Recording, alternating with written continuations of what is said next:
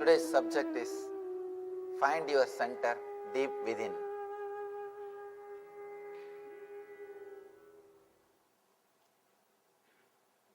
Let's see the sutra, then we'll enter into the subject. Kumbhitare chitavapi puritava yada bhavet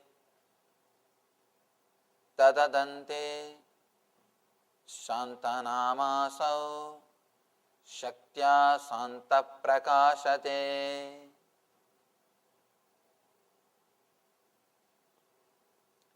Kumbhitare chitavapi puritava yata bhavet tadante shantanamasav shaktya shanta prakashate. When breath is all out and stopped of itself, or all in and stopped, in such universal pause, one small self vanishes. Still we are working on breath. First 9 techniques. Shiva speaks only on breath. You will be shocked. Just on breath, 9 meditation techniques. Because he is taking us to deeper and deeper levels. He is trying to give us deep experience of our own being. Breathing is the thing which is continuously happening in you, in spite of you, whether you want or not. Be very clear, you are not breathing because of you. In spite of you, you are breathing. In spite of you, it's happening. That can be used as a beautiful method to take jump into cosmic energy or into yourself. Here, Krishna is taking us, Shiva, sorry.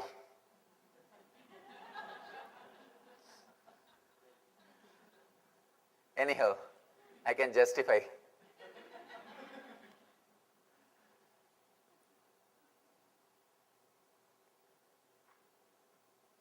On breath, Krishna and Shiva both are given many techniques. Even in the Dhyana Yoga, Krishna speaks elaborately, extensively on breath.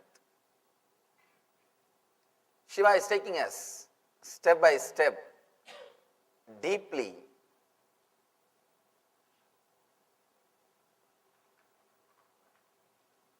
Yesterday, in the last sutra, Shiva explained how to be unclutched. He speaks about how your incoming breath, outgoing breath, and the gap, neutral space, all of them are equal. He was talking, you are liberated based on the concept of time. Now he is taking us to a little deeper. He is showing us you are liberated based on space. He is taking us to the deeper level of space. In the last sutra, he explained, you are liberated, you are already what you are supposed to be. You are already what you are supposed to be. Explaining step by step, taking us into the deep levels of our breath. Through the time he explained, today he is explaining through space. We will understand how he is explaining. When breath is all out and stopped of itself, or all in and stopped, in such universal pause, one's small self vanishes. This is difficult only for the impure. Here he is adding one more word. Beautiful word. This is difficult only for the impure. Yesterday, somebody asked me, after listening to that last sutra, one person came and asked me in the energy darshan, Swamiji, how to practice being unclutched? I said, God, you lost. You are not understood. There is no need to practice. All you need is to understand you are unclutched. And just remember again and again, the moment you wanted to practice, be very clear, you missed the truth. You don't have to practice the truth. Truth can never be practiced. You don't have to become unclutched. You are unclutched. Your being is unclutched. The moment you ask how to practice, be very clear, you have not understood whatever I have spoken. You can just play with words. Playing with words, you can hide yourself from others. But by playing with words, you can't hide yourself from yourself. The moment you ask how to be unclutched, let it be very clear, you slept in the discourse. You slept in the discourse. You have not heard. You have not understood what has to be understood. At least now, don't miss.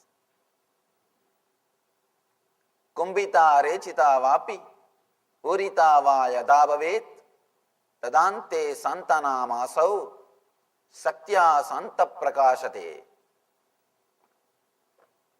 Now, Shiva is playing with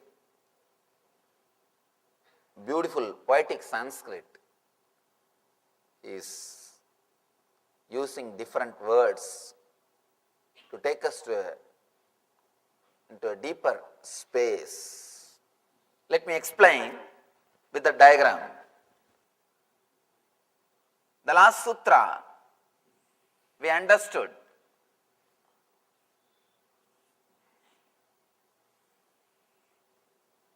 Incoming breath,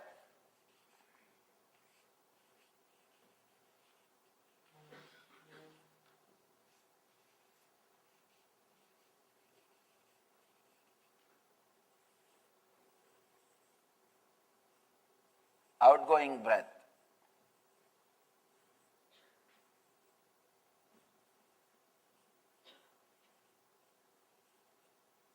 And this neutral space.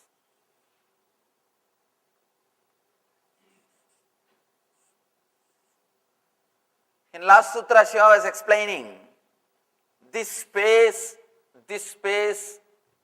both of them are equal. The time for this and the time for this, both of them are same. The time taken for incoming and the gap between two breaths, both of them are equal. Now he says, not only in time, in space also you are one and the same. He goes to an extreme of saying, nothing is happening in you. You are already in pure conscious state.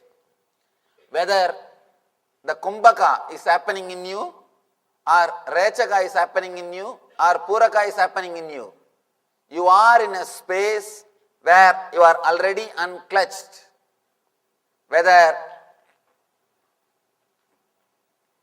you remember it or not, you are already in that state. Let me explain how Shiva is coming to this understanding, or Shiva is going to give us this understanding. How he comes to this conclusion, step by step, beautifully, and how he is going to transmit that understanding to us. People who have not attended last sutra should forgive me. I think you will find a lot of things new. But nothing can be done because it is an extension of last sutra. Next two sutras are also extensions. He is just taking us into a deeper and deeper layers, deeper and deeper levels.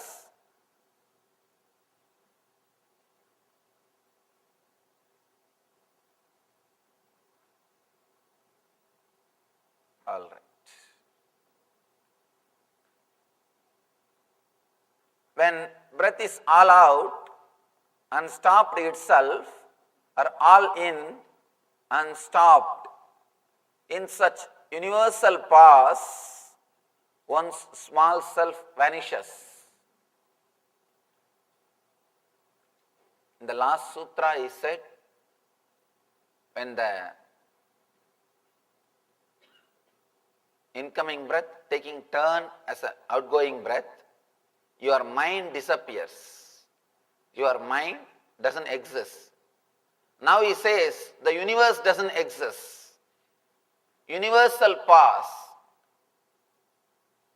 In the last sutra he says mind, in this sutra he says universe. You need to understand an important thing. Your mind is universe. Universe is your mind. Even though Shiva doesn't give you any intellectual theories, concepts separately, he gives all the truth when he gives the techniques. It's an important thing you need to understand. The key or the essence of this sutra is mind and universe are one and the same. What you think as mind and what is universe, what you perceive as universe, both are one and the same. Please understand. Sometime, because of your pain or suffering, you may say, how can this universe be directly connected to my mind, Swamiji? That is independent and my mind is separate. Whether you understand or not, truth is truth. A small story. One rabbi, after his retirement from the service, he went to hotel, want to fulfill his lifelong fantasy of eating pork.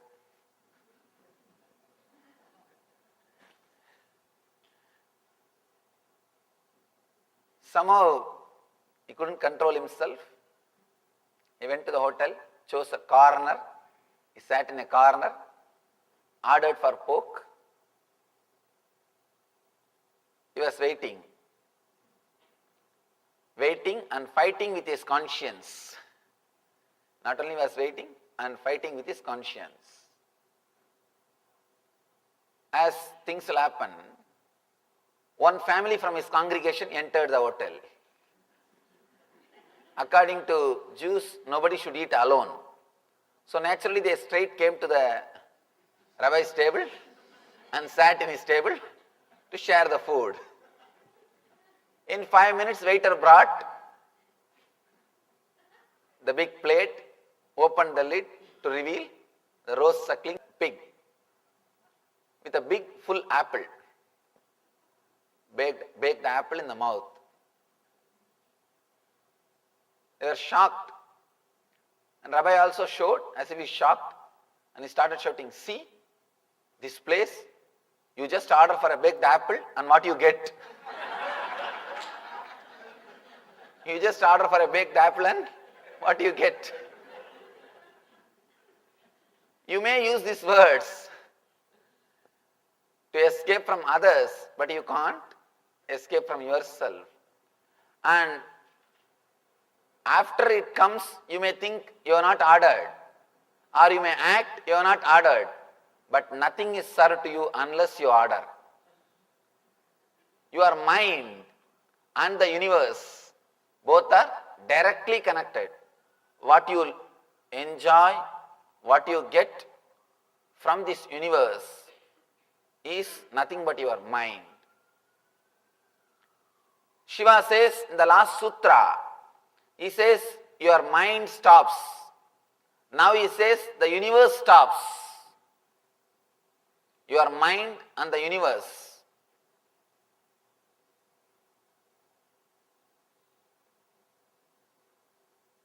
In Vedanta we have a beautiful word, Drishti Srishti and Srishti Drishti.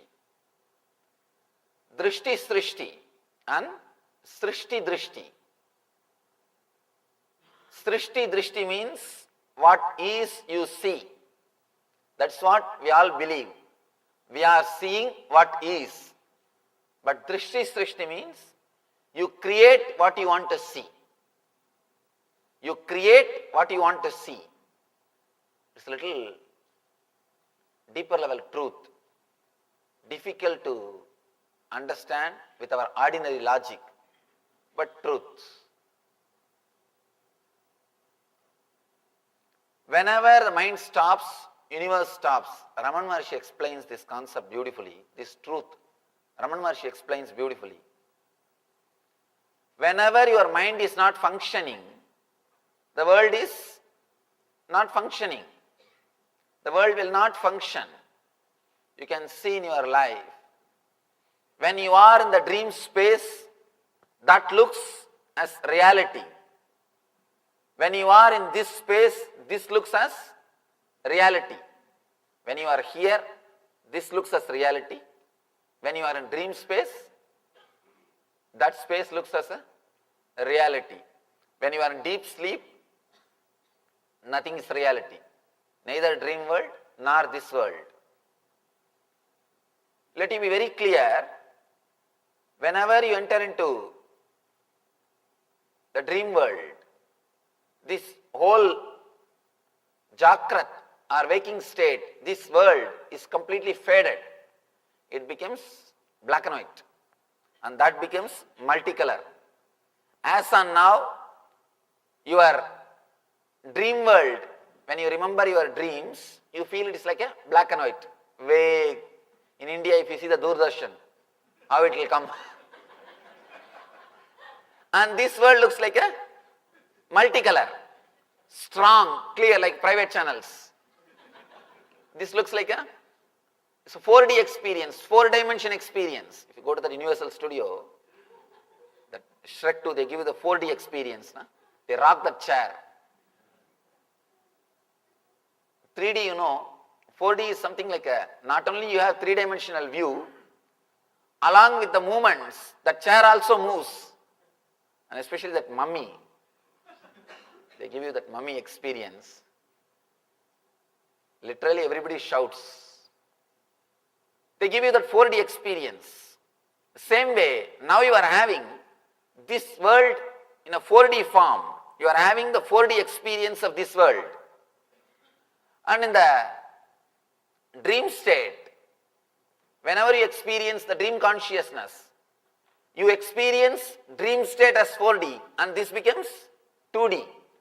This completely faded. This fades away and that becomes reality. Let it be very clear. Then how can you decide or how can you choose which one is real or which one is unreal?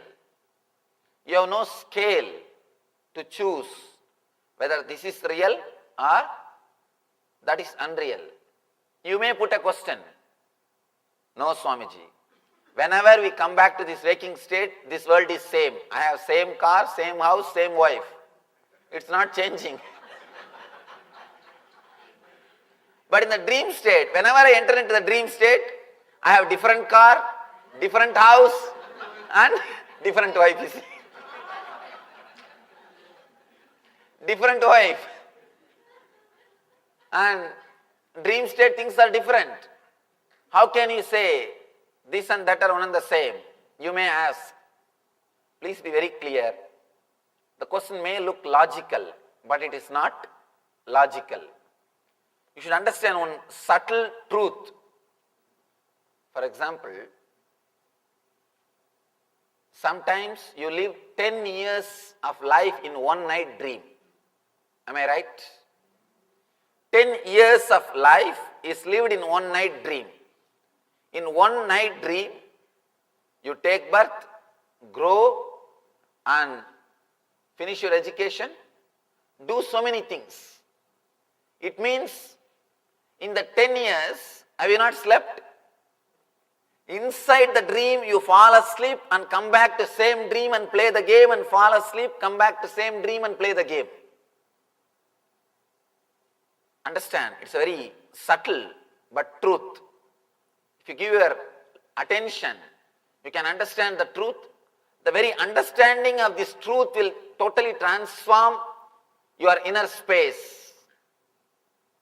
See, in the one night, in just one night dreams, you live one full life, sometime 10 years or 20 years, even 30 years.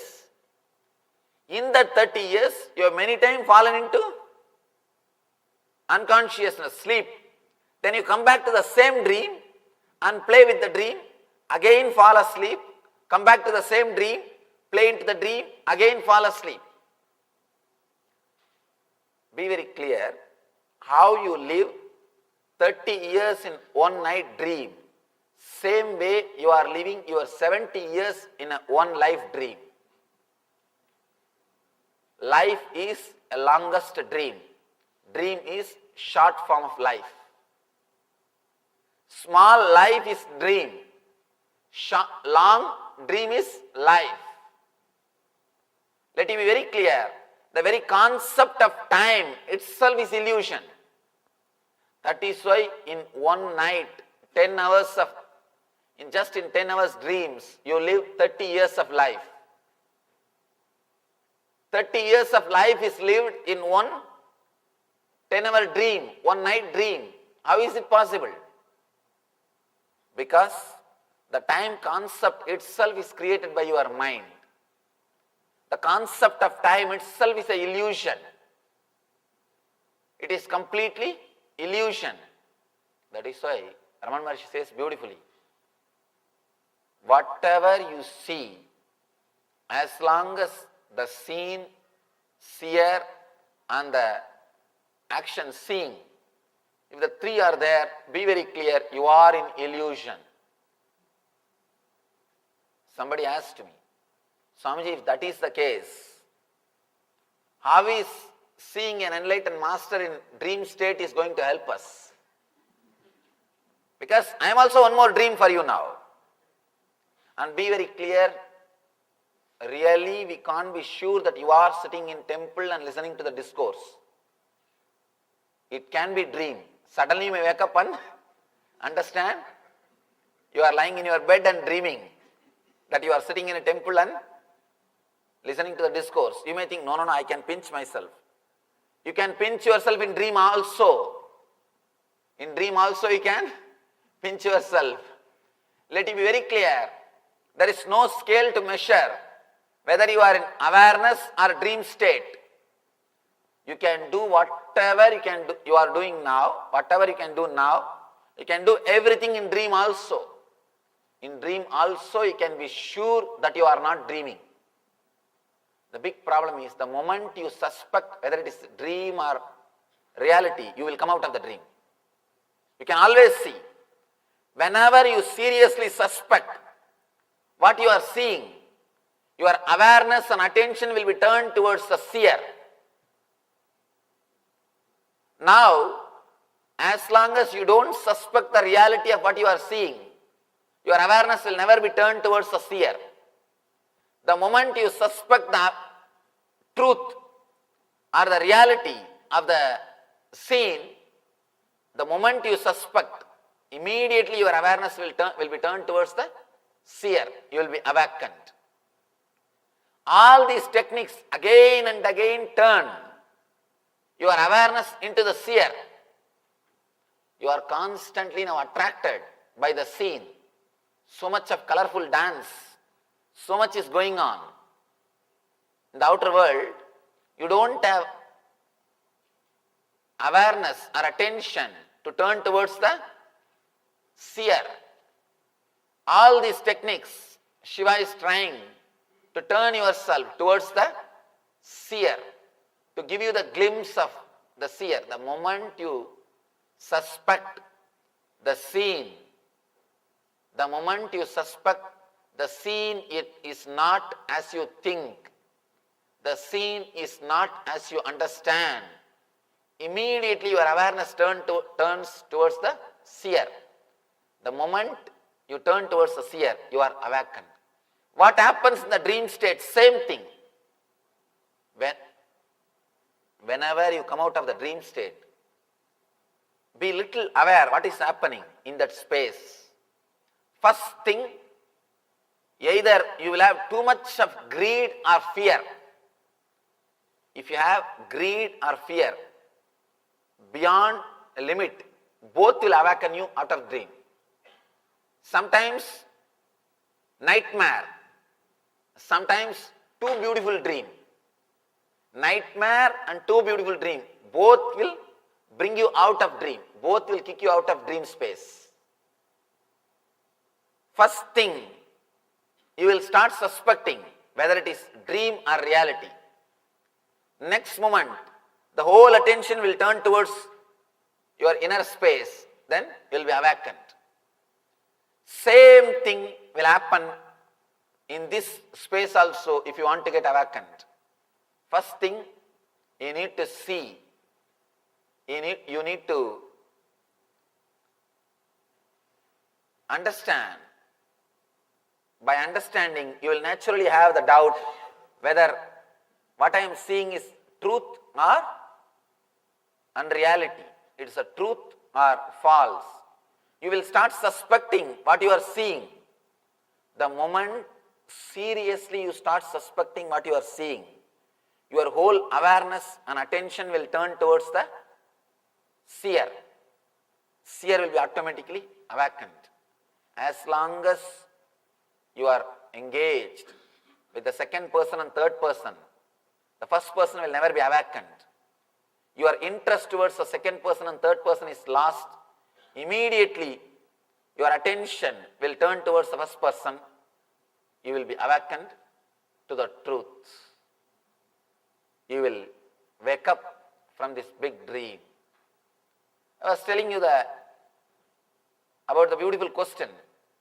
Somebody went and asked Raman Maharshi also the same question.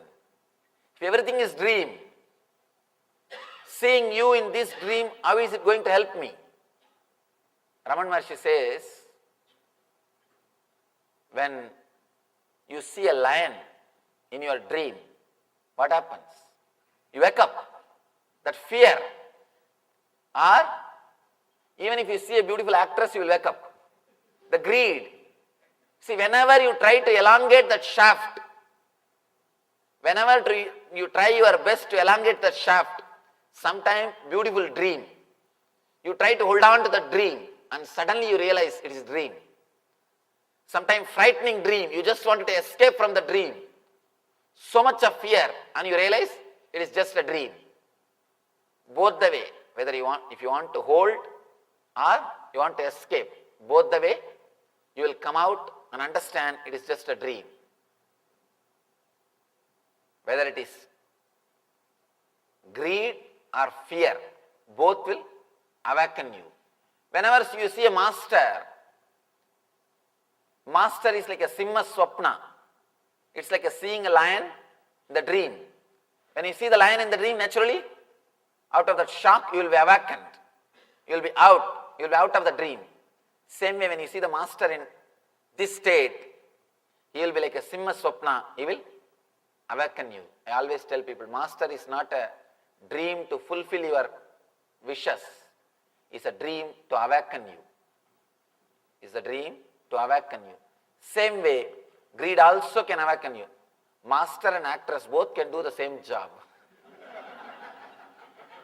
Both can do the same job. That is why I always tell people, whenever I can't train people, I just get them married. I tell them, please get married, that's all.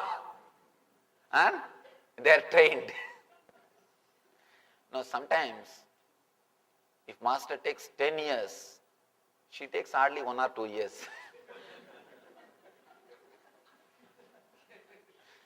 Now in our ashram, that's what I tell our brahmacharis. Either learn from me or you learn from your wife. But learning from me with a lot of love and courtesy. That's the only difference. Greed and fear both can teach you. Yoga choose the path of fear. It just controls you and corners you. At some point you are awakened. You understand you are dreaming. Tantra chose the path of greed. It gives you. Suddenly you understand you are dreaming. Both the way, whether you are in greed or with fear. The theme or the idea is to put your attention on your being, to turn your awareness on your being. Whether it's a fear or greed, we need the only one thing to awaken you. Kumbhita rechita vabi purita va yada bhavet tadante santana masau saktya santa prakasate. Again, this one important thing you should understand, that your mind is universe. Only when your mind works, you see the universe. If your mind doesn't work, you will not see the universe. It's like your samskaras, your engrams, that decide your universe. Shiva says, in such universal pause, when breath is all out and stopped of itself, or all in and stopped of itself, in such universal pause, Shiva is speaking in last 3 sutras about the neutral space. For last 3 sutras he is discussing the same thing about the neutral space. How to enter into the neutral space and how it will help you step by step. In the neutral space itself he is guiding us step by step. First he spoke about the neutral space. Next he said the neutral space and the incoming breath time is one and the same. Now he is saying the neutral space and the incoming breath, not only in time they are one and the same, even in space they are one and the same. By this he means, just in that neutral space, whenever you are in that neutral space, you are enlightened, you are liberated, you are in that full awareness, you are in that Shiva consciousness. There is nothing more needs to be done. There is nothing else needs to be done. The one's small self vanishes. That's what he says beautifully. One's small self vanishes. Means your ego disappears. Your ego disappears. He says, vanishes. You don't have to do anything. You don't have to kill. You don't have to fight. You don't have to do anything. Just it vanishes. He adds one more line, beautiful line. This is difficult only for the impure. Ashanta prakasate. This is difficult only for the impure. Now we'll have to understand what Shiva means by the word. This is difficult only for impure.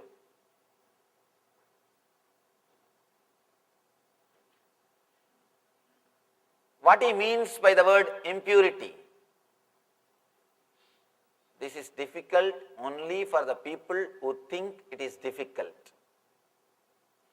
If you are already clear that this is not going to work for me, this is not going to help me, this is not what I want in my life, then be very clear, this is not going to help you.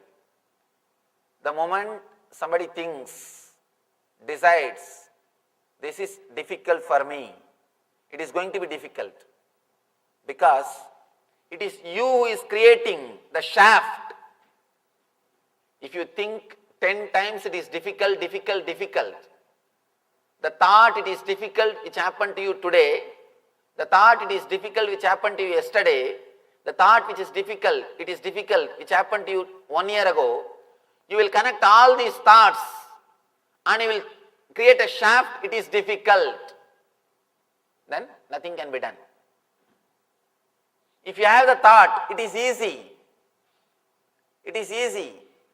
Then again, you will create a shaft, it is easy. If you create a shaft, it is easy. it is going to be easy for you.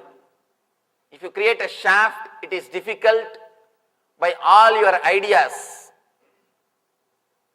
of believing it is difficult, then it is going to be difficult for you.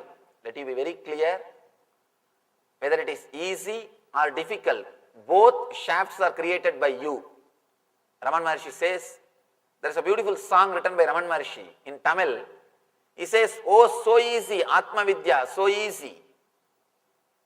Somebody goes to him and says, Bhagavan, it is very difficult to achieve enlightenment.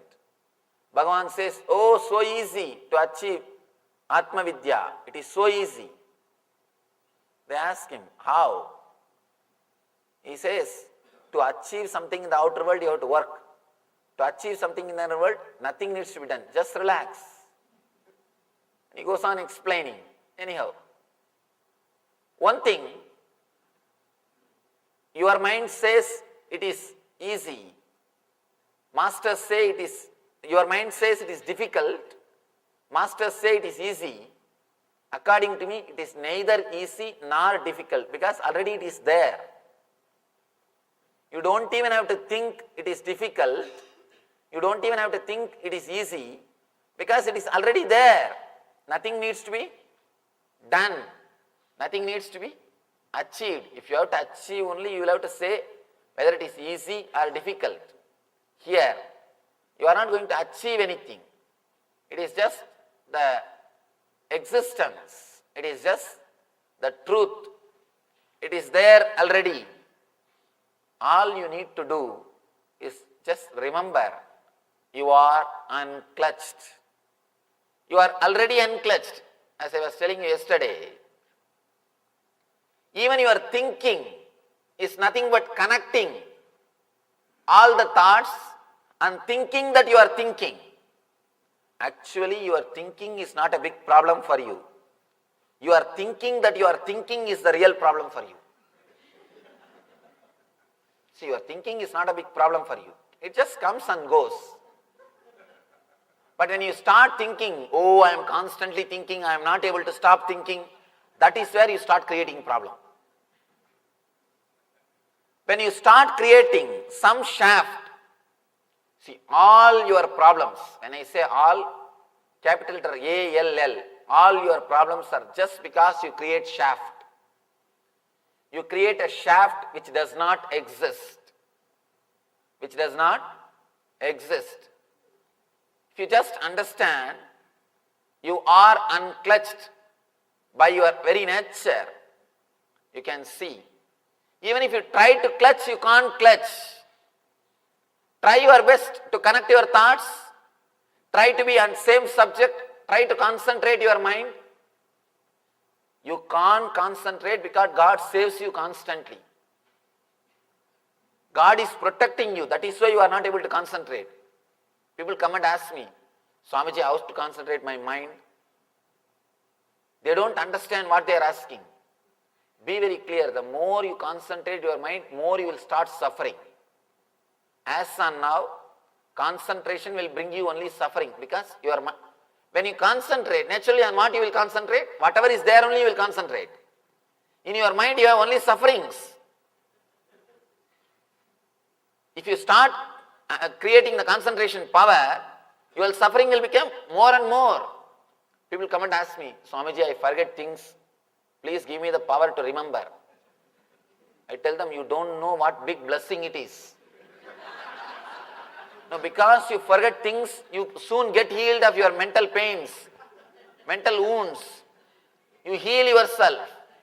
If you can't forget things, be very clear. You will be constantly suffering. Because all you know is only one thing, suffering. You do not know how to be in bliss. You do not know how to be in joy. You do not know how to connect the gaps and create the shaft of gap. All you know is how to connect thoughts and create the shafts of thought. Any thought will create only suffering for you. As on now, you not having concentration is a big blessing for you. According to Tantra, one of the great work of Shiva is Trodana. They say Trodana means making you forget things or making you move away from the past. If you start trying to have more concentration power, be very clear, you will bring more and more misery and suffering for you. That is why the people who try to do this hypnotism, mesmerism, these yogic practices to concentrate their mind, you can see always they will be in tension. They will always be in tension. Attention means you are at tension. At tension means attention. When you start giving your attention, be very clear, you are at tension. Always they will be serious. You can see constantly they will have a headache. No, really, they will have a headache. Because constantly they are trying to think on one subject. Means they are trying to create a shaft. They are trying their best to create a shaft. One more thing, no doubt they will become schizophrenics.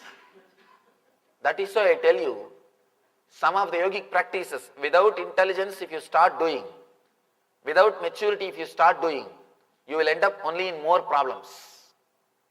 You will end up only creating more and more difficulties, more and more problems.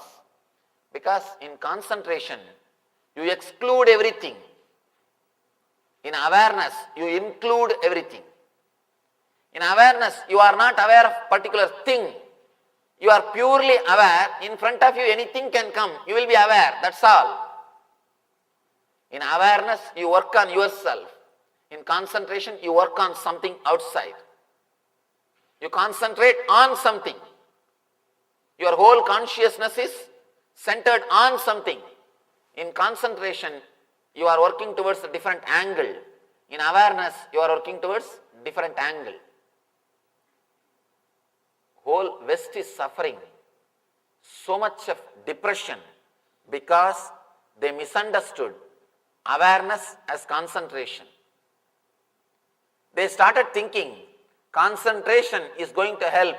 No. Concentration is no way going to help you. Concentration will bring you more and more suffering. You will create more and more shaft.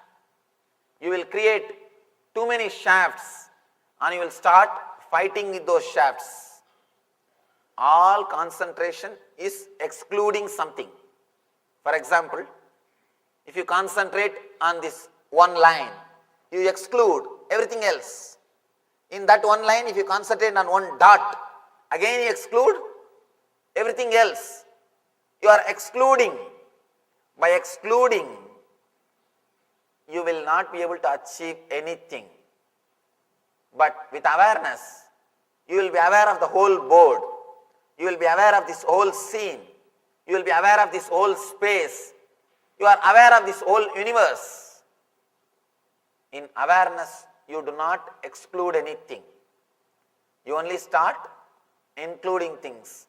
In concentration, you will be excluding things. When you start creating shaft, when you start thinking that you are thinking, be very clear, you become impure. Then it is difficult for you. Then you can't achieve this.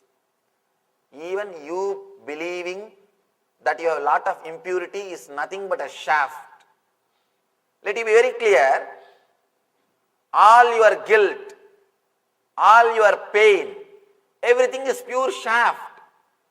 The mistake which you did 10 years ago, the mistake which you did 7 years ago, the mistake which you did 3 years ago, they are independent, unconnected incidents. But when you connect them and start thinking, naturally you will start creating guilt. Let you be very clear, you cannot be helped by creating guilt. Is there any single person who says, no, I changed myself, Swamiji, by creating guilt? Never. Be very clear. You might have stopped expressing that attitude. You might have stopped doing that act, but never think you are liberated from it. Never think you are liberated from it. Symptoms may change, but you are not cured. Doctor asks to a patient, how do you feel after the medicine? You came to me with a complaint that you are hearing ringing sound in your ears. How do you feel now with your ringing sound? Patient says, oh, after the medicine, I get only engaged tone. I get only the busy signal. I am not getting the ring tone. You may get, the ring tone may change into busy signal, but you will not be healed. Let you be very clear, by creating guilt, you may just change the symptom, but not the healing itself will happen. Changing symptom is not liberation. Changing symptoms is not going to help you. Let you be clear about what you are supposed to do. Inner space needs to be completely awakened. You need to bring your awareness to your inner space. You need to be completely aware of your inner space, whatever is happening in it. Let it be clear, even your thoughts, this is difficult or you are impure, is nothing but shaft. One more thing, even if you practice some purity or some discipline for 10-20 years, you will not feel you achieved it. At least I have not seen anybody who has got the confidence that they have become pure.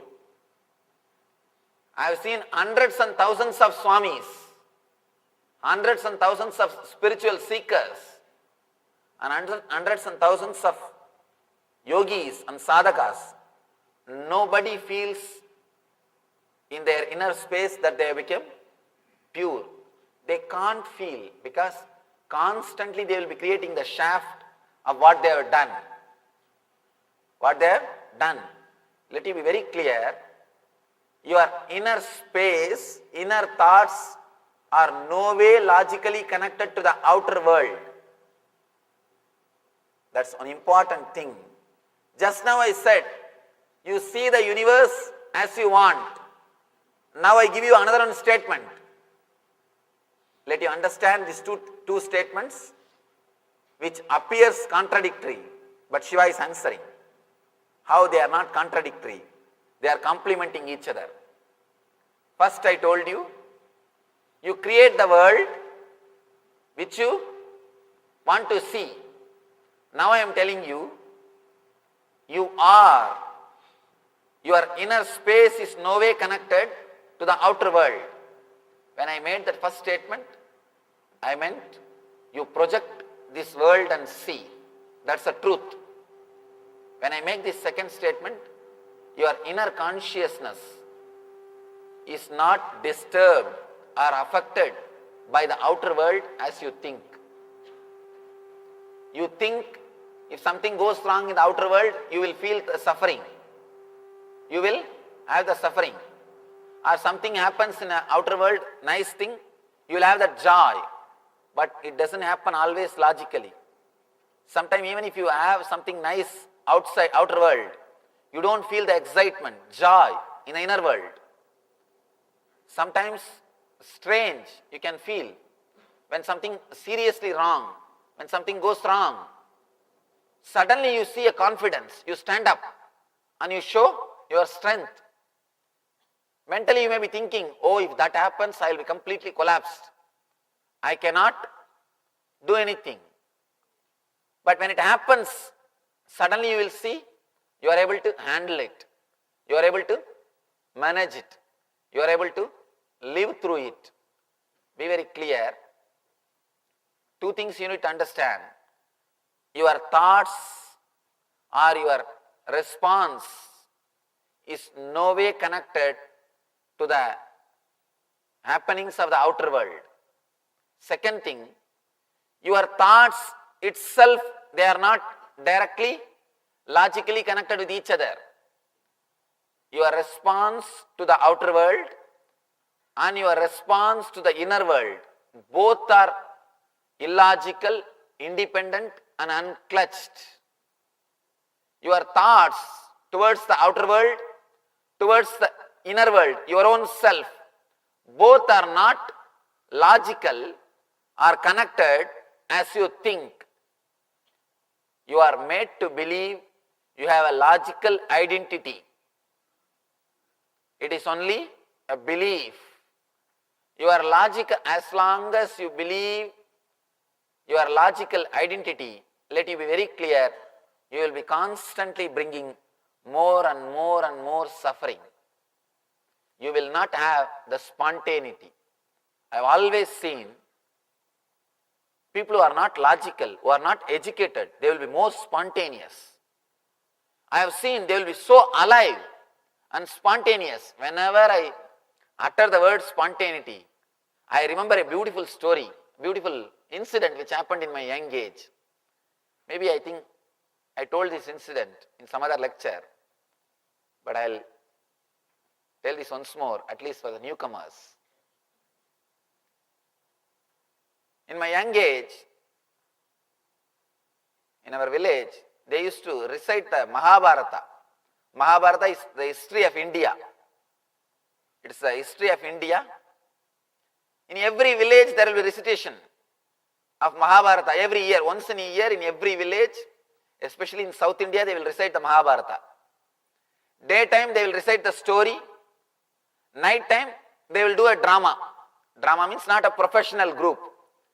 Same that 4 or 5 old villagers, old people, they will decorate themselves and come into the, there will be small 2 bench. On that bench they will climb, that is the stage. They will sing some song and do the drama. Thanks to this type of programs, because of these programs, still India is alive. Morally and culturally, the whole country is connected because of this type of programs. It is done in a very ritualistic way. Morning they will recite the story and evening they will do the drama. Drama will be very nice, very spontaneous. There will not be much arrangement. Only one stick will be there. That is what, that will be used as Veena when Narada uses. If he holds like this, it will be Veena. If Hanuman holds like this, that is Gada. That is the Gada. Same thing, one stick. On the top of the stick, one paint box will be tied, that's all. One stick with the paint box, that is the Veena, and that is Gada. You have to just understand. Who holds it, in what way he holds, that is the name you have to give. If it is held in this way, it is called Veena. If it is held in this way, it is Gada. It's a nice village program. That day, the story is the Draupadi Vastrabharana. There is a, if you know the Mahabharata, you will understand. Draupadi was abused in the court by the Duryodhanas. Duryodhana and his brothers. That is the story. According to the story, the Draupadi, of course, male only will decorate themselves as female. No female are allowed to act in the dramas. Only male have to act the female role also. The Draupadi is supposed to wear 7 saris. She will come with the 7th sari. And the person who is supposed to remove the clothes, he will be pulling the sari. He will, after the 6th sari, he will say, "Oh, I am tired," and he will fall. That is the story. And Krishna will appear. By the time the 6th sari has come, the Draupadi has to shout Krishna, Krishna. Till then she will be shouting different names, Gopala, Govinda, Madhusudana, Madhava. When it comes to the 6th sari, she will shout Krishna. Then Krishna will appear behind the stage. Behind the stage he will jump into the stage. And there will be a small screen. Behind the stage the Krishna will be standing. He will jump into the stage and come. "Oh Draupadi, I have come to protect you. I have come to save you." By the time Krishna comes, the Duryodhana has to say, "Oh, I am tired. Oh, I am tired," and he has to fall. This is the story. This is the story supposed to happen. And Draupadi came, as usual, with the 7 saris. And this Duryodhana started pulling. One small mistake, this Duryodhana forgot the count. He forgot the count. He suddenly forgot which saree he is pulling. Whether it is 6 or 5 or 7. Because he forgot the count, he started pulling the 7th saree also. Now it is dangerous. Only 6 he is supposed to pull. And by 6, according to the story, the 6th saree when he pulls, the Draupadi has to shout Krishna, and Krishna will jump into the stage and Duryodhana will fall. Because this guy forgot the number, he started pulling the 7th saree also. And Draupadi got so disturbed, she straight away started kicking Duryodhana. Hey, leave me, hey, leave me. Instead of shouting Krishna, she started kicking Duryodhana. And we all thought, what is going on with the story? Draupadi is not supposed to fight with Duryodhana. She is not supposed to fight, she is supposed to shout Krishna, Krishna. She lost all the temper and started saying, hey, leave me, hey, leave me. And this guy, he did not understand what Draupadi means. And he thought she is really acting. And he is again pulling. And he, without leaving, he is just pulling the saree. And somehow they both started fighting with each other. And in that fight, anyhow, finally, nothing could be done. The Duryodhana pulled the 7th saree. And this Draupadi is standing on the stage, above all female makeup, below with a trouser. With the trouser he is standing. The face is full of turmeric and flower. Above the hip, complete female decoration, with all the jacket and female dress. And below he is standing with the trouser. And the Krishna is behind the screen, he is just smoking beedi. And he is thinking, what is happening, still I am not called. And he is enjoying his beedi. And he is just peeping through the screen, still I am not being called, what happened? Because she has to shout Krishna, only then he will come. Till the 6th saree, Draupadi has to say, Madhava, Madhusudana, Govinda, Gopala. Only on the 6th saree she will shout Krishna, then Krishna will appear. And he is standing with the beedi and waiting. This guy is so spontaneous, he said, Krishna, because you are busy with your beedi, you converted me into male and saved my prestige. The whole scene took a different turn. See, actually, this spontaneity can happen only if you are not intellectual. If you are intellectual, you can't be spontaneous. What you will be doing? At the most, you will be taking one more saree and hiding. But what can be done? Already everything is open. Already things are open now. Nothing can be done. Of course, this spontaneity will be alive and active in you when you are not programmed intellectually. When you know you are unclutched. Even once you experience you are unclutched, this spontaneity will be so alive and active in you, no cloud can cover your inner space. You cannot be disturbed, you cannot be depressed, you will not be perturbed by your vasanas. That is what the Zen, in Zen there is a beautiful saying, birds don't leave footprint on the air, in the sky. Birds don't leave their footprints on the sky.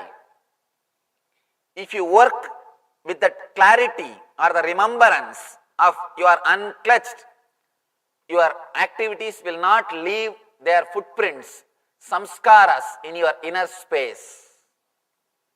No activity will leave the samskara or the engram in your inner space. Nothing will touch your inner space. There is a beautiful story of Janaka Maharaja. Janaka is a great enlightened master who was king and enlightened master, both. Sugabrahma is another one enlightened master, the first Paramahamsa on the planet Earth.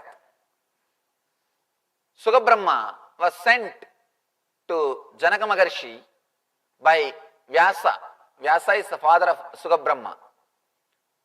Vyasa says, go to Janaka and learn the ultimate truth from Janaka.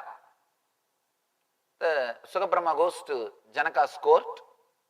That time Sugabrahma was not enlightened. He goes to Janaka's court and he sees Janaka is just sitting in the throne and enjoying. Sugabrahma never thought Janaka is a king, and he never thought that he will be sitting in throne. When my father said, go and learn from Janaka, I thought he is a great rishi. Even if he is in the court, I thought he is a Raja Guru. But now I understand he is Raja himself. What will I learn from kings? And in those days, kings are not respected in Indian tradition. Only the spiritual people are respected. They command the whole respect.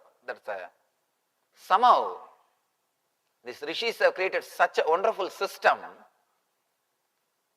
that Vedic lifestyle, the person who doesn't own anything, who doesn't have anything, he is respected more than a king.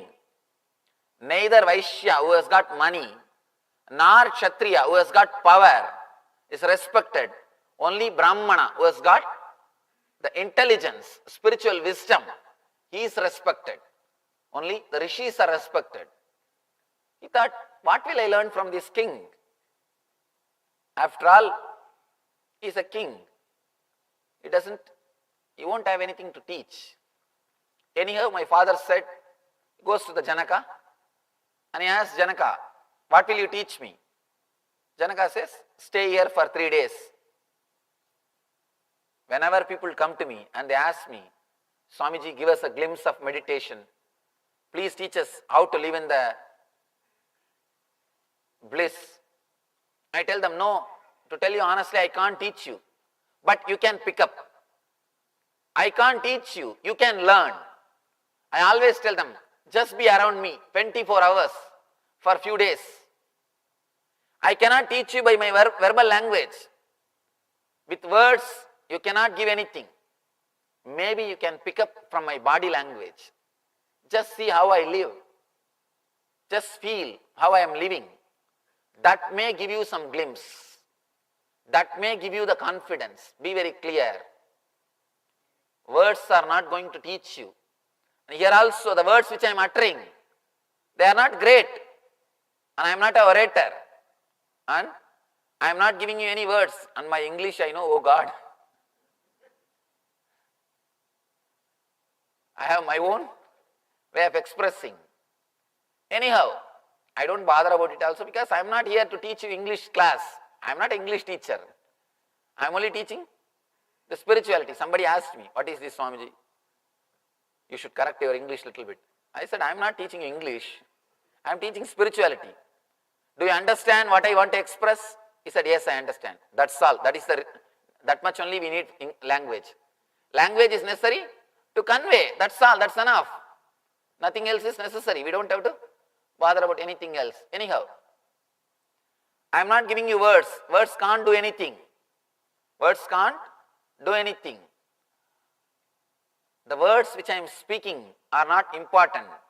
The confidence which is radiating in my eyes, the honesty which is in my body language when I utter this truth, that is the reality. I always tell people, if you can pick up this honesty and confidence, you achieved. If you pick up these words, nothing, you won't be helped. You are not going to be helped. But if you pick up this honesty and confidence, then you have done what you are supposed to do. You achieved what you are supposed to achieve. I always tell people, stay around me, be around me.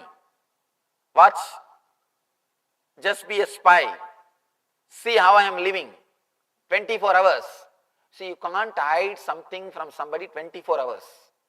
You can't act 24 hours. It is impossible. You can act 2-3 hours in the stage. Stage show is very easy. Anybody can get into the stage and do 2-3 hours of show. That's not a big thing. That's not a big thing. But you can't be same 24 hours. Be around me 24 hours.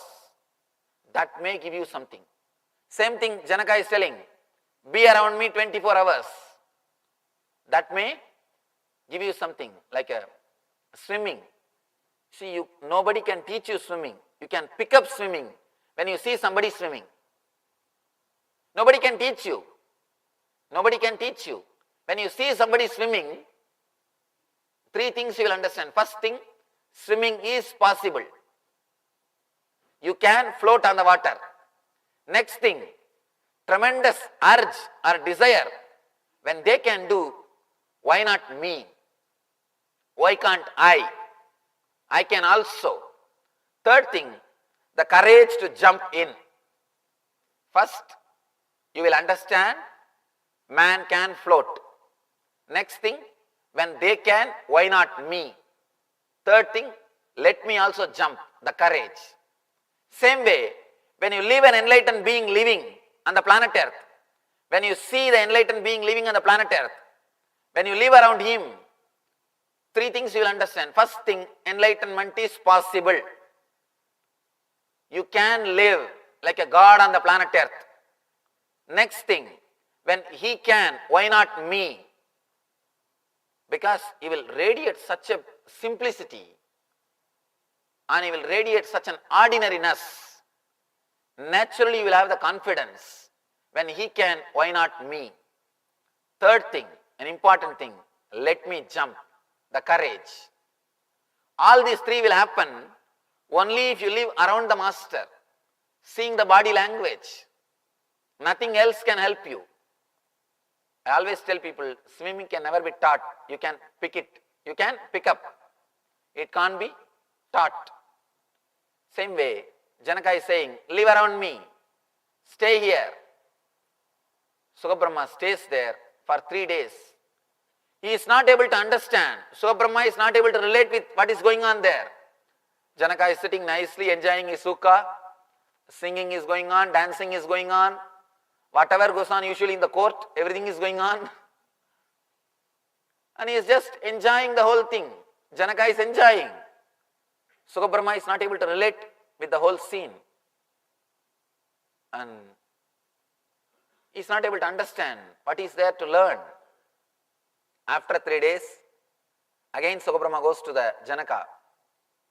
You want to teach me anything? Then Janaka says, see how I am living and try to learn.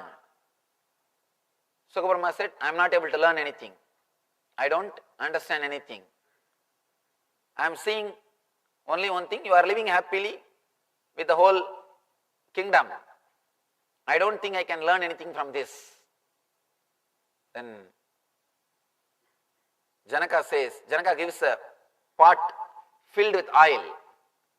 And he says, please carry this pot and go around this palace 7 times. Even a drop oil should not spill out.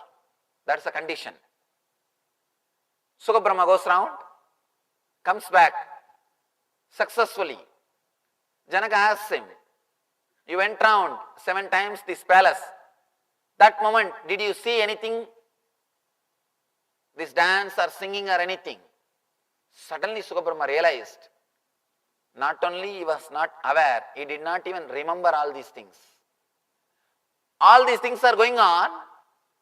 Everything was in front of his eyes. It is not that he was away. He was not in the forest. He was not in the Gurukula. He was in the palace.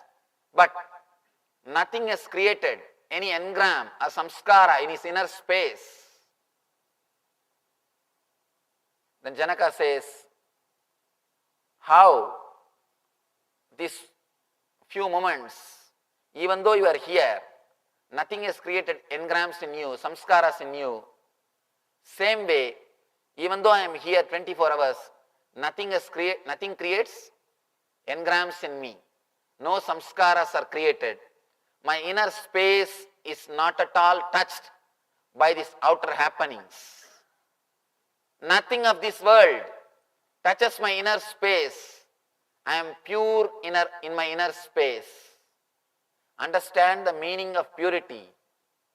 Purity does not mean you will be sitting in Himalayas, somewhere, escaped, hiding yourself, not ready to face the world. No. Purity does not mean you will escape somewhere. Purity means you will have such a beautiful inner space. The outer world things will not be able to penetrate you. Outer world things will not be able to fill you. Outer world things will not be able to enter into you. Outer world things will not touch you. Your inner space will be beyond any conditionings or any samskaras related to the outer world. All you need to do to understand and remember, you are unclutched. How remembering that you are unclutched is going to take you beyond the body and mind? How it is going to take you beyond space? Yesterday's technique, Shiva taught you how to go beyond time. Now he is teaching you how to go beyond space. After a small break, we will see the technique and practice it, how to go beyond the space. Thank you.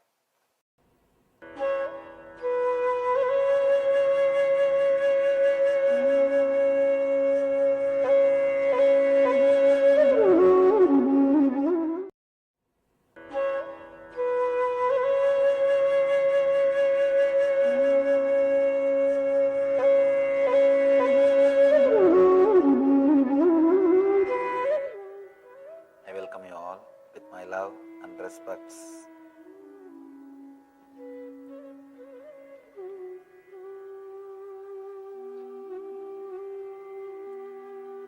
Today's subject is find your center deep within.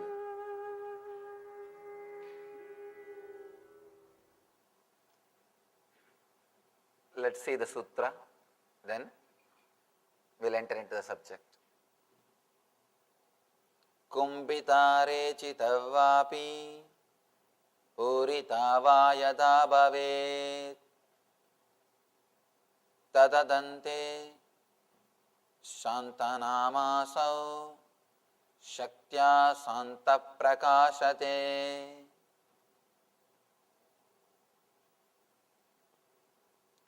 Kumbhitare chitavapi puritava yada bhavet tadante shantanamaso shaktya shanta prakashate.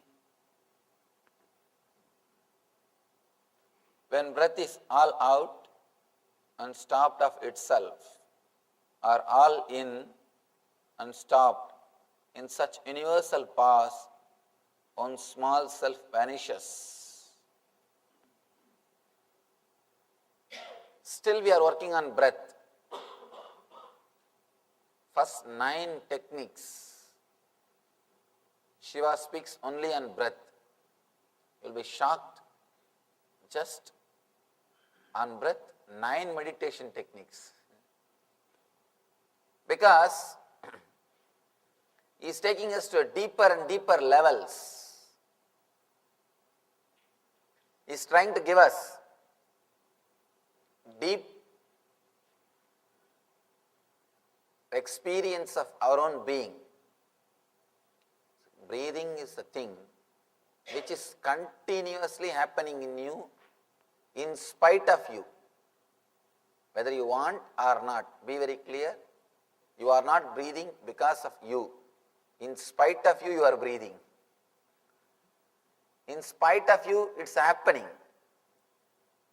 That can be used as a beautiful method to take jump into cosmic energy or into yourself. Here, Krishna is taking us, Shiva, sorry.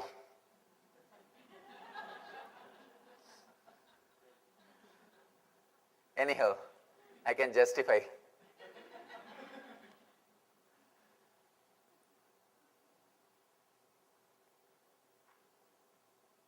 On breath, Krishna and Shiva both have given many techniques. Even in the Dhyana Yoga, Krishna speaks elaborately, extensively on breath.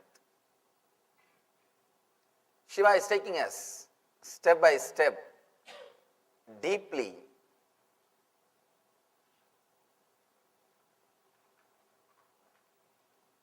Yesterday, in the last sutra, Shiva explained how to be unclutched. He speaks about how your incoming breath, outgoing breath, and the gap, neutral space, all of them are equal. He was talking, you are liberated based on the concept of time. Now he is taking us to a little deeper. He is showing us you are liberated based on space. He is taking us to the deeper level of space. In the last sutra, he explained, you are liberated, you are already what you are supposed to be. You are already what you are supposed to be. Explaining step by step, taking us into the deep levels of our breath. Through the time he explained, today he is explaining through space. We will understand how he is explaining. When breath is all out and stopped of itself, or all in and stopped, in such universal pause, one's small self vanishes. This is difficult only for the impure. Here he is adding one more word. Beautiful word. This is difficult only for the impure. Yesterday, somebody asked me, after listening to the last sutra, one person came and asked me in the energy darshan, Swamiji, how to practice being unclutched? I said, God, you lost. You are not understood.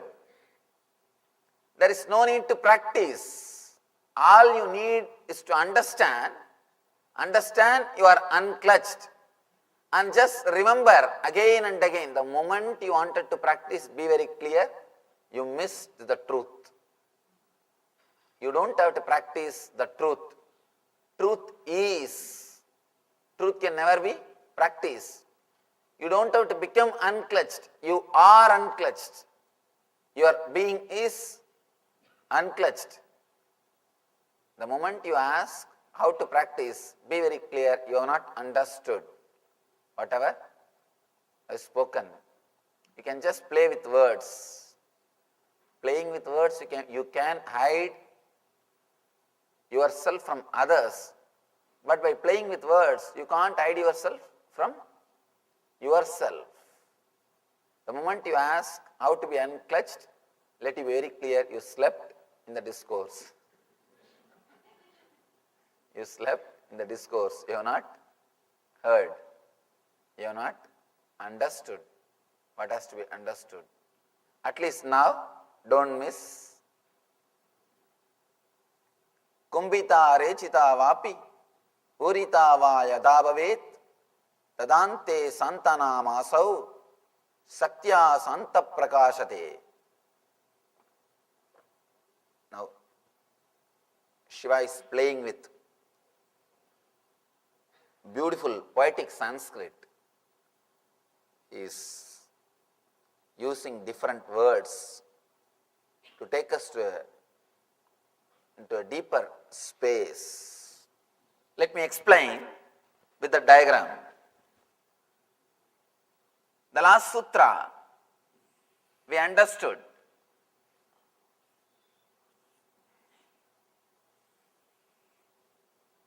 Incoming breath,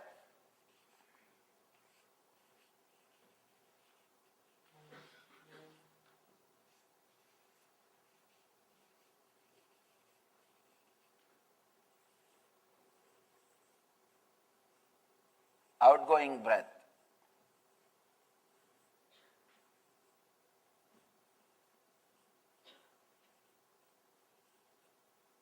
and this neutral space.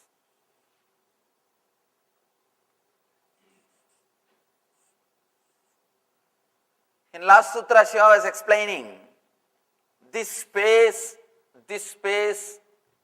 both of them are equal. The time for this and the time for this, both of them are same.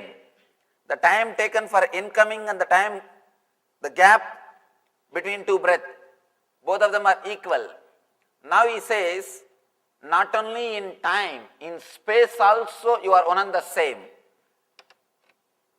He goes to an extreme of saying, nothing is happening in you. You are already in pure conscious state. Whether the kumbhaka is happening in you, or rechaka is happening in you, or puraka is happening in you, you are in a space where you are already unclutched. Whether you remember it or not, you are already in that state. Let me explain how Shiva is coming to this understanding, or Shiva is going to give us this understanding. How he comes to this conclusion, step by step, beautifully, and how he is going to transmit that understanding to us.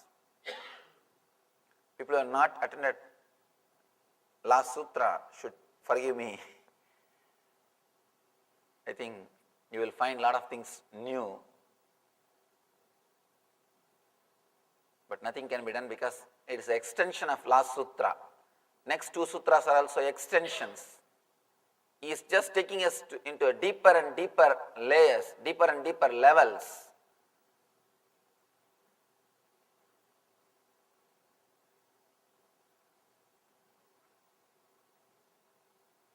All right. When breath is all out and stopped itself, or all in and stopped, in such universal pause, one's small self vanishes. In the last sutra he said, when the incoming breath taking turn as an outgoing breath, your mind disappears. Your mind doesn't exist. Now he says the universe doesn't exist. Universal pause. In the last sutra he says mind, in this sutra he says universe. You need to understand an important thing. Your mind is universe. Universe is your mind. Even though Shiva doesn't give you any intellectual theories, concepts separately, he gives all the truth when he gives the techniques. It's an important thing you need to understand. The key or the essence of this sutra is mind and universe are one and the same. What you think as mind and what is universe, what you perceive as universe, both are one and the same. Please understand. Sometimes, because of your pain or suffering, you may say, how can this universe be directly connected to my mind, Swamiji? That is independent and my mind is separate. Whether you understand or not, truth is truth. A small story. One rabbi, after his retirement from the service, he went to hotel, want to fulfill his lifelong fantasy of eating pork.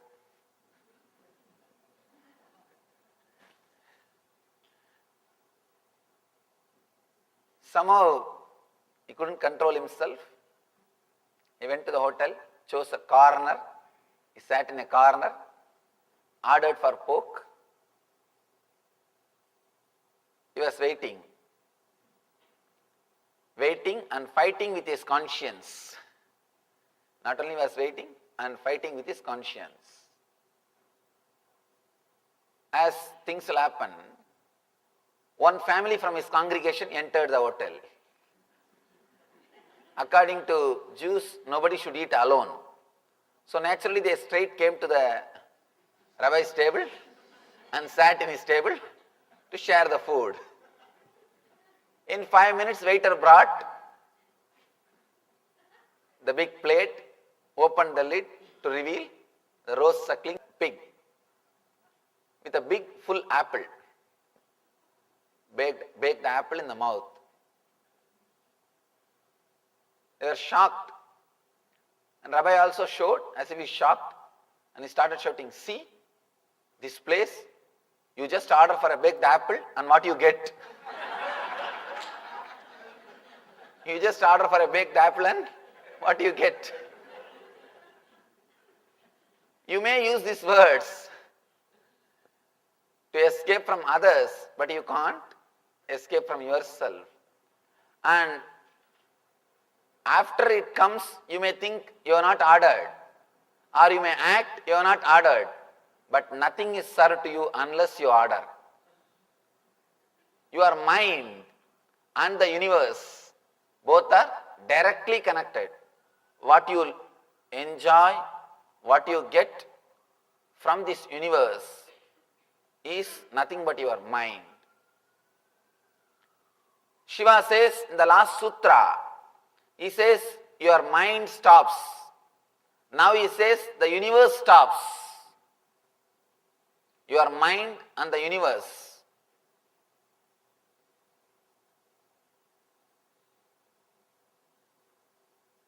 In Vedanta, we have a beautiful word, Drishti Srishti and Srishti Drishti. Drishti Srishti and Srishti Drishti. Srishti Drishti means what is you see. That's what we all believe. We are seeing what is. But Drishti Srishti means you create what you want to see. You create what you want to see. It's a little deeper level truth, difficult to understand with our ordinary logic, but truth. Whenever the mind stops, universe stops. Ramana Maharshi explains this concept beautifully, this truth. Ramana Maharshi explains beautifully. Whenever your mind is not functioning, the world is not functioning. The world will not function. You can see in your life. When you are in the dream space, that looks as reality. When you are in this space, this looks as reality. When you are here, this looks as reality. When you are in dream space, that space looks as a reality. When you are in deep sleep, nothing is reality. Neither dream world nor this world. Let it be very clear, whenever you enter into the dream world, this whole Jagrat or waking state, this world is completely faded. It becomes black and white, and that becomes multicolor. As on now, your dream world, when you remember your dreams, you feel it is like a black and white, vague. In India, if you see the Doordarshan, how it will come. And this world looks like a multicolor, strong, clear, like private channels. This looks like it's a 4D experience, 4-dimension experience. If you go to the Universal Studio, that Shrek 2, they give you the 4D experience. They rock the chair. 3D, 4D is something like not only you have 3-dimensional view, along with the movements, the chair also moves. And especially that mummy, they give you that mummy experience. Literally everybody shouts. They give you that 4D experience. Same way, now you are having this world in a 4D form. You are having the 4D experience of this world. And in the dream state, whenever you experience the dream consciousness, you experience dream state as 4D and this becomes 2D. This completely faded. This fades away and that becomes reality. Let you be very clear. Then how can you decide or how can you choose which one is real or which one is unreal? You have no scale to choose whether this is real or that is unreal. You may put a question. No, Swamiji. Whenever we come back to this waking state, this world is same. I have same car, same house, same wife. It's not changing. But in the dream state, whenever I enter into the dream state, I have different car, different house and different wife. You see. Different wife. And dream state things are different. How can you say this and that are one and the same? You may ask. Please be very clear.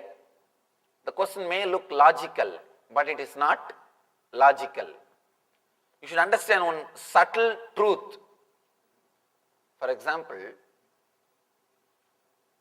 sometimes you live 10 years of life in one night dream. Am I right? 10 years of life is lived in one night dream. In one night dream, you take birth, grow and finish your education, do so many things. It means in the 10 years, have you not slept? Inside the dream, you fall asleep and come back to same dream and play the game and fall asleep, come back to same dream and play the game. Understand, it's a very subtle but truth. If you give your attention, you can understand the truth. The very understanding of this truth will totally transform your inner space. See, in the one night, in just one night dreams, you live one full life, sometime 10 years or 20 years, even 30 years. In that 30 years, you have many times fallen into unconsciousness, sleep. Then you come back to the same dream and play with the dream, again fall asleep, come back to the same dream, play into the dream, again fall asleep. Be very clear, how you live 30 years in one night dream, same way you are living your 70 years in a one life dream.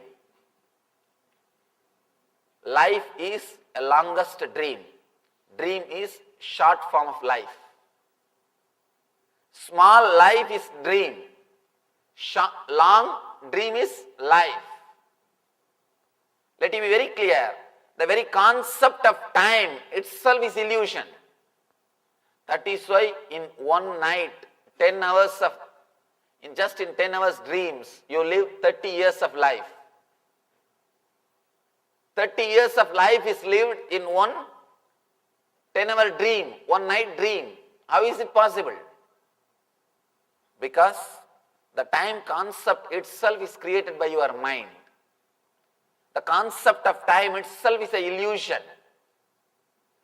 It is completely illusion. That is why Ramana Maharshi says beautifully, whatever you see, as long as the scene, seer and the action seeing, if the three are there, be very clear, you are in illusion. Somebody asked me, Swamiji, if that is the case, how is seeing an enlightened master in dream state is going to help us? Because I am also one more dream for you now. And be very clear, really we can't be sure that you are sitting in temple and listening to the discourse. It can be dream. Suddenly you may wake up and understand you are lying in your bed and dreaming that you are sitting in a temple and listening to the discourse. You may think, no, I can pinch myself. You can pinch yourself in dream also. In dream also you can pinch yourself. Let it be very clear. There is no scale to measure whether you are in awareness or dream state. You can do whatever you are doing now, whatever you can do now, you can do everything in dream also. In dream also you can be sure that you are not dreaming. The big problem is the moment you suspect whether it is dream or reality, you will come out of the dream. You can always see. Whenever you seriously suspect what you are seeing, your awareness and attention will be turned towards the seer. Now, as long as you don't suspect the reality of what you are seeing, your awareness will never be turned towards the seer. The moment you suspect the truth or the reality of the scene, the moment you suspect, immediately your awareness will be turned towards the seer. You will be awakened. All these techniques again and again turn your awareness into the seer. You are constantly now attracted by the scene. So much of colorful dance, so much is going on. In the outer world, you don't have awareness or attention to turn towards the seer. All these techniques, Shiva is trying to turn yourself towards the seer, to give you the glimpse of the seer. The moment you suspect the scene, the moment you suspect the scene, it is not as you think, the scene is not as you understand, immediately your awareness turns towards the seer. The moment you turn towards the seer, you are awakened. What happens in the dream state? Same thing. Whenever you come out of the dream state, be little aware what is happening in that space. First thing, either you will have too much of greed or fear. If you have greed or fear beyond a limit, both will awaken you out of dream. Sometimes nightmare, sometimes too beautiful dream. Nightmare and too beautiful dream, both will bring you out of dream. Both will kick you out of dream space. First thing, you will start suspecting whether it is dream or reality. Next moment, the whole attention will turn towards your inner space. Then you will be awakened. Same thing will happen in this space also if you want to get awakened. First thing, you need to see. You need to understand. By understanding, you will naturally have the doubt whether what I am seeing is truth or unreality. It is a truth or false. You will start suspecting what you are seeing. The moment seriously you start suspecting what you are seeing, your whole awareness and attention will turn towards the seer. Seer will be automatically awakened. As long as you are engaged with the second person and third person, the first person will never be awakened. Your interest towards the second person and third person is lost. Immediately, your attention will turn towards the first person. You will be awakened to the truth. You will wake up from this big dream. I was telling you about the beautiful question. Somebody went and asked Raman Maharshi also the same question. If everything is dream, seeing you in this dream, how is it going to help me? Raman Maharshi says, when you see a lion in your dream, what happens? You wake up. That fear, or even if you see a beautiful actress, you will wake up. The greed. See, whenever you try to elongate that shaft, whenever you try your best to elongate that shaft, sometime beautiful dream, you try to hold on to the dream and suddenly you realize it is dream. sometimes frightening dream, you just wanted to escape from the dream. So much of fear, and you realize it is just a dream. Both the way, whether if you want to hold or you want to escape, both the way, you will come out and understand it is just a dream. Whether it is greed or fear, both will awaken you. Whenever you see a master is like a simha swapna. It's like seeing a lion in the dream. When you see the lion in the dream, naturally, out of that shock, you will be awakened. You will be out of the dream. Same way, when you see the master in this state, he will be like a simha swapna. He will awaken you. I always tell people, master is not a dream to fulfill your wishes. It's a dream to awaken you. It's a dream to awaken you. Same way, greed also can awaken you. Master and actress both can do the same job. Both can do the same job. That is why I always tell people, whenever I can't train people, I just get them married. I tell them, please get married, that's all. And they are trained. Now sometimes, if master takes 10 years, she takes hardly 1 or 2 years.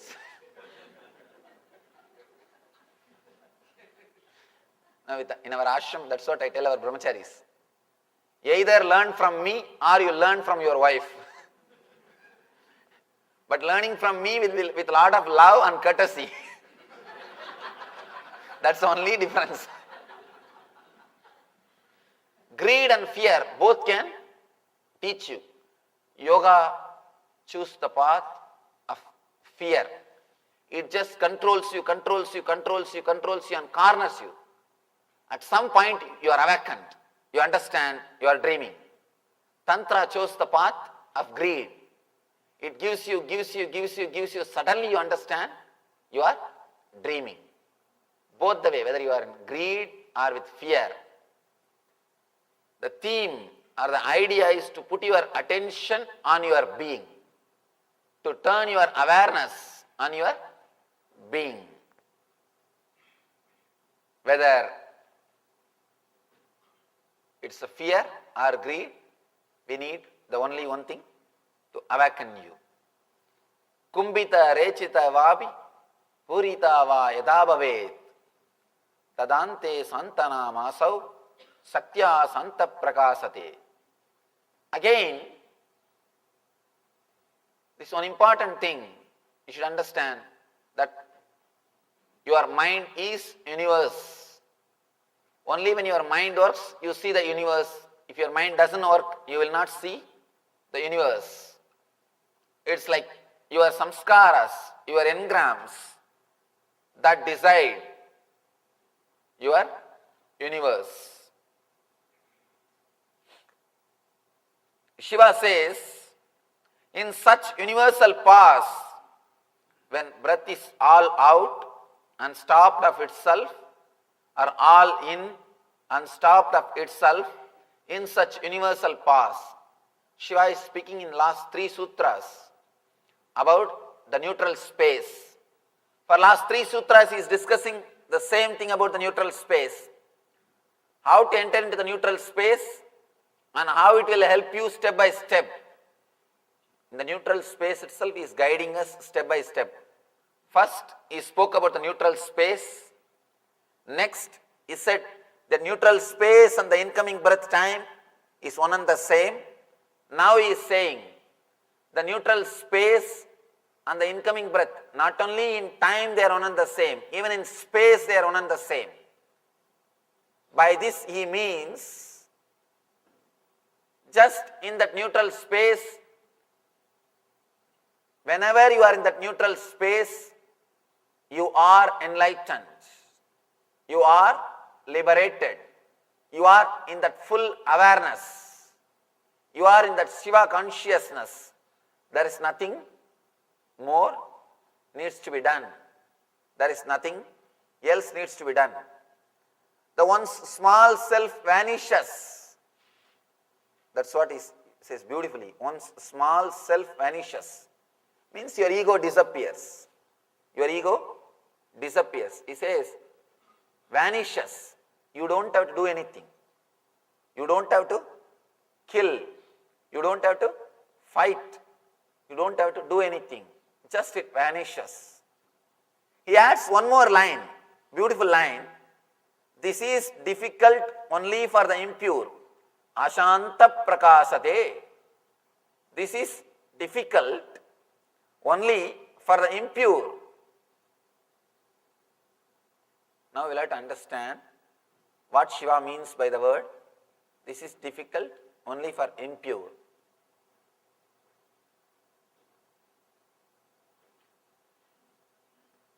What he means by the word impurity. This is difficult only for the people who think it is difficult. If you are already clear that this is not going to work for me, this is not going to help me, this is not what I want in my life, then be very clear, this is not going to help you. The moment somebody thinks, decides, this is difficult for me, it is going to be difficult, because it is you who is creating the shaft. If you think 10 times it is difficult, the thought it is difficult which happened to you today, the thought it is difficult which happened to you yesterday, the thought which is difficult, it is difficult which happened to you 1 year ago, you will connect all these thoughts and you will create a shaft, it is difficult. Then nothing can be done. If you have the thought, it is easy, then again you will create a shaft, it is easy. If you create a shaft, it is easy, it is going to be easy for you. If you create a shaft, it is difficult by all your ideas of believing it is difficult, then it is going to be difficult for you. Let you be very clear, whether it is easy or difficult, both shafts are created by you. Raman Maharshi says, there is a beautiful song written by Raman Maharshi in Tamil. He says, oh, so easy, Atma Vidya, so easy. Somebody goes to him and says, Bhagavan, it is very difficult to achieve enlightenment. Bhagavan says, oh, so easy to achieve Atma Vidya, it is so easy. They ask him, how? He says, to achieve something in the outer world, you have to work. To achieve something in the inner world, nothing needs to be done. Just relax. He goes on explaining. Anyhow, one thing, your mind says it is easy. Masters say it is, your mind says it is difficult. Masters say it is easy. According to me, it is neither easy nor difficult, because already it is there. You don't even have to think it is difficult. You don't even have to think it is easy, because it is already there. Nothing needs to be done. Nothing needs to be achieved. If you have to achieve only, you will have to say whether it is easy or difficult. Here, you are not going to achieve anything. It is just the existence. It is just the truth. It is there already. All you need to do is just remember, you are unclutched. You are already unclutched, as I was telling you yesterday. Even your thinking is nothing but connecting all the thoughts and thinking that you are thinking. Actually, your thinking is not a big problem for you. You are thinking that you are thinking is the real problem for you. See, your thinking is not a big problem for you. It just comes and goes. But when you start thinking, oh, I am constantly thinking, I am not able to stop thinking, that is where you start creating problem. When you start creating some shaft, see, all your problems, when I say all, capital letter A-L-L, all your problems are just because you create shaft. You create a shaft which does not exist. which does not exist. If you just understand, you are unclutched by your very nature, you can see. Even if you try to clutch, you can't clutch. Try your best to connect your thoughts. Try to be on same subject. Try to concentrate your mind. You can't concentrate because God saves you constantly. God is protecting you. That is why you are not able to concentrate. People come and ask me, Swamiji, how to concentrate my mind? They don't understand what they are asking. Be very clear. The more you concentrate your mind, more you will start suffering. As on now, concentration will bring you only suffering because when you concentrate, naturally on what you will concentrate? Whatever is there only you will concentrate. In your mind you have only sufferings. If you start creating the concentration power, your suffering will become more and more. People come and ask me, Swamiji, I forget things. Please give me the power to remember. I tell them, you don't know what big blessing it is. No, because you forget things, you soon get healed of your mental pains, mental wounds. You heal yourself. If you can't forget things, be very clear. You will be constantly suffering. Because all you know is only one thing, suffering. You do not know how to be in bliss. You do not know how to be in joy. You do not know how to connect the gaps and create the shaft of gap. All you know is how to connect thoughts and create the shafts of thought. Any thought will create only suffering for you. As on now, you not having concentration is a big blessing for you. According to Tantra, one of the great work of Shiva is Trodana. They say Trodana means making you forget things or making you move away from the past. If you start trying to have more concentration power, be very clear, you will bring more and more misery and suffering for you. That is why the people who try to do this hypnotism, mesmerism, these yogic practices to concentrate their mind, you can see always they will be in tension. They will always be in tension. Attention means you are at tension. At tension means attention. When you start giving your attention, be very clear, you are at tension. Always they will be serious. You can see constantly they will have a headache. No, really, they will have a headache. Because constantly they are trying to think on one subject. Means they are trying to create a shaft. They are trying their best to create a shaft.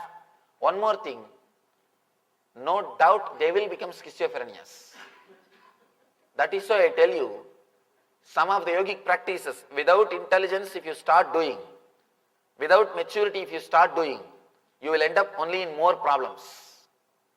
You will end up only creating more and more difficulties, more and more problems. Because in concentration, you exclude everything. In awareness, you include everything. In awareness, you are not aware of particular thing. You are purely aware. In front of you, anything can come. You will be aware. That's all. In awareness, you work on yourself. In concentration, you work on something outside. You concentrate on something. Your whole consciousness is centered on something. In concentration, you are working towards a different angle. In awareness, you are working towards different angle.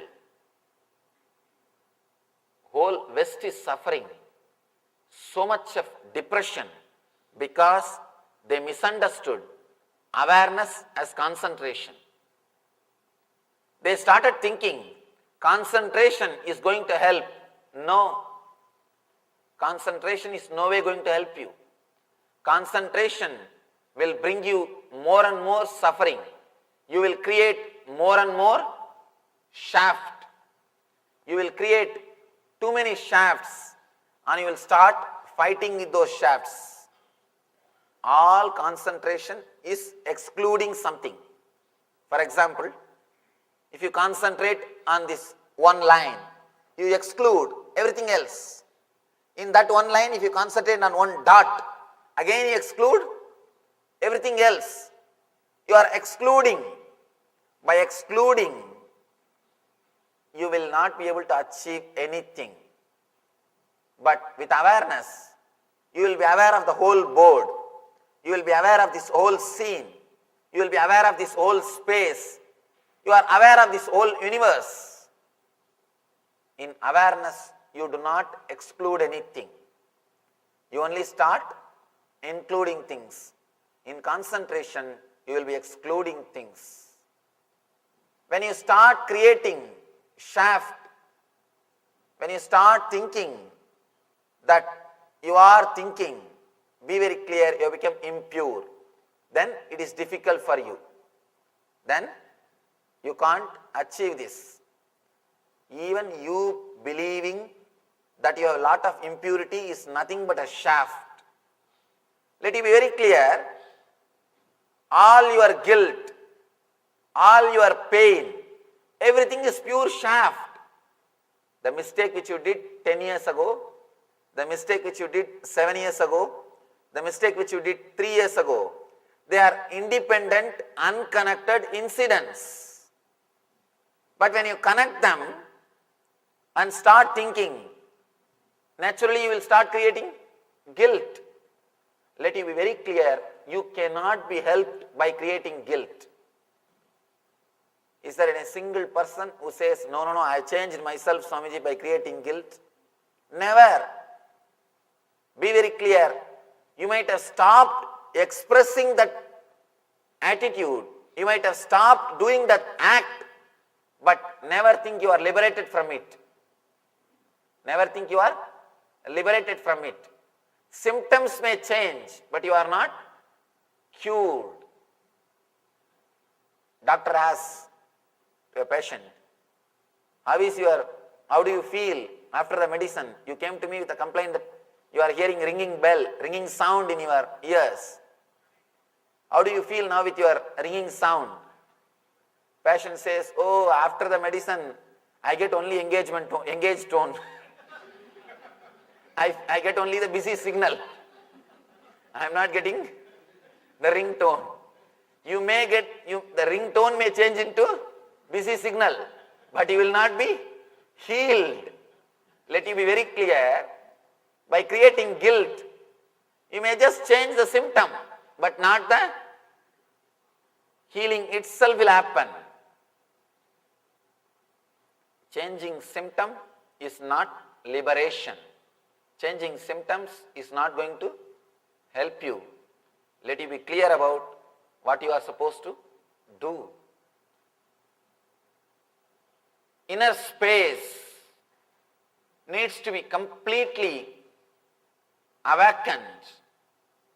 You need to bring your awareness to your inner space. You need to be completely aware of your inner space, whatever is happening in it. Let it be clear, even your thoughts, this is difficult or you are impure, is nothing but shaft. One more thing, even if you practice some purity or some discipline for 10-20 years, you will not feel you achieved it. At least I have not seen anybody who has got the confidence that they have become pure. I have seen hundreds and thousands of swamis, hundreds and thousands of spiritual seekers, and hundreds and thousands of yogis and sadhakas. Nobody feels in their inner space that they have become pure. They can't feel because constantly they will be creating the shaft of what they have done. What they have done. Let it be very clear, your inner space, inner thoughts are no way logically connected to the outer world. That's an important thing. Just now I said, you see the universe as you want. Now I give you another statement. let you understand these two statements which appears contradictory, but Shiva is answering. How they are not contradictory, they are complementing each other. First I told you, you create the world which you want to see. Now I am telling you, your inner space is no way connected to the outer world. When I made that first statement, I meant you project this world and see. That's the truth. When I make this second statement, your inner consciousness is not disturbed or affected by the outer world as you think. You think if something goes wrong in the outer world, you will feel the suffering. You will have the suffering. Or something happens in the outer world, nice thing, you will have that joy. But it doesn't happen always logically. Sometimes even if you have something nice outside, outer world, you don't feel the excitement, joy in the inner world. Sometimes strange you can feel when something seriously wrong, when something goes wrong. Suddenly you see a confidence, you stand up and you show your strength. Mentally you may be thinking, oh, if that happens, I will be completely collapsed. I cannot do anything. But when it happens, suddenly you will see you are able to handle it. You are able to manage it. You are able to live through it. Be very clear. Two things you need to understand. Your thoughts or your response is no way connected to the happenings of the outer world. Second thing, your thoughts itself, they are not directly, logically connected with each other. Your response to the outer world and your response to the inner world, both are illogical, independent and unclutched. Your thoughts towards the outer world, towards the inner world, your own self, both are not logical or connected as you think. You are made to believe you have a logical identity. It is only a belief. Your logic, as long as you believe your logical identity, let you be very clear, you will be constantly bringing more and more and more suffering. You will not have the spontaneity. I have always seen people who are not logical, who are not educated, they will be more spontaneous. I have seen they will be so alive and spontaneous. Whenever I utter the word spontaneity, I remember a beautiful story, beautiful incident which happened in my young age. Maybe I think I told this incident in some other lecture, but I'll tell this once more, at least for the newcomers. In my young age, in our village, they used to recite the Mahabharata. Mahabharata is the history of India. It is the history of India. In every village there will be recitation of Mahabharata every year. Once in a year in every village, especially in South India, they will recite the Mahabharata. Daytime they will recite the story. Night time they will do a drama. Drama means not a professional group. Same that 4 or 5 old villagers, old people, they will decorate themselves and come into the, there will be small 2 bench. On that bench they will climb, that is the stage. They will sing some song and do the drama. Thanks to this type of programs, because of these programs, still India is alive. Morally and culturally, the whole country is connected because of this type of programs. It is done in a very ritualistic way. Morning they will recite the story and evening they will do the drama. Drama will be very nice, very spontaneous. There will not be much arrangement. Only one stick will be there. That is what, that will be used as Veena when Narada uses. If he holds like this, it will be Veena. If Hanuman holds like this, that is Gada. That is the Gada. Same thing, one stick On the top of the stick, one paint box will be tied, that's all. One stick with the paint box, that is the Veena, and then that is Gada. You have to just understand who holds it, in what way he holds, that is the name you have to give. If it is held in this way, it is called Veena. If it is held in this way, it is Gada. It's a nice village program. That day, the story is that Draupadi Vastrabharana. There is if you know the Mahabharata, you will understand. Draupadi was abused in the court by the Duryodhanas. Duryodhana and his brothers. That is the story.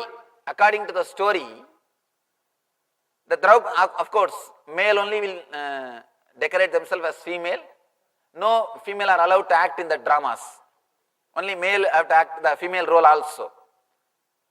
The Draupadi is supposed to wear 7 saris. She will come with the 7th sari.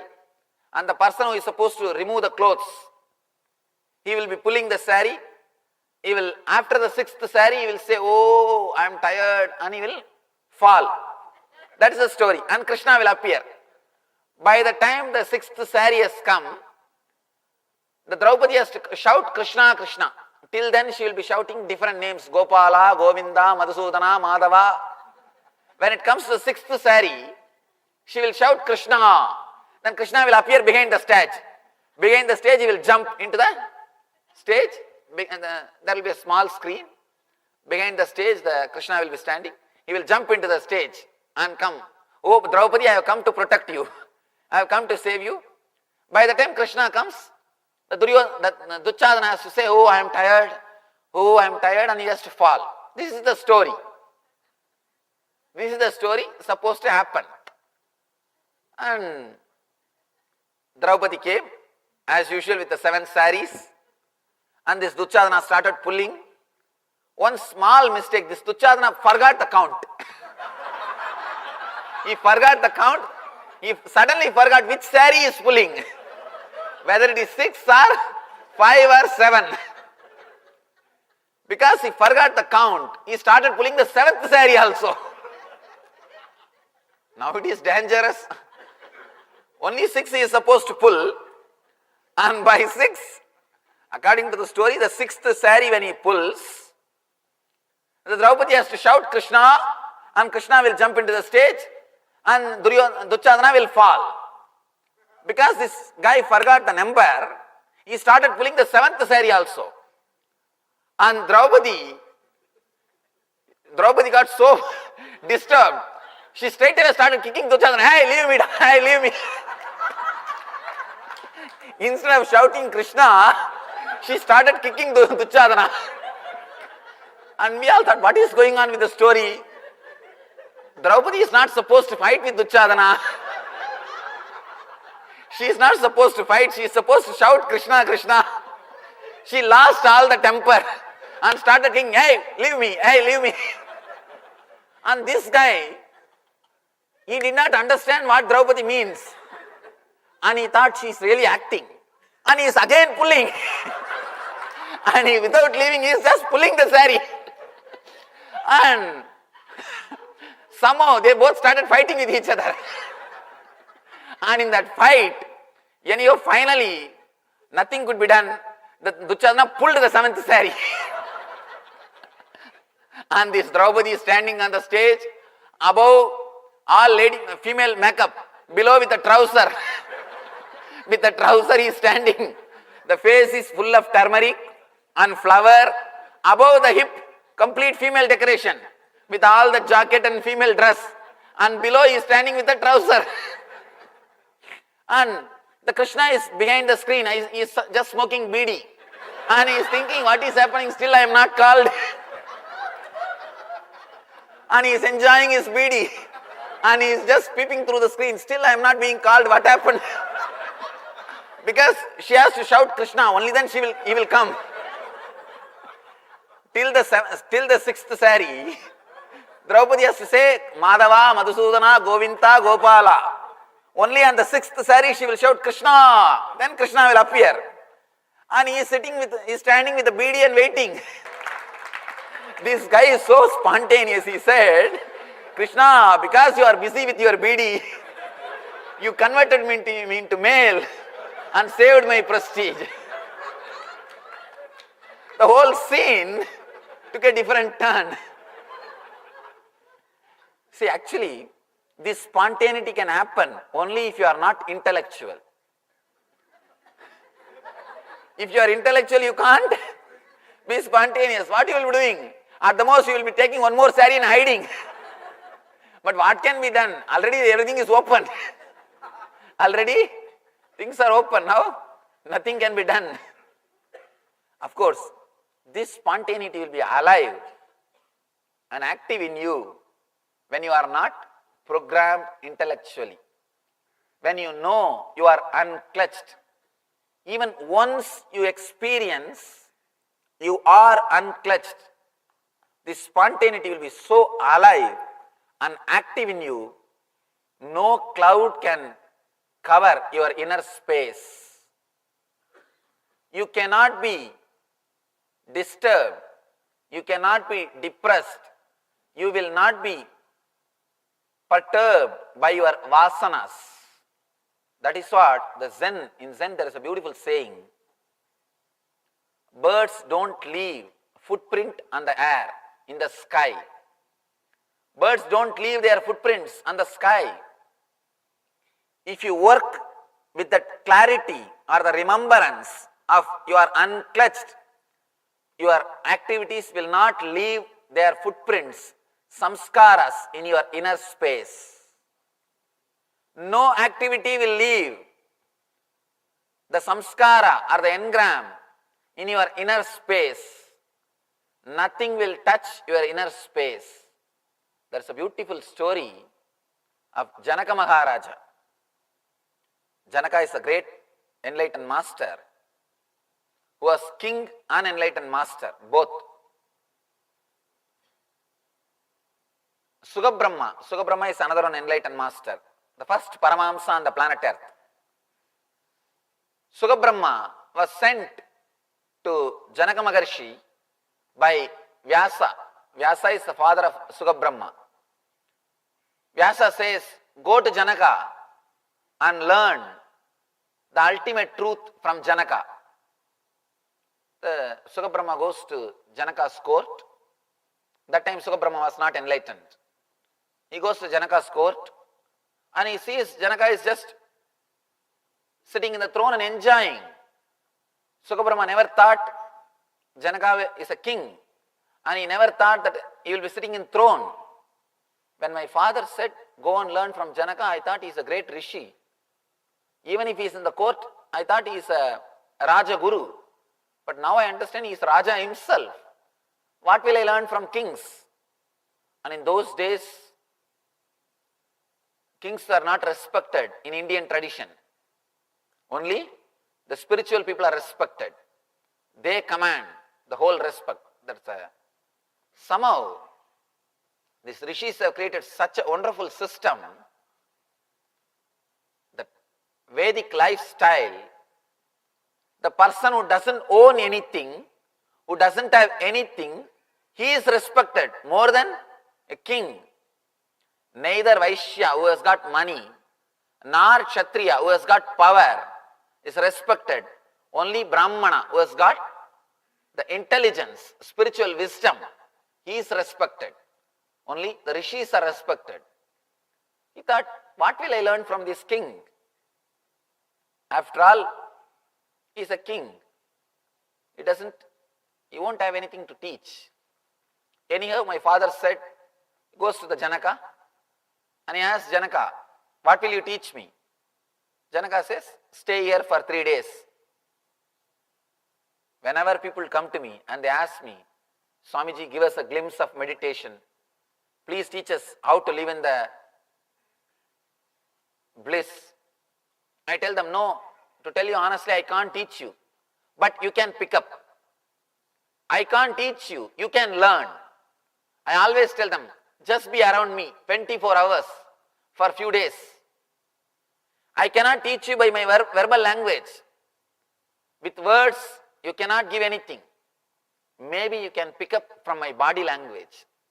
Just see how I live. Just feel how I am living. That may give you some glimpse. That may give you the confidence. Be very clear. Words are not going to teach you. And here also the words which I am uttering, they are not great. And I am not an orator. And I am not giving you any words. And my English I know, oh God. I have my own way of expressing. Anyhow, I don't bother about it also because I am not here to teach you English class. I am not an English teacher. I am only teaching the spirituality. Somebody asked me, what is this, Swamiji? You should correct your English little bit. I said, I am not teaching English. I am teaching spirituality. Do you understand what I want to express? He said, yes, I understand. That's all. That much only we need in language. Language is necessary to convey. That's all. That's enough. Nothing else is necessary. We don't have to bother about anything else. Anyhow, I am not giving you words. Words can't do anything. Words can't do anything. The words which I am speaking are not important. The confidence which is radiating in my eyes, the honesty which is in my body language when I utter this truth, that is the reality. I always tell people, if you can pick up this honesty and confidence, you achieved. If you pick up these words, nothing, you won't be helped. You are not going to be helped. But if you pick up this honesty and confidence, then you have done what you are supposed to do. You achieved what you are supposed to achieve. I always tell people, stay around me, be around me. Watch, just be a spy. See how I am living 24 hours. See, you can't hide something from somebody 24 hours. You can't act 24 hours. It is impossible. You can act 2-3 hours in the stage. Stage show is very easy. Anybody can get into the stage and do 2-3 hours of show. That's not a big thing. That's not a big thing. But you can't be same 24 hours. Be around me 24 hours. That may give you something. Same thing Janaka is telling. Be around me 24 hours. That may give you something like a swimming. See, nobody can teach you swimming. You can pick up swimming when you see somebody swimming. Nobody can teach you. Nobody can teach you. When you see somebody swimming, 3 things you will understand. First thing, swimming is possible. You can float on the water. Next thing, tremendous urge or desire. When they can do, why not me? Why can't I? I can also. Third thing, the courage to jump in. First, you will understand man can float. Next thing, when they can, why not me? Third thing, let me also jump, the courage. Same way, when you live an enlightened being living on the planet Earth, when you see the enlightened being living on the planet Earth, when you live around him, 3 things you will understand. First thing, enlightenment is possible. You can live like a God on the planet Earth. Next thing, when he can, why not me? Because he will radiate such a simplicity and he will radiate such an ordinariness. Naturally you will have the confidence. When he can, why not me? Third thing, an important thing, let me jump, the courage. All these 3 will happen only if you live around the master, seeing the body language. Nothing else can help you. I always tell people, swimming can never be taught. You can pick it. You can pick up. It can't be taught. Same way, Janaka is saying, live around me. Stay here. Sukabrahma stays there for 3 days. He is not able to understand. Sukabrahma is not able to relate with what is going on there. Janaka is sitting nicely, enjoying his sukha. Singing is going on, dancing is going on. Whatever goes on usually in the court, everything is going on. And he is just enjoying the whole thing. Janaka is enjoying. Sukabrahma is not able to relate with the whole scene. And he is not able to understand what is there to learn.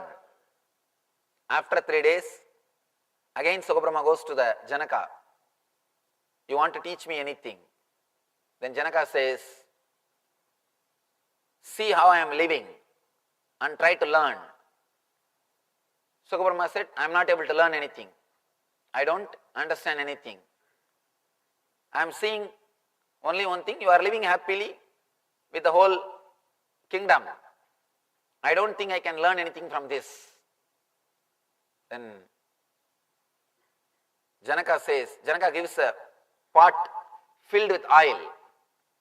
And he says, please carry this pot and go around this palace 7 times. Even a drop oil should not spill out. That's the condition.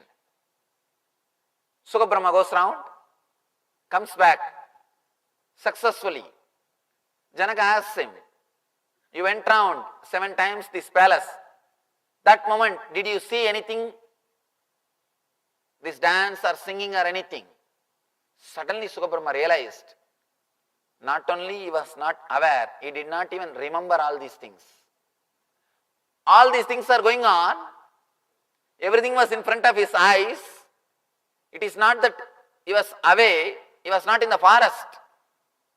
He was not in the Gurukula. He was in the palace. But nothing has created any engram or samskara in his inner space. Then Janaka says, how these few moments, even though you are here, nothing has created engrams in you, samskaras in you. Same way, even though I am here 24 hours, nothing creates engrams in me. No samskaras are created. My inner space is not at all touched by these outer happenings. Nothing of this world touches my inner space. I am pure in my inner space. Understand the meaning of purity. Purity does not mean you will be sitting in Himalayas, somewhere, escaped, hiding yourself, not ready to face the world. No. Purity does not mean you will escape somewhere. Purity means you will have such a beautiful inner space. The outer world things will not be able to penetrate you. Outer world things will not be able to fill you. Outer world things will not be able to enter into you. Outer world things will not touch you. Your inner space will be beyond any conditionings or any samskaras related to the outer world. All you need to do to understand and remember, you are unclutched. How remembering that you are unclutched is going to take you beyond the body and mind? How it is going to take you beyond space?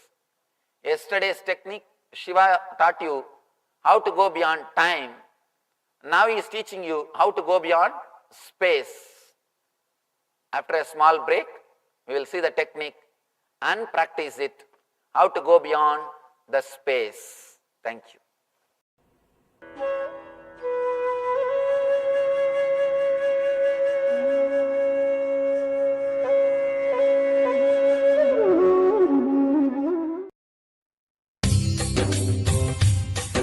स्वभावचिन्मयानन्दं कृपापूर्णं जगत्पतिं हरिषड्वर्गजेतारं नित्यानन्दगुरुं भजे स्वभावचिन्मयानन्दम्.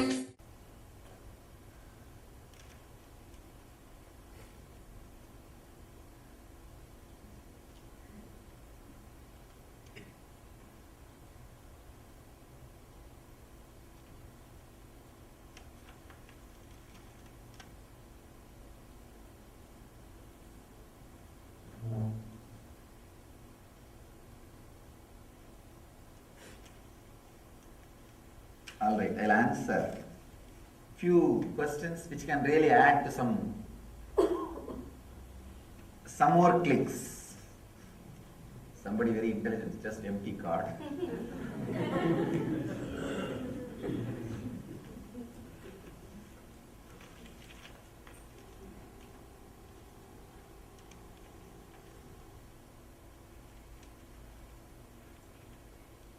Swamiji, could you please provide an insight on relationship between the person's horoscopes and karma? Even though from time immemorial, the so-called logical people and atheists were abusing, disrespecting the traditional astrology, secretly they were always consulting astrologers. Even though many people try to abuse or disrespect, the science still holds its power, its influence on human beings. In India, the report says 93% of the people read or study their horoscopes regularly before taking any big decisions. Not just marriage, before taking any big decisions. Surely there is a science behind it, even though as usual anything which expands certain limit, goes beyond certain limit, will lose its originality, will start getting diluted. There was little dilution in this science also, but that does not mean the science itself is a lie. Understand this one example, then you will be able to understand, connect with the astrology, the science of astrology. It's like for one moment in camera, when the cover moves, whatever was outside gets printed on the film. Then you can develop that film, it will become photograph. Second time, you can't use that same film. What first moment, what gets recorded, only that will be there in the film. Same way, the moment you come out, the moment your consciousness enters into the body, the energy level of the cosmos gets printed in that consciousness. Your inner space gets a print of the cosmic energy level based on the time of the birth and the position of the 9 major energy centers. I wanted one more understanding to be internalized by you all. The astronomical planets are not astrological planet energies. Even though number may be same, the astrological planets are energies. For example,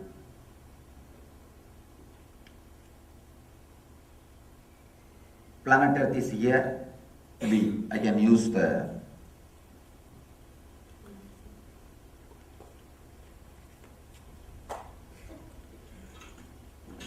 paper to draw and show you.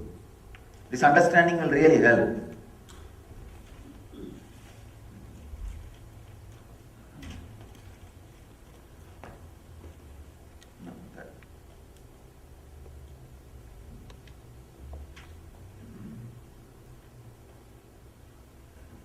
Planet Earth is here.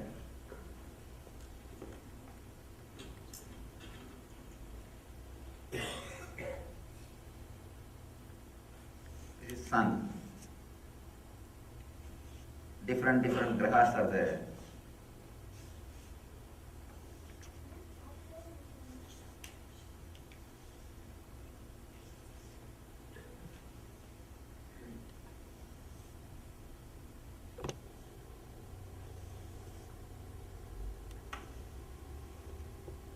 Please visualize this as eccentric circles and this as some planets. Okay.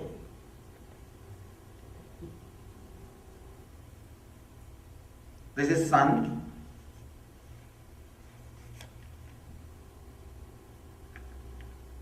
when we say, here in our temple, if you see, there will be 9 planetary energies. Statue, deities will be there. They will be worshipping. When we say Sani Graha, that is not exactly Saturn. Consider this as a Saturn. A particular energy of pull and push is there always between the grahas. The energy which comes out of the Saturn does not completely come and influence the planetary. In between, something will be added, something will be deleted.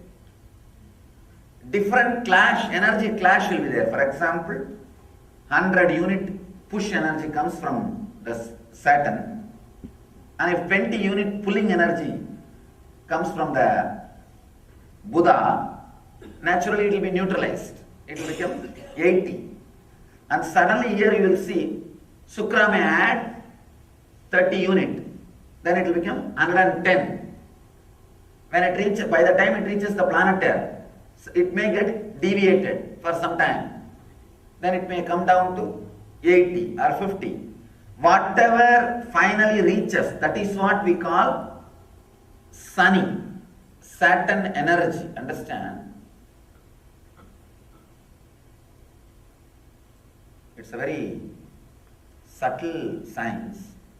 The same Saturn will not have same influence over planet Earth continuously.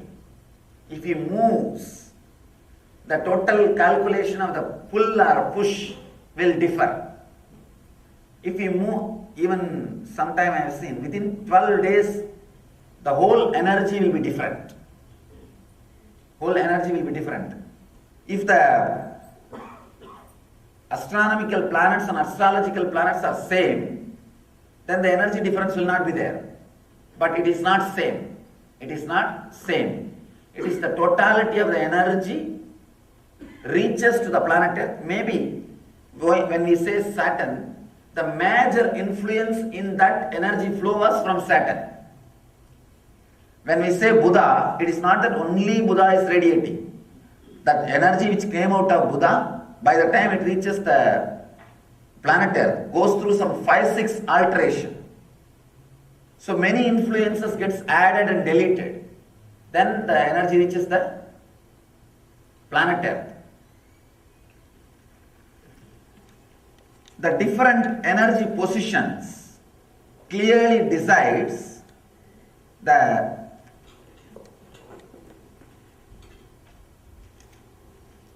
cosmic energy level during your birth, during the time of the birth. Based on that, we will be able to easily predict the course of your life. Understand? Not exact incidents. Exact, if somebody claims they can predict exact incidents, and I have seen all foolish ads in the newspaper, 3 days your problem will be solved. I'm really surprised. I thought of it. Anyhow, I don't think incidents can be predicted. Only a course of, kind of a rough course only can be predicted. Incidents are too minute details, and you do have a freedom. Understand? Even if a minute incident like which chair you will sit, if that can be predicted, you don't have a freedom. You don't have a freedom. You do have a freedom, whether you have a freedom to decide whether to sit here or not, or listen here or not, or understand or not. All those things, you have a freedom. Maybe the major actions, major course, like whether you will become enlightened or not, maybe those things can be predicted. But the small decision, only principles can be predicted, not the policies. Policies, you have an individual freedom. Having an idea about horoscope, your own horoscope, will give you many times intelligence and acceptance to decide about your life. Intelligence to make decision, acceptance about the inevitable things. So according to me, a seeker should have little bit basic intelligence about their own horoscope, better to read some books and have an idea than going to some person who is new, who doesn't know. In those days, fortunately, we had family astrologers. I know. My own family had an astrologer who is very precise, who is very...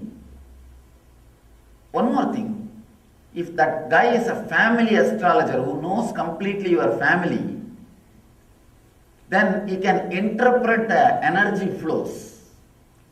He can easily interpret and guide you. He can be a counselor also, personal counselor also. We had a fortune of having that kind of an astrologer who is professional, who is an experienced astrologer, who knows the science, above all, knows the family well. So, easily can do the job of counseling. At least, whatever I heard from my parents, not even once his prediction failed. His prediction failed.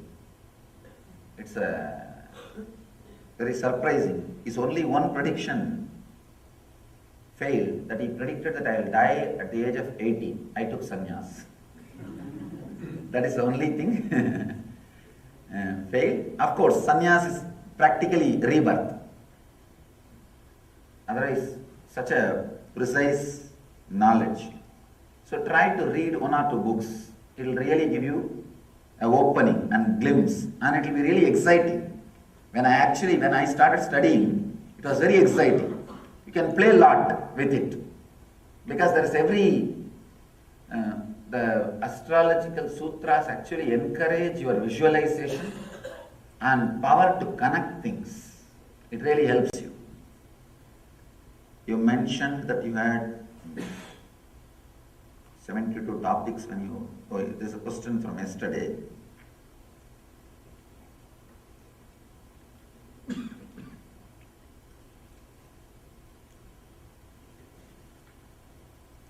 Somebody is asking, would it be possible to name all the 72 topics you wanted to discuss only in some book?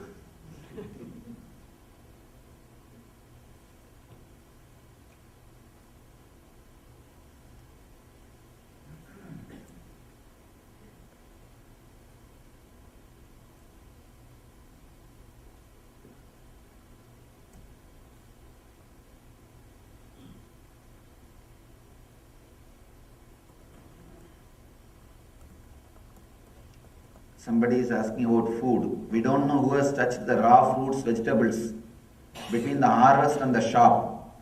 Should we not eat salads made from store-bought vegetables? Does washing purify them, or is cooking is the best way? Washing and energizing. See, offering it to the deities are nothing but purifying process. That purifies the food completely.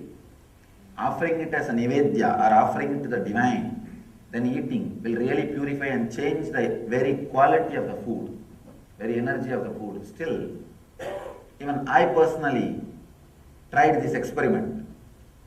I told some of the people who make the laddus in Tirupati, some of them are our devotees. I told them to separate few pieces before it goes to offering. And after it goes to offering and comes back, really I tell you, honestly, I have tried at least 2-3 times. Surely taste is different. I don't know what goes on in the Garbha Mandir, what Venkateshwara does, but the taste is totally different. I can very clearly tell. The taste is different. Understand? Surely energizing does a big job, even though logically this is very difficult to relate. See, till Dr. Emoto, Japanese scientist, till he proved the power of our thoughts over the water, we can't imagine in 15 minutes you can pollute water. You don't need anything else except your mind to pollute water. So just like air pollution, water pollution, we should say now conscious pollution. He proved the consciousness, the world can be polluted by the ordinary mental thoughts. So power of the mind over the matter is proved by Emoto. Not once, 300 different experiments, and every experiment says, proves the power of the mind over the matter. I think it is a, whether we believe it or not, the ceremonies like a purifying or offering and all, does a big job. Somebody is asking, can you please give some guideline on raising children, as there is no Gurukul system in this country. We don't have a Gurukul, but we already started the weekend classes. I initiated the class, first class I myself conducted. For half an hour I had the patience to sit with them. Sit with the kids. Because half an hour they were shy. After that they opened up, then I decided that I can't sit anymore with them. As long as they were shy, I was able to sit with them. The moment I saw they have now opened up and now they are ready, I said, now class ends, please go. Anyhow, but we do have regular classes. This weekend we were not able to have because of the weekend workshop. But from next weekend we do have regular classes. It will be happening. Bring them, surely we will at least do the damage control. We may not be able to bring them up as we want, at least we will do the damage control.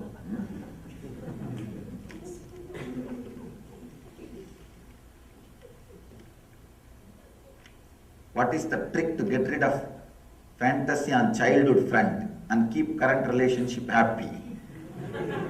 I tell you, very simple trick.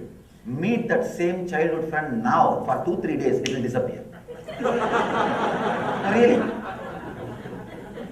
The fantasy remains as fantasy because you did not see the reality.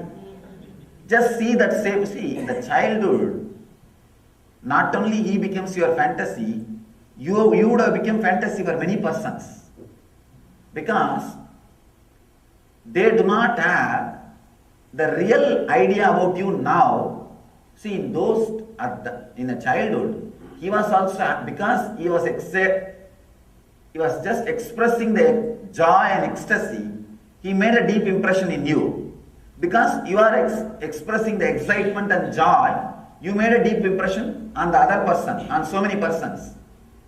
Now, if you see the same person, you will understand, are same dull fellow like me. And if they meet you, they will realize, are same fool. There is nothing to be fantasizing. There is nothing worthy of fantasies in that person. Suddenly you will see the reality and the childhood fantasy will disappear. That is why I always tell people, it is very nice to attend alumni meetings if you are not enlightened. If you are not enlightened, good to attend alumni meetings. Alumni means where the colleges gather, where the childhood friends gather to meet once in a while. So, this is the best technique. Go and see that just once or twice. Then all your fantasies will disappear. You will come to reality. Should we avoid group meditation with an unenlightened leader? I can say, if the technique is from enlightened being, then it won't do big harm. But if the technique also from an unenlightened person, if the unenlightened person tries to add or deletes, if he starts commenting, then please avoid. Please avoid. What about yoga training, you are asking? Same with yoga. The system is from enlightened consciousness, have it. The system is not from enlightened consciousness. If the person is adding or deleting or doing his own masala job, then relax. I have tears of revelation and bliss when I am in your presence. You have suddenly changed my junky iron ladder into a golden one, which will never rust.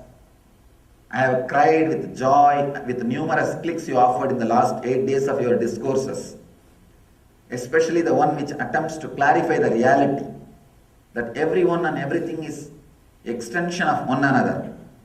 Yesterday, with the same pool of love overflowing in my heart, I gave you a hug after taking the blessings from you. And this act of mine was brought to my attention as being arrogant. See, it was not arrogant. If I hug people, it will not be a problem. If people start giving a tight hug, just imagine 400 people giving me a tight bear hug. For you, I am the only one person hugging. If you imagine 400 people giving me a tight bear hug, and especially this is the only chance they get to come near me. So nobody misses the chance.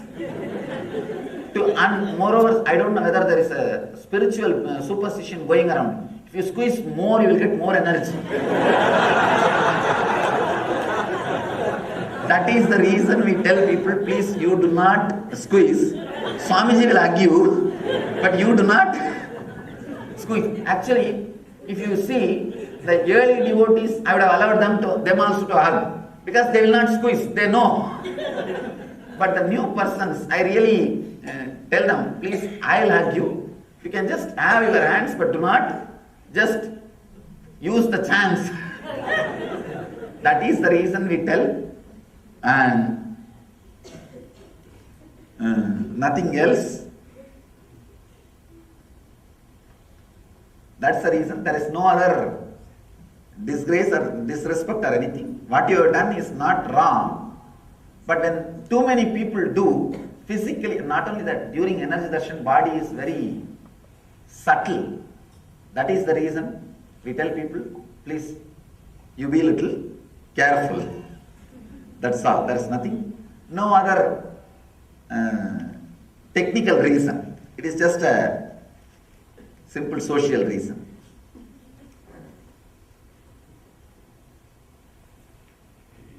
In India, what all people do, you don't know.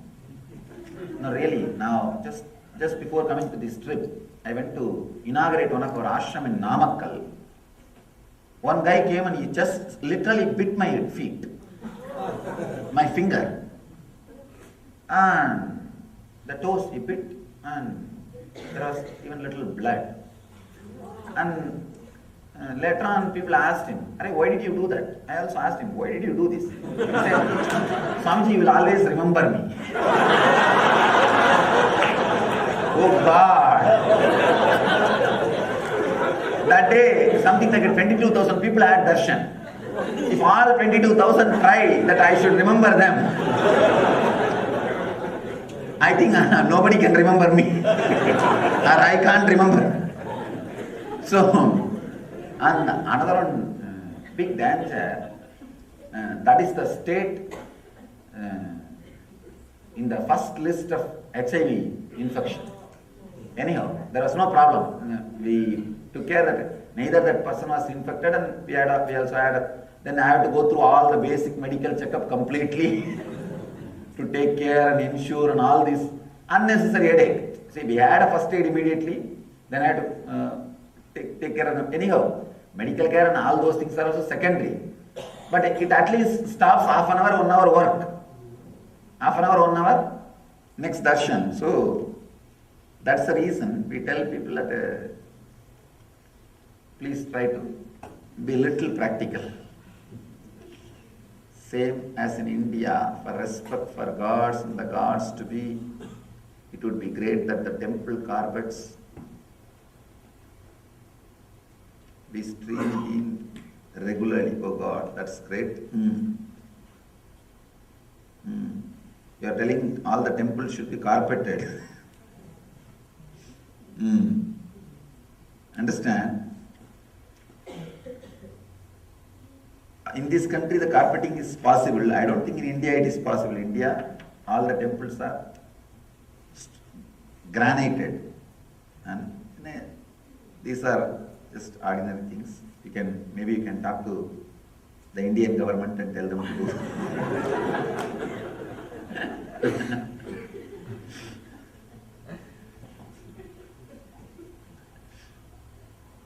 Master, just a note, born again and again and again. Every time I think this is the ultimate, you you give another birth chance.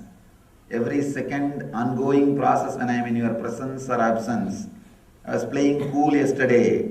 After Nithyananda, which was intense, saw light after darshan, big explosion, I felt sleepy, like no other sleep, like experienced before. I almost did not make it home, felt sleep 3 times on the road driving. I do not know how I made it home safe and alive. Drove sleeping, I slept night, day till 4 p.m. today. Oh God, then it is not sleep. Light flooding my body kept me calm and deeply mesmerized in sleep. Wonderful.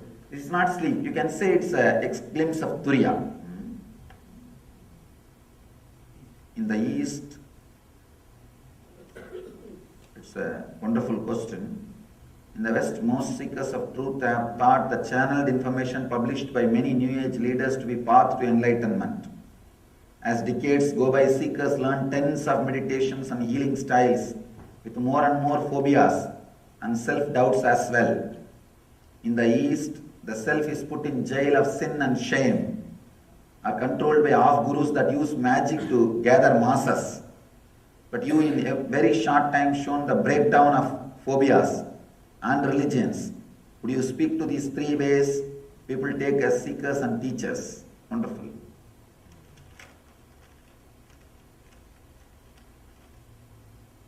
First thing, nobody is responsible. Neither the gurus who are channeling some ideas and writing, the New Age gurus, neither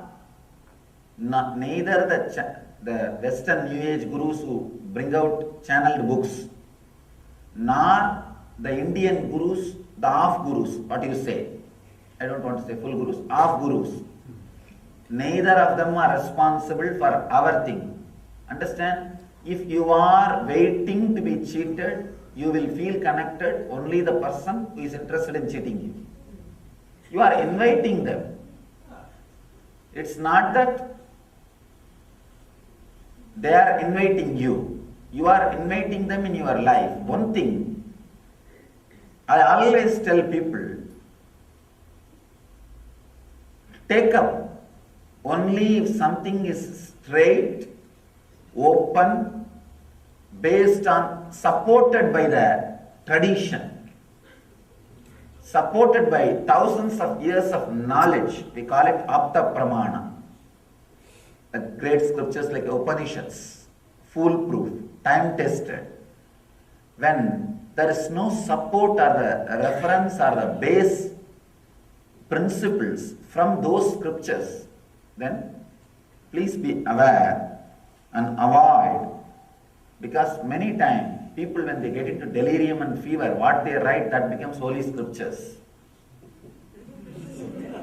No, really.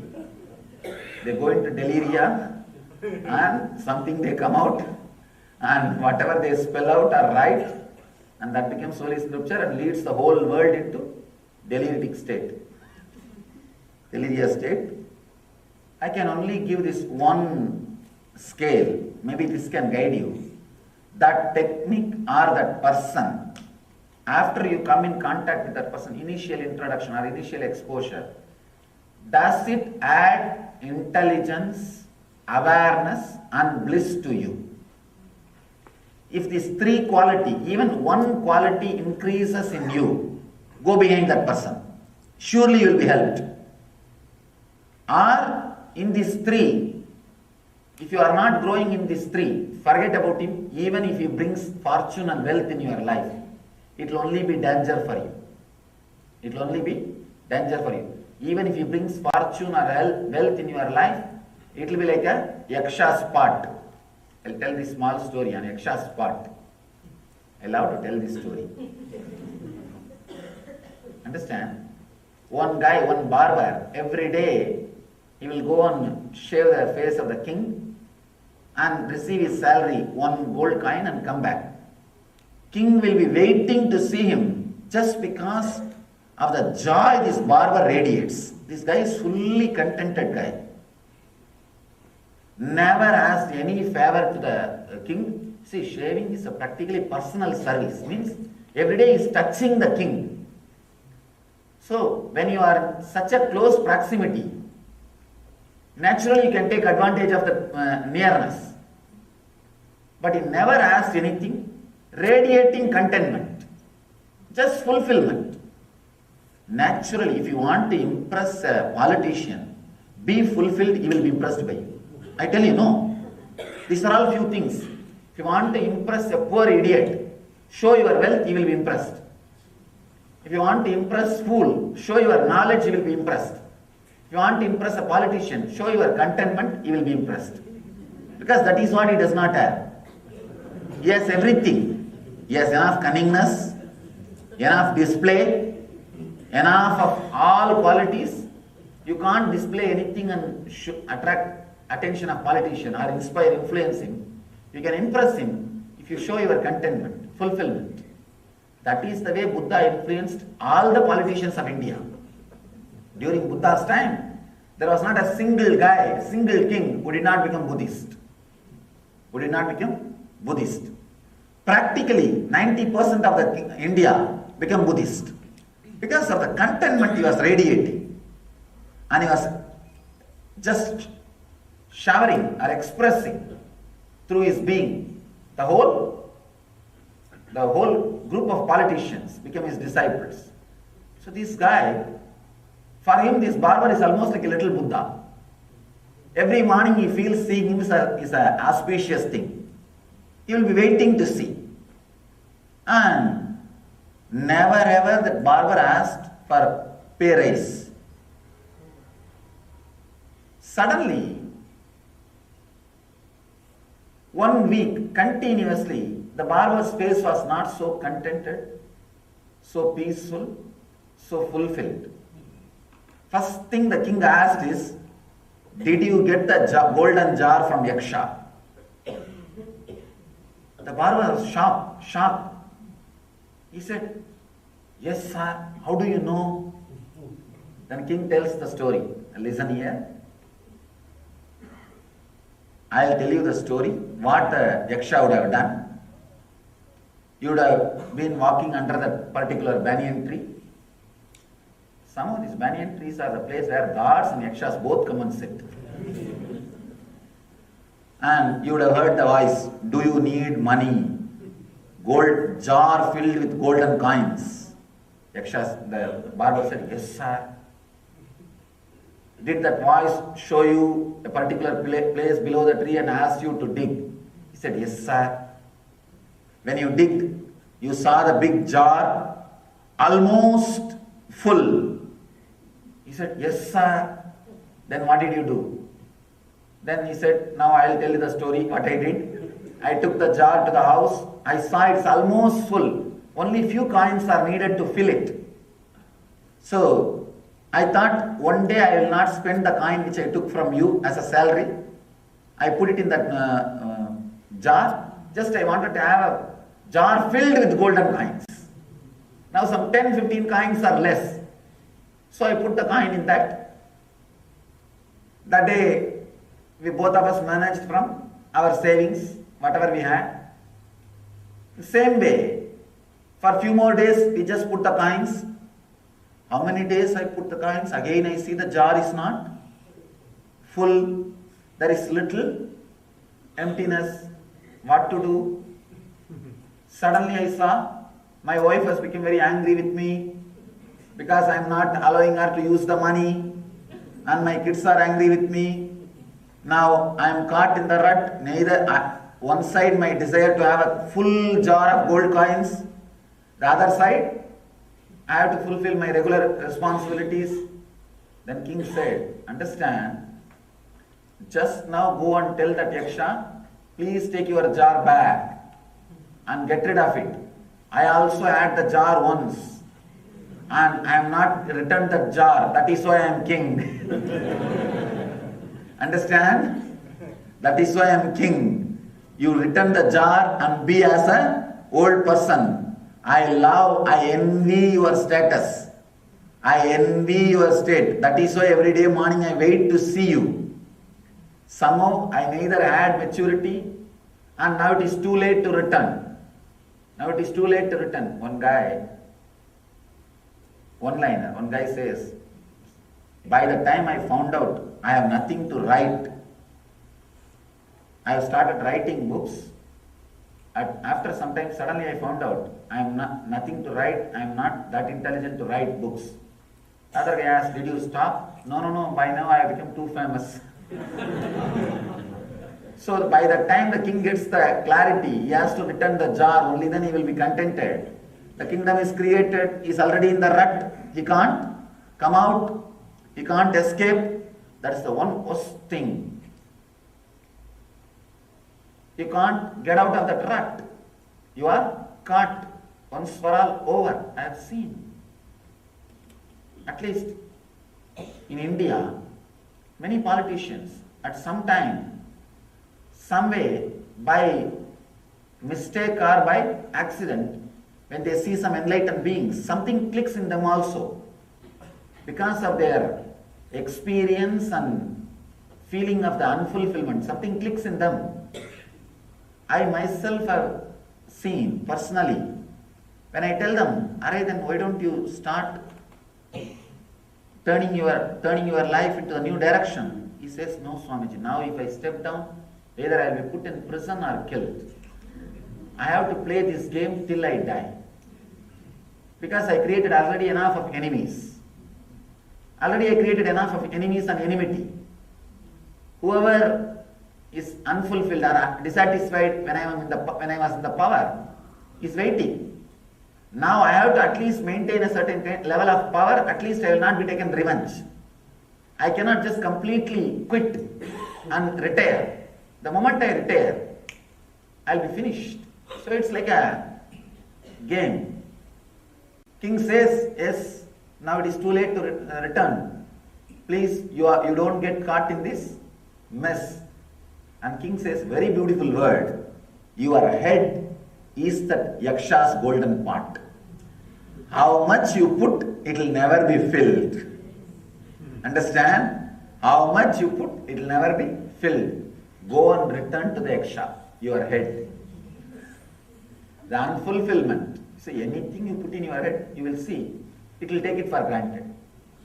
Anything, the moment you have it, the head will take it for granted. When you came to this country, you would have had the list of having one house, one car, one family, and certain bank balance. All that would have happened in 3-4 years. But now, you don't celebrate about, you achieved that goal. You took it for granted. And now the Yaksha's head is working.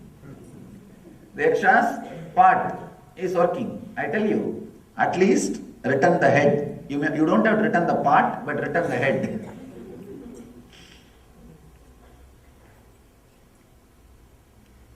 Person who is filled with that kind of greed will naturally be suffering with Yaksha's part. What is the key to discipline in spiritual practice? Is it just Americans who have this problem of lack of discipline? No. As far as discipline and immorality concerned, it is a universal. It is not Easterner or Westerner. There is a very beautiful line from Patanjali. He says, after describing the yama, the basic understandings of the life, ahimsa, non-violence, satya, truth, asteya, non-stealing, aparigraha, not possessing more than what you need. Again, if you are possessing more than what you need, you are stealing. Just yesterday I read a statistics. In this country, 30 million people are undernourished and 30 million people are suffering with obesity. Means too much obesity.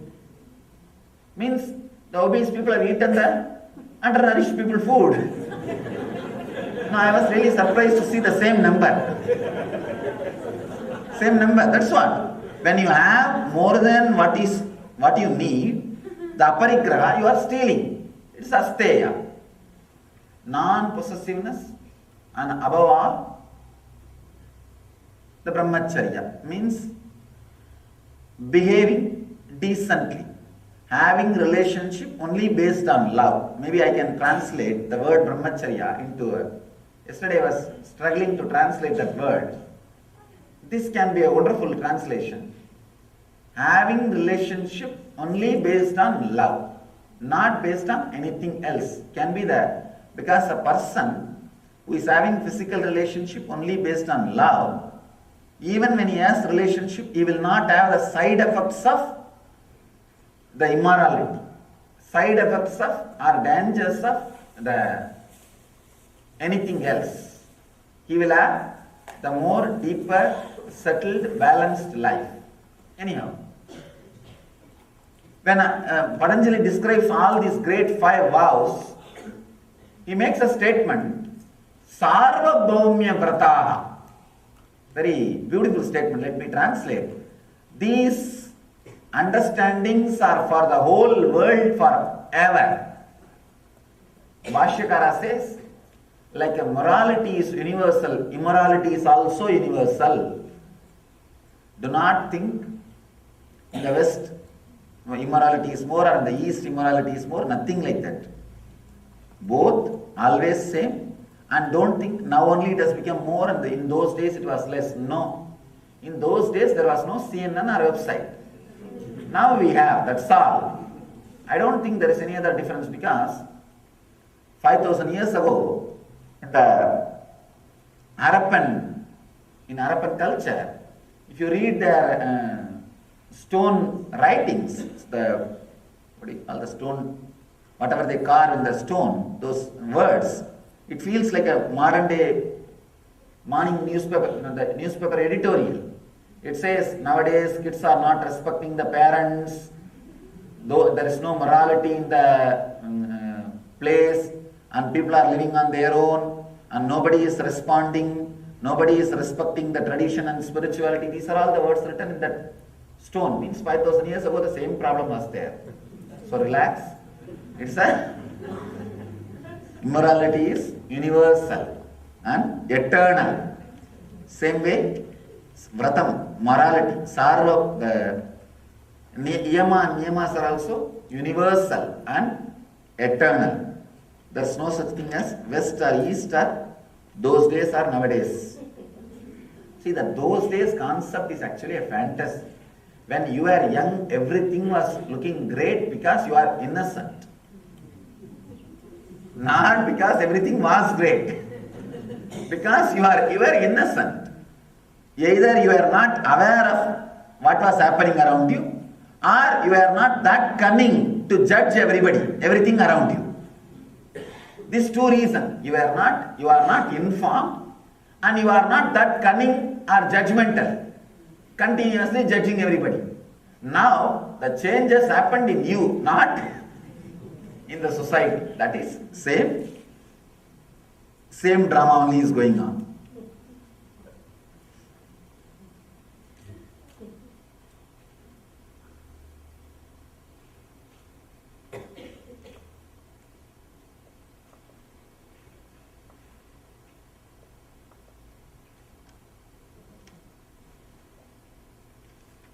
Here's somebody personal question.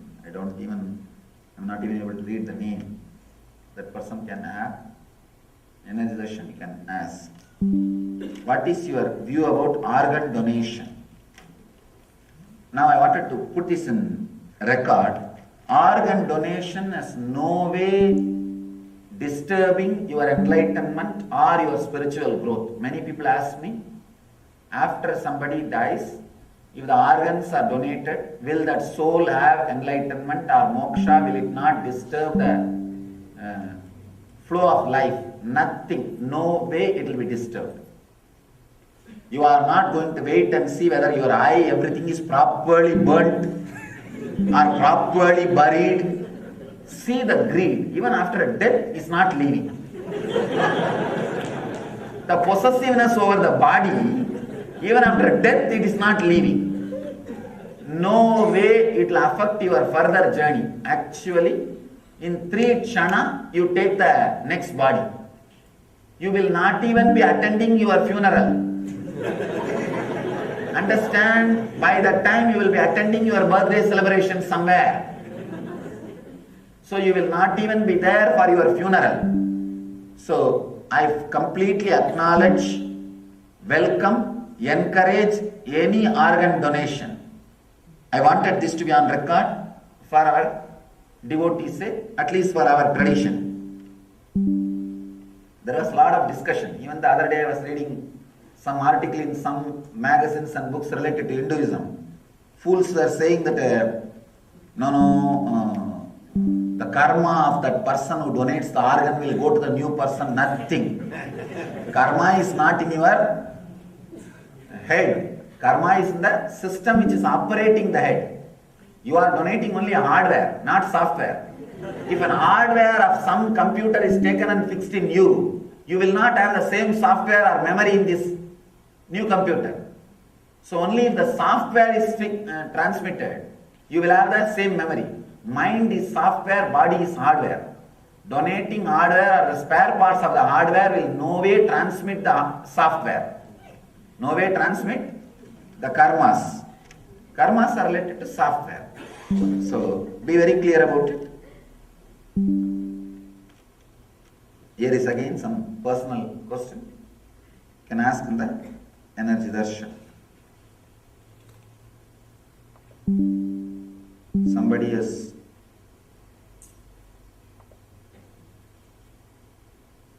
put a question about the child abuse and is given a shocking statistics. I don't know from where the person got the statistics. Like in US, over 60% of girls sexually abused before 18, and something like that. Different statistics. Maybe I don't know, different region or something. This problem, I can tell you, because of the pornography, too much of unnecessary fantasies have been put inside the head. If that is banned, the problem will disappear. I actually studied this problem. In India, it is practically nil. Only in the cities. Cities are no more part of India. I don't say cities are India. Cities are no more India. It is anyhow, let us not talk about it. And only in cities I am hearing all this. In villages, they don't even have an idea about this. I think the wrong fantasies and ideas going inside. I can tell you one more thing. If the depth of relationship can be created, the man will have the fulfillment. One nice thing, in India, even if you fight, they will stay together till the end just for fighting. No, wonderful. What else? You see, at least you will not have a loneliness. You will have somebody to fight with. See, that is the only way they know how to relate. That's all. That is okay. Really. It's not that the people who fight, it's not that couples, just because they are fighting with each other, they can be separated. No, if they stay even few days separately, they miss the fight. They miss the fight. So I tell you, the depth of relationship really brings a kind of fulfillment, even if it was fighting based. So I really feel there is a strong reason why our masters decided not to allow divorce as a social custom. Even if there was a fight, there was a disrespect on both sides, the divorce was never allowed, and that was never a custom or part of life. I have seen even in the families in which I was born and brought up, the husband and wife, not only they will not sleep in same room, they will not even talk to each other. They wouldn't have slept in the same room for 20, 30 years, but they will not go for divorce. Even while they crash, they will only give a look. But husband will never bother to bring the saree and leave it in the room, or he will never miss to bring the money and put it in the kitchen, and wife will never miss to keep the food on the table. At least there is something. It goes on. It goes on. So sometimes I can say that kind of a Even that kind of relationship brings a sort of a fulfillment, and there is no loneliness, you see. You don't end up in the extreme loneliness. I can say the extreme loneliness and all is one reason why we start perverting or diverting our love. Let's enter into the sutra. Devi, enter etheric presence pervading far above and below your form. This is a Nitya Sutra. Means you are supposed to internalize and practice whole day, morning till night.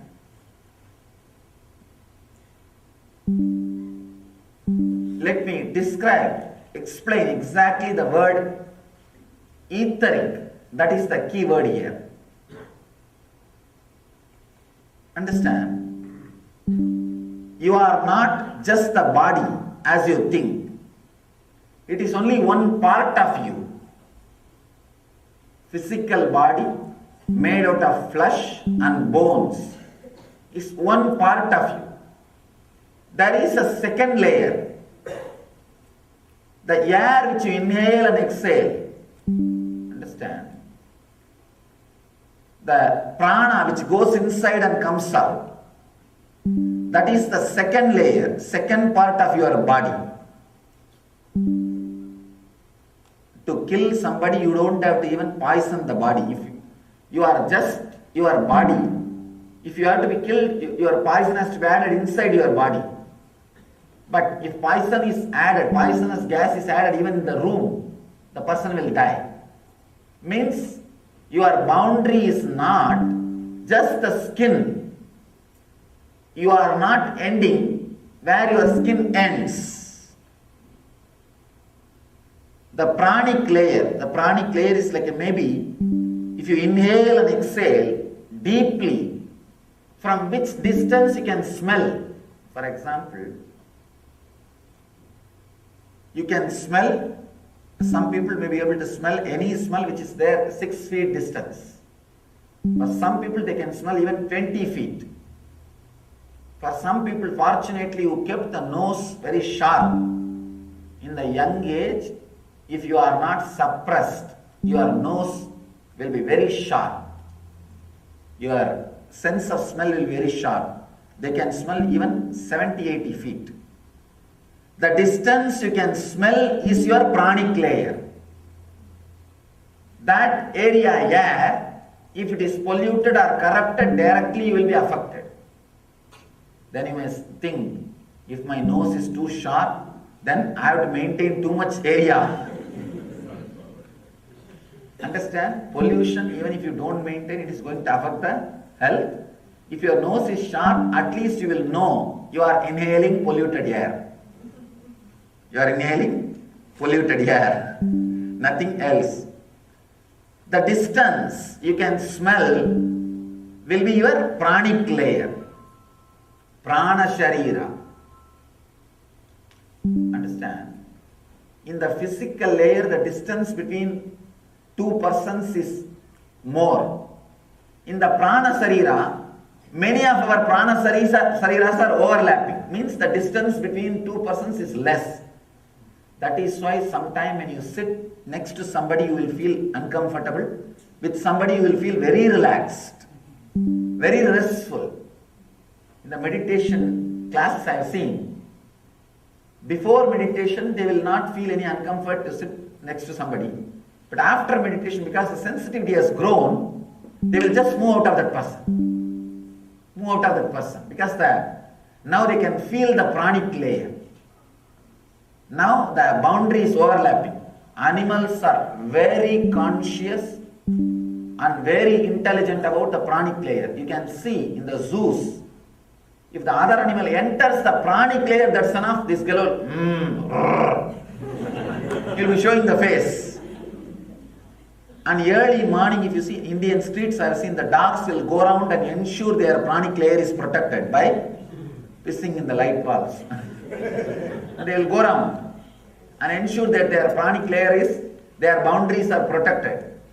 Anybody who enters inside the boundary itself is enough. This fellow will get ready for fight. Without moving away, when you close your eyes is mental layer. For example, if you close your eyes and able to visualize this hall in one single frame of mind, in one single visualization, if you are able to visualize this hall, this is the distance of your mental layer. For example, if you have to visualize the parking lot, you may have to leave this frame and go there. You may have to unclutch from this frame and visualize the parking lot. Kids can visualize at least 10 times more space than you. That is why many questions they ask, you are not able to answer. Understand? If you are in an open space, if you are in front of an ocean or a vast hilly region, how much area you can visualize? You may be able to visualize some 30-degree vision. This much area only you will be able to visualize in one picture in your heart, in your inner space. If you have to visualize the other side, you have to move this out. Only as a second thought or as a second visualization only you can visualize. But with the kids, they can easily visualize 120 degree. 120 degree. And especially the child kids who doesn't go to school, who are not abused by the so-called verbal-based, word-based education system, logic-based education system. Of course, I can't say it is a Western because now Eastern, Western, everywhere, logic-based education system. The kids who are not abused, abused by the logic-based education system, they will have 360-degree visualization. Understand? When I talk about my first experience, I talk about this only. I was able to visualize, I opened up to the visualization of 360 degree. Kids, till you finish them making like you, till you give birth to your software into them. When you give birth only to hardware, your hardware in them. Only genetically they are affected. When you put your education system in them, you affected them mentally also. You affected them mentally too. Till they are affected mentally, till they are abused by the, I wanted to use this word again and again, by the logic-based education, which is the worst damage done to the human mind. When the logic-based education system is given, they lose the ability of visualization, seeing things under one visualization. The creativity or innovation is lost. I tell you. Along with the verbal, word-based or the logic-based education, if your kids can do little meditation or this carving, anything directly done by using the hand, carving or painting or completely involving eyes and the hands, they can bring the visualization energy back, efficiency back to their system. If that can be done, it will really take care without abusing the kids. Anyhow, mental layer means the area you are able to visualize without any need to move away. For example, if you are visualizing now, able to visualize now this whole hall, one more important thing, most of you may not even be able to visualize this whole hall at a time. Once you, even the whole hall, if you see, you will see first people, then you will see the screen. Even for this hall, you may need 2-3 movement. The area which you are able to visualize without moving is the mental layer boundary. Mental layer boundary. One more important thing. Like if Annamaya Kosha has to be killed, poisoning Annamaya Kosha is needed. Through Pranamaya corruption, poisoning polluting the air is needed. In the mental layer, anybody who is inside that mental layer, his ideas will go into your system without your editing. That's an important thing. So, corrupting ideas are put in your head. That is why whatever ad goes on in the television enters your head. Because that time, that becomes your mental layer. That becomes part of your mental layer. Hardly 10% you logically analyze the news which is read out to you in the TV, or the informations which are told to you through the TV. Because in the TV, in 10 minutes, almost you become part of that mental layer. That becomes part of your mental layer.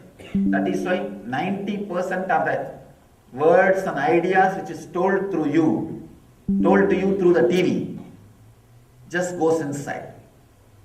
Corrupting 2-3 TV channels is enough to pollute the whole mental setup of particular country, certain country. Fourth layer, very important, etheric layer. Understand? Mahadeva talks about the fourth layer here, means layer of emotions, sentiments. Here the boundary will be bigger. Here the boundary will be even between USA to India. If your relatives are there in India, the distance is too much. Even if they are there, if they are sick, the suffering will be there for you. If somebody dies, the suffering will be there for you. The etheric layer is too big. Understand? Physical layer is only 6 feet. Your skin is the boundary. Pranic layer is the area up to the, you can smell. Up to the area you can smell is the pranic layer, boundary. Mental layer is the area you are able to visualize in one frame, one visualization. That is mental layer. Etheric layer is based on emotional connection. It does not have boundary. Does not have boundary. It is only based on the love or emotional connection you have with people. The feeling you have with people.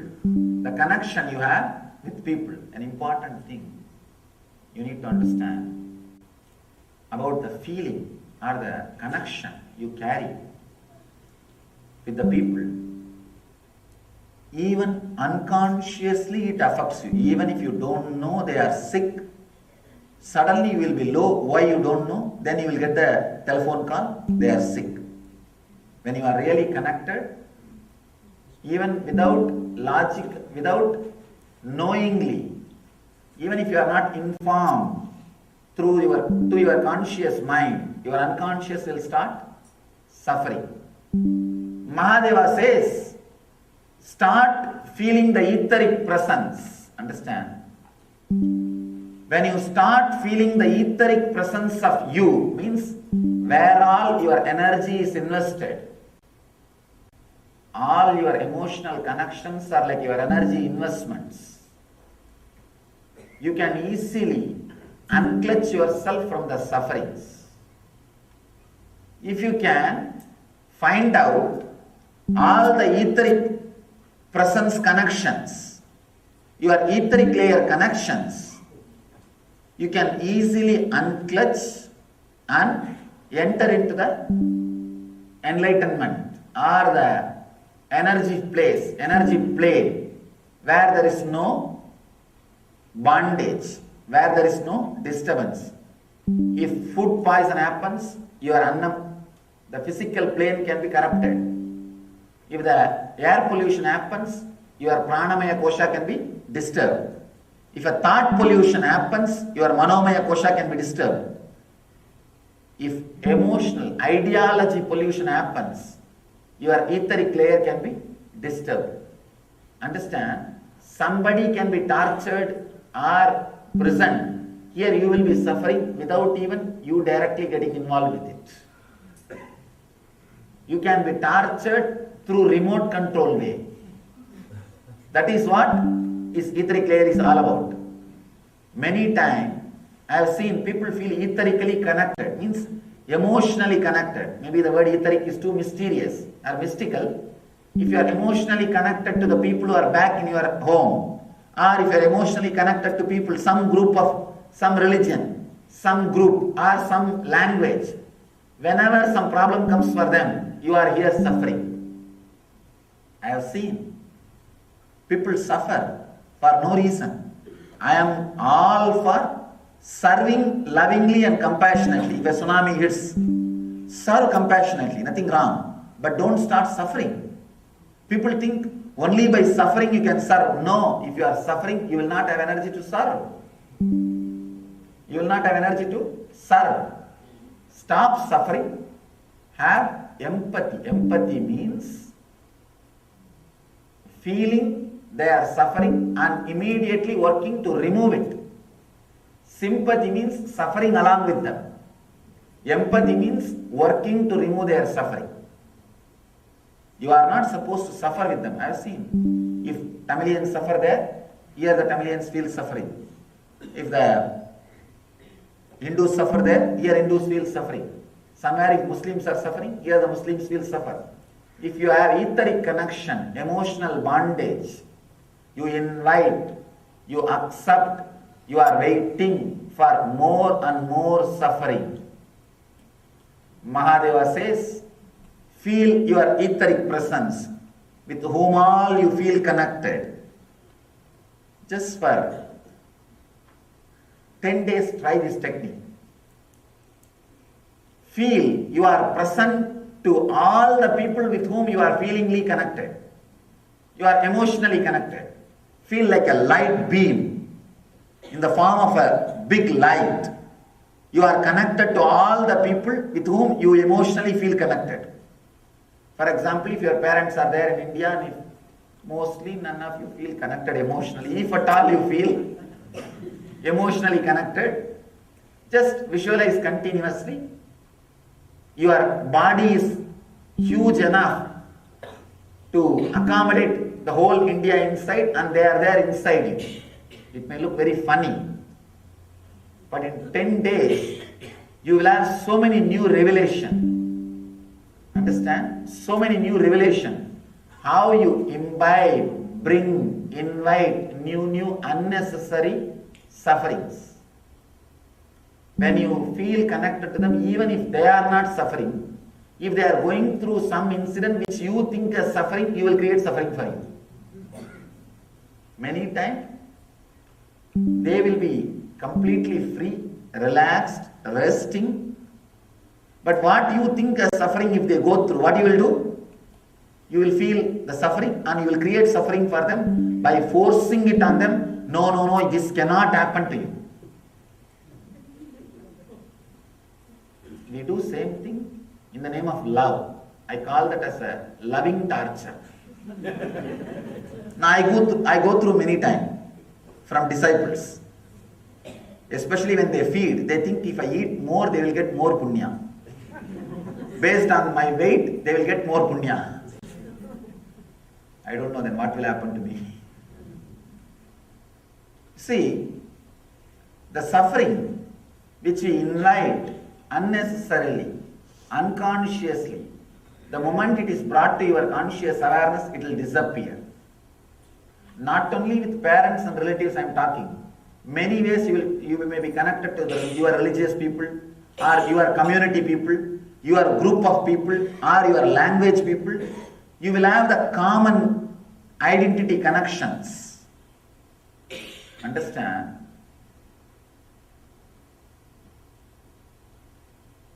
Conditioning is one of the dangerous things. If you are connected to the whole world, that is wonderful, you will never bring suffering for yourself. Because when you expand to the whole world without boundary, there is no ideology-based connection. That does not belong to etheric, that belongs to cosmic body. Etheric body means emotion-based connection, conditioning-based connection, conditioning-based love, conditioning-based connection will always lead to calamity, will always lead to danger. will always lead to violence, because the other part, the part which you excluded, naturally you will be violent towards them. Naturally you will be violent, angry towards them. I have seen how the conditioning brings so much of suffering unconsciously to a person, and the suffering which he enjoys or cherishes creates more violence and suffering. Understand? Ego means working based on pain body and expanding the boundary of pain body is ego. If you are making some decisions because of the people whom you think is your own is suffering, all your decisions to alleviate their suffering will add only more suffering to the planet Earth. You may add suffering to somebody else, and that person naturally will add suffering to the group which you are thinking as your own. Say, I will only end up making the whole world blind. You will remove his eye and he will remove, as a revenge, one person from your party. And all you guys will remove now one person from their party. If continuously this goes on, where it will end? It will make the whole world blind, that's all. Ending place will be whole world blind. Mahadeva says, enter etheric presence pervading far above. Understand? He knows, I think, people are going to live too far and have the etheric connection. That's why he does not say above, far above. And far below your form. Your form may be the center, but with whoever you feel connected emotionally, if some particular language people, or a religious people, or a relative, or community, anything condition-based connection. Condition-based connection. 10 days, from morning till night, be aware of all of them as a part of your own body. Visualize you have a huge light body. Body of them are inside you as part. Maybe looking very funny, feeling very funny. You may think, how this can lead me to enlightenment? You do not know. You do not know with how many conditionings you are suffering in unconscious level. Only when you practice this, you will realize all the layers and layers of conditionings with which you are suffering unconsciously. They will all come up to consciousness. The moment they come up to the consciousness, naturally you will be unclutched from them. You will be relieved from them. You will be relaxed from them. Understand? The sutra is very powerful. May not directly now you may not feel. How can this open enlightenment? Till you open the door, you will not be aware what is inside the building. I have seen so many people. When they come inside our temple, when they open the Vedic temple door, it's hardly 7 feet door. They never imagine anything. They can't imagine what is inside. The moment they open the door inside and second door and look inside, God, they get the shock, because psychologically you always feel inside you will see things only up based on the height of the entrance. If the entrance is 7 feet, inside also you already imagine or come to a pre-conclusion, prejudice, you are going to see only the things which are taller, equivalent to this height. You never imagine, only when you see, suddenly you have the shock. God, what is this? How did it all come inside? How all these deities are there. The moment only when they see inside, they get the shock. That is why I just wanted to really wanted to name that place as a shock spot. The moment they open the eyes, oh God, it's such a shock. Till you see, you do not know what you are going to see with that key. Same way, till you practice for 10 days, you do not know how many layers of your own conditioning you are going to experience with this technique. You will see two big things. much more than what you expected. It is a very wonderful technique.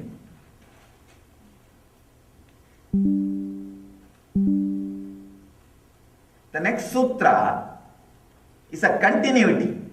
Actually, it is a same sutra. Only one small difference, technique, the difference in technique. Put mind stuff in such inexpressible fineness, above, below, and in your heart. Understand? The same technique. In first technique, Mahadeva says, experience the etheric presence above and below you. In the second technique, he says, it's actually a developed version. After you practice the first, you have to do second. You can't do second directly. He says, be aware of all the etheric connections you have. Means the etheric bodies, boundaries you have. Along with that, be aware of your boundary also. Here you need to put awareness in two places. Let me describe exactly what Mahadeva means. In the first sutra, he says, just put your awareness on mind, that is enough, I will automatically get dismantled. Because I has no individual base except the mind. The second he says, sometime you would have collected a very strong I, you don't even know the corruption, the depth of corruption which exists in that I. Beyond conditioning, you may be having some ideas. So put your awareness on that also. Understand? Two different techniques. Maybe the second technique for real thick heads. Real thick heads. First technique is remember, be aware, expand to all the psychological, emotional, etheric connections which brings you suffering. I have seen many times. See, if you can stop accumulating etheric anger and etheric lust, that is enough, you are liberated. Because the anger or lust which you can contain in this body will never be harmful to you. Will never be harmful to you. I have seen people carrying the anger which directly is not involved to their life. If somebody is killed somewhere who is supposed to be the community in which he is born and brought up, here his blood will boil. When they read the news, let him suffer. I know he should have it. Sitting in front of TV, they will be shouting. Accumulating the anger more than what you need to run your day-to-day life is the danger. Accumulating the lust more than what you need to run your day-to-day life. Some celebrity is dancing in the TV. And already you accumulated the lust, which you can't directly use in your day-to-day life, which is useless. In your day-to-day life, that lust is not going to be useful. But you accumulated that lust. Naturally, that is going to stay inside you as a blockage. If you have the lust with the person with whom you are living, which you can directly express, means useful to your day-to-day life.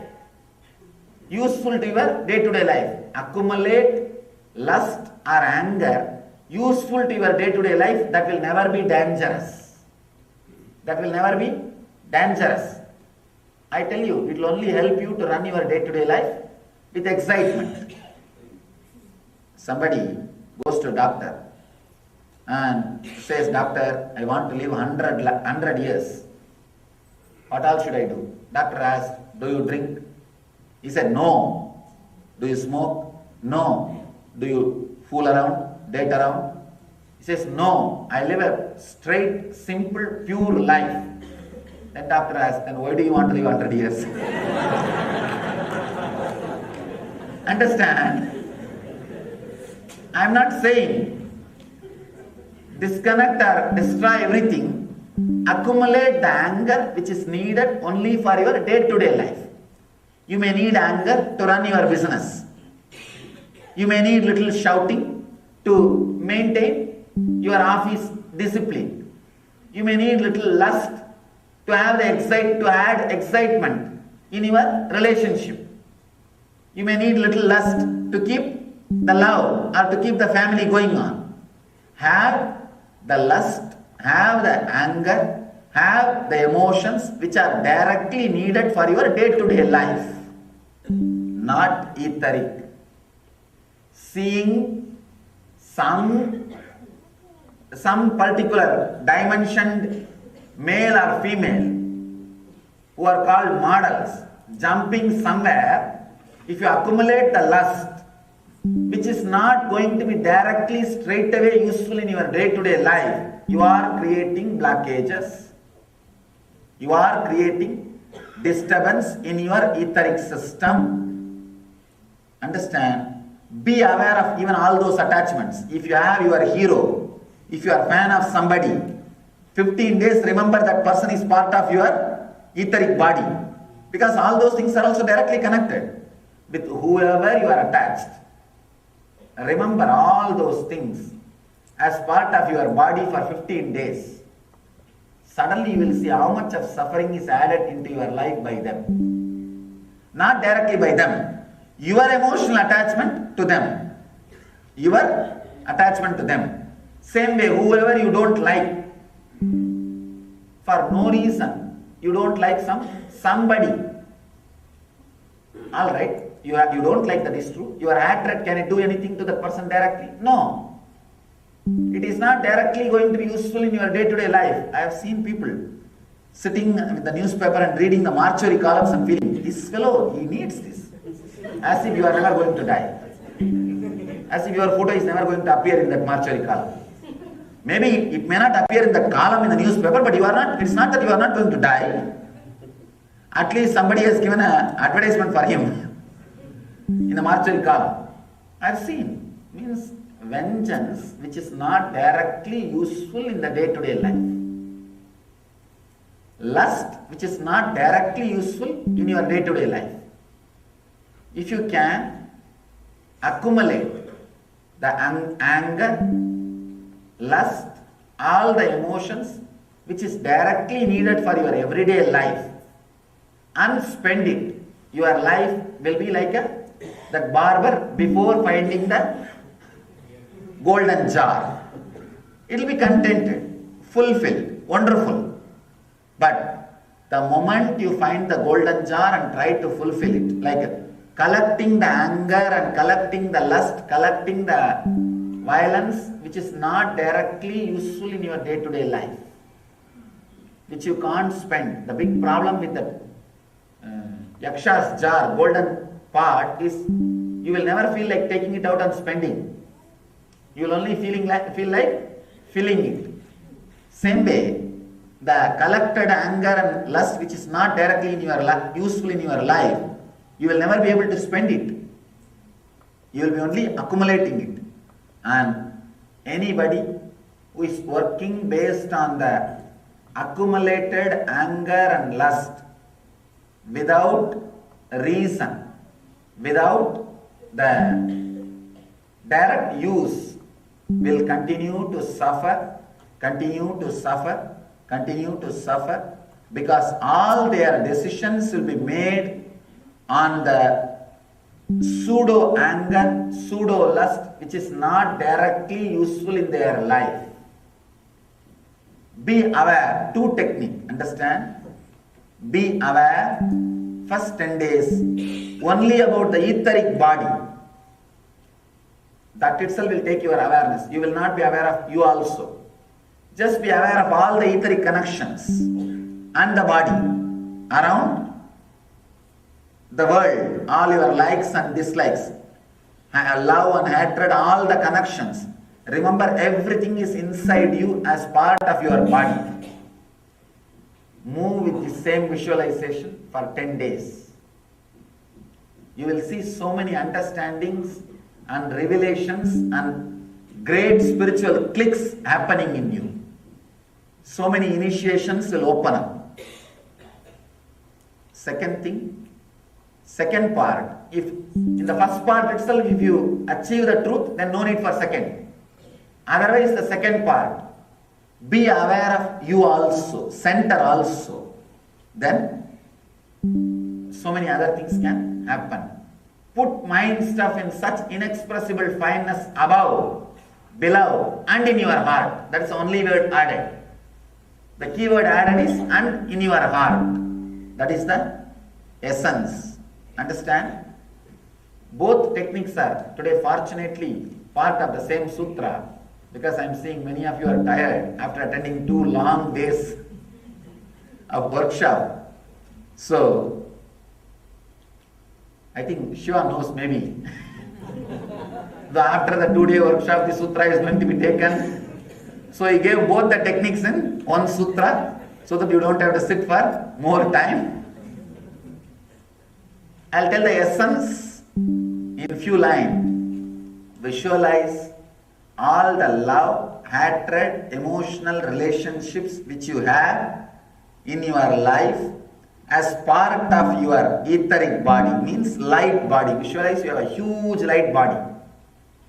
If you have somebody who is really emotionally connected to you in India, visualize you have a huge body which extends up to India, and that person is inside that body.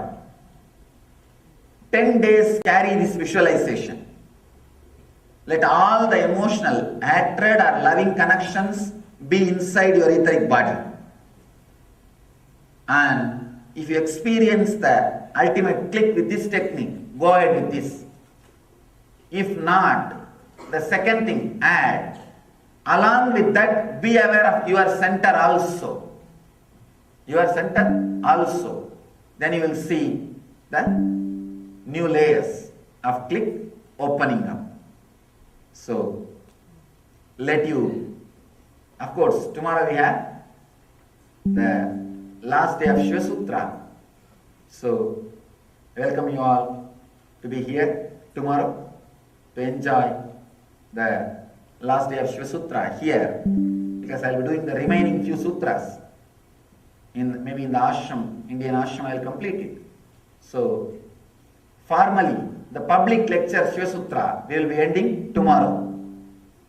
It took almost 2 years. I remember 2006, January we started, and 2007, December.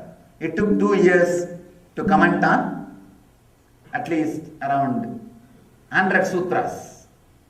We will be finishing the public discourses on Shiva Sutras tomorrow.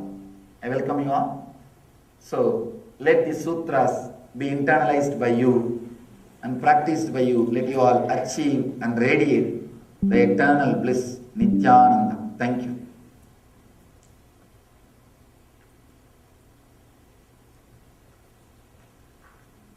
Shivoham, Shivoham, Shiva Swarupam.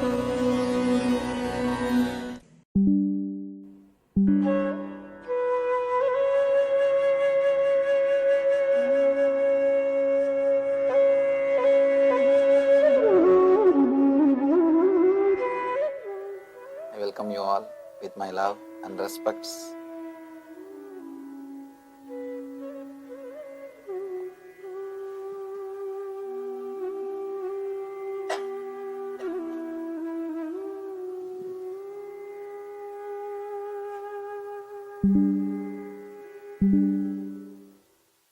Today's subject is drop your mind, find your center.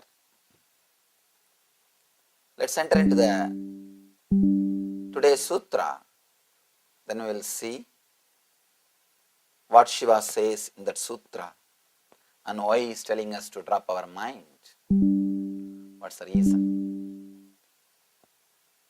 Daman Dachobha Sambuddha Suksham Tilakakritam Bindam Shikante Hritaye layante dhyayato layaha.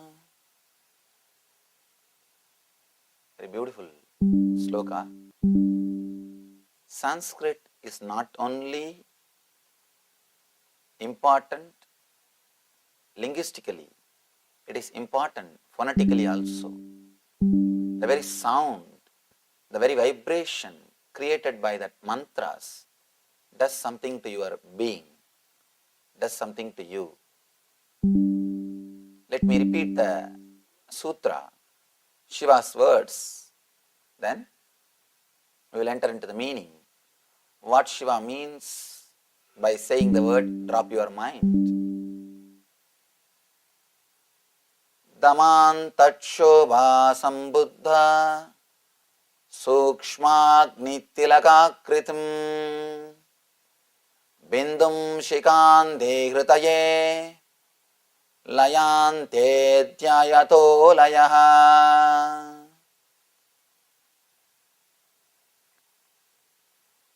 Let me give you a translation. To tell you honestly, the translation is not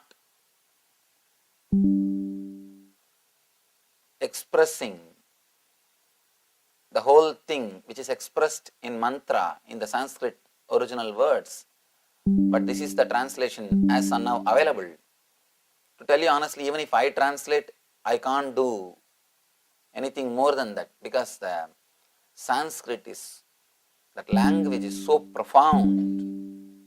It is specially created to express the inexpressible, to express the truth which can't be expressed by words.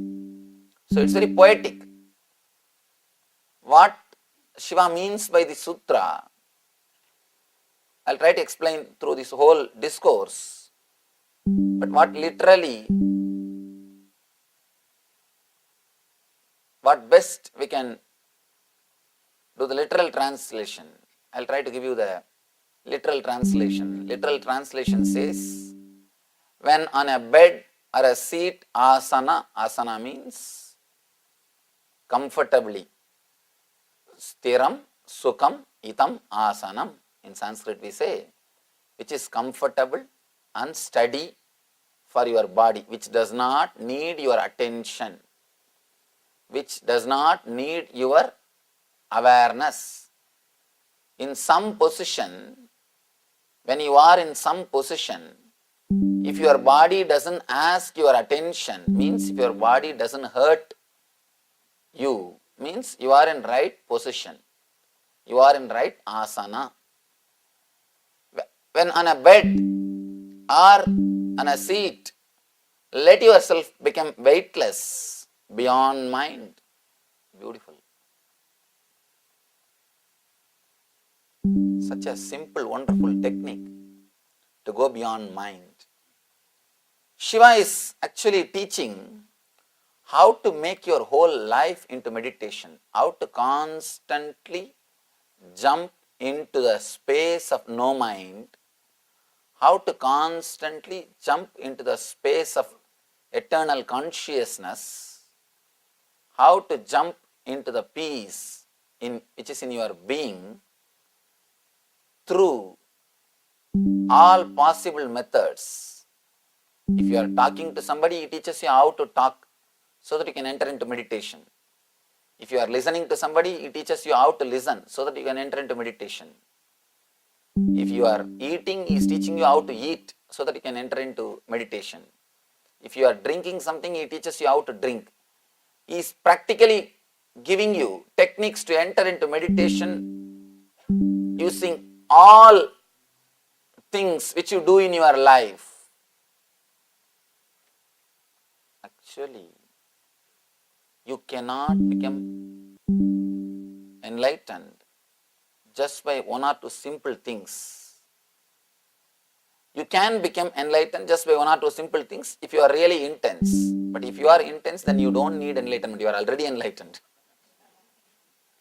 You are here because you are not complete, you are not intense. So naturally, just one or two things won't help. Shiva is here to open all possible doors. He is pushing you into that source, into your being, into that bliss through all possible doors, is the first and last master who opened all the doors. There are so many masters who opened one door, two, maximum 10. Shiva is the master, first and last, because still nobody else has done that job. He is opening all the doors. All possible doors are opened by him in this single book. According to me, this book is the unabridged dictionary of all spiritual philosophies.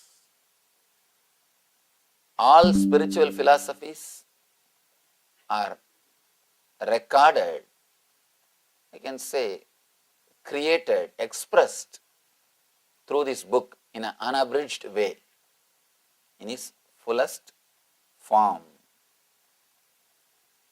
He says, when on a bed or a seat, let yourself become weightless, beyond mind. If you see Shiva sitting, he is sitting in the same way only. How he says he is sitting in the same way. That's why I always tell people, Shiva is Shiva Sutra. He is expressing his own being. You can't separate Shiva and Shiva Sutra. You can't separate master and experience. When you try to have some part of Shiva or benefits, only benefits from Shiva, without accepting his wholeness, his whole being, then you are in trouble. Somebody asked me in Los Angeles, Swamiji, Shiva is represented by phallic symbol, means sex organ in India. In India, if you go to any temple, there won't be any temple in India which doesn't have that Shiva Linga. It's a sex organ. How can you worship Shiva in this form? What is this? Please be very clear. It is not just sex organ. It is the representation of creativity, energy, from where we are all born. The energy from where we all have come out. It is the representation of our father and mother energy. The universal father and mother energy, from where we all have come out, from whom we all have originated.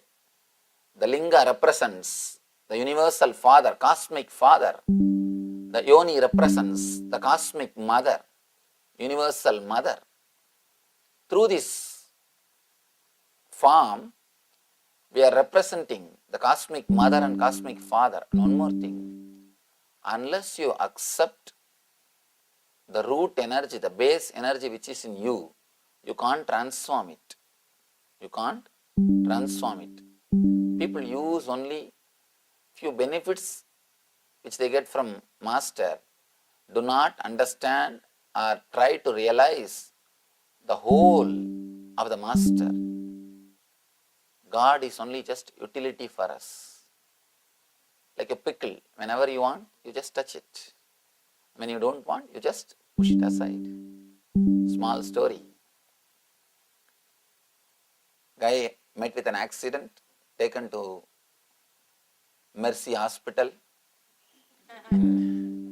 emergency room. After treatment, after 2 days, he is slowly regaining from coma. He is coming back to consciousness. Doctor and nurse, both of them are standing near him. Both of them were giving confidence to him. They are saying, don't worry, you are all right, you will become all right within few days. Nurse asked, are you covered by insurance? He said, no. Then will you pay in cash? He said, I am afraid I may not be able to. She asked, do you have any relatives? No, I have only one sister. She is also become nun in New York. She is real spinster. Nurse was really offended. She said, don't talk. Sir, I want you to understand, nuns are not spinsters. They are married to God. He said, oh, in that case, send my bell to my brother-in-law. In that case, send the bill to my brother-in-law. Be very clear. God cannot be just a utility. We are all trying to use God as just an utility. We are all trying to use the Master's utility. As long as he does and says things which we can understand and agree according to our frame, things are really beautiful. Okay. But when he does something which we don't understand, which is beyond our understanding, we are not able to understand. And we start criticizing. We start opposing. Of course, we are the one who are losers. Anyhow. Now, if you see this Shiva statue, is exactly expressing the sutra which he is speaking. Of course, you don't have to see the statue. Even if you are not able to see, it's okay. He is just sitting straight. The same way in which he is explaining. And he is represented by a sex organ, Shivalinga. Why he is represented by that organ, and why he is sitting and meditating, what he wants to say through the sutra, and how all these three things are connected is the whole discourse. Sutra says, when on a bed or a seat, let yourself become weightless beyond mind. Shiva says, becoming weightless will take you beyond mind. Let me tell you about an experiment about which I read. Around the world, this experiment is going on. Still, doctors are trying. Doctors are trying to weigh the body of the man before death and after death. Constantly they are trying to weigh, because the East is claiming that the soul leaves the body. All the Eastern masters are claiming soul leaves the body when a person dies. They just want some proof. If something leaves the body, then naturally it should become weightless. Some weight should reduce. Because according to science, everything has got weight. According to science, everything has got weight. The big problem is science has entered into the realm of only matter. Only in matter level, everything has got weight. Now they even measured sun rays, the weight of sun rays. They say 10 square miles. The sun rays which falls on 10 square miles, if you weigh them, it comes to the weight of 1 hair. Now they are able to weigh even the sun rays. They have proved everything has got weight. So now the only thing which they are trying to do, they are trying to weigh a body before death and after death, so that if there is a weight difference, if there is a less weight, then they can understand the weight of the soul. They are trying their best. All over the world the research is going on. But not only weight is not reducing, suddenly the weight is increasing. See, when a soul leaves the body, not only weight is not reducing, but weight is only increasing. Now doctors are in a big confusion. Because as far as they know, everything has got weight. And all these masters and mystics are constantly repeating, soul leaves the body when you die. Then there must be weight difference. Your weight should become a little less when you are alive and after your death. But instead of weight reducing, your body is gaining the weight. What's going on? They are not able to understand. You need to understand an important secret. This is the key of this whole sutra. Your presence is weightlessness.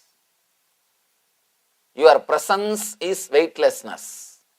Whenever you are present inside your body, you are weightless. That is why when you leave the body, it becomes more heavy. When you leave the body, it becomes more heavy. One more thing, whenever you feel your body is heavy, that part of that body is losing your presence. If you have knee pain, you have not given your presence to the knees. That is why that portion is heavy. If you are feeling heavy in the stomach, you have not given your presence to stomach. That's why that part feels heavy. In every part, you feel heavy when you don't give your presence to that part. That is why when your presence leaves your body gains weight. Means your presence is weightlessness. By the very nature, your presence is weightlessness. When the weightlessness leaves your body becomes heavy. Not only with human beings, even with animals they are experimenting. They are experimenting even with animals. The moment the animal dies, the body becomes heavy. One more thing, and this is the amazing thing. Even before chemical change starts happening, you may say because of some chemical changes, the fluids may become solid. That may be the reason why the weight is increasing. Doctors are saying even before the chemical changes starts happening, the moment the person is dead, immediately, because the chemical changes, it takes at least 3-4 hours. Even before the chemical changes starts happening, the weight is increasing. Still they are not able to find the mystery behind this research. They are yet to catch up with the spirituality. They are yet to catch up with the spirituality.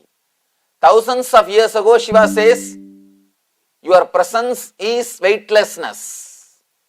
Now, with so much of research, they are proving the same thing. They are proving the same thing, but the problem is they are not able to clearly create a formula, technology out of this truth. Shiva has not only said the truth, he has created a beautiful technology, practical way to use this truth. He has created applied science also. Actually, all scientific discoveries, when they are doing, the person who discovers, the scientist himself is not aware of the utility or the practical application of the research or what he has discovered. Later on they start using it, applying it in the life. Only then the person who invented suddenly realizes, oh God, there are so many ways this truth is getting used.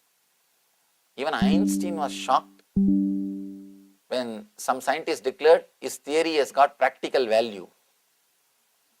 In some of his letters he writes, I never thought it has got some practical value. I always thought it has got only theoretical value. Like a Big Bang theories. There are so many theories. Just yesterday I read a beautiful article. They say that now they are coming up with more and more evidence in NASA to prove in less than a microsecond, from subatomic level to macrocosmic level, the whole universe has happened. The whole universe happened from subatomic level to the macrocosmic level, to the whole universal level in less than microsecond. They are describing in a very detailed way what Taittiriya Upanishad, one of the beautiful Upanishad, it says, Atmanah Akasha. From Atman, Akasha just appeared. Akashat Vayuhu. Vayor Agnihi, Agner Apaha, Apa Prithvihi, Prithivyor Annam. He says in Taittiriya Upanishad, the great seer, Rishi says, a great saint, he says, just like that, without any gap in time or in space, simply the space exploded from consciousness. From the space came the air. From the air came Agni, fire. From fire came water. From water came earth. From earth came the life or the source of life, the seed of life. Vedas always believed, and they are always telling the universe happened just like that. They say just like that it happened, it expressed, it exploded. Now the NASA is saying the same thing. They say less than microsecond. I don't know how you will measure less than microsecond. But they say less than microsecond only it took for from subatomic level to the macrocosmic, universal level. Just like that it happened. Anyhow, whatever the scientists are trying to prove, not only the truth, the application of the truth, both are presented by these great masters. Shiva says, your presence is weightlessness. Your presence is weightlessness. Let you be very clear. This is an important key to understand this whole sutra. Daman Dachobha Sambhukta Sukshmagni Tilaka Kritim Bindum Shikante Hridaye Layante Dhyayato Layaha. Layante means non-existence or weightlessness. Even weightlessness is not a right word because I don't have any other word, I am using that word. Please understand the truth which I am expressing, which I am explaining. That will give you an idea. Beautiful sutra. Layante dhyayato layaha. He says, become weightless and enter into the laya, means beyond the mind, the weightless space itself. Let you become weightless and enter the space beyond mind. The key is your presence is weightlessness. You can see in your life, if you are feeling heaviness in some part of the body, you have not given your presence to that part of the body. You have not attended that part of the body. If you have a knee pain or stomach pain, just put your awareness on that area for 10 minutes. Simply you will see the pain will disappear. I tell you, because not only I practiced, there are so many of our devotees, disciples who are doctors, medical doctors have practiced this technique. And they say it really works, Swamiji. All you need to do is, where you have pain, just put your awareness in that area. Do not remember the word pain, just drop that word and look what is happening in that area. Just see what is happening in that area. Just relax.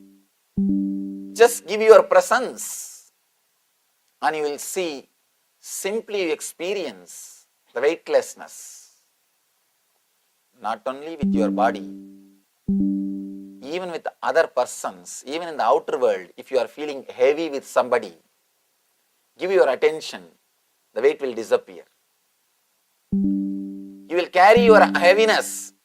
As long as you don't have courage to give your attention to that person, as long as you don't have courage to open with that person, if you can open up and drop the heaviness, you will see even your relationship becomes weightless. You will not have weight in your head. all your ego is nothing but you not giving your presence, you not giving your awareness to that part of you. Wherever it hurts, whether it is physical, mental, in relationship wise, give your awareness, give your presence. Immediately that hurting will disappear.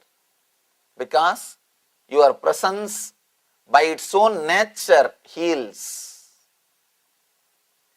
Your presence, your very presence has got the power to heal.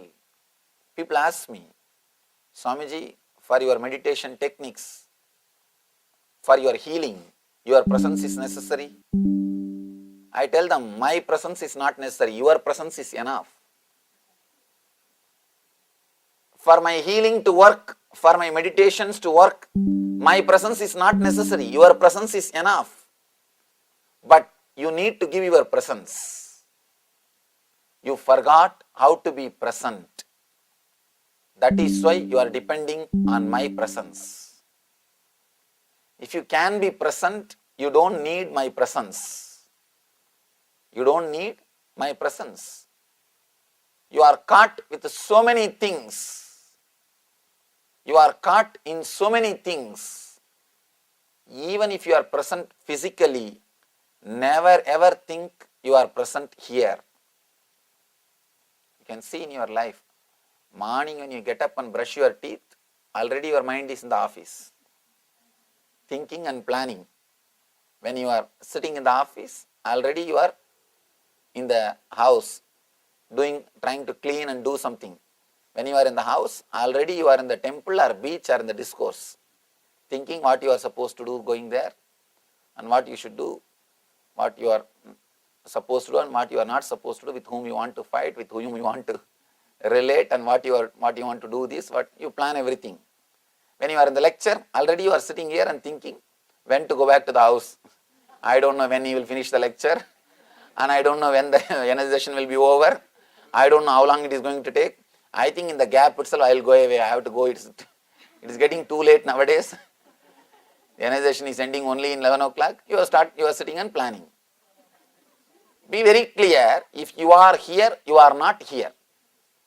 That one thing is sure. If you are here, you are not here. You forgot how to be present. You forgot how to be simple. You forgot how to be relaxed. You forgot how to be. That is why you are constantly dependent on my presence. If you can relax into your presence, you don't need my presence. Shiva says, your presence is weightlessness. Layante means nothingness, disappearing. By your very presence, you are weightlessness. For example, feel how a cow is lying and he is there, he is eating, he is swallowing, he is drinking, but there is no being inside. He has got life, but there is no individuality. There is no personality. For your body to carry its regular things, for your body to live on this planet Earth, you don't need personality. You don't need individuality. Your body can be alive on this planet Earth without personality. Let it be very clear, constantly you are frightened, threatened by society unless you carry your identities, unless you hold on to your identities, you cannot protect yourself. But it is your identity which creates all physical and mental sickness. When somebody gives you torture, when somebody gives you suffering, you feel sick of them. But one thing which gives you constant suffering, which nags you whole day, you don't feel sick of that. That's your identity. Constantly you are being nagged, beaten, tortured, but you don't feel sick of it. Because society has taught you, without it you can't live. Without it you can't live. I tell you, without it you will live in a much more beautiful way, in a much more wonderful way. Whenever it is necessary, automatically your biointelligence will awaken. Even if you have to fight, automatically your being will fight. Whatever has to happen, those words will come out, that body language will express, and you will relax. You will not be bothered. You will not carry that constant irritation. I have always seen people who do rehearsal to fight, when they are on the spot, they will not be able to fight, because all the arguments which they prepared will not come to their memory. They would have prepared all the arguments. I have always seen his wives or husbands, after the fight is over, when they are sitting in the sofa in different rooms, that time all the arguments which you thought you should, which did not come to the memory, will come back. See, Doobie is telling, yeah. Whatever arguments which would have helped you to win, or you think would have helped you to win, which did not come at that time, will be coming in when you are sitting alone. And you will be ready with all these arguments. When he comes back from the office, you will start again. And suddenly again you will see, after 2-3 statements, you forget the big project or which you prepared, or the big file which you prepared. It's not there again. And you wait. Again that night you will be sitting and doing your homework, remembering everything. And next day morning when you start again, you will miss. Person who fights with individuality, means having an individuality and fighting. Even fighting you won't be able to do properly. Let you be clear. You always think with individuality you can protect yourself. You can't. Because with individuality, constantly you are dependent on your past experience. You are preparing arguments. If he says this way, I will tell this way. If he talks this way, I will talk this way. If he comes this way, I will come this way. You are ready with some 10-12 type of arguments. And one important thing, present is never going to be like a past. Even if he even if he comes with the same argument, sometimes just because of your pressure or tension, you will not have exact counter argument. After fighting, after 1 hour, suddenly you will remember, Arey, this is what I thought, now I forgot. You will be sitting and repenting. I think all of you will be able to relate with the example what I am saying. All of you would have gone through the same. Let it be very clear. Even in your life, you cannot protect you if you carry the identity, if you carry individuality, if you carry personality, because it is completely related to past. It is nowhere related to present. It's nothing to do with present.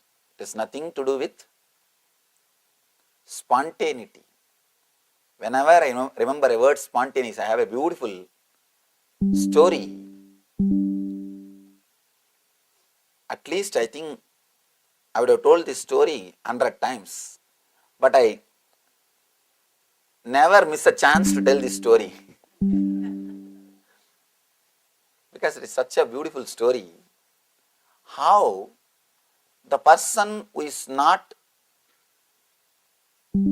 cultured through education or so-called civilization, how they have sharp spontaneity. You can always see person who has not gone through the so-called culture or so-called civilization, so-called education, so-called trainings, he will be more spontaneous and alive. He can handle things in a much more straight way. Because all social training is nothing but training to prepare yourself before entering into the situation. Forget about fights. Even when you go to meet your friend in the car itself, you will be preparing all the dialogues.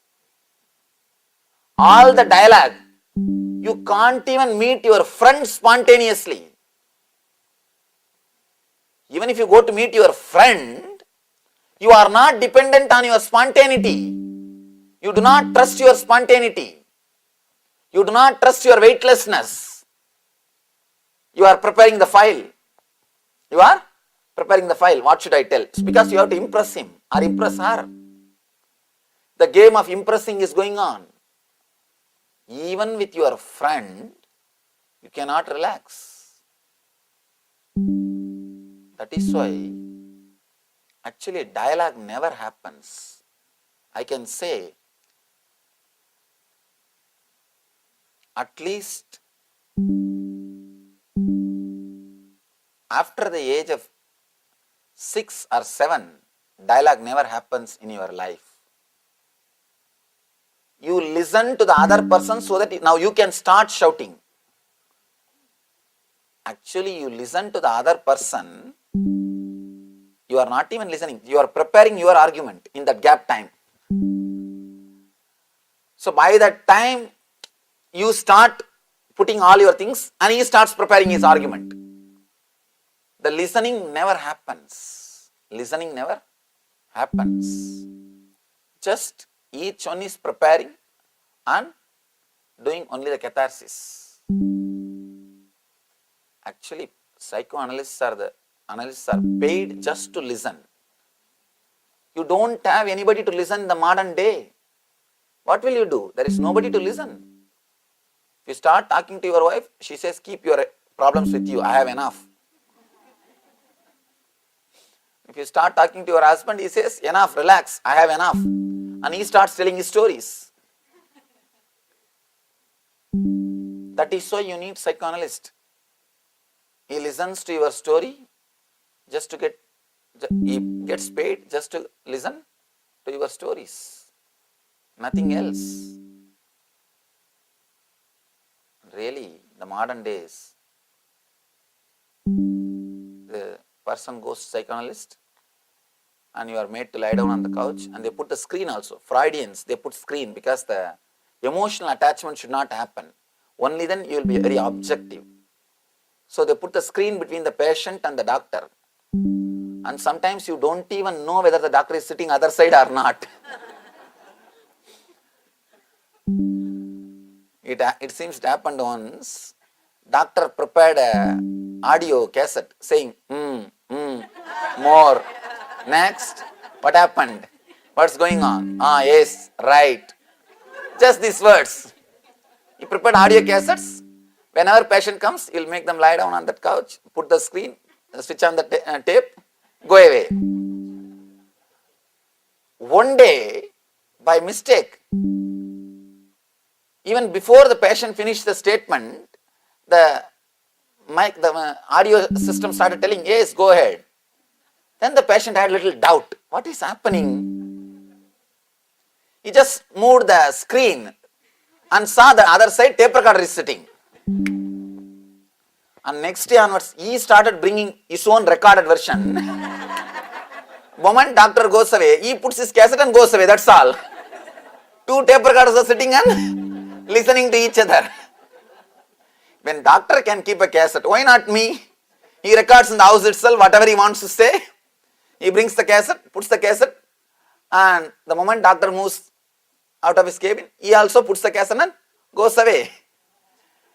It is nothing but two tape recorders listening to each other. Actually, man has become never so poor in the whole civilization like 21st century. In 21st century, he doesn't have even people to listen to him. Forget about healing him. He doesn't have people even to listen to him. Over. He is completely out. I don't know what is in store or what is next. I think nothing more can happen. Nothing more can happen. One thing we can all be sure, nothing worse can happen now. Everything has been done. Nothing more can be done. Nothing more needs to be done also. Nothing more needs to be done. Anyhow, Shiva says, by your very nature, you are weightless, spontaneous. If you are feeling one important technique, if you want to find out whether you are egoistic or not, if you are constantly having a heaviness around this area, if you are constantly remembering your head, be very clear, you have tremendous ego. If you are aware of your head, let you be very clear, you have ego. You may say, sometimes I don't feel aware, I am not aware of my head at all, Swamiji. When you laugh loudly, when you are dancing, when you are sitting with somebody with whom you feel connected, your beloved, rarely with your husband, or rarely with father or with mother, when you are really opened yourself, at those few moments you won't feel the boundary of your head. You won't feel you have a head. You will feel the weightlessness. Those moments really you are experiencing meditation. Those moments you are having the glimpse of meditation. When you are loudly laughing or dancing, not to show to anybody, or not as a professional dancer, just jumping for no reason. See these kids whirling, they don't whirl so that somebody will pay for them. They don't whirl, after that they can collect a ticket. No, just jump, just whirling, just out of joy, just out of celebrating. Just because 4 or 5 are there and you can see each other in joy and you can just see the other smiles and just you are sharing the smiles. Just you are inspired by the smiles. When you jump around, same way, when you paint, just inspired by smiles. When somebody sees and enjoys, if you are inspired just by that smile and do something, you will feel the boundarylessness in the head. You will be spontaneous. As long as you are aware or you have boundary, you are pressured, you can't be creative, you can't be artistic. There is a beautiful story, Zen story. Disciple, great painter, was asked by the master to paint the master. Master is sitting, disciple is painting. Whole day he painted, finished the painting. When he showed the painting to the master, master first thing he did, give a big blow. Simply kicked him. In Zen masters are not so-called cultured or polished. They will straight away work. They don't talk much. They don't waste time in talking. The disciple was shocked. What is this? What have I done? He said, fool, don't paint you, paint me. Don't paint you, paint me.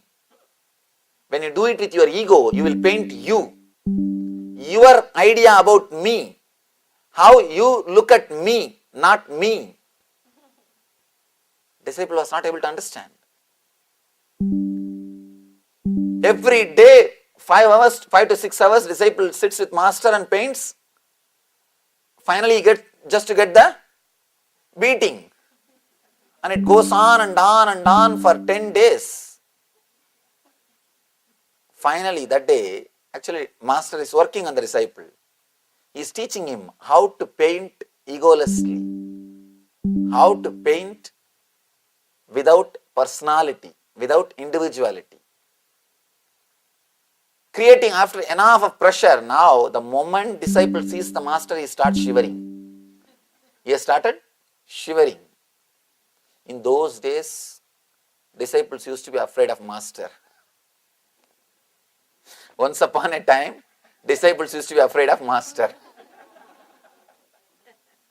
Anyhow,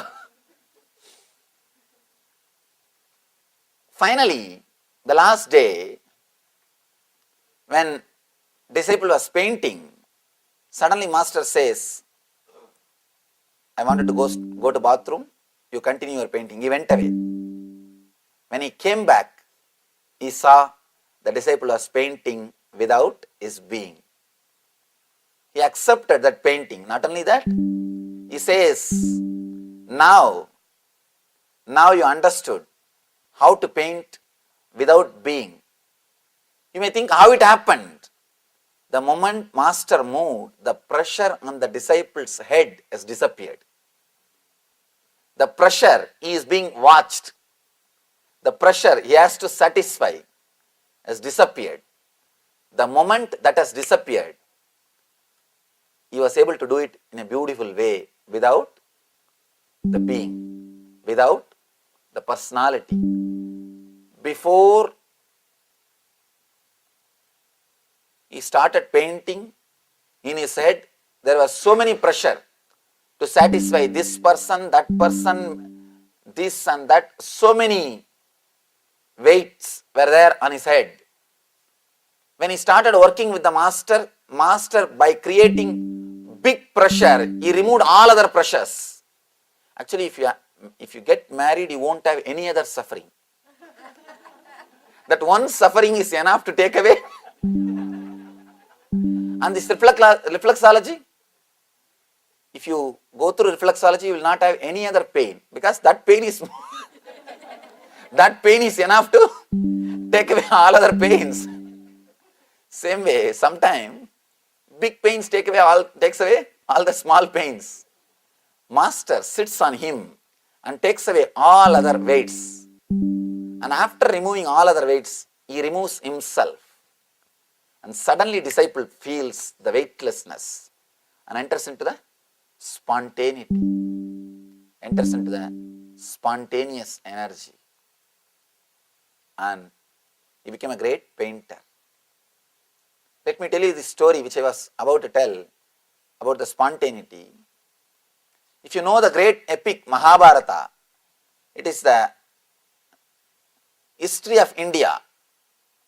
If you read that book, you will be able to understand this story, because this related to that book.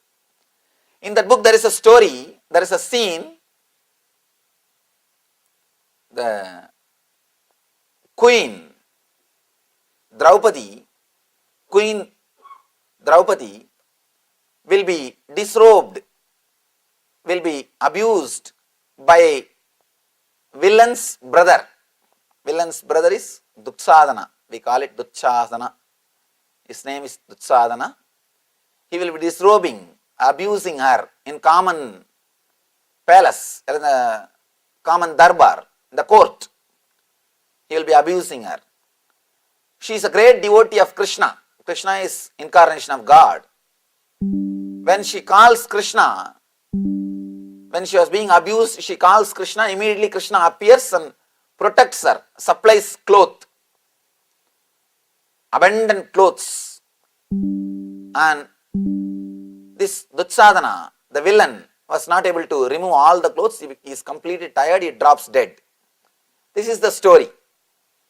According to story, the villain will be disrobing the queen.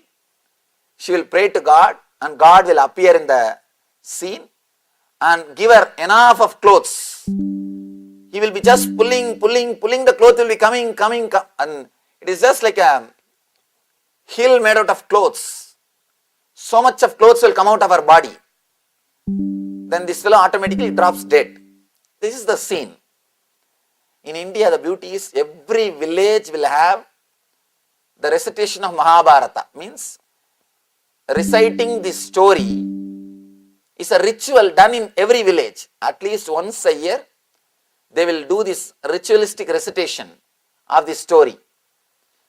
And no mic or anything, just they will get into the stage and start singing or shouting.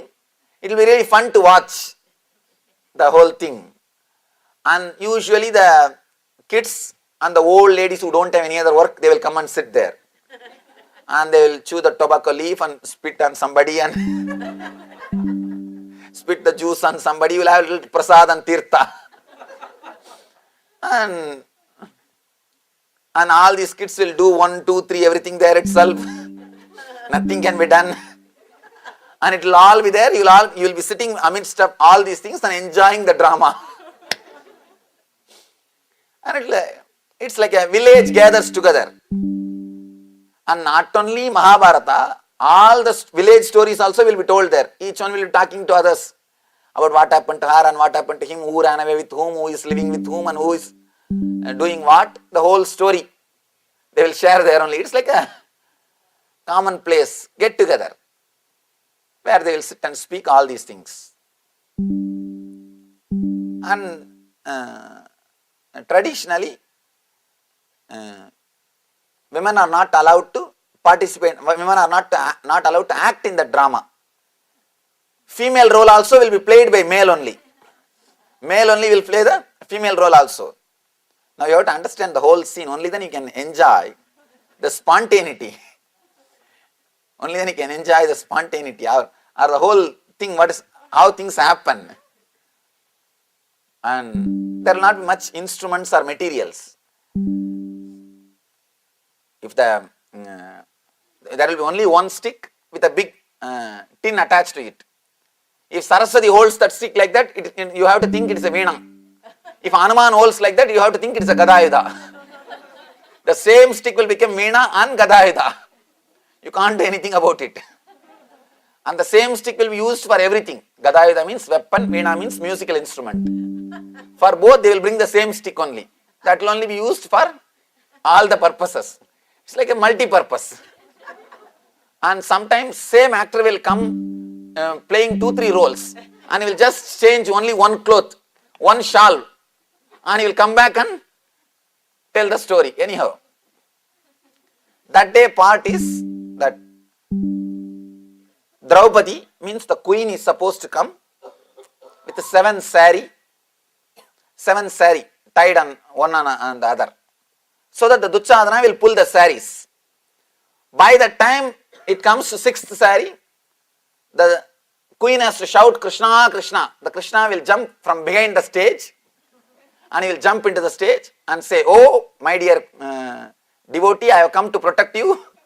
You are protected." Immediately the villain has to act as if he is tired, and he will drop dead. This is the story. By mistake, the villain forgot the count that day. Instead of pulling only the 6th sari, till the 6th sari, he started pulling the 7th sari also. The queen is wearing 7 saris. The villain is supposed to stop at the 6th sari. Until 6th sari, the queen will not call Krishna. She will be telling something Madhava, Madhusudana, Keshava, some other names. Only when it comes to the 6th sari, only when the villain is little tired or acts as if he is tired, she will call Krishna. Then Krishna will jump from the stage, from behind the stage. He is standing behind, smoking beedi actually. I am telling you the whole scene, what is going on there. And Krishna is standing with his mukuta and flute in one hand. Flute means the same stick. And he is just enjoying the smoking the beedi. Beedi means the village cigarette. And he is enjoying the beedi, waiting for call. And this villain forgot the number count. And he is pulling the 7th sari also. And suddenly Draupadi realized the 7th sari is being pulled. And because the 7th sari is being pulled, instead of calling Krishna, straight away she started kicking Duchadana. She started kicking the villain. Hey, leave me, hey, leave me. According to we were all surprised. What is going on? Usually the fight is not supposed to happen. How can queen fighting with villain? It doesn't. She is supposed to call Krishna, Krishna. Instead of that, she is straight away attacking the villain. And the fight has started. And this villain guy also did not understand what is going on, or he is doing some mistake. Somehow, finally, in that whole mess, he pulled the 7th sari. Now she is standing with a trouser. on the stage, in a public stage, above the hip, female decoration, female makeup, with all the female dress and female jewelries, hair and the flower, everything is female, with all the traditional turmeric powder and decoration. And below with a trouser he is standing on the main stage. Behind that Krishna is looking through the screen, still why I am not called, with a beadi. With a beadi he is standing and looking through the screen. Why still I am not called? What is going on there? What is going on? And the whole villagers are laughing. Because the whole thing is now messed up. She is supposed to be women. Actually, male only act the role of female also. Now he is standing half male and half female. And Duchadana suddenly realized the mistake. Suddenly he realized the mistake. Seventh saree has been pulled. Now he has to drop dead. He can't drop dead also unless Krishna comes. Unless Krishna comes, he can't drop dead. Now the whole scene is confusion. Now what to do? But the spontaneity of this Draupadi, suddenly she said, Krishna, just because you cannot come, you made me into male, you converted me into male and saved my shame, saved my prestige. Oh Krishna, you are so powerful. Just because you could not appear on the stage in proper time, you are busy with your beadi, you made me male and saved my prestige. You see, the statement itself is not a big thing, but spontaneity. In that situation, if you get angry, you can't do anything. If you are taken away by shame, you can't do anything. You can't do anything. You can't do patch up. All you need is spontaneity. If you understand how these dramas are done in India, you will be able to enjoy. You will be able to, if you can remember the scenes, you will be able to enjoy. The whole thing, just by single statement, she has made the whole thing straight. And the whole villagers now started laughing at her statement. They forgot that there is some serious mistake done in the drama. The idea that there is something wrong happened in the drama has disappeared from everybody's mind. Now everybody is involved with only that fun. The whole atmosphere has changed just by one statement. This can happen only when you are spontaneous, not when you carry identity. When you carry identity or personality, you will only be fighting or trying to pick up that saree and tie yourself. And how will you cover? Because everything is open now. After that, what will you cover? And nothing can be done. The behind the Krishna is standing with the beadi and slowly looking through that screen. And that smoke is also coming through that screen. Smoke is also coming through that screen. Only through spontaneity, this kind of situations can be handled. In life also, you can't live your life completely with your prepared dialogues. With your prepared dialogues. You can't live your whole life with your dialogues. Do not write the story before things happen. You always write your story before that itself and try to enact the story. If you don't write your story before entering into the situation, you always write the story. You will always write. You are ready with arguments. You are ready with words. You are ready with everything even before meeting your friend. Even with your friend, you are not spontaneous. You are prepared. Now you just go with your big sheet, big paper. You go with your big, huge storybook and you exactly enact.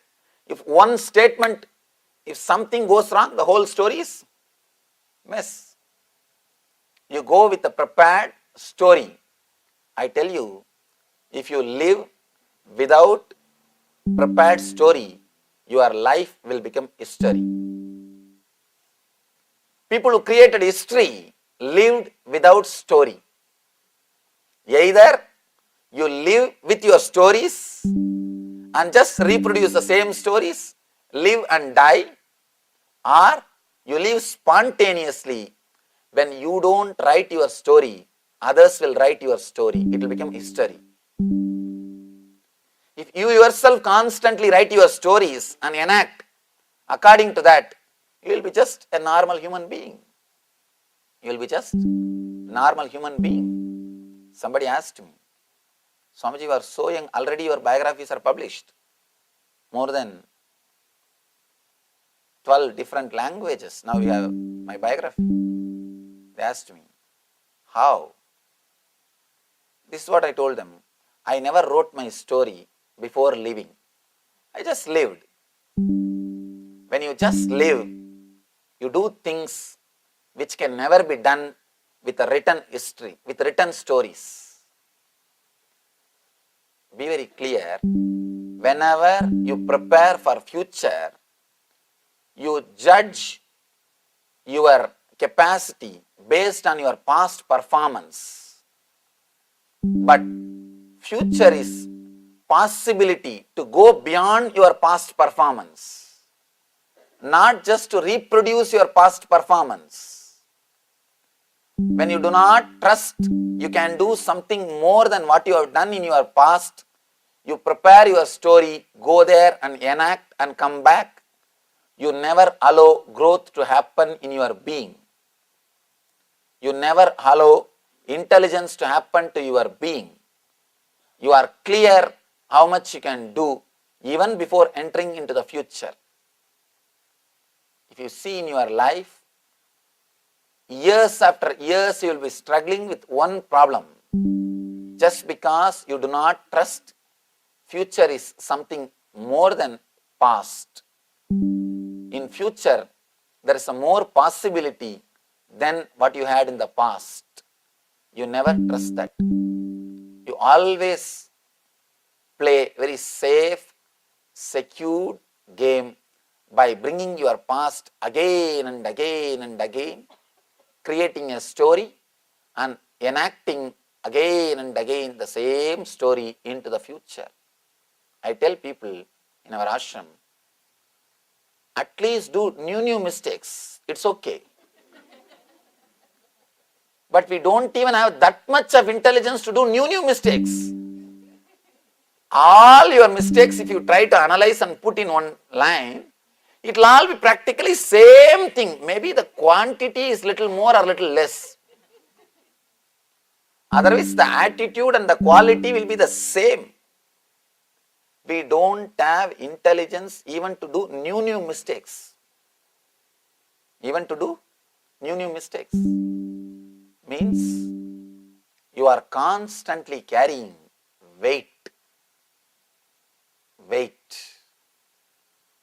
The weight of the past. Shiva says, when on a bed or a seat, let yourself become weightless beyond mind. Bindum shikante ritaye layante dhyayato layaha. He says, just be dot, a dot which has disappeared, the small dust atom which has disappeared, which doesn't exist, weightless. Damantat shobha sambudha sukshmagni tilakakritim bindum shikante hritaye layante dhyayato layaha. Beautiful sutra. I'm just trying to repeat the sutra so that let all dimensions of this aphorism be explained to you. Even if I missed one or two dimensions, I wanted to bring it back again. I want to tell you. One more thing. Your body is matter. Your presence is energy. Your presence is purely weightless. When your presence leaves your body, the body becomes more heavy. Your body becomes heavy. Let you be clear, the presence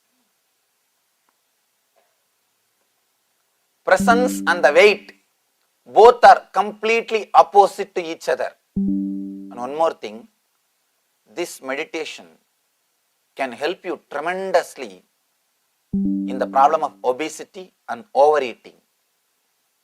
You constantly eat too much because some way you do not have your presence inside you. The matter attracts more matter, material attracts more material, weight attracts more weight. Even in the physics, mass attracts the mass. Why do you think the planet Earth has got gravity force? Mass attracts mass. If you don't have your presence in your body, you are just a mass, nothing but a mass, matter. It attracts more matter. You may fill yourself, but you won't feel fulfilled. With presence, if you eat, even with little, even with less quantity, you will feel fulfilled.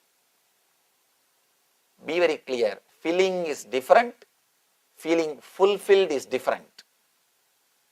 Filling is totally different, feeling fulfilled is totally different. I request all of you, if any of you have obesity problem or overeating problem, means everybody, do this simple technique just for 5 minutes. It's not a big thing. You don't need to do this technique whole day actually. It is a very simple, very beautiful technique. Today we will practice this technique. Before eating, but before eating anything, that is the problem now. Because we don't eat once or twice a day. There is no difference between cows and us.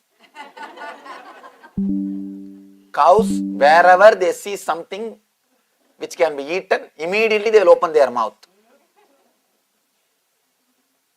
Human beings also become like that. No time. Even while walking and driving in this country, I saw even when they are driving, they are eating. Because that kind of food is available. And if you don't have time to eat, and then just have a Coca-Cola, that glass, that bottle, Coke bottle. Coke bottle you don't have to hold actually. You can use one hand and put on that steering and drive and drink. Constantly something is going into the body. Constantly the matter is attracting the matter. The material is, mass is attracting the mass. Before eating anything, try to do this meditation, but don't do it in your car. At least before morning breakfast, noon lunch, and night dinner,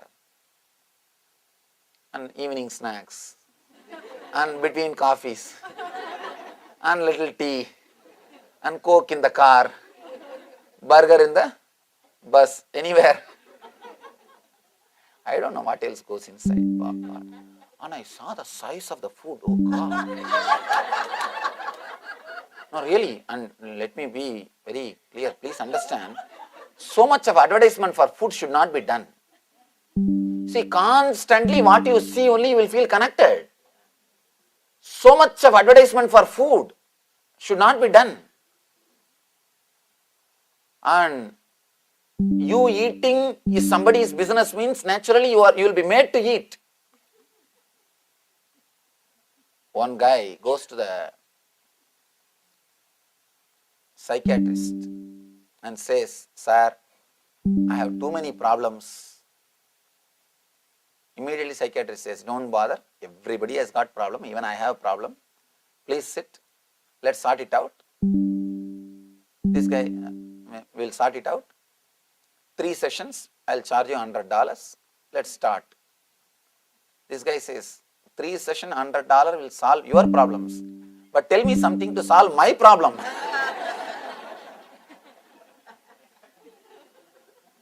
Tell me something to solve my problem. Be very clear. So much of advertisement for food because you eating is somebody's business. It is dangerous. It is dangerous. Constantly, without even your knowledge, without even your consciousness, so much of advertisement for the food. You start meditating on food. Eating becomes a religion. You start meditating on food. Continuously you are meditating on food. And the quantity is served also. Naturally, when you buy it, what will you do? How can you waste it? I tell you, if you throw the food in the dustbin, only food will be wasted. If you dump it in your stomach, the system also will be wasted. Never feel that you are wasting food. The moment you feel enough, just throw it in the dustbin. Only food will be wasted.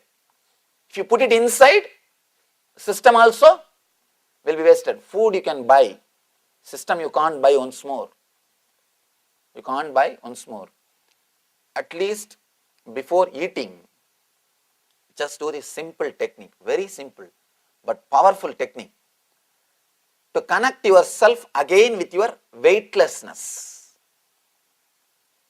Whenever you are in ecstasy, you are in joy, you can always feel you are weightless. You are light. You always say, I feel like flying. I feel like flying. I just saw an article. A lady in Bolivia, she is able to fly 4 feet when she is in meditation. And around the world, hundreds of these yogic flyers are showing. But of course, they are not able to fly when they are not in meditation. Only when they are in meditation, they are able to fly. Reason is you become weightless. And whenever you become weightless, you enter into meditation. I myself have seen personally, when I was 5-year-old boy, one great yogi, Raghupati Yogi, his name is Raghupati Yogi. He lived in Thiruvannamalai, my native place, Arunachala. There, he used to teach yoga and meditation, all those things. If you see in my biography, it will be written, my first photograph at the age of 9 is taken by him only. He only took that photograph. In India, photographing is not very popular. In those days, especially 10, 20 years ago and all, photography was not popular. It will be black and white photograph because those days color photography was not available in a common way for everybody. In big cities, 1 or 2 studios may have it. But in villages, only the black and white. That's why you will see that only black and white photograph will be there at the age of 9. And it's not common to go and have photograph and all. And it is a very rare thing and you have to spend a lot. In those days, just for that one photograph, 100 rupees has to be spent. 100 rupees is a big money in India. And especially at 20 years ago. Now I am 29. When I was 9, 100 rupees is a big money. Photography means actually when you get married, maximum they may take 2 photographs. Before and after. AM and BM. Anyhow. And that much only. It's not a common thing. And he photographed me. And I was surprised. And it's a big fun also. You being photographed is a big thing in those days, especially village. Village means, when I was living in my village, only 3 automobile vehicles will enter into the village per day. Whole day only 3 vehicles will enter. Morning 1 bus, evening 1 bus, noon time 1 bus. If morning bus comes, we all know that we should go to the school because the whole village is 4 street. We will run to the school. Noon time bus means we will come away from school. And usually people don't wear watches and all. Watch and clock, all those things are not common. And evening, noon time bus means we will come back from school. Evening bus means school is over. That's all we know. And the bus, that conductor also knows when he enters the village, he has to honk, because the school teachers will know the time. That is the way schools will run. When he enters the village, he will be honking. And he has to honk because people will be playing in the road. You can't think it is a road and all. Kids will be playing in the road, and not only playing 1, 2, 3, everything will be in the road only. 1 or 2 or 3, everything will be in the road only. So he has to come, and that kind of village. And in that kind of village, photographing is too big thing. I asked him, why are you photographing? Why are you spending so much of money? 100 rupees is something like 2-3 months. A person, if he works, he will make that 100 rupees. 2-3 months. If he works, he will make that money. He told me, you don't know now the importance. The future will thank me just for this photograph. And he wrote that behind that photograph. Still that is there in the ashram. He wrote that in that photograph, future will thank me for this expenditure. And the whole future, the humanity will celebrate this photo. I know, that is why I am taking, I am spending. And this yogi used to fly. I have seen with my own eyes he flying. When he sits in the meditation, and he will close his eyes, and like a iron rope, the copper wire, he will tie that copper wire in the anahata region, in the chest region, so that he can hold the breath, prana. He will tightly tie it. He will just take a deep breath and tie it.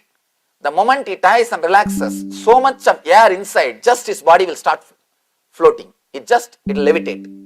Once he levitates, he will relax it. Means it's like a taking off. Then he will be there in the same space. Then after, he will remove that wire and he will be there in the same space. He will just be there. And he will just be there for hours together, like a floating in the water. He will be floating on the air. And he will tell all the small kids to go under him and come out to see whether anything is there.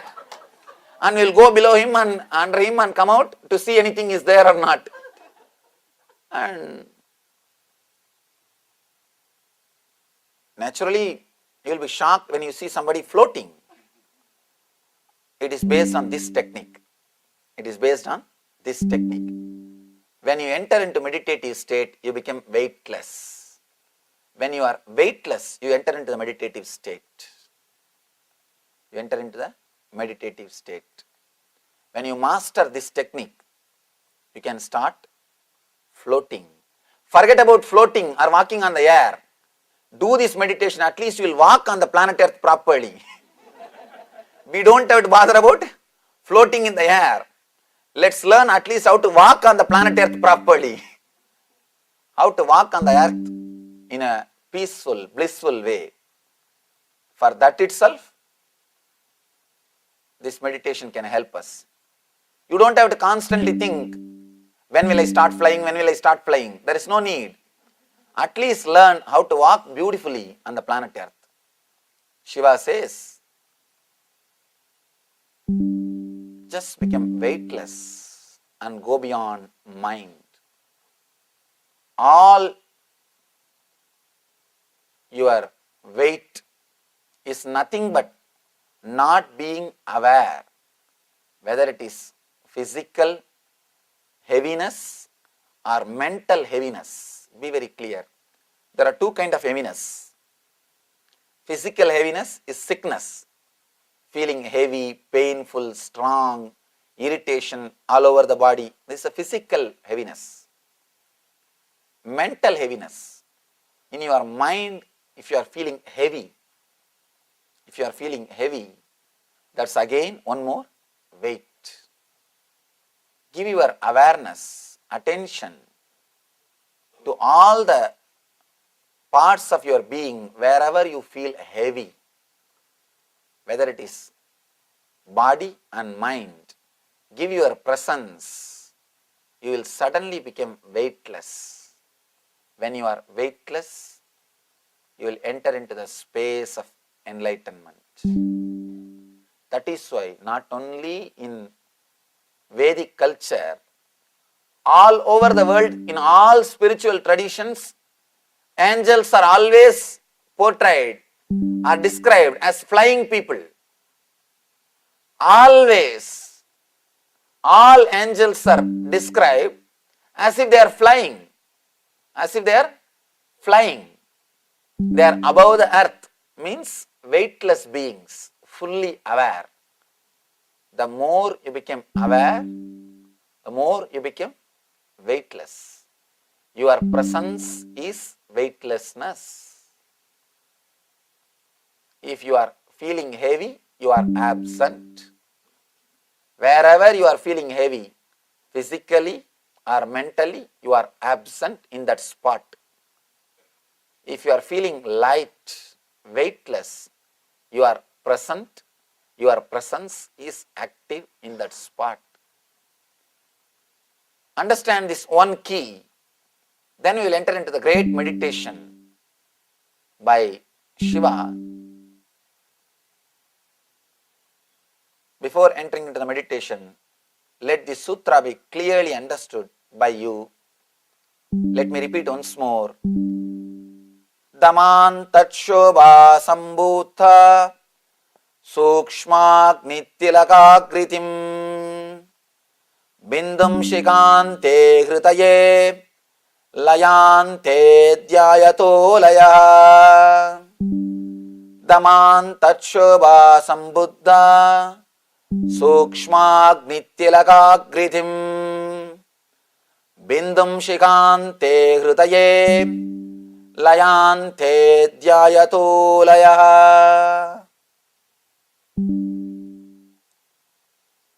Kids have no ego. That is why when they fall with the same pressure from the same height, if you fall, you will break your bones, you will hurt yourself. But kids won't hurt themselves. You can see in your life, the same height, same pressure. If you fall, you will hurt yourself. Kids won't hurt themselves because they have nobody to hit the planet Earth. They just fall like a flower. When a heavy thing falls on the earth, it will break itself or it will crush itself, it will damage itself. When a flower falls on the earth, neither the earth will be damaged nor the flower. Kids are like flowers. When they fall, they don't hurt themselves. Let yourself become weightless, beyond mind. Actually, if you learn this simple thing, you can sit for hours together without feeling the heaviness in you. Sometimes you may not physically feel, you will start mentally feeling the irritation. Without feeling the both, you will be able to sit forever, for a quite long time. You will be just weightless even after your fights. Even after your arguments, you will be just weightless. You will have so much of energy, you will be just weightless. Now, it's a beautiful sutra. But even now I don't feel I have given the complete truth explained by the sutra because it has got so many different meanings. Wish I could speak in Sanskrit or wish you could understand in Sanskrit. But it is not possible. The language is not used by common man because the language is too poetic. He says, Layante dhyayato layaha. The way in which this grammar is, these words are created, it says, when you become weightless, you go beyond mind. When you go beyond mind, you become weightless. Weightlessness is the path and the goal for going beyond the mind.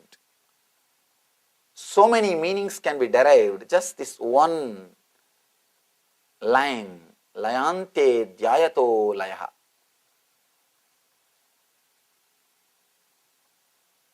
One more important thing, your body is made out of memories.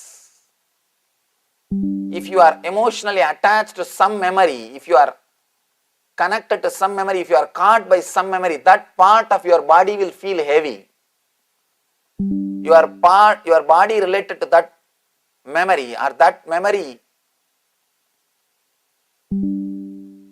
the part of your body which is directly connected to that memory will start feeling the heaviness.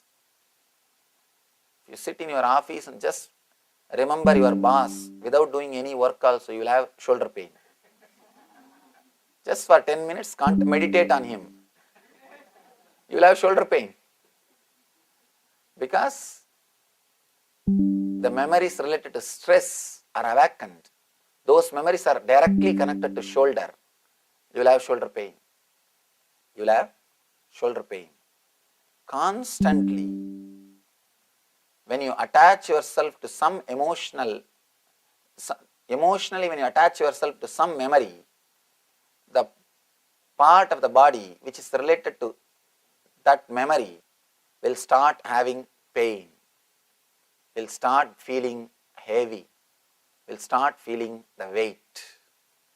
Now Shiva says how to become weightless and how to enter into the space beyond mind, beyond memories.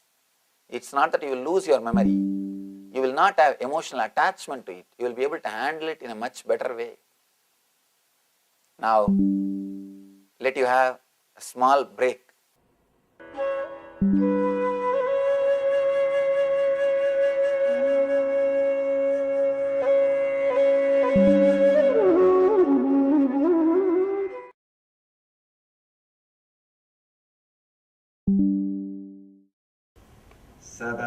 Shiva Samarambam Shankaracharya Madhyamam Asmadacharya Paryantam Vande Guru Paramparam.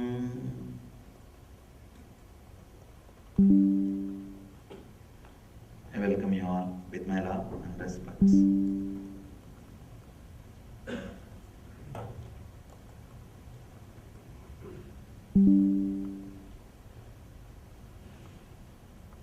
Let's see the questions.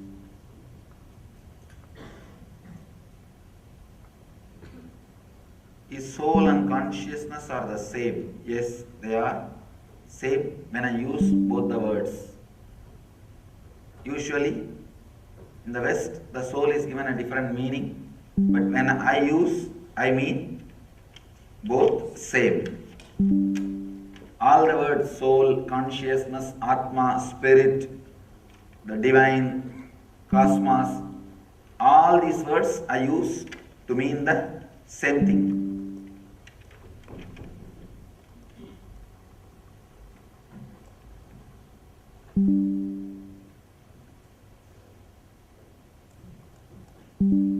I understand when soul leaves the body at this time of death, it carries all karmas and sanskaras. Does it find a new body according to these karmas? Or it can find any body? No, it finds the body based on those samskaras. Not. See, samskara means your desires. What you really wanted. What you really don't want also defines what you wanted. Understand? That's a important understanding you need to have about this karma and samskaras.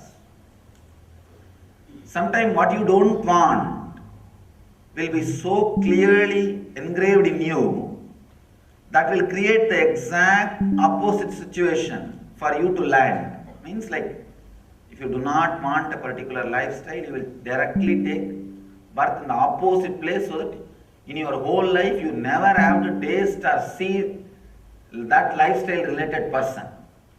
You take a full opposite step. And sometimes, if your karmas are not very strong, if you are not aware enough to sit and watch whatever your desires and fears passing, you will do exactly opposite to what you want to do. That's another one problem. That is why meditation is so important. Understand? We will ask things which are without knowing the side effects or after effects. A small story. 3 guys were brought to guillotine blade for being killed. First guy, lawyer, got blindfolded, brought, his head was put on the proper place, they pulled the blade, it did not land. The guy started shouting, legally you should pull only once, I'll sue you. So they are afraid of messy lawsuit and they released him. Second guy came and he was a priest. His head was put, blindfolded, they pulled the blade, did not land. They thought maybe the divine intervention, the divine is protecting, they released him. Third guy is an engineer. He said, you don't have to blindfold me, you can directly kill. He said, okay. They put his head, they were about to pull the blade. Hey, wait, I can see where your fault is. Understand, this fool without knowing, if he repairs it is directly going to cost his life. He starts doing the job. Sometimes, out of interest, our desires are also repairing the guillotine blade. We repair our own guillotine blade without knowing the side effect or the after effect. We just start repairing the guillotine blade. Conscious person, that is why I always tell people, whenever you find time, try to continuously be aware of what is going on inside your system. Try to spend more and more time inside the system with awareness of what is going on. From time immemorial, in the Vedic tradition, anybody wants anything, whether it is a health or wealth or anything, is asked to sit and be aware of whatever is going on inside. Looks very foolish. How can somebody get wealth by sitting under a tree and watching what is going on inside? Even to win a lottery, you have to go to the place and buy the ticket. But this is the advice continuously given for any problem, whether it is at least health we can believe. Maybe when you see whatever is going on inside, you will heal that. That effect will come on your body and your body will be healed. Maybe you can justify some kind of a interpretation, logical. But even for wealth, again and again, these guys are asked to sit under the tree and be aware of what is going on inside. Understand? One important thing. When you sit under the tree and see what is going on inside, when you bring more and more awareness to your samskaras, you will find out very clearly why you are not achieving what you want. Either that want is not your own, or you are carrying much bigger wants than the want of the wealth, or you are afraid of some side effect or after effect. The clarity about the want and the after effect and side effect will release so much of energy. Our masters were so courageous and bold enough to tell again and again and again to sit under the tree and watch what is going on inside you. Whatever you ask, they have a standard reply. They know this will bring the result. I tell you again after thousands of years, I can say even in the modern world, even for the modern man, spending little more time inside him, seeing what is going on, seeing what is happening inside, your desires, the methods you are planning, the byproducts, the side effects, after effects, I tell you, will release so much of energy into your system. so much of energy into your system, you will become a visionary. A visionary does not have to move anything except his lips to create a city. See, a worker has to move his whole body to create a city.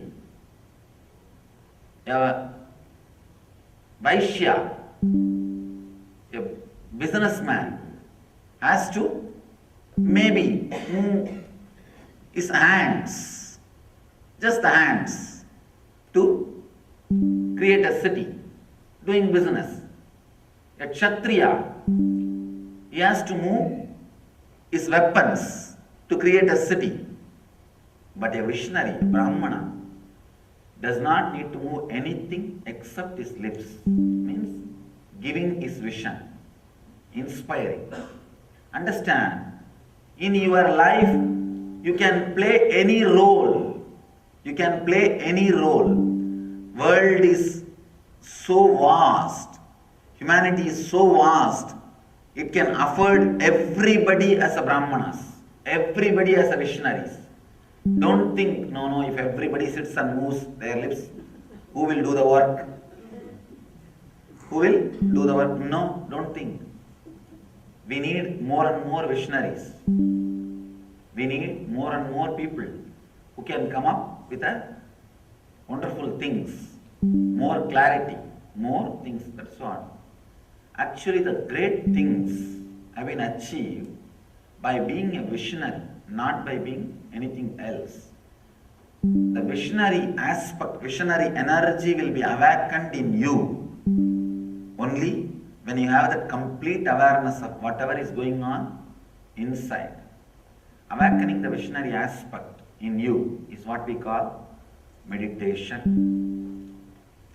The karmas and sanskaras, you will have more clarity, and the visionary energy will be awakened when you have more time, more energy being spent inside what is happening. Actually, the whole spirituality, essence of whole spirituality, if I have to express in one word, being aware of what is going on inside, that's all. This is the one statement, I can put the whole thing. Nothing else needs to be done. No need for sannyas, no need for brahmacharya, no need for anything. All you need for raising your consciousness every day higher and higher, be aware of what is going on in your inner space. If you are sitting with a mood of exploring, if you are sitting in meditation every day with excitement to see what is going on inside, let me find out deeper layer, deeper layer, deeper layer, you will see your consciousness is raising to the higher and higher levels. The essence is being aware of what is going on inside. After the discourse on observing the will as non-self and abiding in choicelessness, reading about how the master can save from rebirth at the time of death, I felt that I can let go of chasing enlightenment and just be with whatever unfold. If you do that, you will become enlightened now. That is the essence of whole thing. Understand? There is a very beautiful traditional proverb. If you take birth in Kanchipuram, you will become enlightened. If you have darshan of Chidambaram, you will become enlightened. If you die in Varanasi, Banaras, you will become enlightened. And if you even remember Arunachala, you will become enlightened. This is the traditional proverb. In Sanskrit they say Smaranat Arunachalam, just by remembrance, the enlightenment. Somebody goes to Ramana Maharshi and asks, Master, is it a inspiring praise for those holy places, or is it fact? Is it literally true?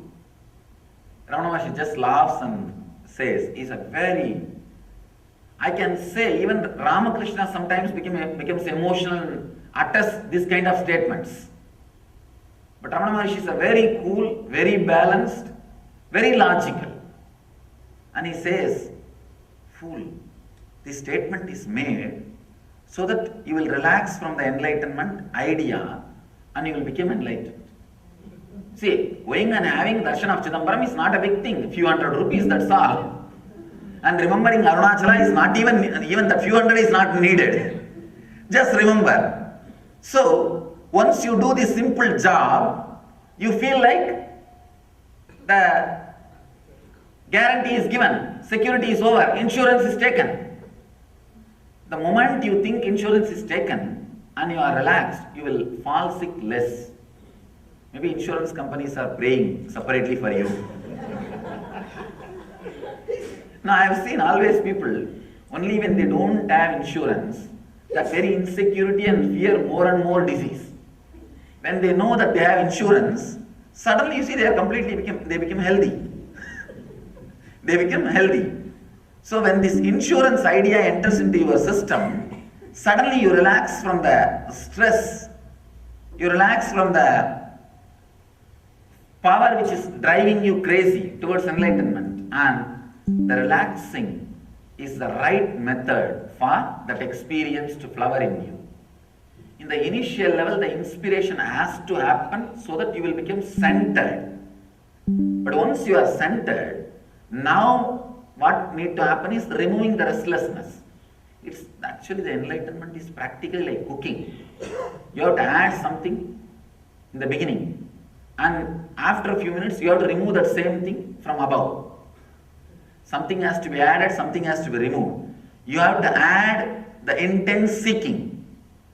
After the cooking happens, maybe for a few years, the intense seeking will become part of you, and whatever unnecessary thing will come out as a restlessness. Along with intense seeking, you will always add restlessness. Because the intense seeking in the initial level will be mixture of seeking and restlessness.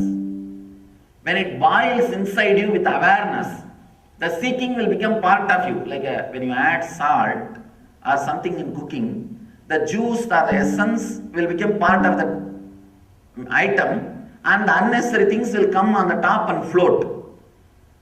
When you boil the seeking with awareness, the intensity will become part of you, and the restlessness will come and float on the top. You have to remove that. Removing the impurities. So it's practically like cooking.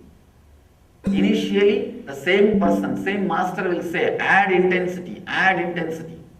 After some time, the same master will say, relax, relax. You may think, what is going on? Yesterday's lecture he told something else, and today's lecture he is telling something else.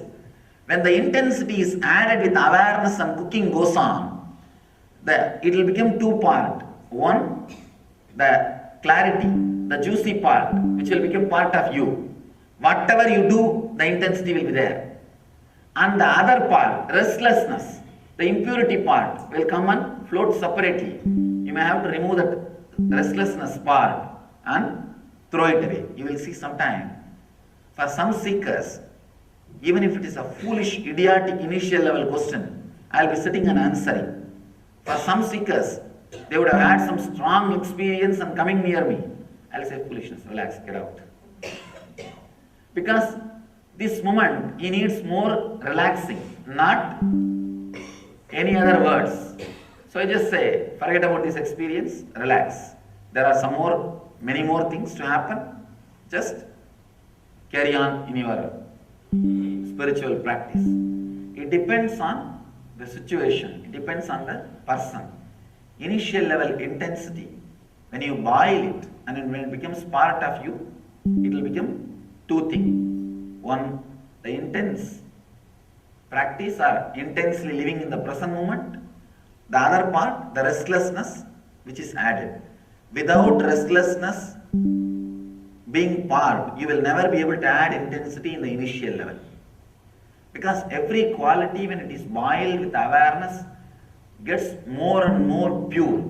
The tamas, when it is boiled with awareness, will become peace. The rajas, when it is boiled with awareness, it will become bliss. When the sattva, when it is boiled with awareness, it will become pure consciousness. So every quality, when it is boiled with awareness, it will become more and more pure. Tamas means the laziness or the inert feeling. That when you boil it with awareness, it will become peace. How the transformation happens. If you are more tamas based person, the silent, mild kind of things will really appeal. You will appreciate that because nothing much needs to be done. This kind of fellows, for them, the simple mantra, sit and repeat that for 20 minutes or 30 minutes, that kind of techniques will really appeal. That also without moving the hand, just sit. After 10 minutes, you can just have one nap, and when you get up, I think meditation. Tomorrow. This kind of techniques will really appeal. But I tell you, even this, if you add with consciousness, it is good. At least the boiling will happen. At least the boiling will happen. Then next is the restlessness, the rajasic. For them, when you add, you need to have little more stronger techniques. Whether some kriyas, the deeper breathing, or some visualization, stronger techniques. Unfortunately, the whole modern civilization has become rajasic. Very rare. Tamas has a beauty, actually. At least a tamasic guy will not do anything wrong to others. If at all I have been asked to choose between tamas and rajas, I will go for tamas only. Of course, the best is sattva, the pure conscious quality, awareness. But if only between these two you have to choose, means tamas is best, because person with tamas will be suicidal but never murderous. Person with rajas will be murderous, violent. So whole civilization has become rajasic and murderous. That's why so much of calamity. Anyhow, when you boil rajas with awareness, you will see excitement happening. So much of excitement around you. It will become bliss. When it becomes pure energy, it will become bliss.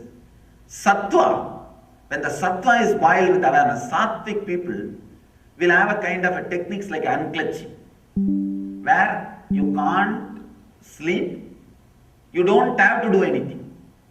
Neither you need to do something, nor you can sleep.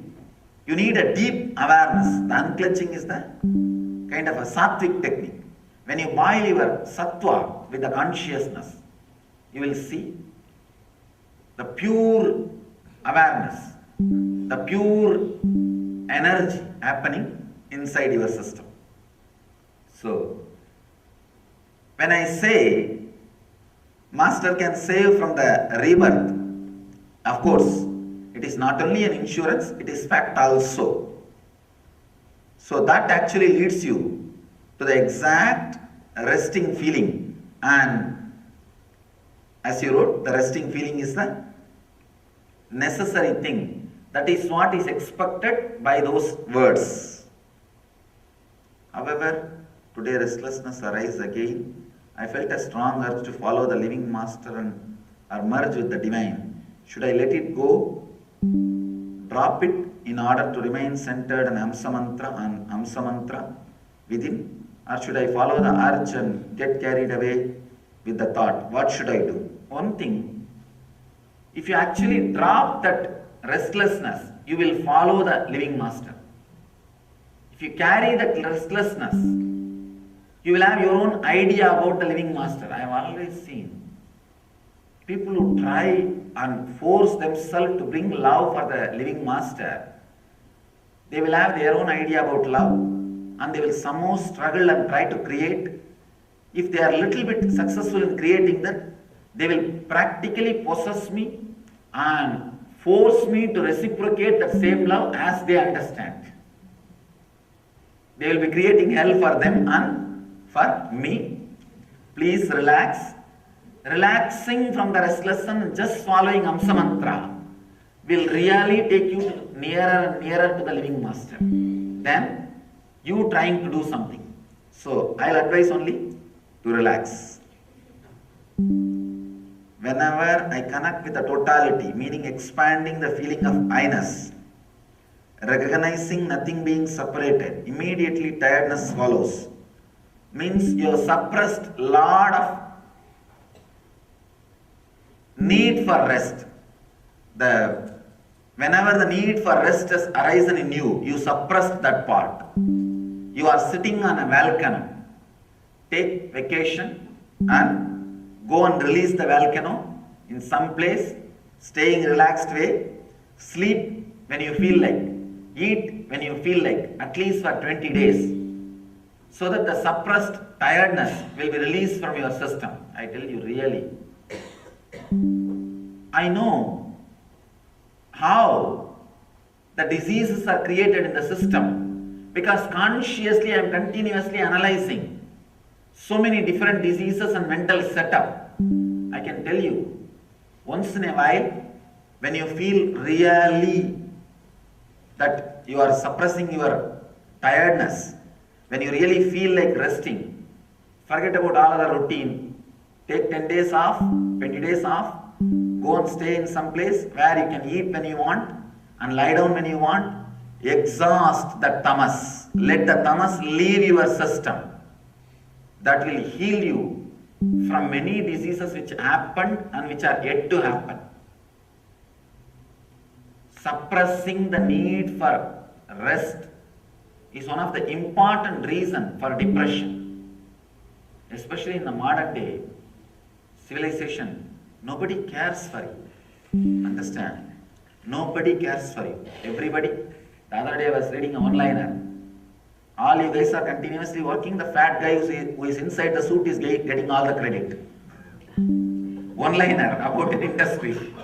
All you guys are continuously working. The fat guy who is inside the suit is getting all the credit. Nobody cares. It is true. Nobody cares for you. In a way, that is why I like the Indian civilization. Nobody works. That is other extreme. Other extreme. I cannot understand so many government holidays. And each fellow, each community leader, when he becomes a minister, he will declare his community leader's birthday as a government holiday. And nobody bothers about country's productivity. This other extreme. Even when they go to office, nobody works. Especially in government offices. And in that also, government holidays. I think in the whole world, the most number of government holidays is Indian government only. Actually, between the holidays, they go for work. Just for change. Not for anything else, just for change. And anyhow, maybe that is the way they manage people without falling sick. See, if you are working in Indian government office, there is no chance you will ever fall sick. Because you have so much of food and rest. There is nothing much to be done or need to be done. As soon as I forget about expanding, the tiredness disappears. See, whenever you are aware, only the suppressed things will come out. It's like there's a big vessel, you drop many toys or items made out of wood, and you are just rotating that water with the hand, with high force. All those objects will go and settle down. The moment you take your hands off, the moment water settles, all the products will come up, all the toys will come up. Same way as now you are continuously churning your inner space. No awareness, no silence. So all the suppressed things are going and sitting deeper way, in deep layers. The moment you take your hands off and the settlement, the peace starts happening. All the items which are there in the lower level, the deeper layers are coming up. So when you become aware, if the tiredness comes up, be very clear, it is suppressed. So take few days vacation, go on, enjoy. Can you give some advice about tiredness in that case? That is what. This is the, even having slept well, tiredness often shows up. Understand, you might have slept more hours but not well.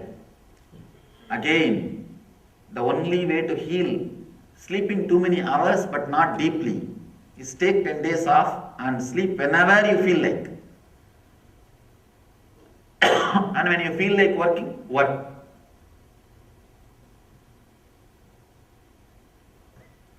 Thank you so very much for your discourses. I am watching at 4 a.m. weekdays and 2 a.m. yesterday. Then why won't you feel sleepy? Now I understand. He's saying, this is a question from Streamline Seer. The person who is seeing the streamline, his question. And 4 a.m. in the morning, 2 a.m. in the morning, if you watch, then naturally you will have a little tiredness.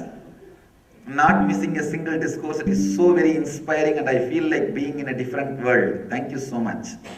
Michael from Germany. Thank you for watching and my blessings. But at least after the Shiva Sutra is over, it will be over in 7 days. After that, you can take off at least 10 days and rest. Wow, really I'm surprised. The other day somebody was telling me, Swamiji, something like from 30 countries people are watching. And only when I see the questions.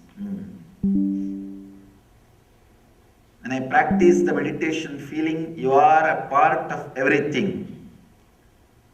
It is,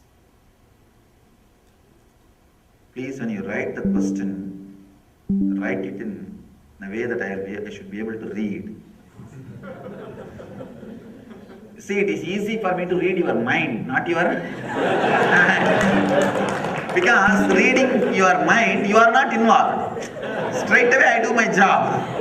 And here you are also involved half. So it becomes a lot more difficult. You create maximum possible complication. So,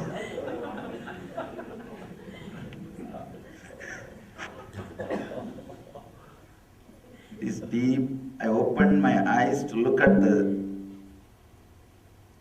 air, seemed to have lots of wormy looking waves in it.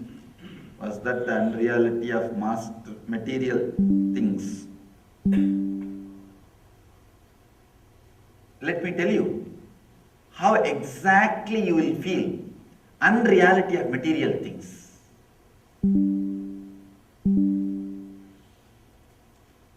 I don't know I'll be able to express, I'll try.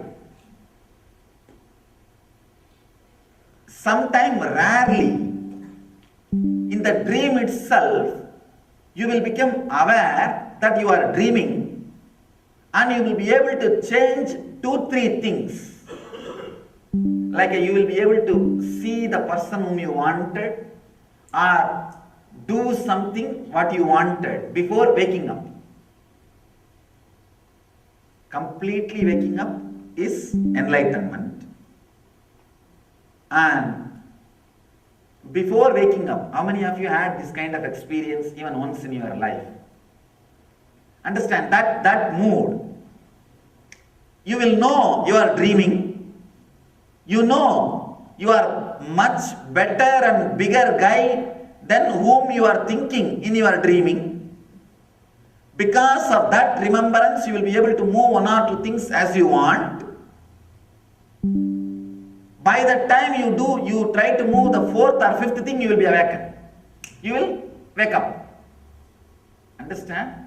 The exactly same way only you will feel with the world. When you are feeling it is not real. How you will feel, you know? First change. You will realize you are bigger than what you have been told by your society. If your society tells you are a doctor with big money and some lot of wealth and all the ideas society has put in you, unconsciously you have a solid mold idea about you. First thing will happen is you will know, no, I am something much more than this, God. Second thing, you will easily be able to move the incidents in your life. Understand? The moment you have the clarity, you see, the dream, as long as you think you are the same person who is dreaming. In the dream you have an idea about you, and as long as you think you are the same person, you will be forced and you will be taken away by the dream. You will not be able to move any incident, move anything in your dream. The dream will be a ruler. You will be ruled. Suddenly when the awareness comes, no, I am a bigger guy. I am not the guy whom I was thinking in dreaming. I am the guy with a lot more power and ability, whom I was thinking as me in the waking state. The identity of the waking state will interfere, overlap on the identity of the dream person. It is like a bringing the wealth from USA and spending in India. You will have more exchange. You will have more exchange rate. The identity you carry in the waking state is always more powerful than the dream state. Because in dream state you don't have a physical body. You have 2 bodies less. In the dream state you have only 5 layers. In the waking state you have 7 layers. So naturally this identity is little stronger. When it overlaps, you will have a little freedom to change few things in the dream state. But the problem is too much of overlapping, you will jump into waking state identity and you will wake up. Dream will disappear. That gap time where the waking identity is overlapping on dream identity, you feel the power, you feel the energy of the waking identity, but you are seeing the world of dream identity. That period is what I call period with miracle powers. Understand? Period with the siddhis. Here, in the waking state, when the identity of enlightenment, I can say the beyond identity, that super consciousness overlaps on you, suddenly for few years, you will feel you are more than what you are thinking, but the world is smaller, lower than what is. So you will feel more power, empowered. You will be empowered. You will be able to alter things as you want. Just like you are able to play with a dream for a few moments, you will be able to play. That period is what we call a seeker with siddhis, not enlightenment. The problem is, when too much of the superconscious descends on you, you will be awakened completely. You will neither have power nor have interest to alter the things of this world. That is fully enlightened. Jivan Mukta. Enlightened person will never have an interest to alter all these things because nonsense. You won't waste time to change things inside your dream because you know you are going to wake up. Because you know there is no use in it. So, to find out whether you are seeing the world's unreal existence is 2 things. First, you will see you are much more than what you have been told. Second, you will be able to alter the incidents as you want. You will be able to play with it. When these 2 happens, I tell you, immediately stop putting your awareness on changing things. Start putting the awareness on the higher identity which is landing on you. Then you will suddenly wake up. You will become enlightened. If you put your awareness on changing the things of the dream, playing, you will be spending a lot of energy and time and everything on this. You will be postponing enlightenment. You will be postponing awakening. The dreamer, when he feels he is higher than the dream identity, if he is fully engrossed in changing the incidents and things of the dream world, he will never be awakened. He will not put his energy on awakening. Hope I conveyed. It's a very subtle Only if you yourself have experienced what I am saying, you will be able to connect and suddenly it will click. Yes, what he said is my experience. So, understand, only if you experience these two things which I am saying, you are experiencing the unreality of material things, not otherwise. Otherwise, be very clear, you are still stuck where you are. I want to just sit in your presence and I'll miss that when you leave the US. First thing, if you know how to sit in my presence, you will realize I never leave. If you are sitting with what you think as presence, then you will start worrying of me being and leaving. Understand? The person who started feeling the presence of my absence will always be in the presence. Presence of my absence. Understand? Now you are feeling my presence because as a small I am absent. What you think as me is absent. That is why what the real presence is happening. So, it's a very tricky thing. What you think as me is not me. Again, you are missing what you think as me, thinking that as me. If you think what you think as me, now I will be bound to fulfill what you think. And if I am not fulfilling, you will think what kind of master he is. Understand? Do not be stuck with what you think as me. Grow to what is me. That will never move anywhere. That never moves anywhere. Can a person bear a child and be enlightened? Actually, I did some conscious scanning because the other day I was reading from great enlightened master Arunagiri Nadar. Is from my native place. His biography, and it was supposed to be immaculate conception. Means no father, but suddenly mother is carrying the child. This can happen if the person is enlightened. So if the enlightened person carries the body, the child also will be enlightened. And if one more thing, important thing, when an enlightened soul, enlightened consciousness lands on the body, for those 3 kshana, 3 moments, the mother who is giving birth, she becomes enlightened. She gets the Satori experience. This happened with Ramakrishna and Ramana Maharshi's mother, even with my own mother. When I saw her energy, I saw very clearly. She had her first experience when I took birth. So, child being carried by an enlightened lady will naturally be enlightened child.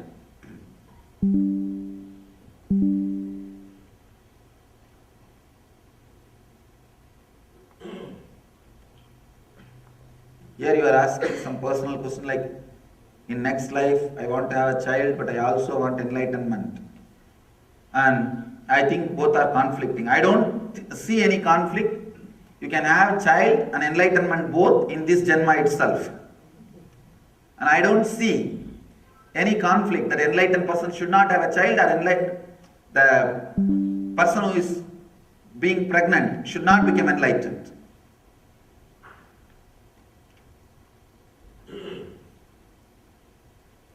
Second question, I had learned that forgiveness prayers are important if they come from existence to the unenlightened person. Should those prayers be practiced by others or only by the receiver? Understand? Anything comes from an unenlightened person, forget it.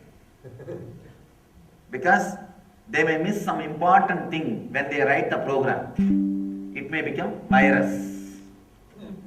Any technique, any prayer, anything from an enlightened person, keep away from it. Save yourself.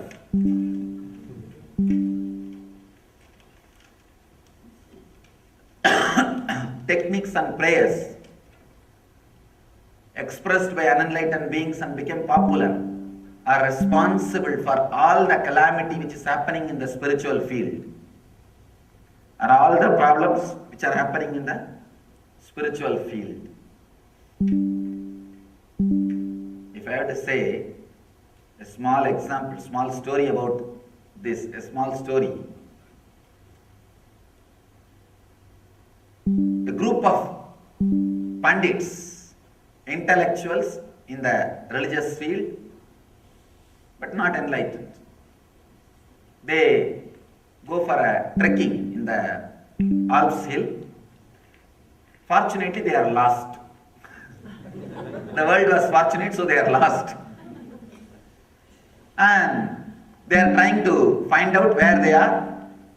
After having a long discussion for 3 days and 3 nights continuously, and consulting the map, sun, moon, compass, the head of the group says, "Now I know where we are." All others became very interested and asked, "Please tell where. Do you see that hill far away?" They say, "Yes. According to map, we are on the top of that hill."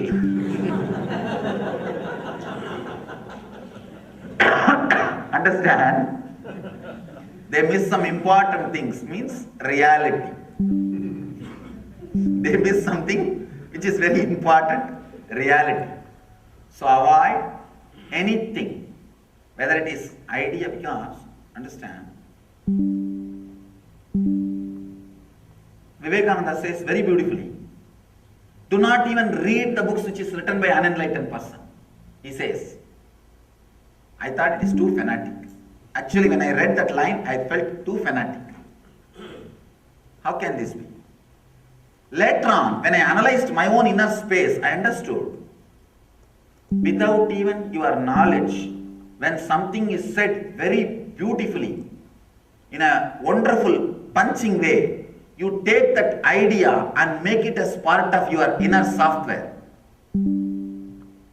Without understanding whether it is really truth or lie, if it is said very poetically, see, that is the influence of the poets and poetry on the human beings.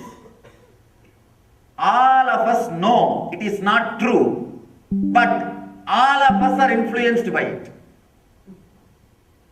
See the drama. All of us know it is not true, but all of us are influenced by it. So these unenlightened beings, when they express something poetical, without knowing or verifying, unconsciously you record that into your inner software, and that can become part of your inner programming. To remove that and to get rid of it, it may take years. It may take years. So, after my own research, I understood what Vivekananda said is 100% true. Even casually, do not read the books or listen to the words or internalize anything from unenlightened beings. It is safe for you if you can protect yourself from the unenlightened beings. Let's enter into today's sutra. Before desire and before knowing, how can I say I am? Consider dissolve in the beauty. I can say this is one of the technique which can lead you to quantum jump. Ananda Sutra. It's neither Nitya Sutra nor Dhyana Sutra, Ananda Sutra. Just understand. Just understand and allow that understanding to work on you. The understanding of this kind of sutras will start the psychological revolution in you. If you cooperate and change your day-to-day activity based on the understanding which is happening, the more and more deeper understanding will be revealed. These are like, these sutras, you need just initiation, means click by the living master. The next thing you need to do is not practicing. The effects which are happening by that initiation, cooperating with it. Just cooperate with the effort, nothing else. Mahadeva says, before desire and before knowing, how can I say I am? All of us always think and taught, even by the Western psychology, that first we exist, then we have desires. I and mine. I and mine. Just Mahadeva shakes and turns the whole thing. He says, I can say this is one of the greatest declaration, one of the greatest weapon, one of the greatest tool given to human beings for enlightenment, for awakening of the consciousness. I have read thousands of sutras, thousands of things, but this is one of the most revolutionary and shocking. He says, the mind comes first before I. Understand? Not I and then mine. If I and then mine, you can never become enlightened, because you can, whatever you do, you will be working only on the mind. Mind is mine. See, mind is also one of your property. So whatever you do will be only on your property, not on you. Operating on your properties cannot get you out of disease. Surgery being done to your car cannot heal your knees. So, all your operation, if it is on the mind, which is mind, then how can I be lost? How can I become enlightened? Here Mahadeva is revealing a very important truth. After reading that sutra, I sat and consciously verified how the I and mind gets created. Let me tell you how the truth of the sutra clicked with me. I had the fortune of listening to this sutra by one very elderly lady, saintly lady, Kuppammal. You see my biography, you will see her photograph. She was reciting the sutra and giving me explanation in Tamil, in my mother tongue.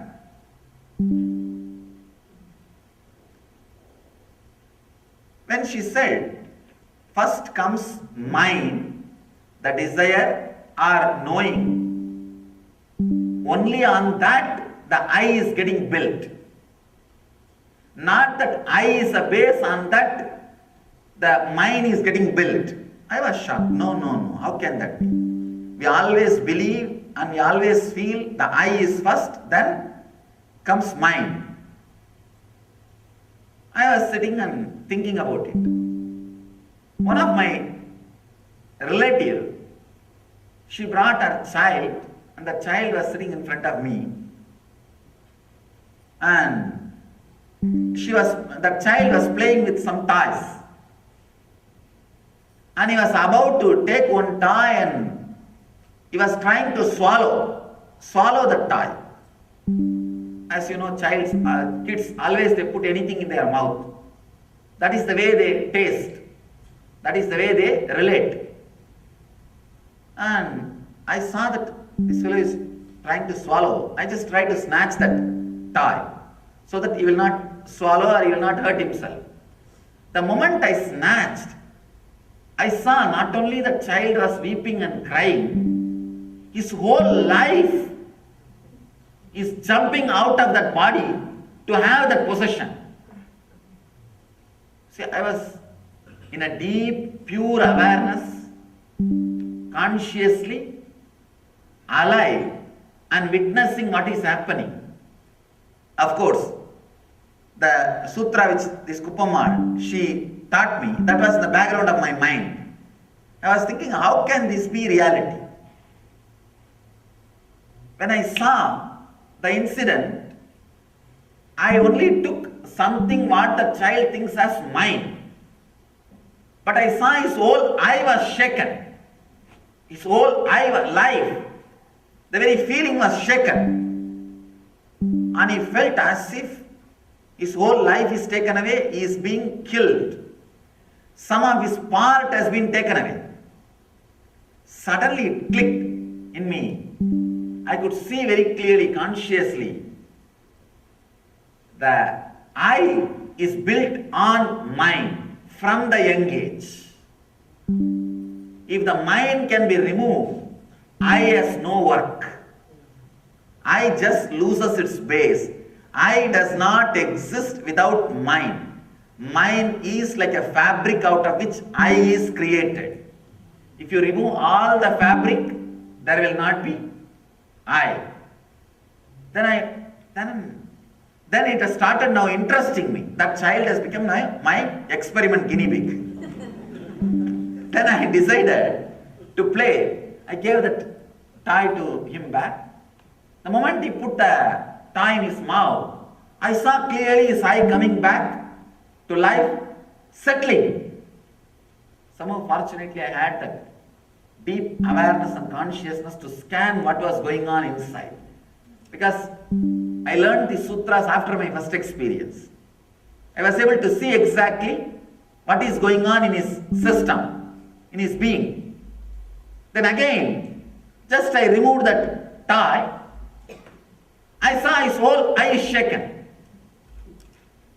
From the young age, when you are living with unconscious, means that from the day one, the I is getting built only on mind. After some time, you collected enough of mental ideas as mind. On that mental ideas only the I is standing. Understand? Now even if all the items, outer world related things are taken away from you, you have collected a lot of ideas and knowledge as mind. On that knowledge and ideas the I is standing. The child fortunately doesn't have an idea and knowledge collected as mind. He has only the products and items as mind. The moment it is taken away, the I is shaken. This gave me a great clarity and click. I can say that was one of the great revelation. And again 2-3 times I tried that. Giving the toy back and taking it out. I know, of course, the child was shouting and crying. But I can say it was such big clarity. It was a clarity landed. Then finally I gave the toy back to the child and said, now I got what I need. Thank you. Actually, when I read Bhagavatam is one of the great spiritual literature. Unless you read Bhagavatam, you will not understand the spiritual essence of India. Understand? Ramayana and Mahabharatam are more social part, less spiritual part. Bhagavatam is 90% spiritual, only 10% social. Why Ramayana and Mahabharatam became popular, you know? Because it's not strong stuff, it's a light stuff. Like snacks. Wherever you go, whenever you want, you can be eating. It's more like a snacks. That is why it became very popular. But Bhagavatam is the real dinner, real lunch. When I was reading Bhagavatam, there is a story which says there was a Paramahamsa who learned from ant, who learned from tree, who learned from hunter, learned so many lessons from the people whom he is meeting in the life, and he calls all of them as gurus. I was not able to understand how can this happen. When this incident happened, I realized, yes, the child is now my guru. The child is now my guru. Gave me a great click. Very big click. Understand? It's a very important fact. All you need to do is allow all your desire, fear, greed, idea about enlightenment, idea about you, idea about me, idea about world, everything to go through a change based on this clarity. That's all. When this clarity happens, when you click with this sutra, start tuning your day-to-day activity, decisions, day-to-day decisions which you make to this sutra. Don't say, no, I cannot disturb my day-to-day life. It's already settled. No. Okay, you talk whatever you want. Tomorrow you will tell something else. I cannot be changing my day every day. If you postpone that way, okay, up to you. But anybody who is courageous, understand, one Ananda Sutra click. This click is enough. Now, sit and revise all your goals, all your idea about what you want to do in the life, or what you want to become, what you are. You may be having an idea about you and your efficiency and your possibility. Your efficiency will always think as lower than your possibility. And your goal and so many other things. Now revise all of them just with this one understanding. Understand? Before desire and before knowing, how can I say I am? It means, be very clear, your desire, your knowing does not have a base of your being. Even though continuously you are believing, this is what I want to be. That is why I carry all these desires. That is why I carry all this knowing. And that is what I am expressing in my life. Understand? Your belief that what you want to be and your belief, the path to what you want to be is not in tune. That is what Mahadeva says. Understand? This is the click. How can you say your desire and your knowing exists in you without you realizing the you? Another important line. Before desire and before knowing, how can I say I? Your understanding, your desires or your property is the main reason why you are running behind, trying to fulfill. In the end of the life, feel frustrated. Understand? Go through a simple shift and reorganizing. The reorganizing. Understand? You are the property of your desires. They are just kicking you from left and right, right and left, from different corners. Decide for some time to keep them all away and see what remains. Keep all of them away, your desires and knowing, and see what remains. Just tune your day-to-day activities, decision making, to keep all these things away, whatever you think as mine, away, and see what remains.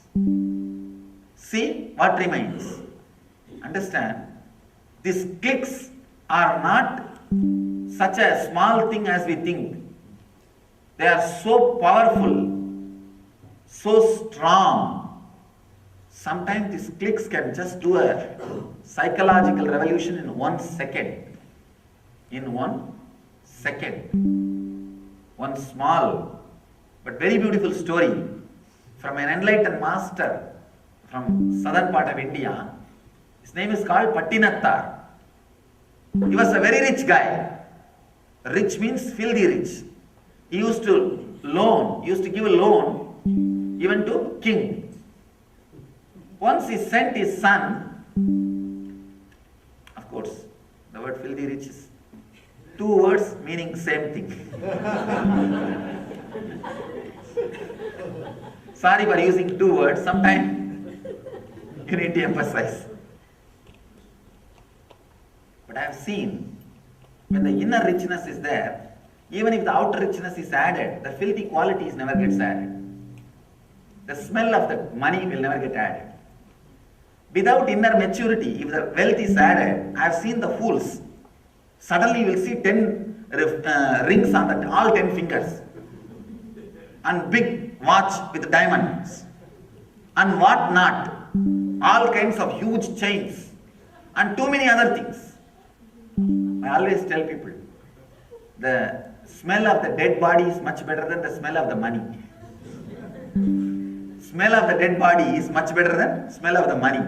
Because smell of the dead body, at least we will know. Smell of the money, we will not even. It will be too much. This guy had so much wealth, and he has sent his son to go and get more wealth from the other countries. In those days, the youngsters will be sent through the ship to go to different countries and make more wealth and business. And is so greedy, filled with greed. When the son came back, he was not even bothered about how his health and where he is and all. He is only bothered about what he brought. He ran to the harbor, and son came out of the ship. His eyes are so much filled with greed. He did not even look at the son or care to see the son. He ran inside to see what he brought. And suddenly he realized all other guys who went with his son, they all brought gold, diamond, jewels. This guy brought only cow dung cakes. Only cow dung cakes. And this guy comes out and sees the son and shouts at him, "You idiot, for this you went all the way there and only you brought cow dung cake." The son did not answer, just he left the place, went to the home and gave one small leaf and a needle without the hole. In needle, the sewing needle, there will be a hole where you will put the thread and sew. That needle without that hole part is broken. The needle without the hole and the one small palm leaf. This guy, this greedy rich guy, after the son left, he got so disturbed. Not only this guy brought only cow dung cake, it's a decent word for another one, some other word. If it is cows, it is holy, and if it is male cow, bulls, it is unholy. Anyhow, not only this guy brought just cow dung, and he did not even answer. He just goes and sees the heap of cow dung and kicks with the left leg. When he kicked, few cow dung cakes fell and broke. He realized inside the cow dung cake, so much of diamond and pearls are stored. Means he put all the diamond and pearls and covered it with cow dung for the sake of safety. You see, in those days, when you come in the ship, lot of pirates will come. They will snatch and take away whatever valuables you have.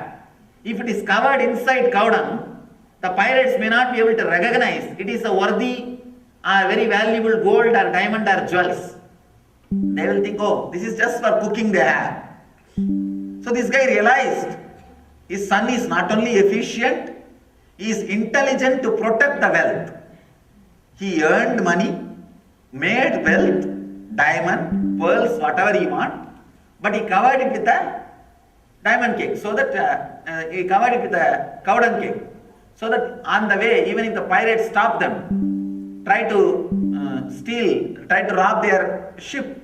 They will not take this, thinking it is a useless thing. He realized, oh God, what mistake I made. I shouted at my son.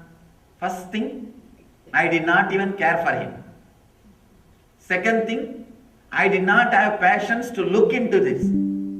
Third thing, I shouted at him without even letting him give any explanation. He ran to the home to apologize and ask his son to forgive him. There, I understand the whole mood. He is in a high, agitated, restless mood. One, the mistake which he did. Second, the guilt. Both of them are haunting him. He is one moment in the peak, one moment in the valley. He reaches his home, asks the wife, where is the son, where is the son? I wanted to apologize. I have done a big mistake. She says, I don't know where he is, but he gave this leaf and the needle without the head, without the hole. You can see this. The guy picks up that box and sees the needle without a hole, and there is a word written on that palm leaf. In Tamil, it is written, Kadatra Usiyum Varadagan Kadaivalike. Let me translate. It's a beautiful verse. Even a needle without a hole will not come when you leave the body. Will not come with you forever. It means impermanence of the wealth. It was a strong blow.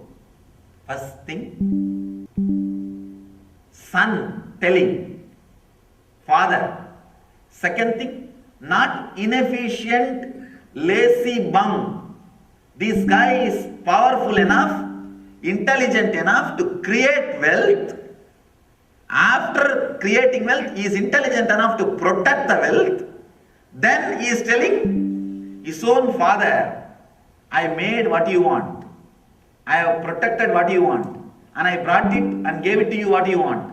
But now understand, I tell you, this will not come, not this whole wealth, even one needle without the hole will not come for your life. Means after death. He says, impermanence of the wealth. Nothing will stay with you. Nothing will come when you are going to the ultimate place. This was a strong blow and a shock. That shock and strong blow became a click. And that guy, the rich guy, had a strong click. And that was it. The story says he dropped everything. Through everything, that same moment, left the home and became enlightened. His name is Pattinattar. The click. If the click happens in right time, one click is enough to lead you to enlightenment. It was an intense click. And not only that, when the click happened, he decided to alter his day-to-day life in tune with the click. He was courageous enough to tune his life with that click. That was a strong click. When it happened, he did not think, okay, I will mentally renounce, physically keep little bit. Maybe till my life ends, I will keep that much bank balance. No, nothing, no second thought. Did not bother about anything. He had only one thing in his heart. Courage to go with that click. To go behind that click and see the end of it. This is what I call courage of tapas. Courage of tapas. Understand? This click can do that same thing to you. I am not saying you will leave the wealth and go. No. I am not saying that. But this can do such a big transformation in you. Falling in tune, if you can arrange, if you can put your day-to-day activities in tune with this click, your day-to-day decisions in tune with this click, suddenly you will see the click is revealing deeper and deeper clicks and understandings to you. Understand? The initiation is like giving you one light. That light can be put off by any cyclone or air or blowing wind. If you protect it, then it can't be blown away. It cannot be put off. Protecting means making your day-to-day decisions and life in tune with that click. Whenever you receive a click, protect it as if you have the Kamadhenu and Kalpavriksha, means the tree which gives you whatever you want, wish-fulfilling tree, as if you got the wish-fulfilling tree. Hold it inside your heart and see your everyday decision. Again and again, your thinking revolves around that click. Your day-to-day activities are slowly falling in tune with that click.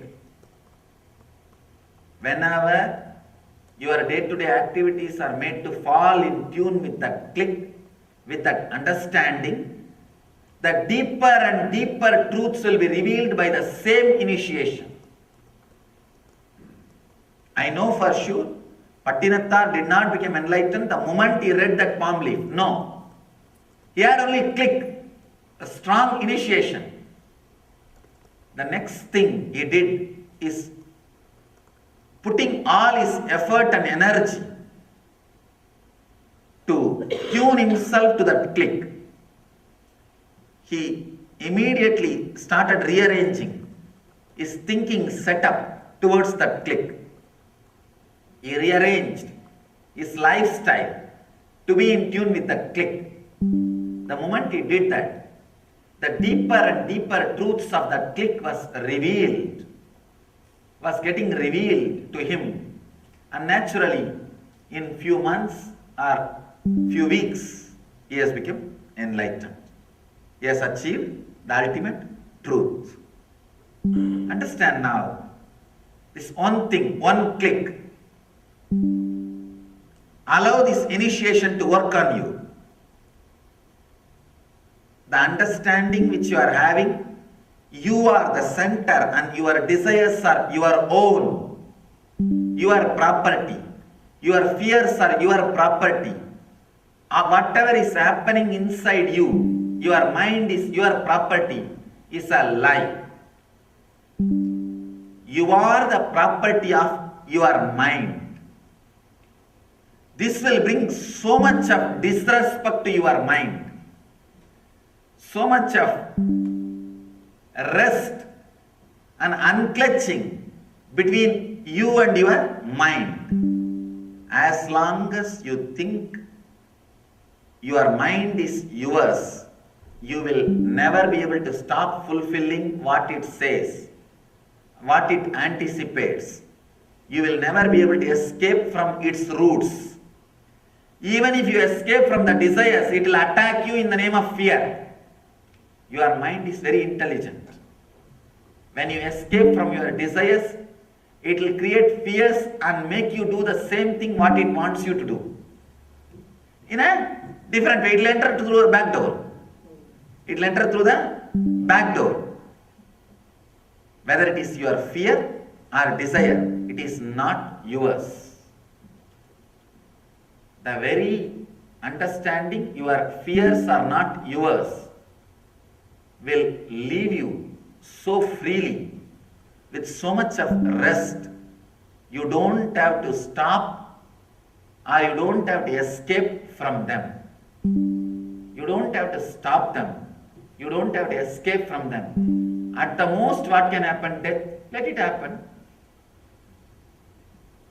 For whom it is not going to happen? Tell me.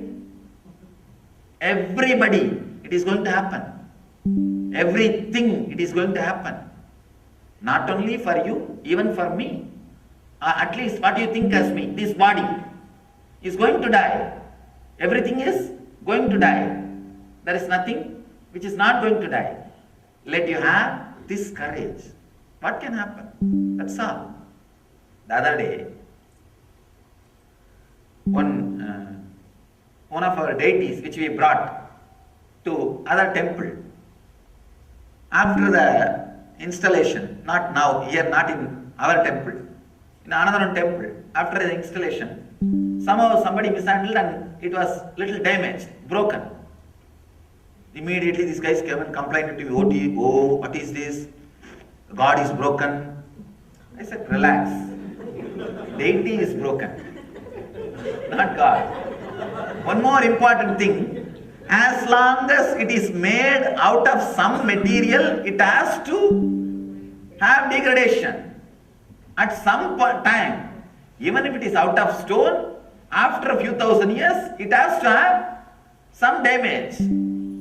Maybe for you to become enlightened, you have to feel deity is God. But sometime, anything which is a form has to break, has to disappear, will get degraded. So, understand, anything has to disappear. This one clarity, your fears are not yours. You are not needed. You don't need to protect yourself from those fears. You are not continuously needed to protect yourself from those fears. Neither you are needed nor you need to protect yourself from those fears continuously happening. Your desires are not yours. Your fears are not yours. You are only being created and given an illusory idea to you that you exist so that you will continue to fulfill your fears and desires. Your fears and desires created a lobby and put you as a president just to fulfill what they want. This is the essence.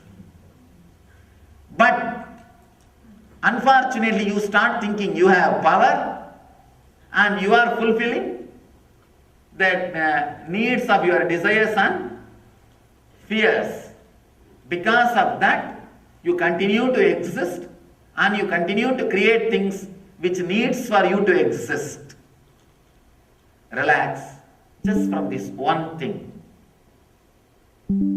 Understand, in India, the lobbying is not so open. That is why people are not able to understand what is going on. After studying few of the country's politicians, politics and the basic understanding, I was able to see very clearly now what I said. You, what you think as I, is nothing but created leader by the fears and greed. Every fear you remove, part of you will be dropped, will die. Every desire you remove, part of you will start melting away. The moment you remove all these things, suddenly you will see you don't exist. It's like I have seen some of these laser beam shows they'll do in India. From 3-4 places they will send a strong laser beam. They will all hit each other at one place and it will appear like a strong light, a jyoti or a sun is happening out of nowhere. A sun will appear in the sky because 3-4 laser beams are reflecting on each other. When you remove those 3-4 laser beams, the sun will not be there. But because you are seeing that sun for quite a long time, you forgot the laser beams are responsible for that sun to exist. You start thinking the sun has its own existence. You start thinking that you have your own existence apart from all those few laser beams which are contributing source to you. Understand? What you think as you is not Swayam Prakasa, self-emanating. You are self-emanating. The original, true you is self-emanating, not what you think as you. When you understand, your fears are not yours, your desires are not yours, and you are the property of your fear and desire and all other things, suddenly you will lose respect for them. Losing respect for them will unclutch completely you from whatever you think as you. You will disappear. The sun will disappear. When the laser beams are moved away, the sun which was there till this moment will disappear. That is what Buddha calls nirvana, extinction. The exact meaning of nirvana means extinction. What you think as you will be extincted. Understand? If you remove the fuel supply, what you think as you will be extincted. And you will realize that you don't exist apart from what you think as yours. What all you think as yours, that only adds to what you think as you. Till the age of 7, you are getting built only on the physical products you have, physical properties you have. And after some time, you acquire knowledge, ideas, desires, fear, so many things. Then you are building yourself on that. That is what I call having individual logical thinking.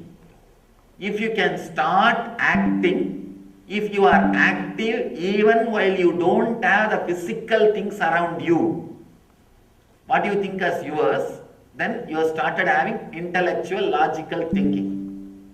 Understand? Till the age of 7, kids cannot think without their properties. If the properties are not there, there won't be thinking. After the age of 7, nowadays maybe I can say from the age of 3 itself it starts, because the input is too much. Input is too much. After enough input is put inside, when a platform is created by the collected ideas of desires, fear and all those things, on that you start thinking you. You start creating the I. Because the platform is there from the moment you started having the I, you never think that without that platform the I cannot exist. You start thinking the I is more stronger and permanent. You may argue, no, I can think even while I don't have the properties around me. But you don't understand, the ideas and desires and fears you accumulated are also some more properties. They are also properties of your mind. That mind, if it can be relaxed, you will see the extinction happens. So understand and imbibe this click, have this initiation with you now, and let this initiation do the process. Initiation is like putting the fire in the huge cotton godown. All you need is allow it to be burnt, that's all. Do not dump too much cotton on that small fire. If you dump too much cotton on that small fire, you may put it off. Don't dump too much cotton or anything. Just allow that to work. Allow that fire to happen. It means you don't have to do any sadhana or any mental confusion, chaos and all those things. That is like putting more cotton on, dumping more cotton on the fire. You may put it off sometime. Don't do that. Allow that to happen. At the most, give enough space for air. Means tuning your day-to-day activity and thinking towards that initiation, towards that click, towards that inner fire.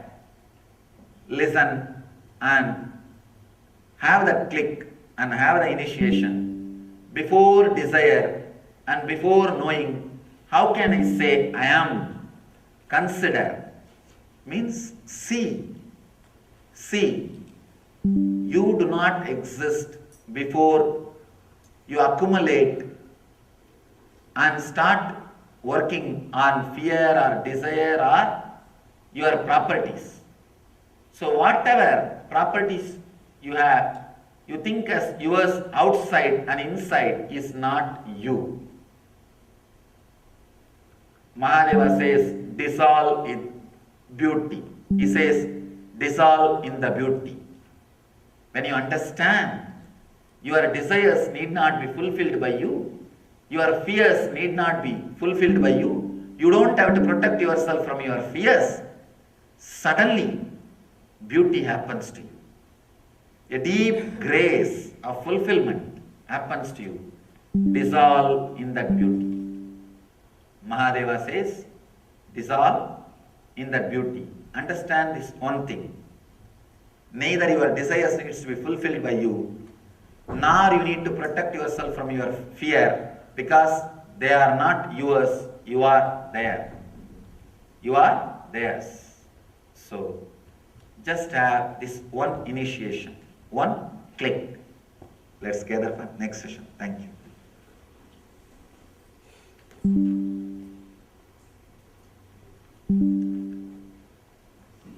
Swamiji, thank you a million times. My investment paid off today, Maheshwara. Thank you. To tell you honestly, when I was coming, I felt that I should not add any more words today. Just let you go and sleep on it. That's what really I felt. I think I'll do that. I should not add any more words. If I add any more words, the last part only you will be stuck. Let you go on, sleep on this word. I'll do the remaining sutras tomorrow. Thank you. Let you achieve and radiate the eternal bliss. Nithyananda. Thank you.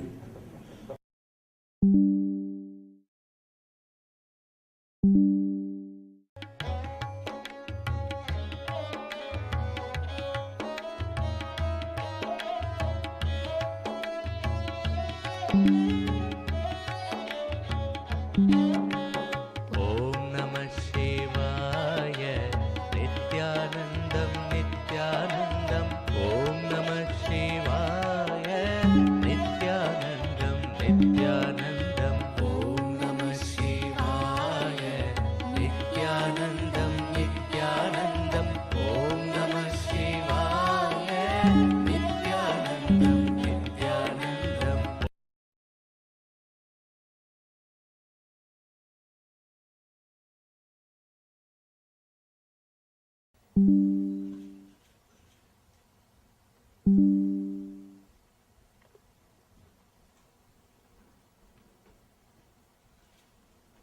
Namah Shivaya. I welcome you all with my love and respects.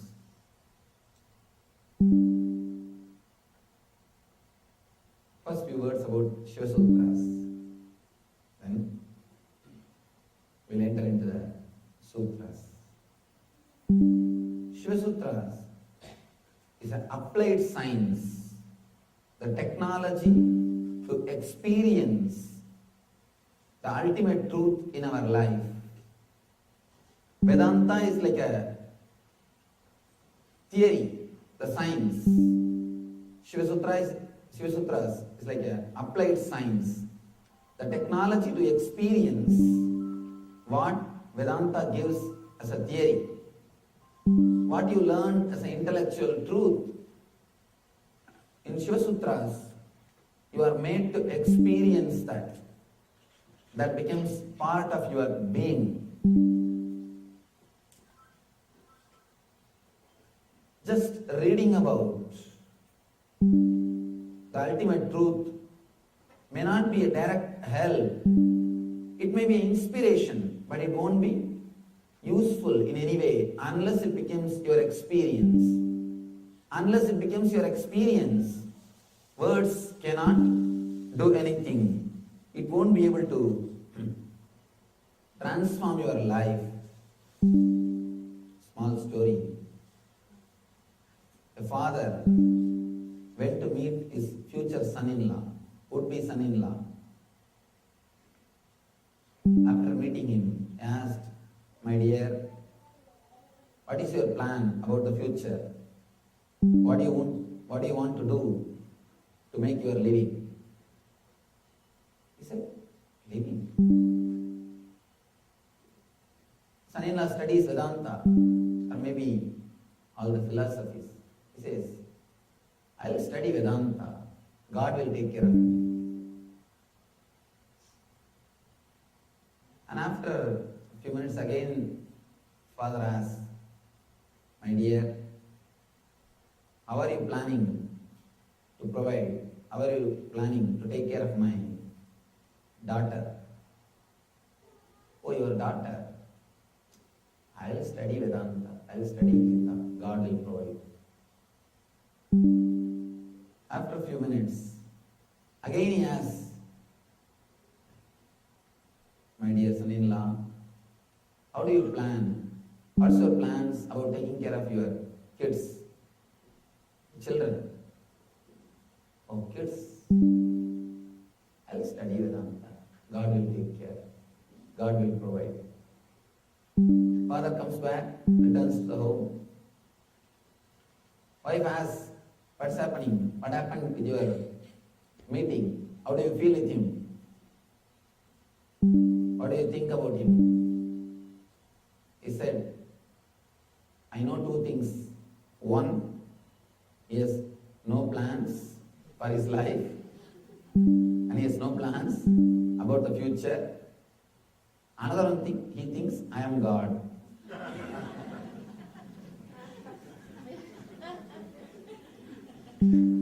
He thinks I am God. Means he expects the father-in-law will provide. Understand, Vedanta directly is not going to do anything in your life. It may give you inspiration. But unless you are transformed, unless it becomes an experience in you, you won't be helped. The Shiva Sutras is a technology to directly transform your being.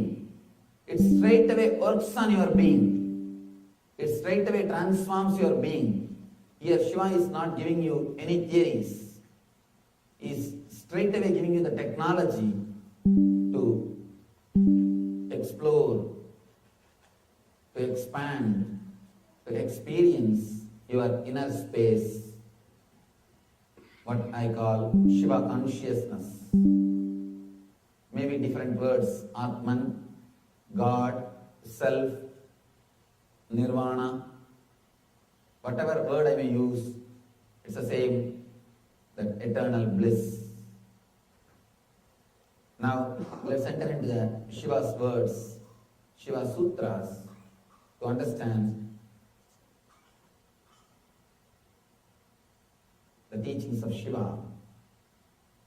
Today's topic, death demystified. So let's enter into the Shiva Sutra so that we can demystify the death experience and death itself. Kapalandar manonyasya tishtan militalochana kramena manasodarya lakshe lakshamuttamam. Kapalandar manonyasya tishtan militalochana kramena manasodarya lakshaye lakshamuttamam. Beautiful sloka. Let me give you the translation, then we'll enter into the sutra itself. Of course, I'm giving you the translation just to give you the understanding, but really you'll be able to understand the sutra only when we see the explanation, because Sanskrit, to tell you honestly, cannot be translated. It has got so many meanings. It's impossible to translate. If you have knowledge about Shakespeare, or if you are really a poet and experience Gitanjali in original Bengali, you will understand translation is simply impossible.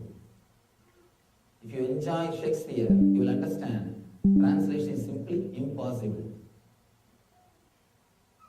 Even single word if you miss, you won't be able to experience the juice or the real essence. So now I will try to give you the translation for the information, but we will understand the sutra itself when we see the explanation, because only that can give the real meaning, what Shiva wants to convey. With intangible breath in center of forehead, as this reaches heart at the moment of sleep, have direction over dreams and over death itself. This is the translation. Let us explore step by step what Shiva means by the sutra and how it can transform our life. One thing I want to tell you, this single sutra can give you the tremendous power to fulfill all your dreams and to give you the realization dreams are not ordinary thing as you think. Dreams are made of the same stuff in which this world is made. If you think dreams are ordinary, this world is also ordinary.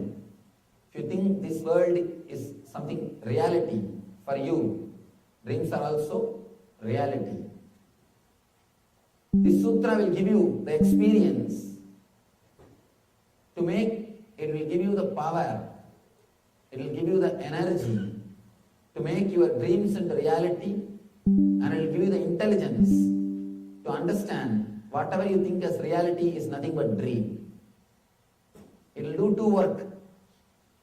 It will give you energy to make your dreams into reality, and it will give you intelligence to understand the reality itself is nothing but one more dream.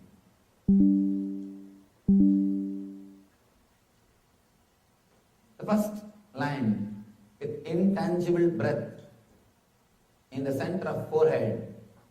You should understand the word intangible breath. In Sanskrit we call prana. Intangible breath means not the air which goes in and comes out. Air is just a vehicle in which the prana goes in and comes out. Prana is the life force, the energy itself. It's like, understand this one example. If a truck comes inside the temple and drops something, leaves something and goes out, the same thing. The truck is the air, truck is the breath, and the product which comes, the product which is delivered is prana. Constantly the air is going in and leaving the prana inside, and the air comes out. The air is going in, leaving the prana inside, and air is coming out. Constantly you are taking prana through air. From the cosmos, you are taking prana through the air. Here, when Shiva says in intangible breath, he means about prana. He is not speaking about breath. He is not concerned about breath. In India, if you attended Kumbh Mela, you might have seen hundreds of sannyasis. I have seen, they will put their head inside the earth and it will be buried. Head will be buried for 3 days. 3 days they will keep their head under the earth. Head will be buried. Logically, you can't understand. Logically, you will be thinking, then how are they alive? How they are breathing? How the prana is being supplied to the body? But in India, yogis, they know. They can take the prana directly from the cosmos without the help of air. As long as you take prana through air, you need to breathe. You need to inhale and exhale. But when you can take the air directly, when you can take the prana directly without the help of air, you don't need to inhale or exhale through the nose. Your body can directly take the prana from cosmos. One more thing, as long as the incoming breath bringing more prana and going out emptily, if it comes with prana shakti and goes out as empty vehicle, your life will be strengthened. If the reverse starts happening, it comes with less prana and goes out with more prana shakti, person can understand his death is nearing or he is going towards the death. That is the reason all great masters who knows or who can sense the prana shakti, they can tell about their death. They will be able to predict about their death. Before the 6 months of their passing away, they will be able to see very clearly the prana moving out of the body. Just the empty air will enter, but when it leaves, it will go out with prana. That's a beautiful concept in Ayurveda. They call it as the peak age. Till particular age, the person will be receiving more prana through the incoming breath. Less prana will be going out through the exhaling breath, through the outgoing breath. The moment the outgoing breath starts carrying more prana than the incoming breath, they know now the person is moving towards death. If the more prana is brought through the incoming breath, if the incoming breath is carrying more prana than the outgoing breath, you are going towards the life. You are expanding. You are strengthening your body. You are strengthening your energy. If the outgoing breath is carrying more prana than the incoming breath, be very clear, you are going towards the death. You are working towards the death. The great masters, Buddha, Shankara, Guru Nanak, all of them have predicted their death. All of them have predicted their death, including Mahavira. All of them have very clearly predicted about their death. It is just because they are able to sense the prana. They can very clearly experience the amount of prana. They will be able to clearly feel what is happening with their breath. This technique is a beautiful technique. Now Shiva is giving you the technique to work on the prana and to increase the amount of the prana. Not only he is saying the basic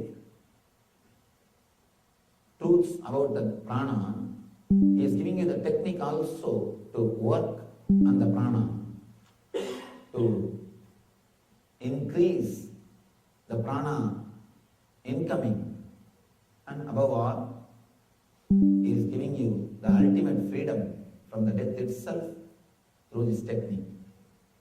Let's enter into the technique. With intangible breath in center of forehead, as this reaches heart at the moment of sleep, have direction over dreams and over death itself. Now he is introducing the next thing. With intangible breath in the center of forehead,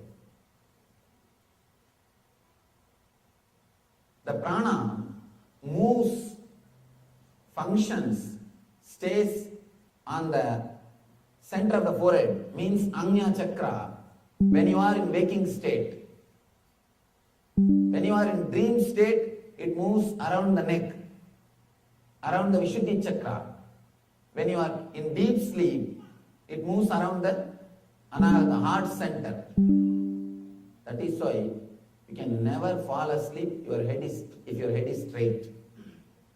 Unless you relax your head, unless you allow the prana movement, unless you relax, the prana cannot move from forehead to Anahata. That's the reason, unless you relax your head, you can't sleep. Even if you are lying on the bed, try to keep the head straight. You will never be able to sleep. You will never be able to fall asleep. If you think constantly, your head will be straight and your shoulder will be under stress. The stress in the shoulder, head being straight, both are very closely associated. You can see in your life, early morning go to the office, you don't have to do any work. Just sit in your chair and think about the problems. Get stressed, you will have shoulder pain. Without starting any work, you don't have to do anything. Just 10 minutes, remember your manager and meditate on him. You will have shoulder pain. Remember your manager, meditate on him, you will have shoulder pain. Whenever your shoulder is stressed, actually all the pain and the stress you experience first in the shoulder. When your shoulder is under stress, the neck will never relax. It is very closely connected. That is why people who think constantly, they can neither relax their head nor they will be able to fall asleep. Even when you are lying in the bed, try to keep the neck straight. You can't fall asleep. You won't fall asleep. Even when you are sitting, just put your head down. Simply, you will start sleeping and snoring. Actually, going to some spiritual discourse is the best way to get sleep. Spiritual lectures, spiritual books, if nothing else, starts doing some mantra. These 2-3 are the ultimate technique to fall asleep. Anyhow, because in the spiritual lectures you don't have to think much. He's talking and you can just sit and relax. You don't need to do anything. Whenever you relax, whenever your neck is relaxed, your prana will start flowing towards the anahata, towards the heart center. You will fall asleep. You will fall asleep. Usually, when you are in waking state, your prana will stay in anya. You should know these few basic information to enter into the sutra or the technique. That's the reason I'm trying to give you all these esoteric informations. These are all the knowledge or the experiences of ancient rishis.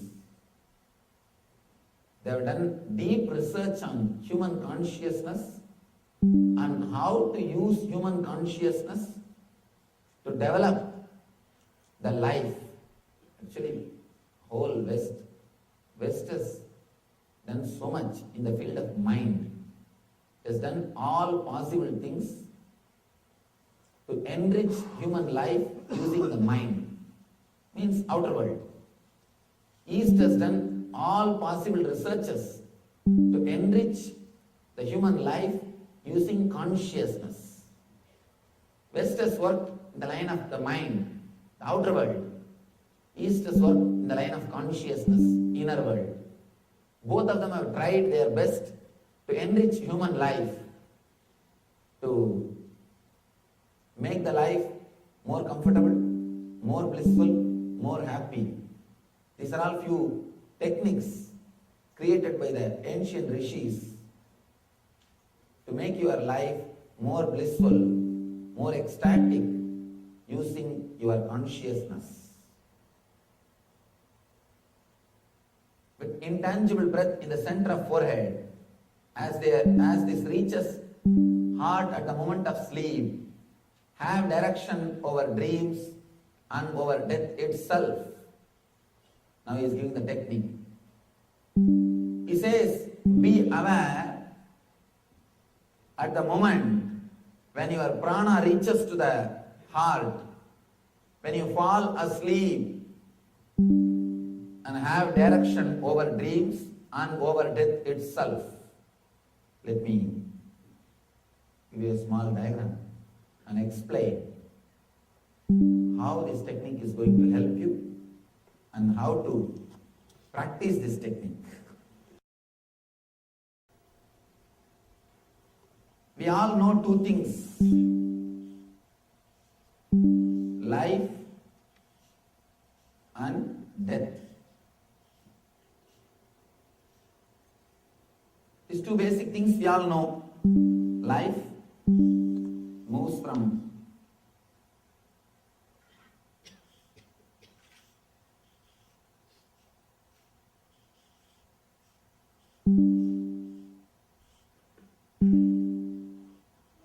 life and death. Constantly life is slipping, entering into death.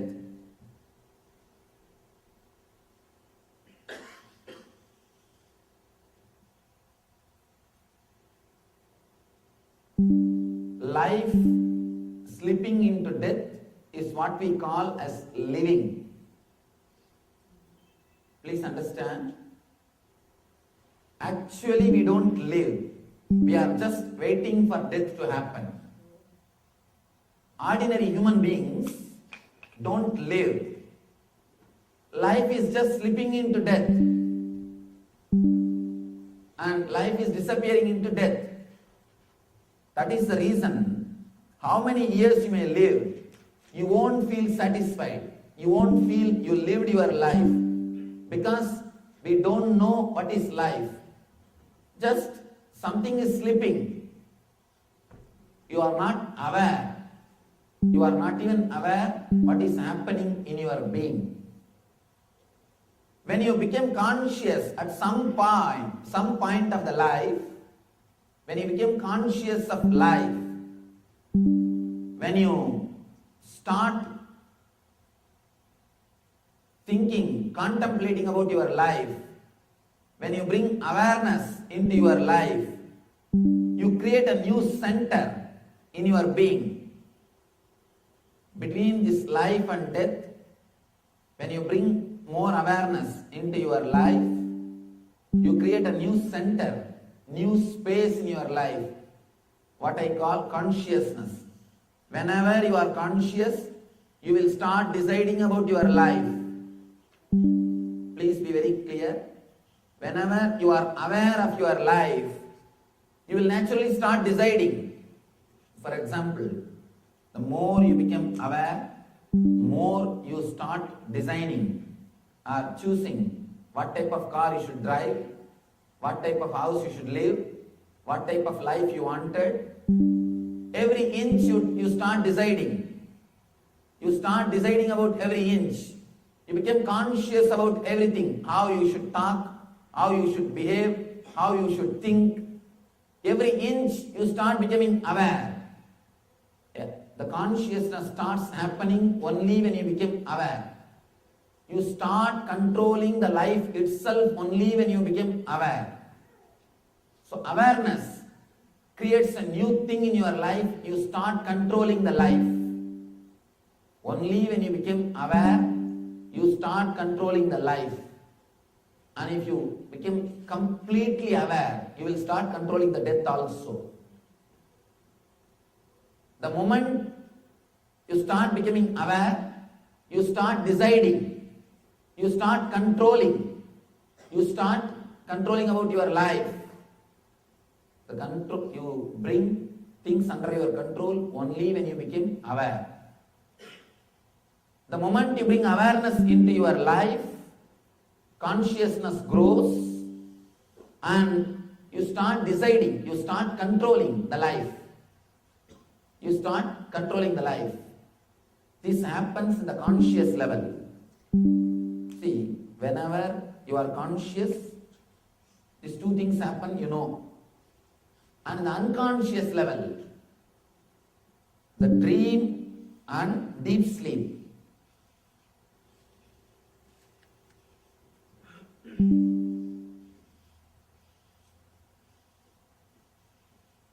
If you are consciously thinking, it is life. If your consciousness can't think, it is death. In the unconscious level, if you are aware, it is dream. If you are not aware of anything, it is deep sleep. It's a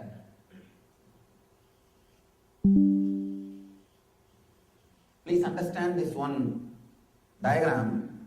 You'll be able to understand this technique, and this very understanding can transform you. Practicing is one thing. This very understanding will inspire you to practice, because these are all the basic truth about life. Once you know how to breathe, breathing, the best way to bring energy through your breathing. After that, you don't have to do it consciously. Just because of the very understanding, you will start doing it. Now, we are working on your consciousness.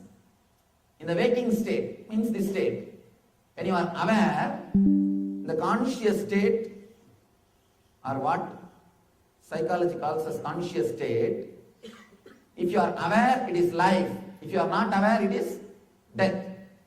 In the unconscious state, if you are aware of something, it is dream called. It is called as dream. If you are not aware of anything, it is called deep sleep. In the life, if you bring more awareness, you start controlling life. Same way, in the dream, if you start bringing more awareness, you will be able to control the dream and the deep sleep. Understand? This is the conscious level. In the conscious level, if you are aware of any movement around you, it is called life. If you are not aware of any movement, it is called death. In the unconscious level, if you are aware of any movement, it is called dream. If you are able to see anything, if you are able to feel anything, if you are able to experience any movement, it is called dream. In the unconscious level itself, if you are not able to feel anything, if you are not able to understand any movement, anything, then it is deep sleep. These are the four things. Between life and death, if you become aware of living, if you are conscious about living, you start controlling the life. You start deciding. You think, I think this type of car won't help me. This type of house is not going to work for me. I think enough with this wife. You start deciding. I am done with this job. You start deciding. The more you become conscious, you start chiseling your life. You start controlling, deciding your life. Same way, again here, if you bring little more consciousness to this space, if you become conscious of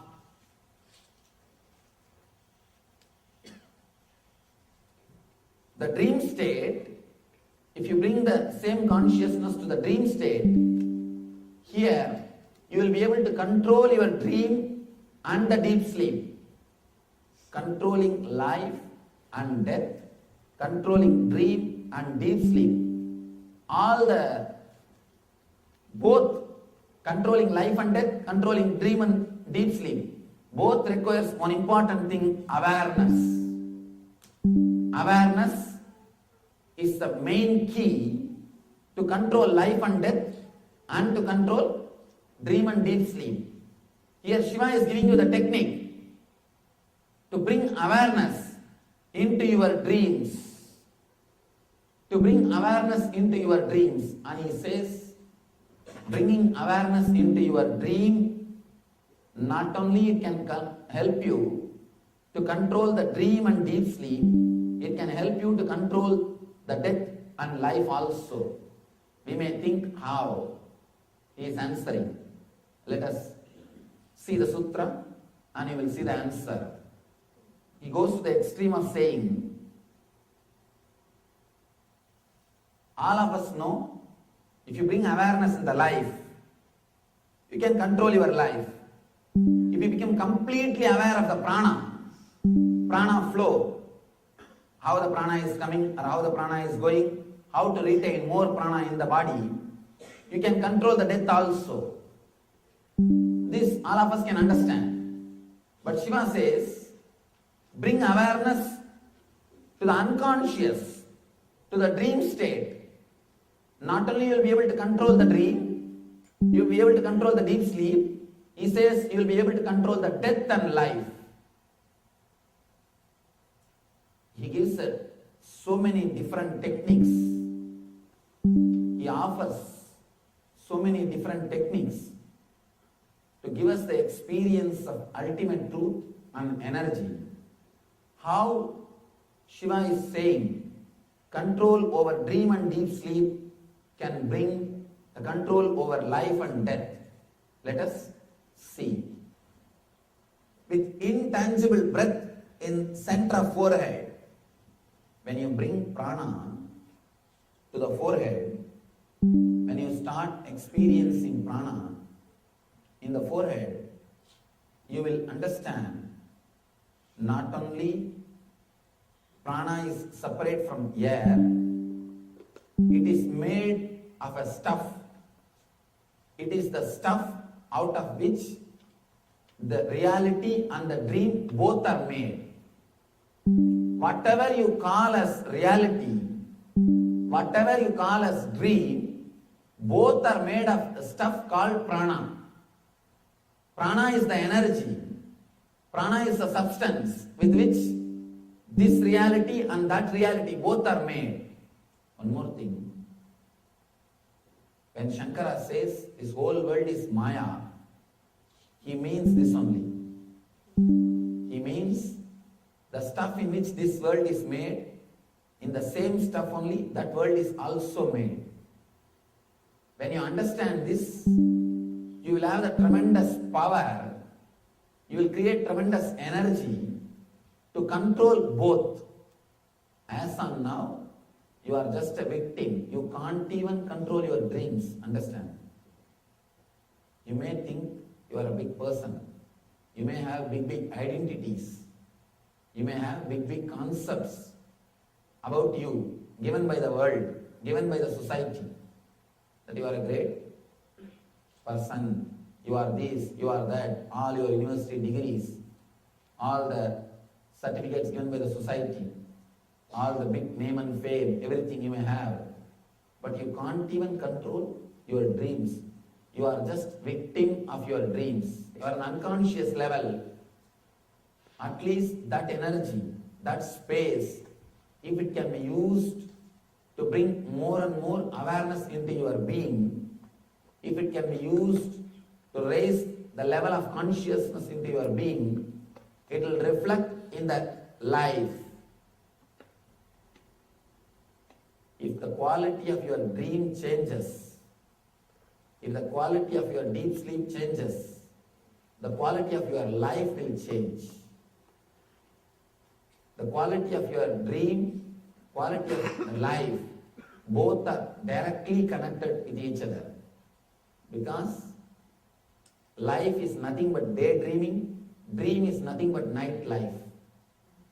Night life is dream, daydreaming is life. In the day, whatever you do, you call it as life. In the night, whatever you do, you call it as a dream. In the day, if you are not able to do anything, you call it as death. In the night, if you are not able to do anything, you call it as a deep sleep. In the day, if you have the tribudi, in Sanskrit, a beautiful word tribudi means, in the daytime, if you have three things, experience, experienced, and the experience. Experiencer, experience, and the experienced. It's like I can give you the explanation, give you an example. Coffee, the person who drinks the coffee, and the experience of the coffee taste. In the daytime, if you have all these three, it is called life. In the daytime, if you don't have all these three, it is called death. In the night time, if you have all these three, it is called dream. In the night time, if you don't have all these three, it is called death. Now you can understand the direct relationship with your dreams, with your deep sleep, and with your death and the life itself. Shiva is trying to give meditation techniques for all kinds of human beings. People with insomnia, not only this technique will heal them, it can straight away use the time for useful things. Even if you are not sleeping, if you can enter into this technique, after finishing the explanation, I'll exactly explain the technique itself, how to go into that space. If you enter into this technique, not only your insomnia will be healed, it can give you different consciousness, different understanding. Shiva says, with intangible breath in the center of forehead, as this reaches heart at the moment of sleep, have direction over dreams and over death itself. With intangible breath in the center of forehead means your prana staying in the forehead. As on now, always your prana stays in forehead. The moment you start moving towards the dream state, it starts coming towards the Vishuddhi, throat center. The more you move towards the deep sleep, to the deep sleep state, it goes to the Anahata, heart center. Same way in the death also. The more you are energetic, the more you grow in the life, the prana gets centered, accumulated in the forehead. The incoming breath bringing more prana, outgoing breath going empty means your prana will be centered on the forehead. If the incoming breath is bringing less prana and the outgoing breath is taking more prana means slowly the prana will slip into Vishuddhi, throat center. If the incoming breath is not bringing prana at all, only outgoing breath is taking the prana, means you will fall completely into the heart center. Understand? If you understand prana, the basic truth about the prana, you will understand life and death, dreams and deep sleep. Both have got same formula. Same formula. Actually, from life to death, falling, from waking state to falling into the deep sleep state, both are directly related to prana movement. If the prana movements, prana coming in, going out, if it is handled properly, you can handle the life and death and dream and deep sleep. Both can be handled just by handling the prana. Prana is the thread. If you know how to handle that single thread, you can handle life, death and dream and deep sleep. Dream and sleep, life and death. Both can be handled just by the single key, single thread called prana. It's a very deep yogic subject. It's a very intense subject. I'm trying to explain the intense truth, the intense subject, basic things about the life, how you grow towards the life or you grow towards the death. In life you can see, till particular age you will be becoming more and more strong.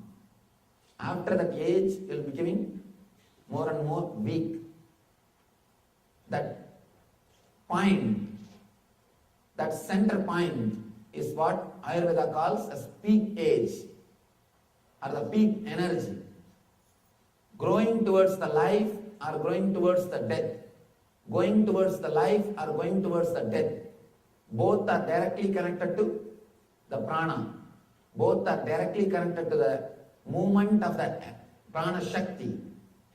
Same way, moving towards the dream or moving towards the deep sleep. The dream and deep sleep, both are connected to the movement of prana.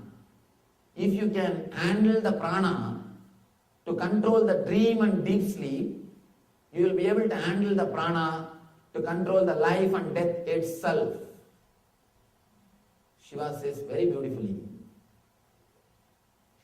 if you can be aware of dreams, if you can be aware when you fall into the dream state, when your consciousness is slowly fading away, whenever you are falling asleep, whenever your consciousness is slowly fading away, if you can remain aware, if you can be aware, you will be able to handle, change the dream itself. And if you are able to change the dream, let me be very clear, one more thing. If you are able to change the dream, the first thing you will do is you will stop dreaming. You will stop dreaming. Because you know uselessness of dreams. You know you are wasting time and energy in dreams. Person who can be aware of dreams will never dream. Person who is aware of life will never take one more birth. That is why in the East, all the scriptures, all the spiritual scriptures, whether it is a Vedas or Dhammapada or Jaina Sutra or Guru Granth Sahib, any spiritual book, they are aimed at only one goal, not taking one more birth. Only one goal, moksha. Person who is aware of dream will never dream. He will simply stop dreaming. Person who is aware of life will not have life. He will simply stop the life. He will not take one more body. When you become aware of dream, you stop dreaming, simply enter into the deep sleep. Same way, when you become aware of life, you stop living, enter into death. Now you need to understand important thing. When I use the word death, I don't mean you will commit suicide. When I say, when you become aware of life, you will enter into death, I don't mean you will commit suicide. You will stop living in the normal way. You will stop living with identity. You won't give importance to identity. That is why the enlightened masters are called dead people. Actually, the enlightened people are called people who are already dead as far as the world is concerned. They don't have identity, or they don't have life as you understand. Their life cannot be called anymore as life. Practically, if you want to give any term to their life, the only term which you can give is death. They are not alive as you think. That's the reason, again and again, all the scriptures say the spiritual people are called reborn. They are no more alive as you think. The moment you are aware of dream, you stop dreaming. The moment you are aware of life, you stop living. Stop living as you understand the life.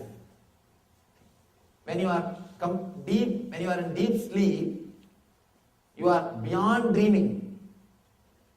The same way, when you stop living, you are beyond life. You can never be tortured by the things of the life. The life will look just as a fade or a film. It will look like a film. It won't penetrate. It won't disturb your inner space. Let me give you the gist of this whole sutra. By bringing more and more prana into your Ajna chakra, the third eye, and being aware when the prana falls into the anagata, when you fall asleep, you will have the power over your dreams. You will be able to alter, you will be able to arrange your dreams as you want.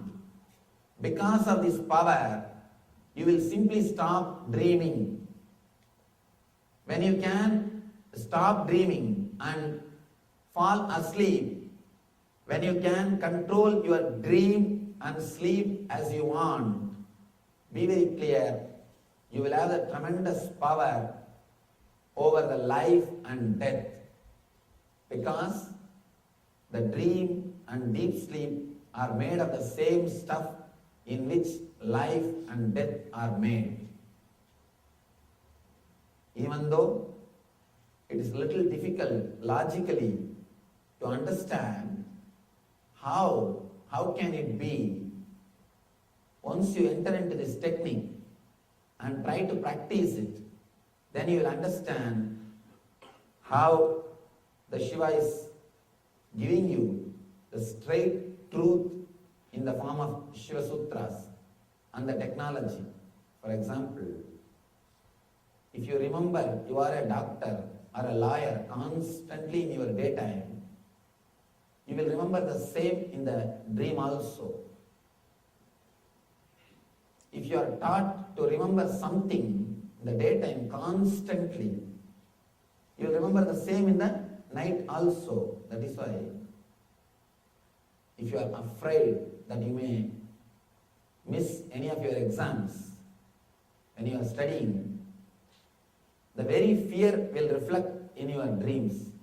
Always you will have the dream as if you missed the exam, you did not go to the exam, or that day something has happened, you are sick. You will always have this type of dream. Impact of life over the dream. Now Shiva is saying, work on the dream, change the consciousness of the dream, let it impact the life. We know only one route. Impact, penetrating or changing the life, and from life we touch the dreams. Now Shiva is saying, touch life from the dreams. Because in dream you don't have to go for a job. In dream you don't have to work for your living. In dream, naturally, by very nature, you don't believe anything is importance. You are not bothered about building a house in dream, buying a car in dream, or having bank balance in dream. But you are really concerned about buying a house in waking state, building your bank balance in the waking state. You are bothered about your car in the waking state. The waking state, trying to do spiritual work in the waking state is difficult because you are occupied with so many things. But trying to do little spiritual work in the dream state is possible because there is no need to do anything in the dream state. So Shiva is working from the other way. He is asking you to improve, to develop the consciousness, awareness in the dream state. Now let us go to the practical side of the technique. You are supposed to be aware of your being, of the prana movement when you fall into the dream. When you fall asleep, means when the prana moves from Ajna to Anahata. When you relax from here to here. When you are falling asleep, you will travel through the same route. When you are dying, again you will travel through the same route. If you become aware of the truth when you are falling asleep, you will become aware when you are dying also. If you become aware when you are falling asleep and you are able to handle, control the truth, same way you will become aware when you are falling asleep, you will be able to handle and control the same thing. Control the same thing. Now Shiva is saying, with intangible breath in the center of forehead, means the prana in Agnya Chakra, as this reaches heart at the moment of sleep, whenever you fall asleep, it reaches the heart. Or whenever you are growing weak, you are becoming weaker and weaker. Whenever you are traveling towards the sleep or traveling towards the death, it will be falling to anahata, it will be falling towards the heart. Be aware at that moment. Have direction over dreams and over death itself. If you can be aware when the prana falls into the heart center, every day you will stop and alter, manage your dreams and deep sleep. If you are aware when the prana is slipping from Agnya to Anahata once for all, means at the end of the life, then you will be able to stop, change your life and death. If you want, you can extend. If you want, you can bring it a little early. If you want, you can postpone. You can play whatever way you wanted. Here Shiva gives an ultimate technique to predict or postpone your death itself. Be very clear, it is not theory. These are all the truths of thousands of years of R&D of our rishis. Our rishis have done thousands of years of research and development in the human consciousness. These are all the truths published by them after thousands of years of their R&D. Let me be very clear, this technology, these techniques can directly develop the quality of your life from today. You don't have to think, oh, if I practice for 10 years, maybe 11th year, it will give result. No. Let me be very clear, because we do not know this technology, we started suspecting the science itself. For example, someday if theory of gravity is useful, applicable in your life, you will not suspect the truth of theory of gravity. You will not suspect the science of the theory of gravity. You will not suspect the formulas created by the scientist. But if it doesn't have any direct application in your life, if you don't have any direct benefit in your life about the theory, naturally you tend to forget and you tend to question, you tend to suspect, finally you tend to completely throw the whole science itself. Just because we have not practiced this technology, this kind of truths and techniques in our life, we have started suspecting the whole spirituality itself, and we started suspecting, really is it going to work for me? Really is it going to help for me? Really is it going to do anything for me? Let you understand two things. Now whatever I have spoken, it is not only going to help you for your death, it will help you every moment. You may think how? You may think, how can it help me every moment? When you start becoming aware in the dream state, actually, dream state means nothing but low prana, means the prana moving towards the heart center. That is the time you fall into the dream state. If you can be aware at that time, naturally you will be able to control your dreams. Naturally you will be able to control the prana. not only you will be able to control your dreams, you can bring yourself up any moment. You can bring yourself directly up. Because the low prana, whenever you are aware that low prana is coming, you can increase the percentage of prana in your body. Power is knowledge. The power, the prana is becoming low, is enough to bring more prana into your body. That power is enough. That power is knowledge. If you can bring the prana up, if you can bring more awareness, more energy in the dream state, see, whenever you are falling into dream or falling asleep, if you know the prana is coming down, if you are aware, immediately you can stop and bring it up. Same way, when you are dying, relaxing from the body, when the prana falls to the lower level, you can stop and bring it up. Not only at the time of death, even when you are falling sick, your prana is slowly falling towards the anahata. The more your prana travels towards anahata, you start falling sick. If you can stop the prana movement and bring it up, you will naturally heal yourself. You will heal yourself. It's the ultimate technique to heal your body and rejuvenate your body. Next thing,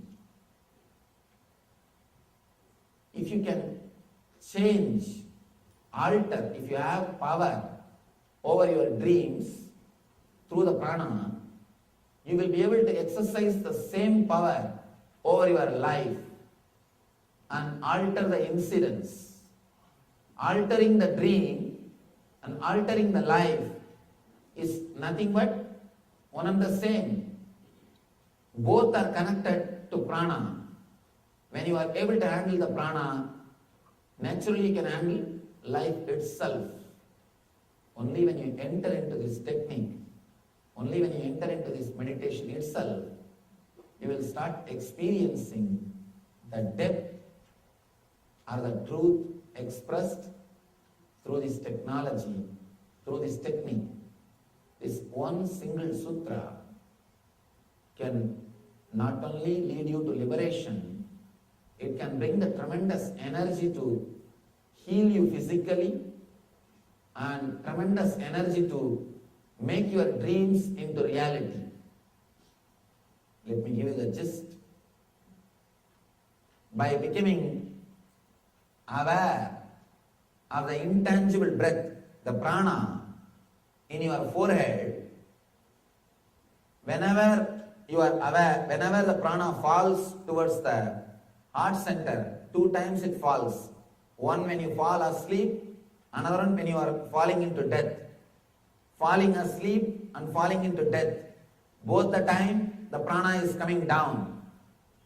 If you can stop that prana, you will be able to stop that prana just by becoming aware of it. Just by being aware of that prana, you will be able to stop it falling into the dream state or deep sleep. You can bring it back to life. Same way, when it falls into the disease or death, you can stop that and bring it back to life. You can heal your body and mind. The next thing, whenever you are aware of this falling, not only you can bring it back, you can even handle it and manipulate it as you want. You can start having the dreams of your wish. Same way, you can start having incidents in your life as you want. You can repeat or create or remove, manipulate any incident in your life. It may look like a too big promise from Shiva, but I tell you, anybody who can enter into his being and play with these techniques will understand the truth behind these techniques. If you are constantly thinking about something, you will start remembering the same thing in the dream also. For example, whenever you are frightened, if you have the habit of calling Rama or Krishna or some god's name, even in the nightmare time, you will remember the same name. How many of you experienced this? Even in the nightmare, if you are threatened, you will remember the same name. You will remember the same God. Automatically it will happen. If you are doing anything strong in the life, it will create an impact on the dream. If you are doing anything strong in the dream, that will create its impact on life. Now Shiva is asking you to work on the dream so that it will create the impact on life. Now let us enter into the technique of working on the dream. Means stopping when your prana flows into the heart. It may flow to fall asleep or to die. For both reasons, it may flow towards the heart.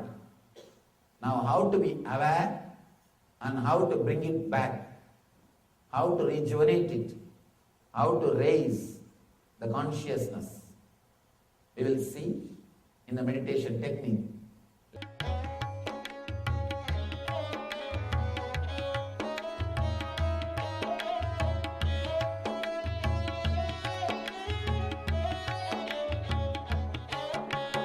ॐ नमः शिवाय नित्यानन्दं नित्यानन्दम् ॐ नमः शिवाय नित्यानन्दं नित्यानन्दम् ॐ नमः शिवाय नित्यानन्दं नित्यानन्दम् ॐ नमः शिवाय नित्यानन्दं नित्यानन्दम्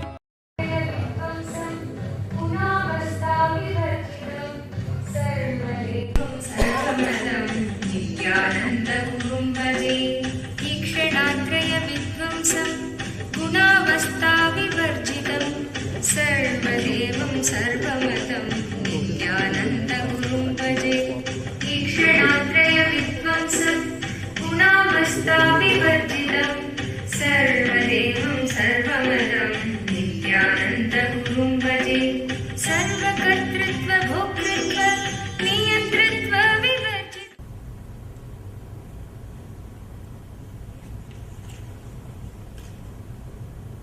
Before entering into the sutra, just few understandings, few words about the scripture, Shiva Sutra. This book is not even just a manual for enlightenment.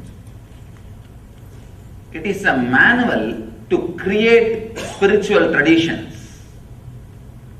The technique which we are going to enter today is the base of whole Buddhist tradition.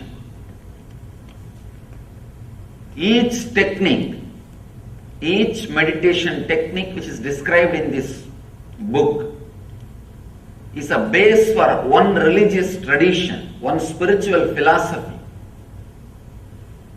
Out of this one meditation technique, whole Buddhist tradition is born.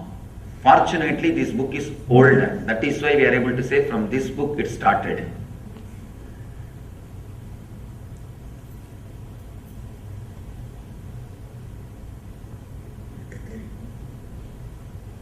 People ask me, how can you keep Buddha also along with gods? Because Buddha did not accept Vedic gods. If you read deeply, Buddha never said there is no God or God does not exist. Whenever he was asked the question, he just avoided, just not to waste the time. Because whenever you say yes or no, you have enough arguments. People come and ask me, Swami, is there God? Atheism with a decent, cultured, responsible is straight path to enlightenment. There are many masters who led people to enlightenment through atheism. Very rational, logical, responsible. There are many masters who never accepted God. but led people towards godliness. People ask me, is there God? I tell them God is not the thing to argue by saying yes or no. The moment I say yes, I'll have 1,000 more questions. The moment I say no, again 1,000 more questions. Both are not going to help you. Neither yes nor no is going to help you. Just give a technique through which he will realize. He himself will achieve the truth. Buddha did the same job. He never said yes, never said no. He just gave the method. He just gave the technique and led people to achieve the enlightenment, achieve the truth. In a very beautiful way, without accepting the authority of the Veda, he contributed to Vedic tradition. See, there will always be 50% of the people saying no for everything. See, when you say no, it feels very juicy. Saying no is really very juicy. That is why, kids, why do you think constantly kids say no for anything and everything? Because it gives them the feeling that they are grown up now. Only when you say no, you feel you have freedom. There is something called positive freedom.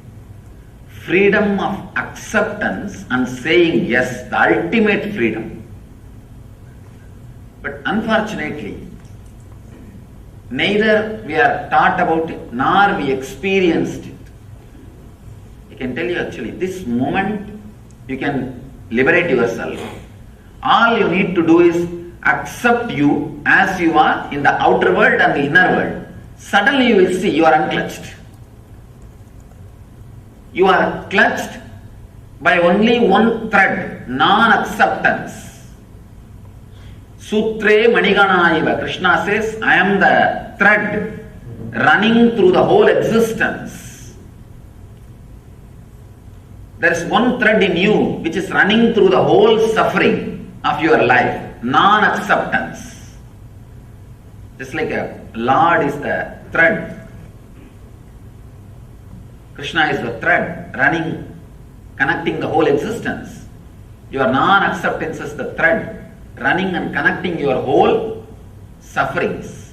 What you call as samsara roga, bhava roga, suffering of disease.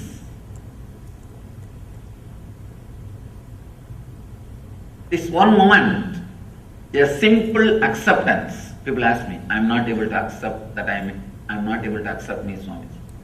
I tell them, alright, at least accept that you are not able to accept you. That's all. Even that is an acceptance. Even that acceptance can suddenly unclutch you. There is no need for thought flowing in you. There were one group of people who are very simple, who are able to straight away connect and accept and realize the truth. For that group, the Vedic tradition was helping. But slowly, unfortunately, a kind of a negative wave or negative group started developing because the spiritual techniques and the transmission of the spiritual enlightenment was not happening at one point. Transmission of enlightenment was not happening. So the antagonistic crowd, the crowd which started saying no to everything. If you say no logically, there won't be any problem. Saying no, just, I don't want, just for the sake of feeling strong. For that group, there is nobody to guide them. It is not that just because they have gone astray, they can be dropped or they can be completely thrown out. No. Somebody has to take care of them. So then divine descends as Buddha, who gathers all the dropouts, gathers all the people who are saying constantly no. He also gathered all of them and said, yes, he played the same tune. He played the same tune. But I can say among the masters, Buddha is the master who contributed maximum number of enlightened beings to the planet Earth. Maximum number of enlightened beings are contributed to planet Earth from the Buddhist tradition. Directly from Buddha. When he was alive, fortunately he was in the body for more than, you can say, 80 years. And he became enlightened around 40. 40 years enlightened public mission. He created at least 10,000 enlightened beings. I think even now it's a achievement. I don't think anybody else has done much more than that. He contributed so much without directly saying yes or no to the question whether God exists or not. He straight away gave the technique. And that technique is from this sutra. This is the sutra which forms the core, center of the Buddhist tradition. Let me read the sutra, then we will understand. Unminding the mind, keep in the middle until it drops.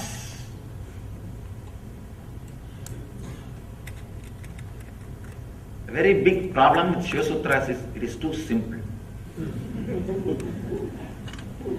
It is too simple. Only an integrated person will be able to use these techniques. These are like a fire. Only a person who is ready will straight away explode by the touch of the fire, by the touch of the Shiva Sutra. That's a beautiful Upanishad story. One disciple goes to the master and asks, Master, give me enlightenment. Just master repeats, Tattvamasi Svedakedo, Tattvamasi, Tattvamasi Svedakedo, Tattvamasi, that art thou, that art thou. 9 times he repeats and the disciple is enlightened. Story ends. Not 9 times, I don't know how many times I have to repeat. Why it is not happening? The reason is the Svedaketu was fully integrated, burning to receive the truth. That's a beautiful example Ramakrishna gives. The mother pearl will be waiting for the rainwater. The mother pearl makes the pearl with the rainwater. When the rainwater falls, he just carries the rainwater into his womb and goes down into the ocean. And whatever process he does on the rainwater only becomes a pearl. So just like mother pearl waiting with a wide open mouth on the ocean above the water, she will be just waiting for the rainwater. She cannot take the salt water and make pearl. She needs pure rainwater. The moment one drop rainwater falls on the pearl, mother pearl, immediately she will go into the ocean, deepest layer, and she will start doing the process. She will come out with the pearl. Only a person who is seeking intensely like a mother pearl for the initiation, waiting with open being, the moment master utters some words, those words straight away enters into him and he carries that word, goes and sits inside his inner space, starts doing the process, comes out with the pearl of enlightenment, opens himself with the pearl of enlightenment. Only that intense seeker, even few words are enough. Even few words are enough. You will see suddenly the being blossoming, expanding and expressing itself. It's a simple word, just like Tattvamasi. Tattvamasi is it's called as Mahavagya. That art thou. It's called as Mahavagya. Means the word which straight away gives enlightenment. Vakya which straight away leads you to the experience of the Mahat, the cosmos, is Mahavakya. In this book, every line is a Mahavakya. Every word is a Mahavakya. He just says, unminding the mind, keep in the middle until it drops.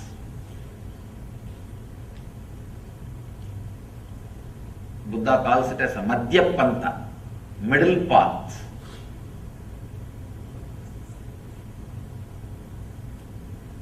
Let's first understand how our life flows.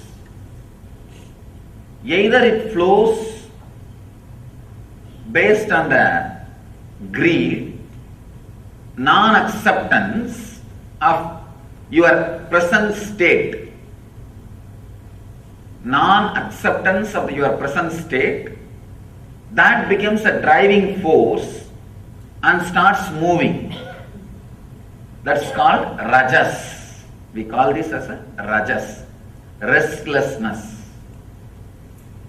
The next thing, non-acceptance of the inevitability of the life and death, fear.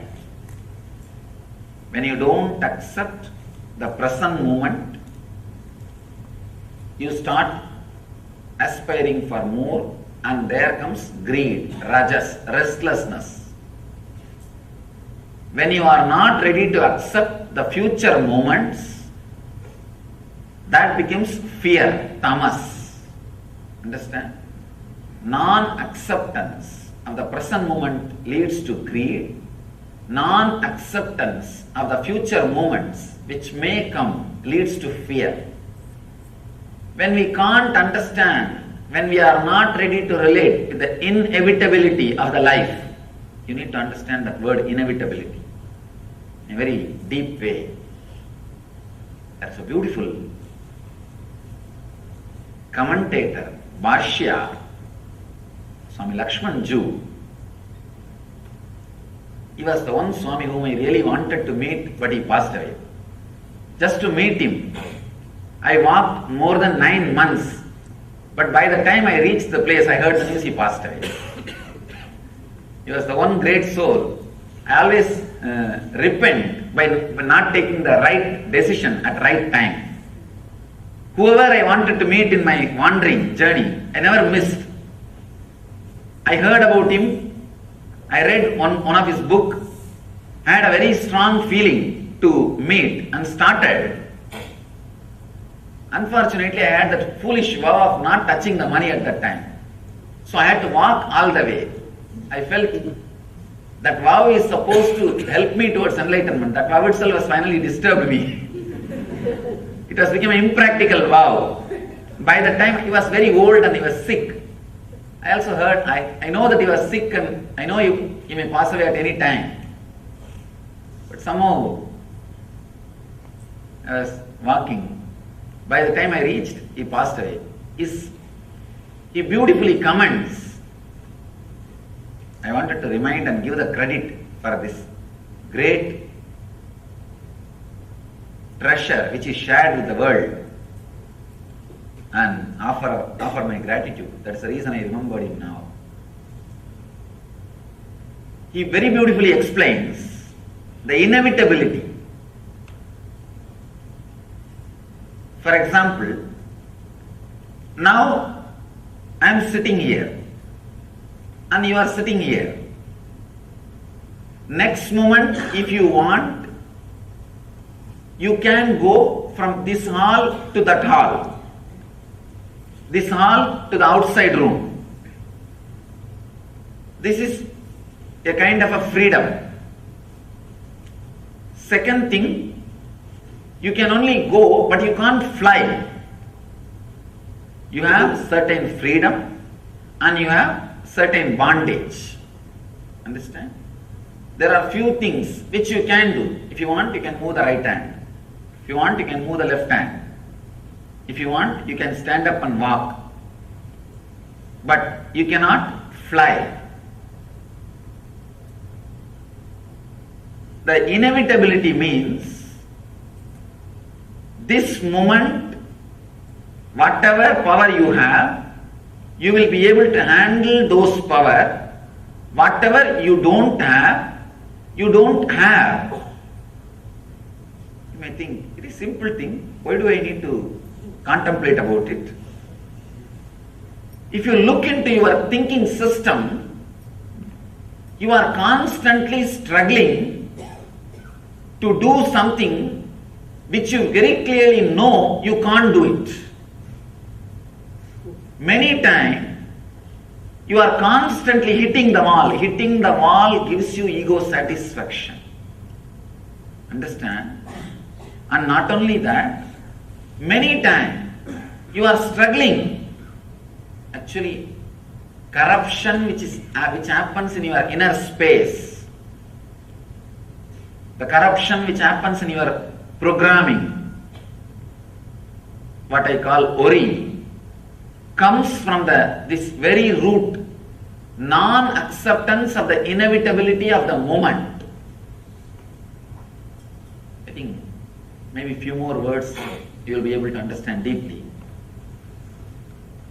Let me explain in two ways. One,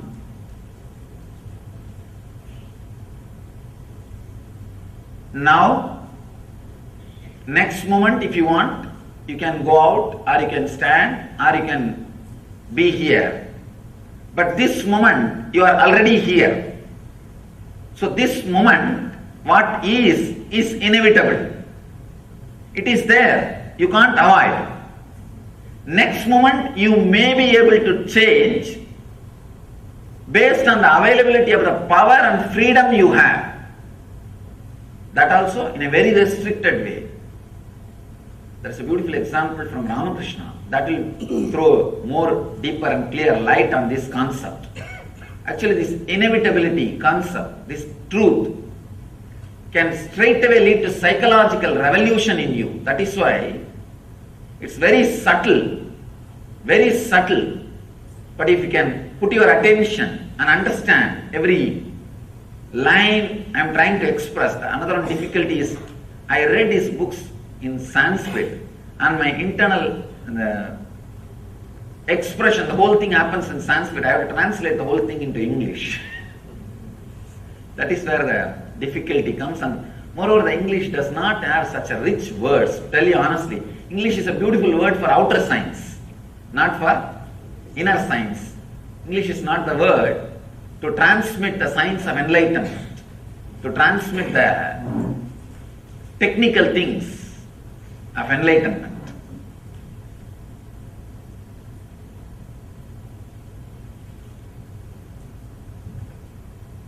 Somebody asked Ramakrishna, is everything in the life is a fate or individual freedom?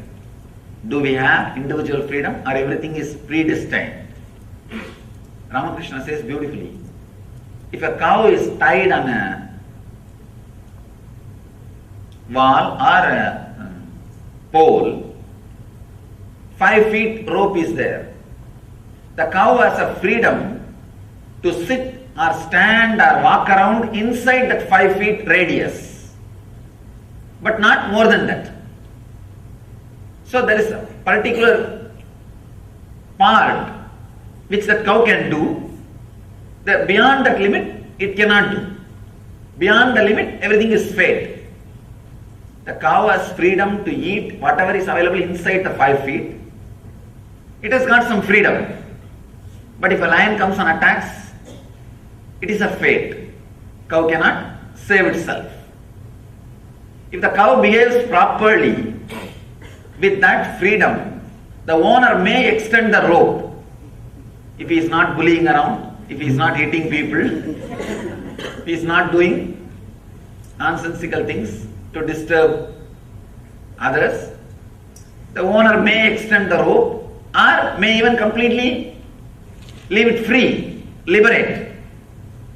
So the freedom, the individual freedom or fate, predestined, comes based on our lifestyle. We do have a certain kind of a freedom. If we properly use it for a right purpose, for not hurting others, living properly, that freedom can be extended or completely given to you.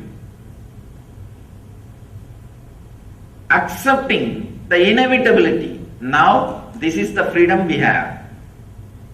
Next moment, we may have, may not have. And this moment, whatever is happening is inevitable. That is the way it is happening.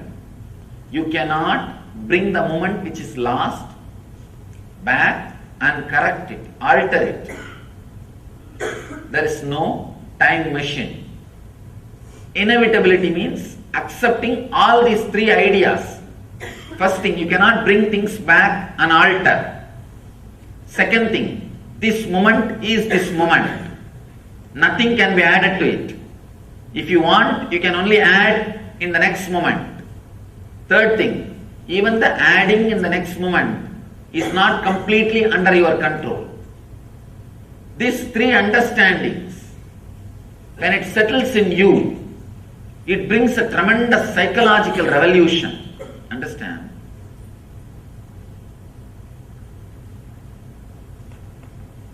The basic thing needed for enlightenment is psychological revolution. Clarity about the self, world and God. Jiva, Jagat, Ishvara. Jiva is the self. How you think, how you are driven, what is your inspiration, what makes you run in your life, what makes you move in your life, why you think, how you think. This understanding is Jiva. Then Jagat, how the clarity which happened in me or the desires and fears I feel in me, how I am going to connect it with the world. If I have some desires, how am I going to get it from the world? If I have some fears, how am I going to avoid it?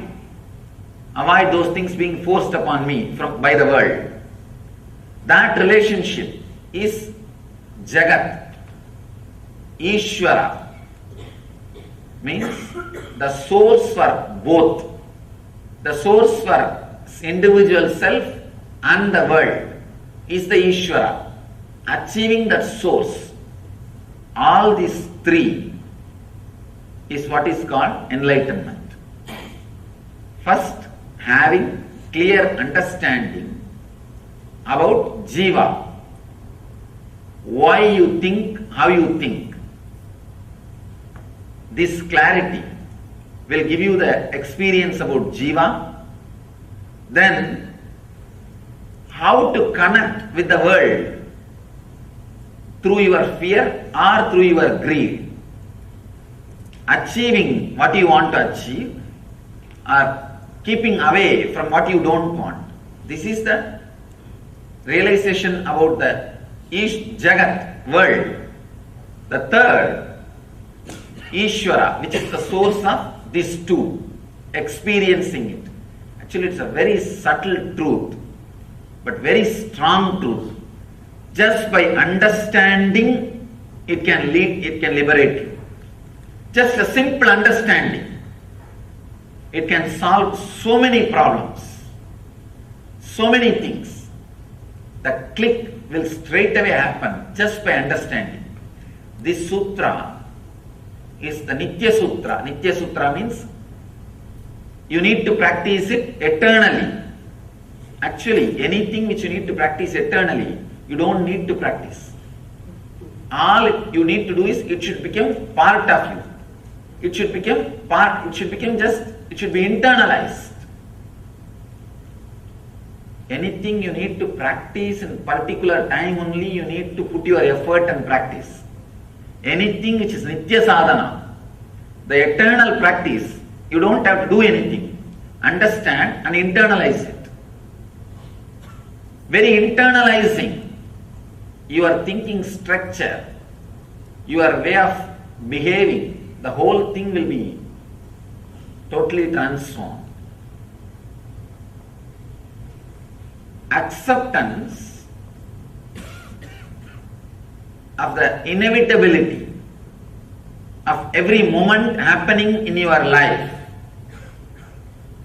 This moment you are sitting, over. Next moment, if you want, you can stand, but you cannot fly.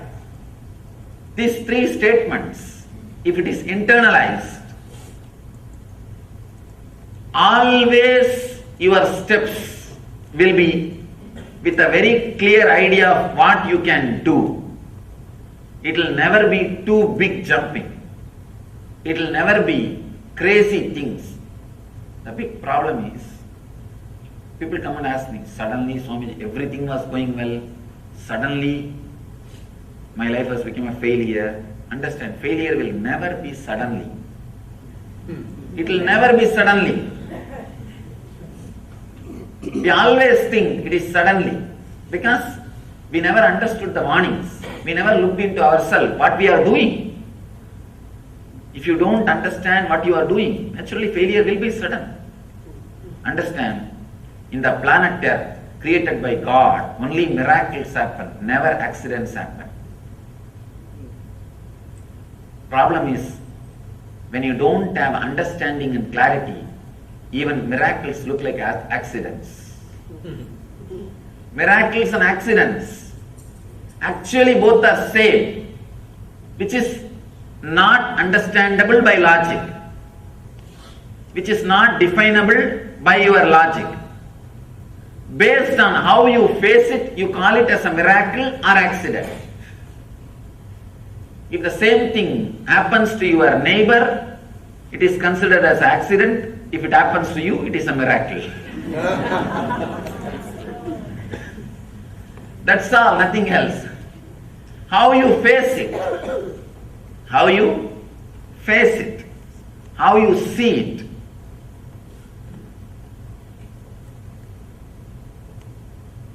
If you have the deep passion, look into the life and accepting the inevitability of the moment, everything is miracle. You are still breathing, still your heart is beating, still you are alive. It's a miracle. Why should you be alive? What right you have? People tell me, Swamiji, that is my birthright. I tell them, birth itself is not your right. Where is the question of birthright? If you look with acceptance, the life with a little relaxed understanding, you will see everything is miracle. If you look with a restlessness, irritation, non-acceptance, everything is an accident. Everything is an accident. Your husband will look like an accident happened in your life. Your kids will look like biggest accidents happened in your life. And your house will look the worst accident happened in your life. Everything will look like a big accidents happened in your life. Actually, all you need is a simple psychological revolution happening inside your system. Just this one idea. Acceptance and realizing the inevitability of the moment. See, inevitability of the moment you don't need to accept. Whether you accept or not, it is going to be that way, that's all. If you are intelligent enough, enjoy. Otherwise, it's okay. That's all. There is nothing else. You cannot do anything about it. Whether life is an accident or miracle depends on you. That is why the Upanishad says the person who is initiated, the initiated person, for him whole world is heaven. Amritasya, immortal heaven. The person is uninitiated. See, understand the word initiation. It means not that doing some ceremony or ritual. Initiation means the click happening in you. When a master expresses the truth, the realization, if the click happens in you, if suddenly you feel, oh God, right, what he says is right. I was always thinking this. He put it in a right way. If you feel whatever I am speaking, always you thought about it, but I am verbalizing it, I am properly putting it in word, initiation has happened. That is the scale, whether initiation has happened or not. If the initiation happens, the whole world is heaven. If the initiation is not happening, then the whole world is hell. All you need to understand is this two quality. When you do not accept this moment, starts the greed. When you do not accept the moments which may come, there starts fear.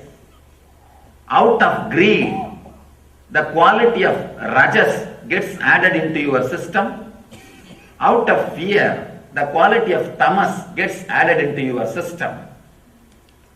All you need to understand, the more and more time you spend in the middle path means accepting the inevitability and accepting your present moment, accepting you as you are now, understanding the inevitability of the life which may happen in you, happen for you. When you have these two understanding, that is what we call sattva, means relaxed, restful middle path. Neither you are driven by the non-acceptance of the present moment, nor you are driven by the non-acceptance of the future moments. Non-acceptance of the present moment and future moment are the root of rajas and tamas, restlessness and fear, restlessness and inertia. This simple understanding, this psychological revolution, actually the moment initiation happens in you, every word which comes out of the master rings bell in your heart, and that becomes a strong, clear programming in you. Programming your life based on the Vedic knowledge. Even the Vedic knowledge seems to be too small a word. The right word is the true knowledge. Actually, Vedic knowledge is true knowledge. But in course of time, people have started thinking Vedic knowledge is something like a branding. No. All of us need to understand the word Veda. Veda means the knowledge which comes out of your inner space when you are unclutched. When you are unclutched and relaxed, whatever research and development happens automatically inside you without you contributing or you interfering. That is Veda. If you just keep quiet, Veda will happen in you.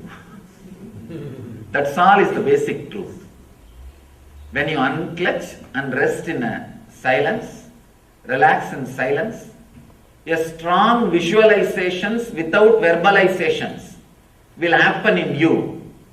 Those truths are only called Vedas. There is a beautiful description about who is Rishi in Sanskrit. Mantra drashta is Rishi. Understand? Not the person who heard the mantra, but the person who sees the mantra. Mantra drashta. Drashta means who sees. Means the whole knowledge or truth will happen in you as a visualization, not as a verbalization. When you drop from verbalization, unclutch from verbalization, mantra drashta will happen. Now we are all only listening the mantra, means like a sound, either from outside or from inside. It comes out only as a verbalization. Then you are not Rishi. Relax. Then it is not Vedas. It is not the true knowledge. It is perverted knowledge. In Sanskrit we use the word, the perverted knowledge. Means half truth or perverted truth. When you unclutch from the verbalization which is constantly happening, your strong visualizations beyond your verbalization will come out. All you need to do is put all your effort and relax from unclenching. Suddenly you will see a very strong visualizations will start happening in you. Those visualizations are only called as visions. Mantra drashta. You will see the mantras. Mantra means knowledge, truth. You will see the mantras. You will see the truth. That is what is called Veda. True knowledge. When you understand the true knowledge, you don't need any other separate practice. Your very breathing will become ajapa. Ajapa, ajapa. You don't need to repeat any mantra. Your very breathing will repeat the mantra. Your very breathing will repeat the mantra. There is a beautiful Upanishad, Paramahamsa Upanishad. It says, anybody who repeats a mantra is a fool. Sorry to say that because till yesterday we repeated 1 million mantra. It says, only fools repeat mantras. The psychological revolution should happen in you such a way your breathing will start repeating the mantra. Means even your breathing sound will be beautifully heard by you. You will be in such a deep peace. It's called Hamsa Mantra. The person who is able to hear the hum, sum, the inhaling and exhaling sound 24 hours. Understand? I am now opening up many new things, many new truths. I don't want to miss this sutra. This sutra is I am basically in the heart a Buddhist. To tell you the truth, my love for Buddha is such. I can say such a pure, ultimate expression, such an amazing expression. This whole sutra, anybody understands, it does not need a separate practice. Buddha calls it as a Madhyapantha, and in one of his very famous technique, Vipassana, is based on this sutra. Understand, if the psychological revolution happens in you, if you are in Madhyapantha, if you are in middle path, means if you are in a complete acceptance of your present moment and the future moments which may come, you will be able to very clearly hear the hum sound of the inhaling and some sound of the exhaling. Means you will be completely aware of the movements happening inside your body. Whoever, you see, all of you will be able to be aware of the hum sound which is inhaling sound and some mantra which is exhaling sound. If you sit quietly and see, watch, but not 24 hours. If you try now, for next few moments you will be aware till you get the sambar smell from Anna Mandir. Not after that. Till you start thinking, I don't know what happened to my car, I don't know what happened to this, what happened to that. Till then you will be able to have the ajapa japa sound. Ajapa japa means the sound which is japa, mantra japa. Repetition of the mantra which is happening continuously in you. Ordinary mantra chanting, everything is only few minutes you do or few hours you do. This mantra is being chanted 24 hours by you, by your system. If you can be aware of that mantra, hum, sum, 24 hours, you are Paramahamsa. That's all. Understand? A person who is in the middle path, even now, if just for a few moments decide, I'll accept my present moment as it is, and I accept all the future moments, including my death, now.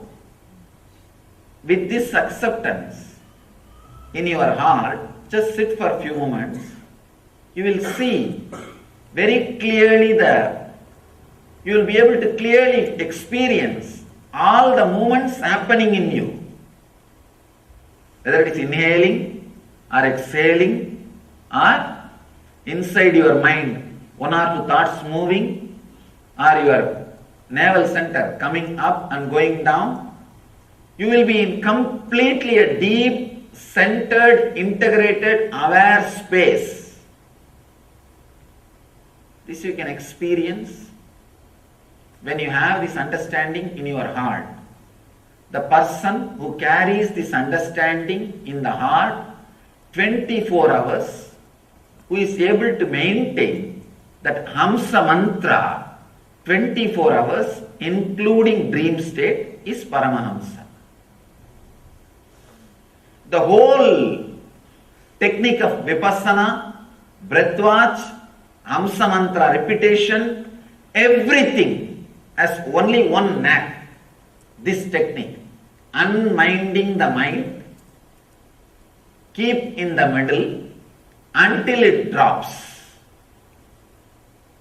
How the rajas starts happening in you? Rajas will bring a kind of a heat in you. It will bring a kind of a heat. Actually, if you sit in a roller coaster, you can try, just sit in a roller coaster. Don't be agitated and don't talk to people or anything. Just sit and observe your navel center, what happens there. And during the roller coaster, just close your eyes and observe what happens here. What happens inside your system is rajas. Actually, I tried many of these things to explain exactly. See, rajas is not even the quality which you experience when you are angry, when you are restless, when you are caught in the lust. Because when you are caught in the lust, you don't experience pure rajas. You experience restlessness and fear both together. If you are unmarried and caught in the lust, the fear of law. If you are married and caught in the lust, the fear of rejection. You are not experiencing pure restlessness even during lust or anger. Understand? The pure lust can be experienced in roller coaster. The pure restlessness. Because from the navel center, when your body goes through a big change, that pure restlessness, the pitta, will start working in your life. When you come down, you will see a different excitement which was not there before you sat. Unfortunately, the societies which are addicted to this excitement is prone to depression, because this excitement is literally like eating your own bones. If dog starts eating its own bone, what will happen? Same way, you are enjoying by destroying your life force.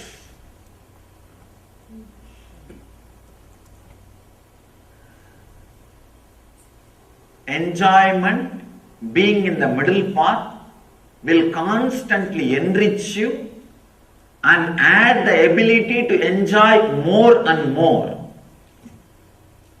And will add the ability to enjoy more and more. The intensity of the enjoyment will be getting deeper and deeper. But the enjoyment which comes out of the restlessness will tire your senses, tire your body, and will more and more lead to depression. Of course, there can be no enjoyment out of tamas or fear. You will only restrain from something for the sake of future. All I want you to understand is, understand how rajas feels. Actually, you can try at least once to give you the understanding about how rajas feels, because When you sit in roller coaster and come down, after that just feel how your mouth tastes. But you need to be completely aware. You need to have the complete awareness how your mouth tastes. From this area only the rajas will start raising. Usually rajas rises through this area of the body, tamas rises through this area of the body, sattva rises through the center of the body. You will feel a kind of a things happening through this area. Just feel once and see how rajas feels. Why I want you to feel, whenever you have that feeling, stop deciding. Do not make any decisions, big decision in your life. Do not do any business decision. Do not do any relationship decision. Be very clear. Those moments you are caught now in rajas. So just sit and try to come back. Balance yourself to the middle path. Whenever, try once sitting in roller coaster, once or twice, try that. To identify the feeling. Because I tried, I experimented with many things. Somehow I have to make my disciples understand what is middle path. I have to give a very clear explanation. Only then people will be able to practice. You see, I cannot just talk in the terms which you can't practice. Then useless. Then maybe I will be telling you I know too much. But that is not the way you will be helped. See, the philosopher's work is constantly to prove that he knows too much. Master's work is constantly to work. The disciple should know too much. The whole purpose is different. I was experimenting how to tell exactly how you will be able to find out whether your rajas is working or tamas is working. I saw the pure rajas gets activated in roller coaster. When your body goes through a very wild movements, unexpected, unmanageable, wild movements. In India, we do the ceremony of fireworking. Even during that time, the rajas gets awakened. Of course, here I can't ask you to go through fireworking. Try the roller coaster. That can give you the idea, but before sitting, be completely relaxed and observe. Put your awareness near the navel center and see throughout the ride, that 60 seconds or 90 seconds, what is happening inside your system. When you get down, again, don't start talking, don't start doing anything. Sit in on corner and observe what is happening. What all the parts in your body are restless, or how is your mind feeling. Just observe. That energy is rajas. Once you understand internally what is rajas, you are saved. Because whenever that feeling repeats, you know this is the time I have to balance me. I have to get back to middle path. I have to get back to Madhya Pantha. This is not the time for me to answer any question to my friends or family or relative. Understand? Many of us repent doing one small mistake and losing very big relationships, very big business deals, very big friends, very big people in our life. Before taking that kind of decision, before meeting that kind of person, before talking to that kind of person, just see, you are in Madhya Pantha, you will have the right word. See, same concept can be expressed in a beautiful right word. You will have the right word. All you need to do is, internally you should know, you should have that understanding whether your rajas is awakened or tamas is awakened. All you need to do is getting that glimpse, catching that glimpse, how your rajas or tamas is operating. One more important thing, always when rajas is operating, there will be one line of tamas. When tamas is operating, there will be one line of rajas. Even if you understand any one of the energy, that's enough. Even if you get the knack of finding out whether you are having rajas or tamas is enough. Because You need to balance, come to the center. Whether it is rajas or tamas, we don't need that. We need to come to the center.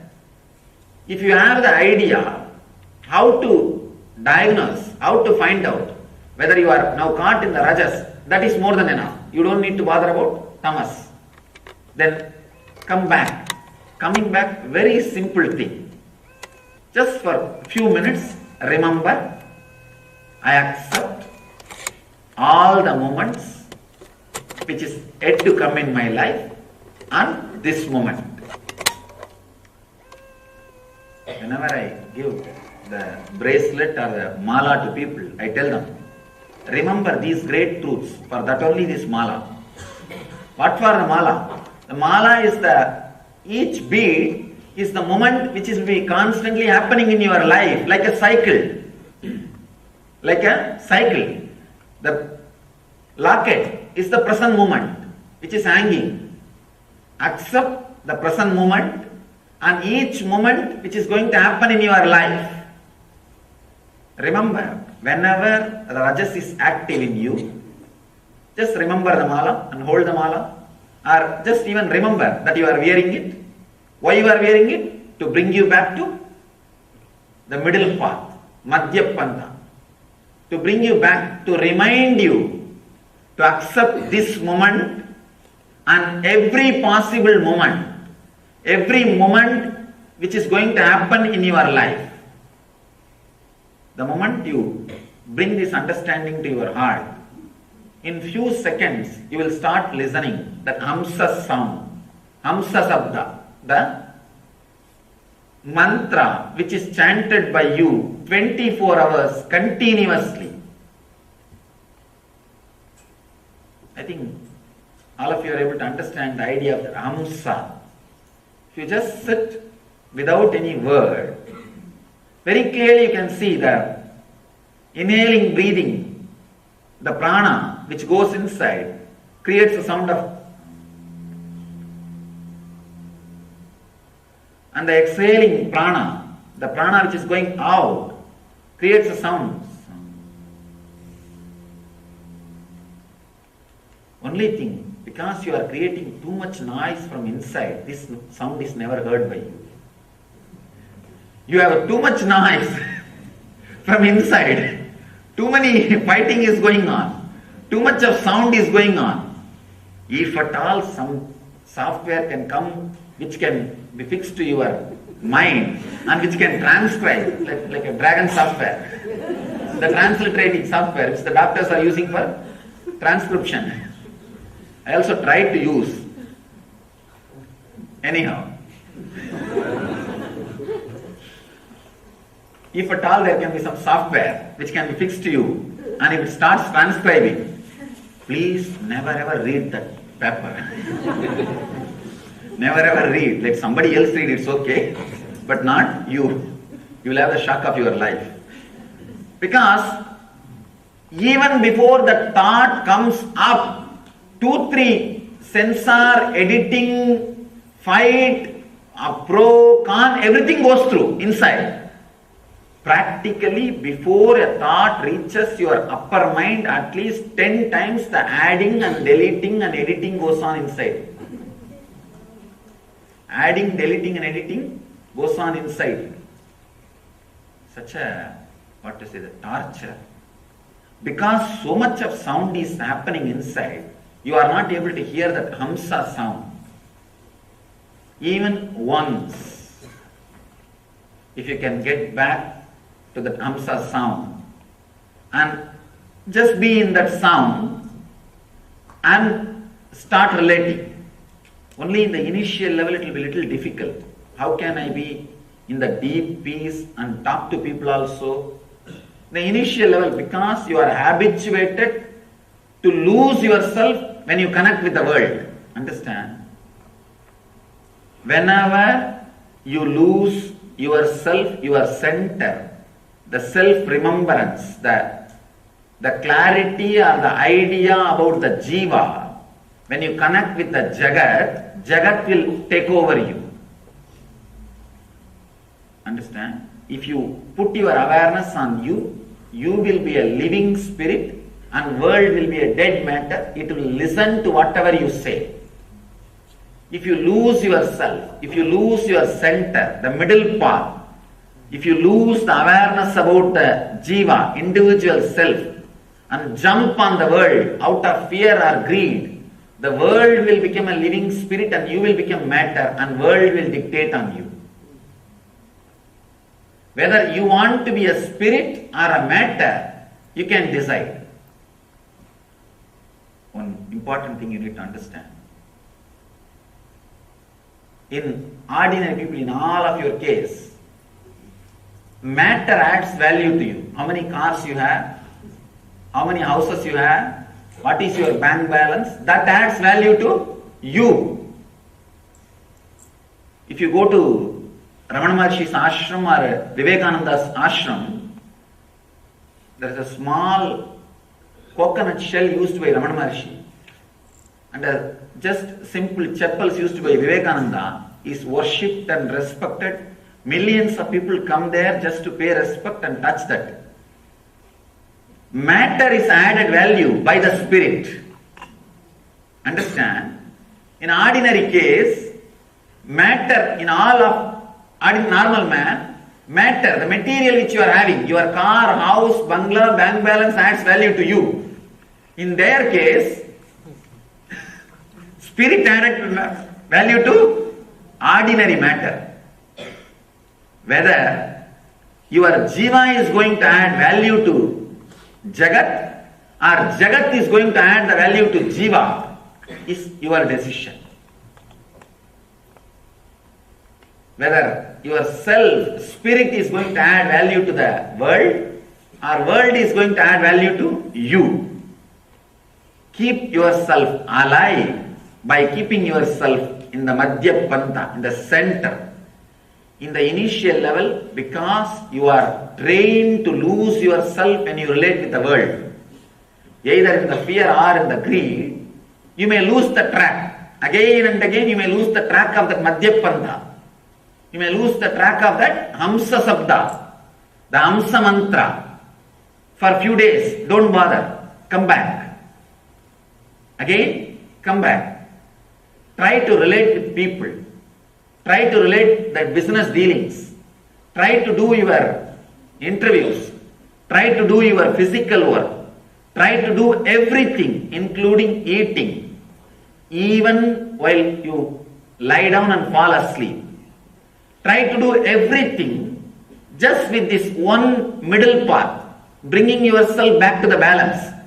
Even if you lose your balance, lose your Hamsa Mantra, 100 times a day, that is okay. 100 times you had the mantra, that is why you are able to lose 100 times. So don't bother about 100 times losing. Remember and give the credit to you that 100 times you remembered. So 100 times you failed in the quitting the smoking is not a big thing. 100 times you tried. So 100 times you may forget the Hamsa Mantra, that is okay. 100 times you remembered, that is a great thing. So try, in the few days you will see.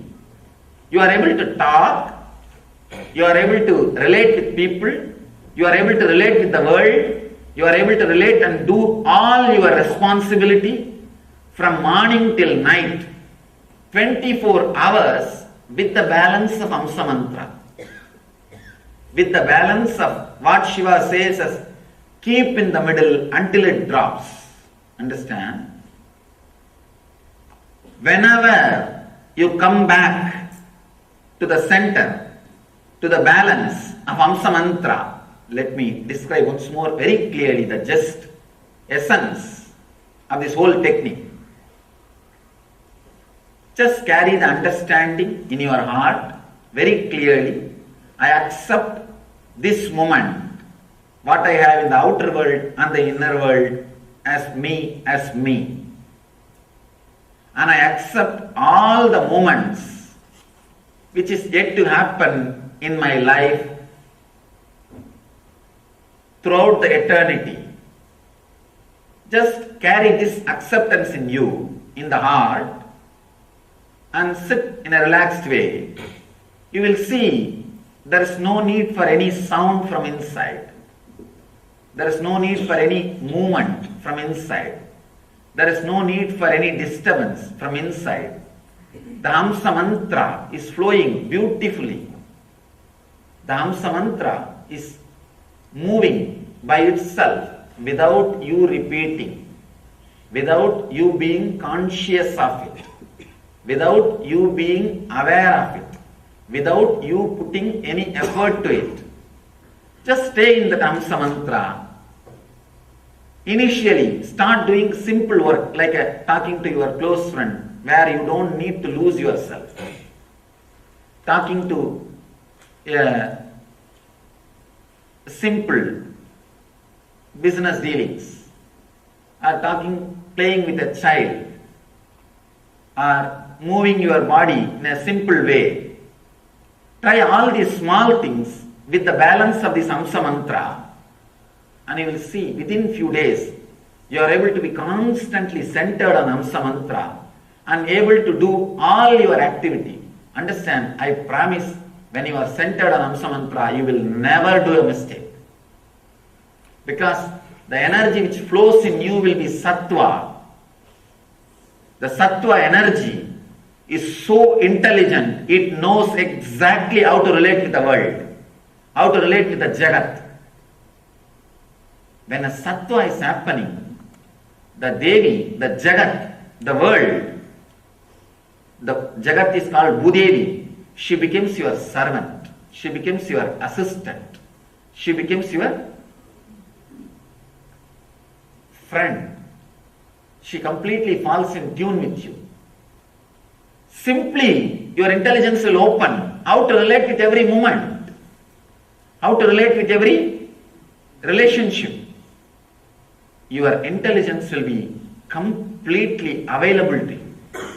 It is not that we are not intelligent, but when the rajas is active, our intelligence will not become available to us, will not be available to us. That is the moments we make mistakes in relationship or business dealings or in the life. All you need to do, bring yourself back to that Hamsa mantra. Bring yourself back to that middle. Bring yourself back to that center. From the rajas or tamas. There's a beautiful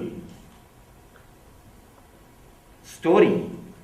One drunkard goes to Ramakrishna and asks, Bhagavan, do something, I am not able to drop. Ramakrishna says, very funny instruction.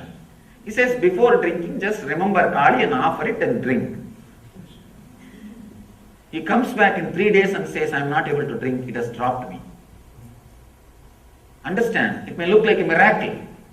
I tell you, it is a simple science. Anybody who can bring themselves back to the Madhya Pantha. But one important thing, the drunkard was very deeply devoted to Kali. So whenever he remembered Kali, automatically he came back to Madhya Pantha. He came back to middle path. He came back to the Hamsa mantra. So naturally, the Hamsa mantra is intelligent enough to guide your body and mind, to guide your system. Understand? This Hamsa mantra can do a big psychological revolution inside your system. Shiva says, unminding the mind, keep in the middle until it drops. So just rest in the Hamsa mantra. Whenever you move this side and that side, try once to find out see, if you understand the physical symptom of rajas, you will never miss it. Do not have the mental symptom because you don't believe your mind. Understand? I have seen many people keeping, no. Whenever I am agitated, I am in rajas. No. These kind of scales, you will never be able to remember. When you are agitated, you will not remember you are agitated.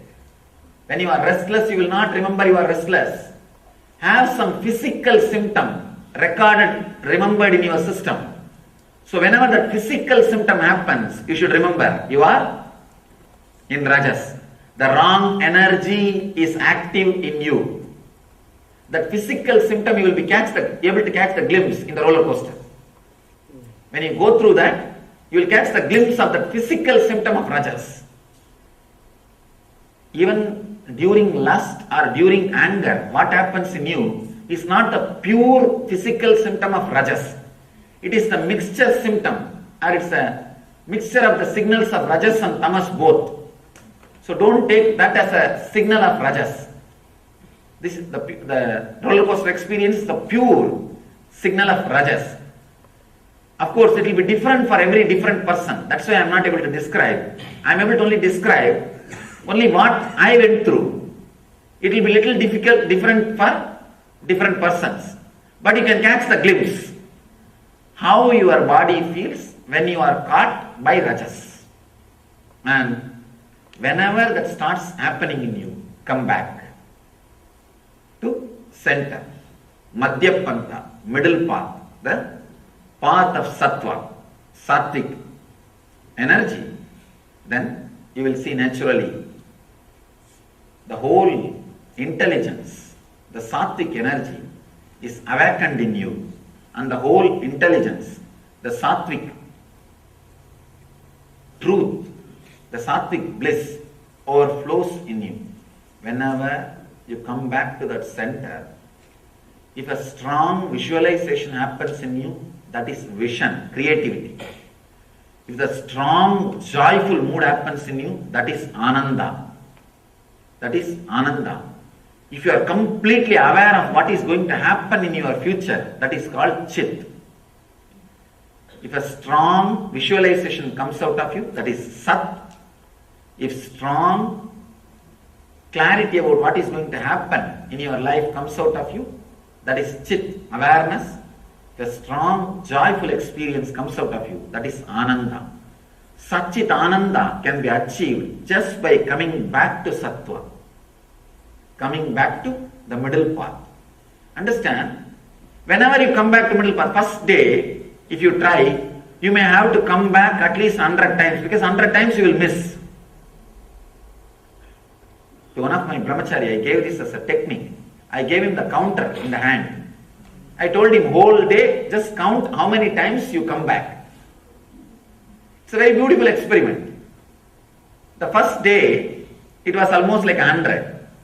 After 1 week, it was drastically reduced to 10. Only 10 times he missed that amsa, balancing of the amsa. And within 3 months, whole day, he was able to relate the same activity, same responsibility, same duty, same work with the balance of the Hamsa mantra. All I say is 90 days guarantee. 90 days guarantee. Try just for, surely 90 days is too much. Again and again come back. Come back. Somebody asked me, Swami, every day you are giving one technique. What one to try? Which one to try? See, which rings bell in your heart. Suddenly when you hear some technique, this is going to work for me. I know for sure. This is what is the exact problem what I am having. If some technique rings bell in you, take up that technique that day and continue. In few days you will know that you are really falling in tune, feeling connected. That is the technique for you.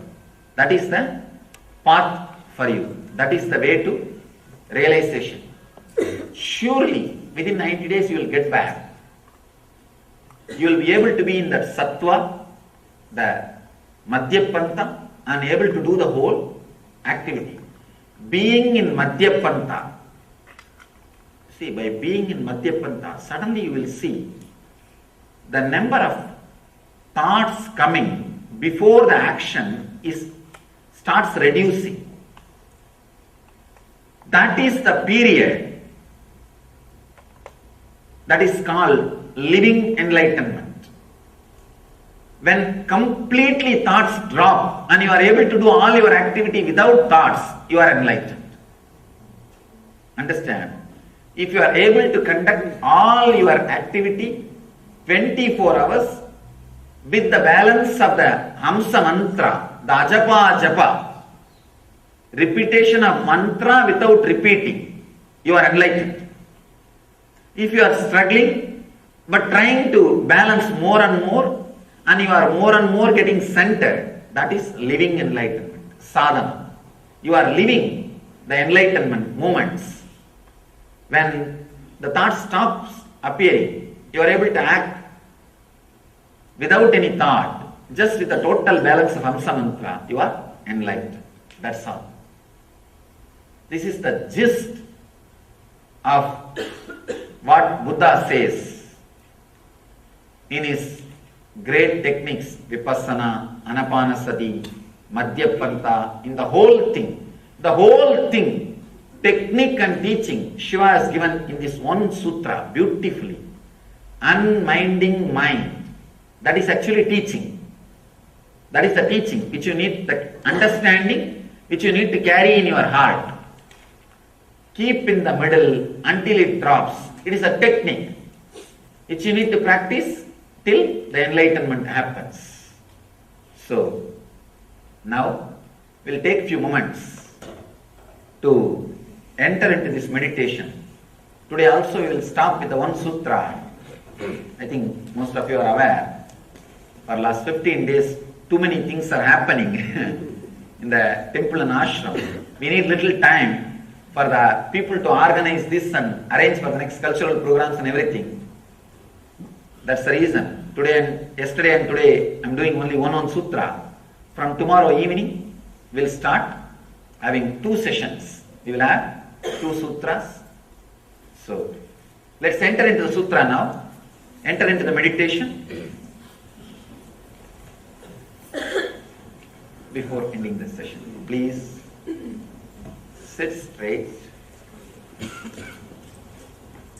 Sit in a very relaxed way. Very consciously, with a strong decision, intensely create an intention that you are accepting you as you are in the outer world and in the inner world this moment.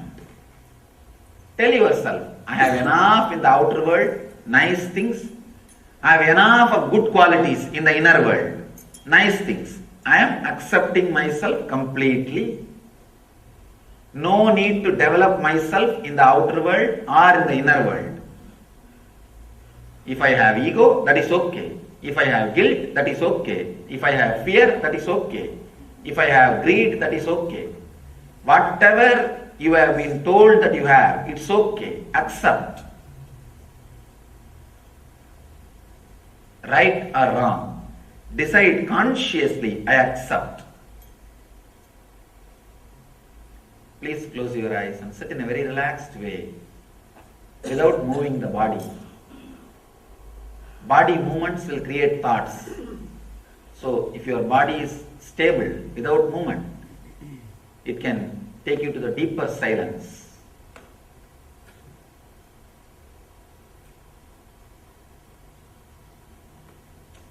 Whatever objection your mind raises, no, I can't accept me, I can't accept this, at least accept that. Accept that also.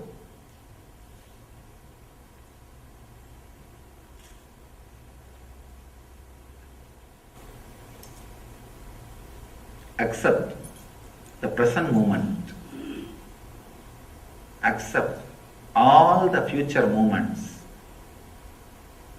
Whatever your mind thinks as the worst thing can happen to your life, accept even those moments. If it happens, you cannot avoid. It is inevitable.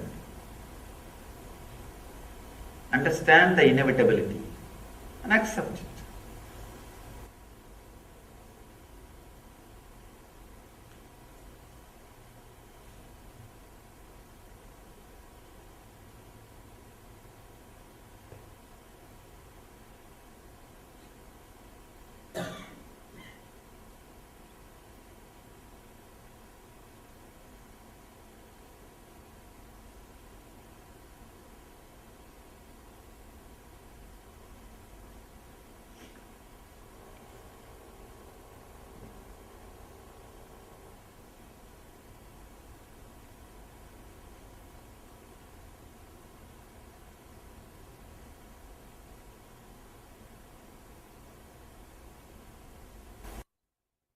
Do not try to do anything.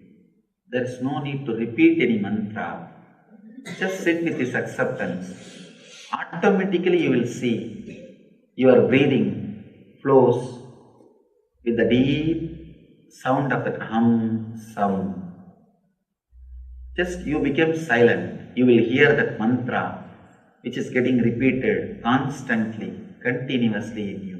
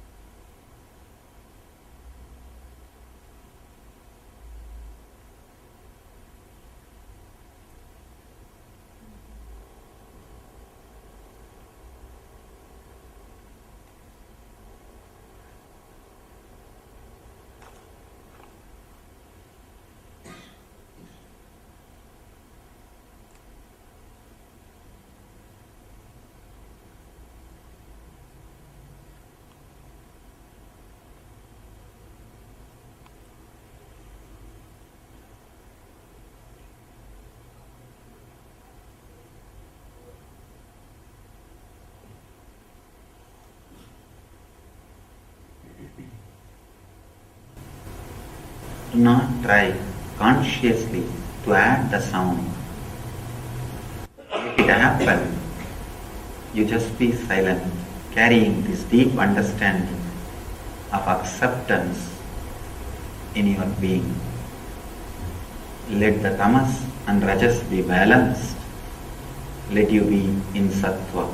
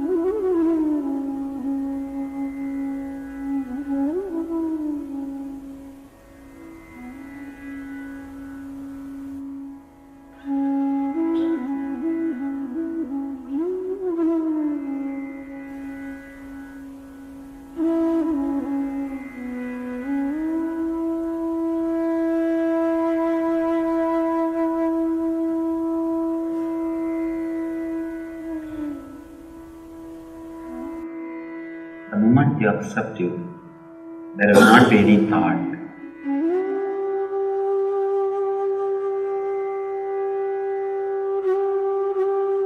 Whatever you saw and heard from the outer world, drop it and accept it.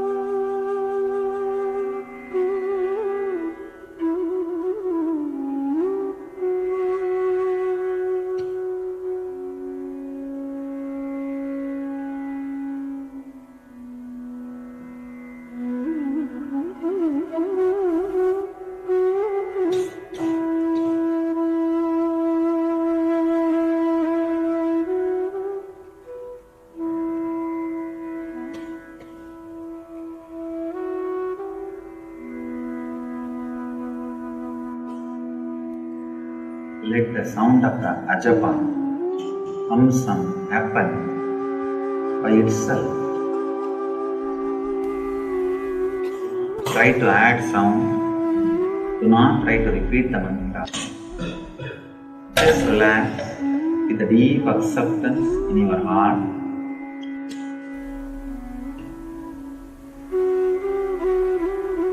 Let the mantra happen in you.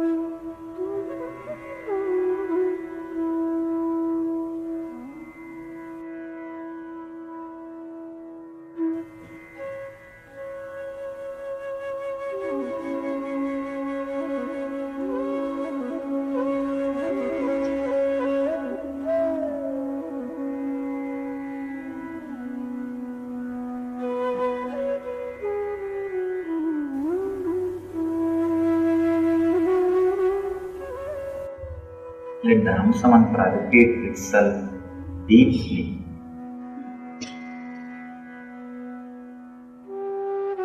To lost the connection, come back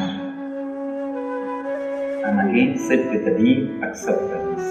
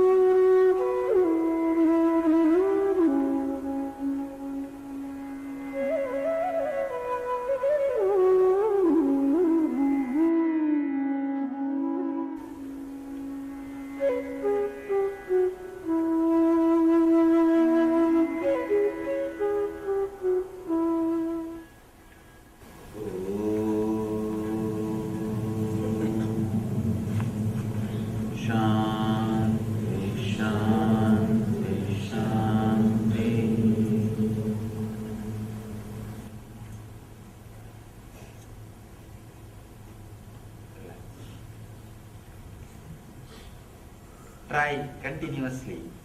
Actually, this technique is not supposed to be done in a particular time. Continuously, whenever you feel that rajas is happening, come back.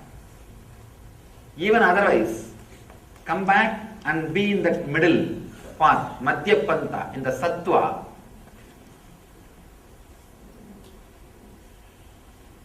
Let the Hamsa mantra repeat itself. Because you are talking constantly inside yourself, the Hamsa mantra is never heard by you.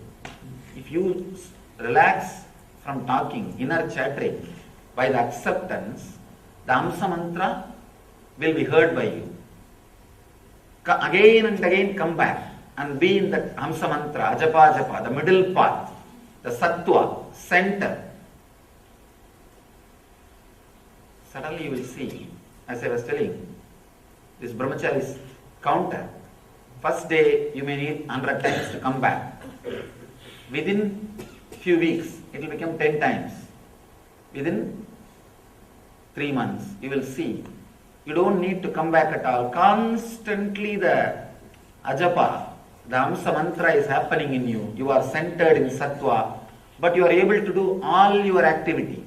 Your profession, your business, your relationships, your life, and you will be able to manage everything, but you are centered on ajapa, you are centered on sattva. That is what I call living enlightenment. That is what I call jivan mukti. Means even while you are living, you are liberated. Because of you are centered on the sattva, you will have a clear understanding about the jiva, means the self. You will have a clear understanding on way to relate with the jagat, the world. Because of these two clarity, naturally you will fall into the source, which is Ishvara, God. The person who has realized Jiveshvara Jagat, the person who can play with all these three and enjoy, he is the enlightened being. So understand and carry this acceptance and the truth in your heart, and let this ajapa japa, the Hamsa mantra, repeat itself in your inner space, and let you live enlightenment. Let you all achieve and radiate the eternal bliss. Nithyananda. Thank you.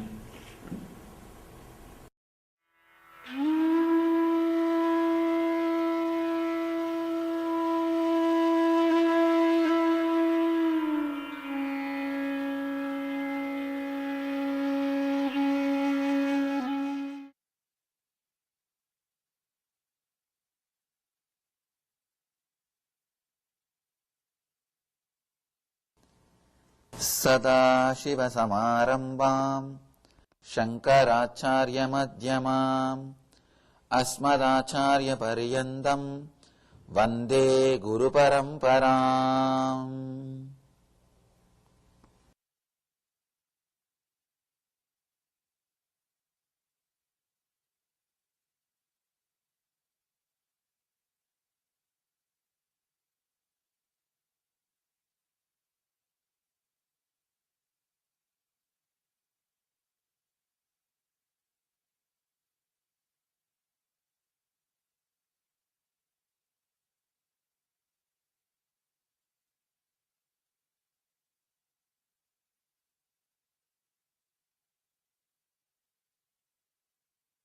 I welcome you all with my love and respects. Let's enter into today's subject. Capitalize on your energy. Today's subject. And today, Shiva is giving us beautiful sutra. Very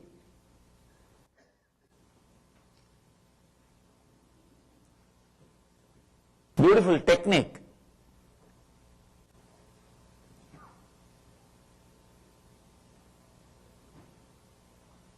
Before entering into this technique, just I wanted to say a few words.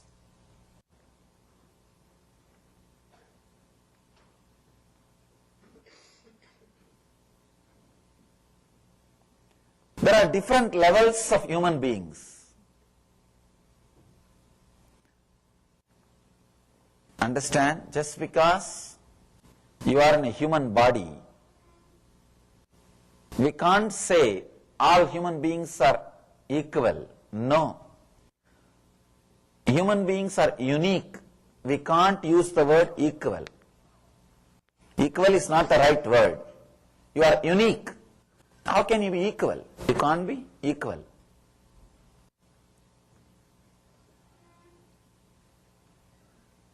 Different levels, different beings, different techniques. This technique, it's a very simple technique, just one line.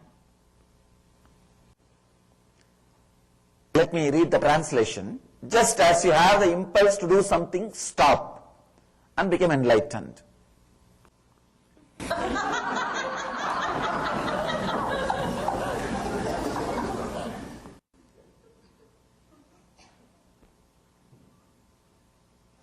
Just like you laugh, I think Devi also would have laughed.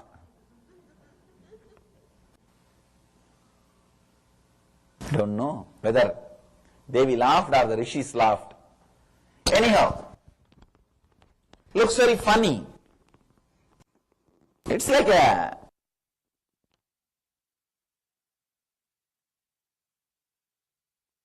very simple thing. The further, there are some techniques. You will be surprised. He says, feel one with universe and become enlightened. You may think, what is he talking? Actually, the other day, I was talking on a Upanishad. The Upanishad, there is a beautiful Mahavagya. Mahavagya means the ultimate word which gives you enlightenment. There is a Mahavagya, the Svetasvara Upanishad. There is a Mahavagya, Tattvamasi. The master says, Tattvamasi Svedagedo, Tattvamasi. Tattvamasi Svedagedo, Tattvamasi. You are that. Svedagedo is the disciple's name. You are that. And the story says the disciple became enlightened. What is going on? When I was speaking on this, one devotee asked me, Swamiji, maybe these techniques are for highly evolved souls. These techniques are for the people who are highly evolved in the spirituality. I told them, no, it is for innocent people. Understand, it's not for the highly evolved people. Highly evolved people doesn't need technique. They don't need technique. Just like the other day I was telling, if you achieve yama and niyama, then why do you need meditation? Why do you need yoga? You don't need asana. You don't need pranayama. No. I always tell people, Ashtanga yoga means not 8 steps, no, 8 parts. All 8 parts should be practiced at a time. It's not like a step by step, you will do one and next and third and no. These techniques are given for innocent people who are tired of being cunning. Understand this one more word. Tired of being cunning. Unless you are tired of being cunning, you will not be able to achieve the truth or reality. You always, again and again, any method, any way, somehow you know how to escape from it. I've seen people do. No, whatever Swami is saying, all right, but for practical purpose. The moment you say but, yesterday I was having a discussion with one of our devotees. He heard everything I said, and then he said, but, I thought, the moment you say but, over. Over. Unless you are tired of being cunning, you can't be helped. No technique can help you. Be very clear. People come and tell me, Swamiji, whatever you say is right, but please make me do whatever you say. What do you mean? Should I have two, three people to continuously beat you and make you do, or what? I tell them, you are a grown-up, mature person. Do it. One person came to me and he was telling, Swamiji, I have the extramarital relationships. I said that you know it is wrong. He said, yes, I know it is wrong and I am very clear that I am doing something wrong. I told him, then stop. He said, no, you only have to stop. I said, I stopped, I never had, only you are having. If I have, I can stop. You are only having. It is you who is supposed to decide. I told him, what do you mean by I should stop? You mean that I should take your car key and not allow you to go there? What do you mean by I should stop? It is such a cunningness. And he told me, no, I surrendered me to you. You should take care. I told him, this is a nice story. Then I told him, then don't eat. You told that you have surrendered everything to me, then stop eating.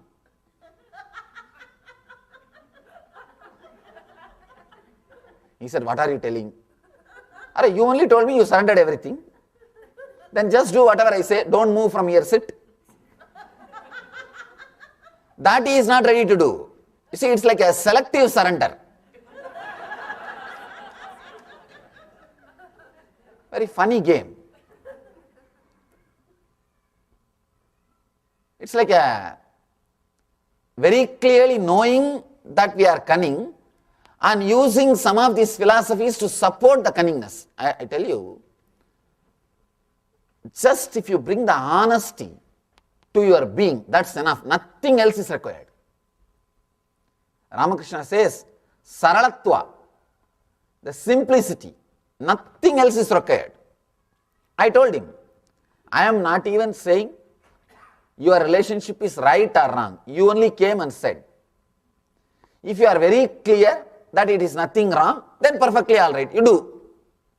If you are very clear, if it is something wrong, then drop it. But having the idea it is not right and telling that I am supposed to be responsible is cunningness. It's a very funny thing. See, I asked him, either you should be very clear that you are not doing anything wrong. Then there is no, I am not here to judge you. Who am I to judge? Your life, who am I to interfere? When it is okay with you and the other person, who am I to come in between? No, I am not peeping Tom. I am not going to interfere in your life. But if you say, you feel it is wrong, then now I have a little intelligence. Just be a little more intelligent, nothing else. Just be a little more clear, nothing else. But we are trained to be cunning. Mind is nothing but cunningness. The person who can't think straight, who can't act straight, he suffers in his life. Let me tell you a beautiful story.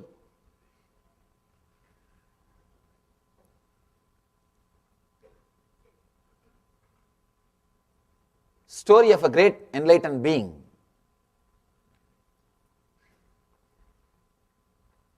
How dedicated he was to the idea which he believed as truth. Understand? I am not even saying the idea which you believe should be right or wrong. There is nobody to judge the idea which you believe is right or wrong. How much you are dedicated to the idea is the main thing. How much you are dedicated to that idea is the main thing. One more thing, your dedication itself will be so powerful that will purify the idea which you are carrying, if at all there is some corruption in it. If at all there is some missing part in it, your desire is powerful enough to lead you to the goal. Your dedication is powerful enough to lead you to enlightenment. This great master, this guy, he lived near my native place. He was a king of a small area. In his life, he has taken a vow that he will not hurt any Shiva's devotees. I dedicate my life to Shiva and Shiva's devotees. I will not hurt anybody who wears all these symbols of Shiva, Rudraksha and this Bhasma, the ash and all those things. Whoever comes wearing all these things, he will give them food and take care of them. So all the beggars in the city, overnight conversion. They know that they will get food. But the beauty of all these things is, after wearing all these things, you can't do anything wrong in the public. People will catch you. No, that is true. It's like you are practically arrested for a whole day. You can't do anything wrong, at least in the public. You can't be open criminal. Even if you do something wrong, you can do only secretly. You can't do it publicly. So it's a big bargain, you see. You just give him food, and whole day he decides that he will not do anything wrong. It's a big bargain. Even socially, that is why in India we created a system of the sannyasis. We are not afraid of homeless people. I was surprised here when we drive in the car, if a homeless person comes near and stands and asks for $1, people raise their windows. They say, no, Swamiji, don't give. You don't know. They may be having weapons. People are afraid of homeless people. But in India, either we give or we don't care. That's all. We are not afraid. We are not afraid. The fear does not exist. Homeless means not criminals. In India, when they take up the role of a sadhu, sannyasi, they are given everything. All the basic needs are fulfilled, and they also decide that we will not be anti-social elements. We will support if at all we can, otherwise we will keep quiet and eat and sleep. Anyhow, this king has decided, whoever comes with these symbols, we will respect. And the whole city came to know. The whole city, all beggars, overnight conversion. All of them have become Shiva Bhaktas. After a few years, his enemy thought, I should kill this guy. If I go in any other way, this guy will catch. They will kill me. If I go with all this Rudraksha and all this Bhasma, like a Shiva Bhakta, he will not kill me. And let me see his dedication for his ideology. The story says, it is not even story, it is a history. It happened. The guy came, the enemy came with all that dress of a devotee and asked the king that I should speak to you alone. I want to teach you something. King said, sure. He told all the assistants, guardians to leave, security to leave. Then he stabbed, put the knife on the king's stomach. The king was about to die. He called the security and told, see that he is taken care and nobody punishes him. Escort him till our territory is over, because people may kill him, people may disturb him. He is wearing all these things of Shiva, means he is wearing all the things related to Shiva, the Bhasma and Rudraksha. As long as he wears all these things, it's my vow to respect. So see that he is respected inside our territory. So escort him till our territory. See, understand? He is dying. He is dying. And he understood it's his enemy. But dedication to the ideology. Understand? At least 1,000 kings ruled that province, that territory. His name is still alive. All South Indian Hindu temples will have his statue. Still they have his statue. He is one of the 63 great Shiva saints. All South Indian temple. No other king would have had so many statues. Still his murtis are there. People worship him, remember him. The day he was killed, still they remember him.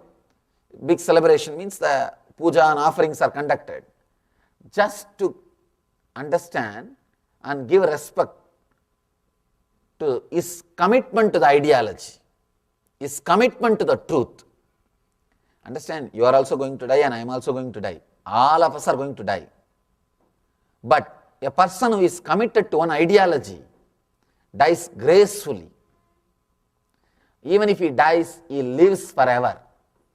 He lives forever. Still we remember him. I remembered him. That's why I am able to tell this story. There are so many other kings. It's not that they have not died. They all have died, but nobody is remembered. He is remembered. Understand? Having the clarity, putting the ideology as the main theme of the life, giving respect to the ideology much more than your fear or death. If the ideology or the honesty penetrates your being more than your fear or greed, more than your life, your greed for life, then the truth will start descending on you. You are ready for the truth. People talk all nonsense. I have seen people coming and trying to argue with me. Some big words. Initial itself I stop them. You are wasting your time. Just I stop them. Two things. Either you know or you don't know. People come and try to ask me big question. And I tell them, you see, let us have the first clarity. If you think you know, I am ready to listen. Please teach me. Or if you think you don't know, then listen. I'll teach you. But you can't say you know something and you want me to add something more on that. No. That is just foolishness. Either you know completely or you don't know completely. Be very clear about the truth. No, I know something, but I want you to teach a little more. Or just trying to show that I know. That's where the problem starts. Then nothing can be done. Nobody can help you. I always avoid this kind of arguments or this kind of talk. The problem is, always this kind of talk will lead to very bitter experience. Because these guys have decided very clearly that there are few things which they know. Or they want to prove, at least in the group, that they don't want to tell that they don't know. Now what to do? And if you take the truth core to if you take the step by step deeper and deeper, they will lose their grounds. Now either they have to show that they are ignorant, or they have to use some violent word to protect them. That's where it will end. Some sharp word. I always tell people, this kind of arguments will end in bitter experience. Please let us not entertain. The difficulty is, honesty to the ideology does not exist. We have too many big words, theories, but never true to the core, true to what we know. Never the truth has become such an important thing in our life. Go on and on and on, read something here and there, and just entertain yourself. See, if you are just reading some books, it can be a good entertainment, but not to enlightenment. Entertainment is different from enlightenment.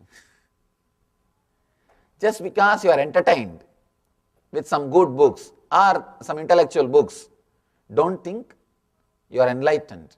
Understand, these books which helps you to sharpen your logic or gives you more and more words, they give you a sort of a pseudo satisfaction that you know. That is where the problem starts. They give you the pseudo satisfaction that you know. No. See, with this king, this great devotee, just one ideology. I will be devoted to Shiva's devotees. He might have died. Of course, the story says, because he was cool and calm and integrated, even at the time of death, he achieved enlightenment. And the Shiva appeared and gave darshan and liberated him. Whether Shiva appeared or not, I don't know. I can be sure that he would have achieved enlightenment. For his integrity, so calm, integrated, even during the death, he is enlightened. And nothing else is required. That is the ultimate. In Ramana Maharishi's life, there is a beautiful incident. First time, when he heard from his relative, one uncle, the word Arunachala, he did not even know Arunachala is some place, there is a hill and all those things. Just that word, he says, just that word is enough. Very clearly I know that I am connected to it, that's all. Sometimes, just a word, that click happens. Here Shiva is throwing all possible words so that as much clicks as possible let it happen. He is using all possible things. Whoever feels connected to whatever thing, let them feel connected. I am also talking on all these techniques. If you suddenly feel connected to one technique, then start playing with it. Start doing it. Many people came and told me, Swamiji, I felt very deeply connected to the technique of anger. Day before yesterday's technique. A day before yesterday, what we are speaking, I felt really connected to that technique, Swamiji, because that is an everyday problem for you. That's everyday problem. Understand one more thing, that technique is not given for anger management. Anger management happens as a side effect. What we do, usually when anger comes, we just put our attention on the energy instead of putting our energy on the other person. And we see in a few minutes anger disappears, because when you don't visualize the person's face again and again inside your mind, inner space, the anger will not be there. The anger will disappear. Immediately we think, oh, now anger has disappeared, why should I practice? Leave it. No. Then you will have anger again. You will have anger again. No. Even when you don't feel the anger, just try to find from where that emotion came. What was the source? And go into the source. Till you achieve the source, do not leave the technique. Do not use the technique just for anger management. If you are using the technique just for anger management, it's like using a diamond just to cut your brinjal. You got a beautiful diamond and all you do is you cut your brinjal and potato in the morning. Do not use meditation techniques just for stress management. It is not just for stress management. It has got far more greater utility and truth behind it. Stress management is one side effect. The big problem in the West, yoga has been reduced to just an exercise. Yoga has been not just used, abused. That's the right word I have to use. Abused. And I always tell people, do not learn from unenlightened sources. learn, even if you take little time, because enlightened masters will always be, they will respect that method, they will respect the tradition, they will respect that reproduction method. They will not give you in 1 week teacher training certificate. No. I have done 5 teacher training, still I have not certified anybody. Still I am telling them, no, I have one more training. For our 2-day workshop, 5 teachers training we did. Still I am telling, no, read little more. Reproduce authentically the words. Because more experience oriented, not just certificate oriented. I was surprised when this, I was really surprised that just 100 hours training and you can become a teacher. And what these guys will do? Yoga is reduced just to physical exercise. And meditation is reduced just as a mental exercise. No. One utility of yoga is health, but not health alone. Ramana Maharshi says, just that one word, I felt so deeply connected. I know I am connected to it. Same way, Shiva is using all possible words, all possible techniques so that you may feel connected to someone. Some one word, one technique, you may suddenly feel connected. One more thing, you are not 100% cunning. Even in cunningness, you are not 100% true. That is the problem. So there is some part where you are innocent. He is trying to touch that part by throwing so many words. You see, cunningness means not complete. That's the meaning of the cunningness. If you are complete in any one ideology, you will be innocent. Because you are not complete, that's why you are cunning. It means you are not cunning even 100%. Even in that, there is a patch of innocence in you. Shiva is trying to touch that patch. At some point, you are tired. By evening, you are tired of your cunningness. And you want to be innocent. See, sitting with kids and playing is nothing but your thirst, your quest to be innocent. Why do you feel so happy when you sit and play with your grandkids? Because again, few moments you are innocent. Your quest, your thirst to be innocent is fulfilled. With kids, you don't have to play all your big games. They can't judge you. They can't find out you are intelligent or not. They don't care whether you know all the philosophies or not. You can easily relate with them. Your thirst for innocence only expresses as a joy when you play with the kids. All of us have got deep thirst, quest to be innocent. So naturally, some moment you spend, you try to be innocent. When you are tired of cunningness, your innocence opens. This kind of great words, great techniques suddenly helps at those moments. Understand, these techniques are given for innocent people who can simply relate. In one sutra, Shiva says, just feel connected to the cosmic energy, universe, and become enlightened. You can understand this experientially when you feel connected to your grandchild, grandson or granddaughter, grandkid. When you are really sitting, completely melting, you can understand this word. If you sat with a master and melted at least once in your life, then you know how to feel connected to the universe. Some point, if you really felt the overflowing gratitude to something,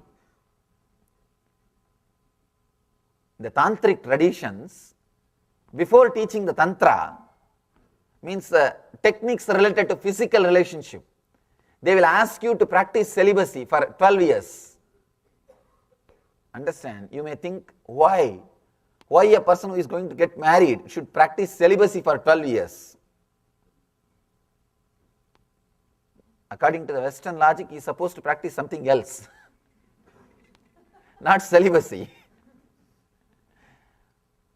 But here, the tradition of Tantra, they are requested to practice 12 years of celibacy.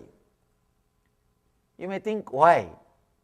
The whole system will become sensitive to relate, to connect. And not only that, during celibacy, you will have a lot of things going on in your mind, means the integrity will start happening. See, the celibacy is such a powerful technique which needs your whole energy, because you are trying to control something which is involuntary, which is not natural. You are trying to control the energies which is beyond your control. So when you try to do that, so much of integrity happens. I always tell people, celibacy is not a lifestyle, but it is a powerful technique. It is not a lifestyle, and it should not be a lifestyle. If it is a lifestyle, then there will be failure. But it can be a powerful technique for enlightenment. Even in the Eastern tradition, it was given only as a technique for enlightenment. When you are fighting with yourself, whether suppressing or unclutching or transforming or sublimating, anything, whatever word you may use, so much of integrity will start happening in you. It is used as a powerful tool for integration. The problem is, you should use it only as a powerful tool for integration towards enlightenment, not just for your ego fulfillment or for name and fame or to claim something that you are great. No, that is where the problem starts. Then problem starts. It should be completely your private personal life. I always tell even our ashramites, see, the decision should be your private spiritual decision. You have a full freedom to drop it. You have full freedom to drop it. Only then it will integrate your personality. Understand, the other day I was talking about the Vasishta and Vishwamitra. The Vasishta's celibacy is integrated him. He stayed with Arundhati. Arundhati is Vasishta's wife. Still now, in all Indian marriages, this Vasishta and Arundhati are remembered as ideal couples. You will laugh.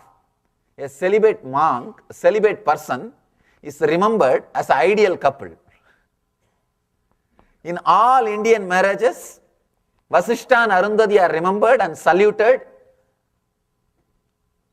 There is a ritual called having darshan of Arundhati, means the star Arundhati. The couple are supposed to have the darshan of Arundhati star and do namaskar to them and remember them and take a vow that they will live like them. You will be surprised. Vasishta was celibate. Vasishta achieved celibacy because he had a full freedom. He did not have social pressure to be a celibate. It was a free choice.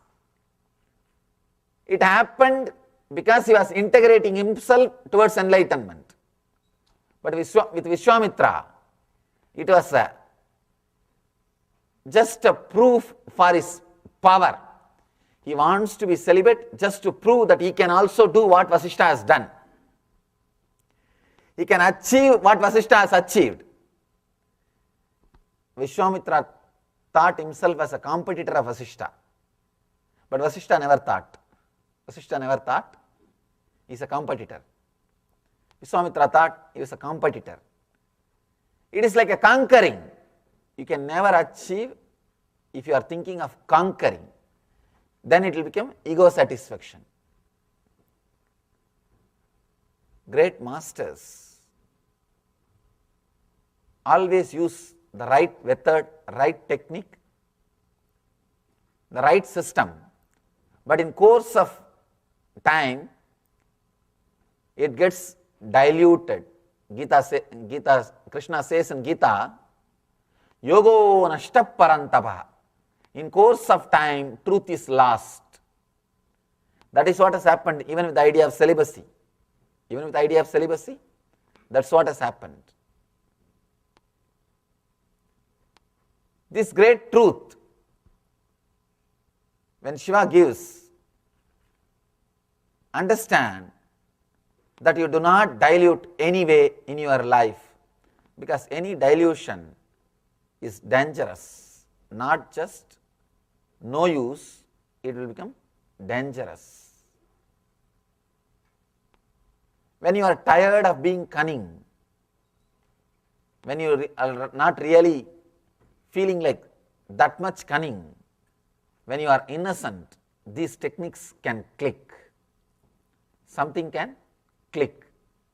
That is why Shiva is trying all the possible methods. Whatever he thinks, whatever he feels, he is expressing. Just as you have the impulse to do something, stop. Very simple thing. Very simple thing. The only thing you need is you need to be a little innocent to do this technique. Just an innocent being, like a child, like a kid. That is where the difficulty starts. A little bit of innocence is enough. Patanjali says,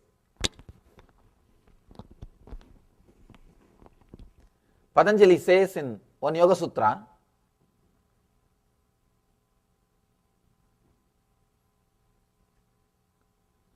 just sit straight, you will enter into meditation. Just the Padmasana, he says, you will enter into meditation. You may be surprised, how can that be?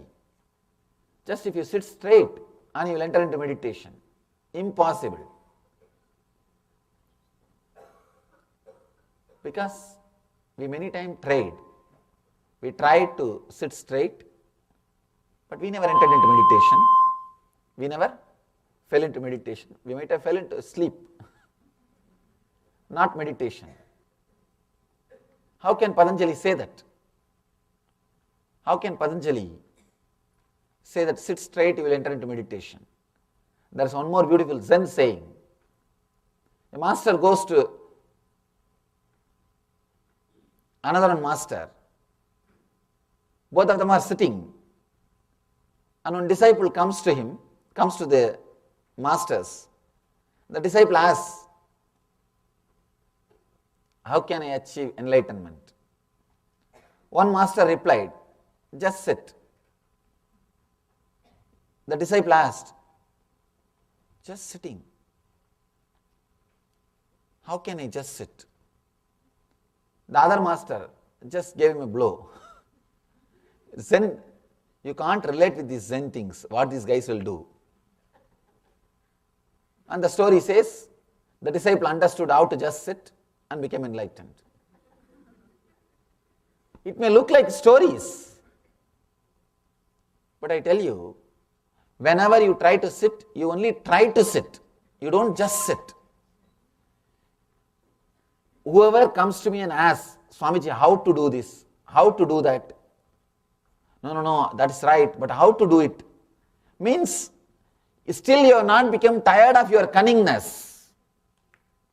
See, whether it is devotion or meditation technique, anything will be successful only if you are become tired of your cunningness. Nothing else. Let me tell you from my experience. How to become enlightened, it's not that I was not knowing. I know it very clearly at the age of 12. Because at the age of 12 I had my first experience. But I was always working on how to encash on my enlightenment. Means how to express it for some benefits in the outer world. See, how to express it how to use enlightenment. Only at the age of 22 I realized, after 10 years of struggle, I am not able to get my experience back which I had at the age of 12 just because I am trying to use. Understand? In your life also, the big problem is you can become enlightened at this moment. But all you are thinking, if I become enlightened, how will I express? How I can rule my wife?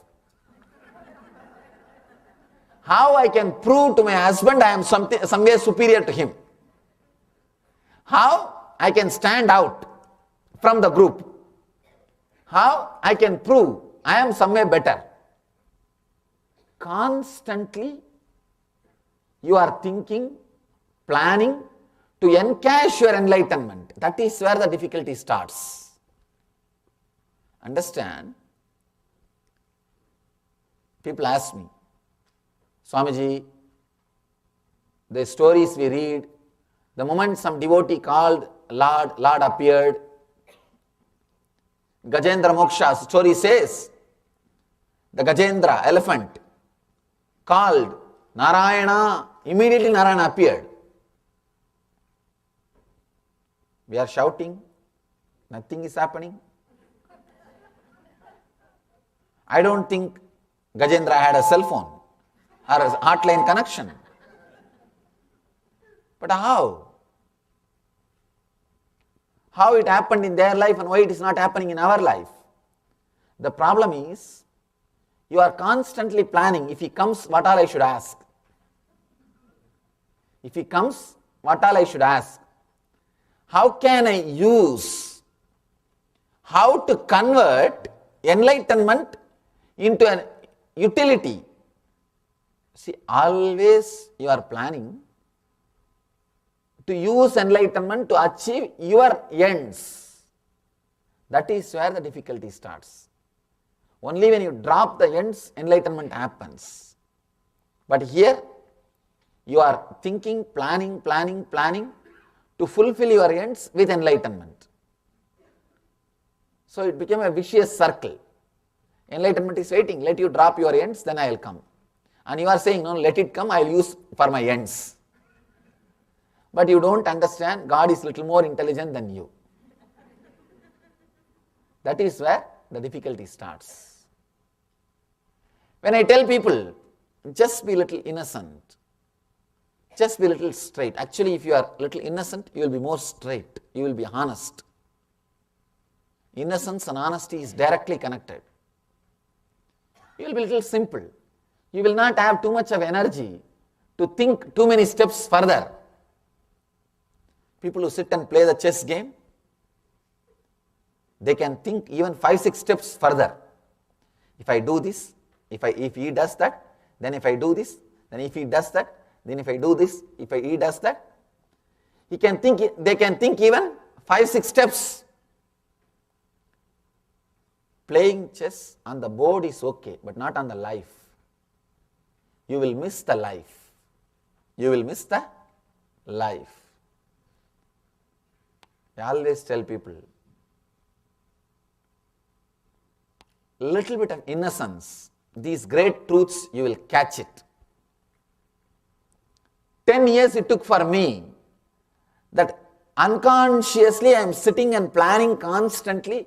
If that experience comes back, if that enlightenment stays with me, how I will be, what I will do, all those things. That is why I was working so hard. So the driving force which was driving me, which was making me to do all tapas, was greed, not the truth. Understand? That was the reason my enlightenment was getting postponed. Many of us, not many, all of us are postponing our enlightenment just by not being little innocent and simple. If you decide very clearly, I will not use, if God appears in front of me, this moment you will have the experience. You think, no, now I will decide. When he appears, then I will take care of. Whatever I need to do. Let him appear. After all, after that he can't say no. You have your own extension plans, underground plans. But you should know, he is beyond your underground. He can know. He knows about you much more than what you know about you.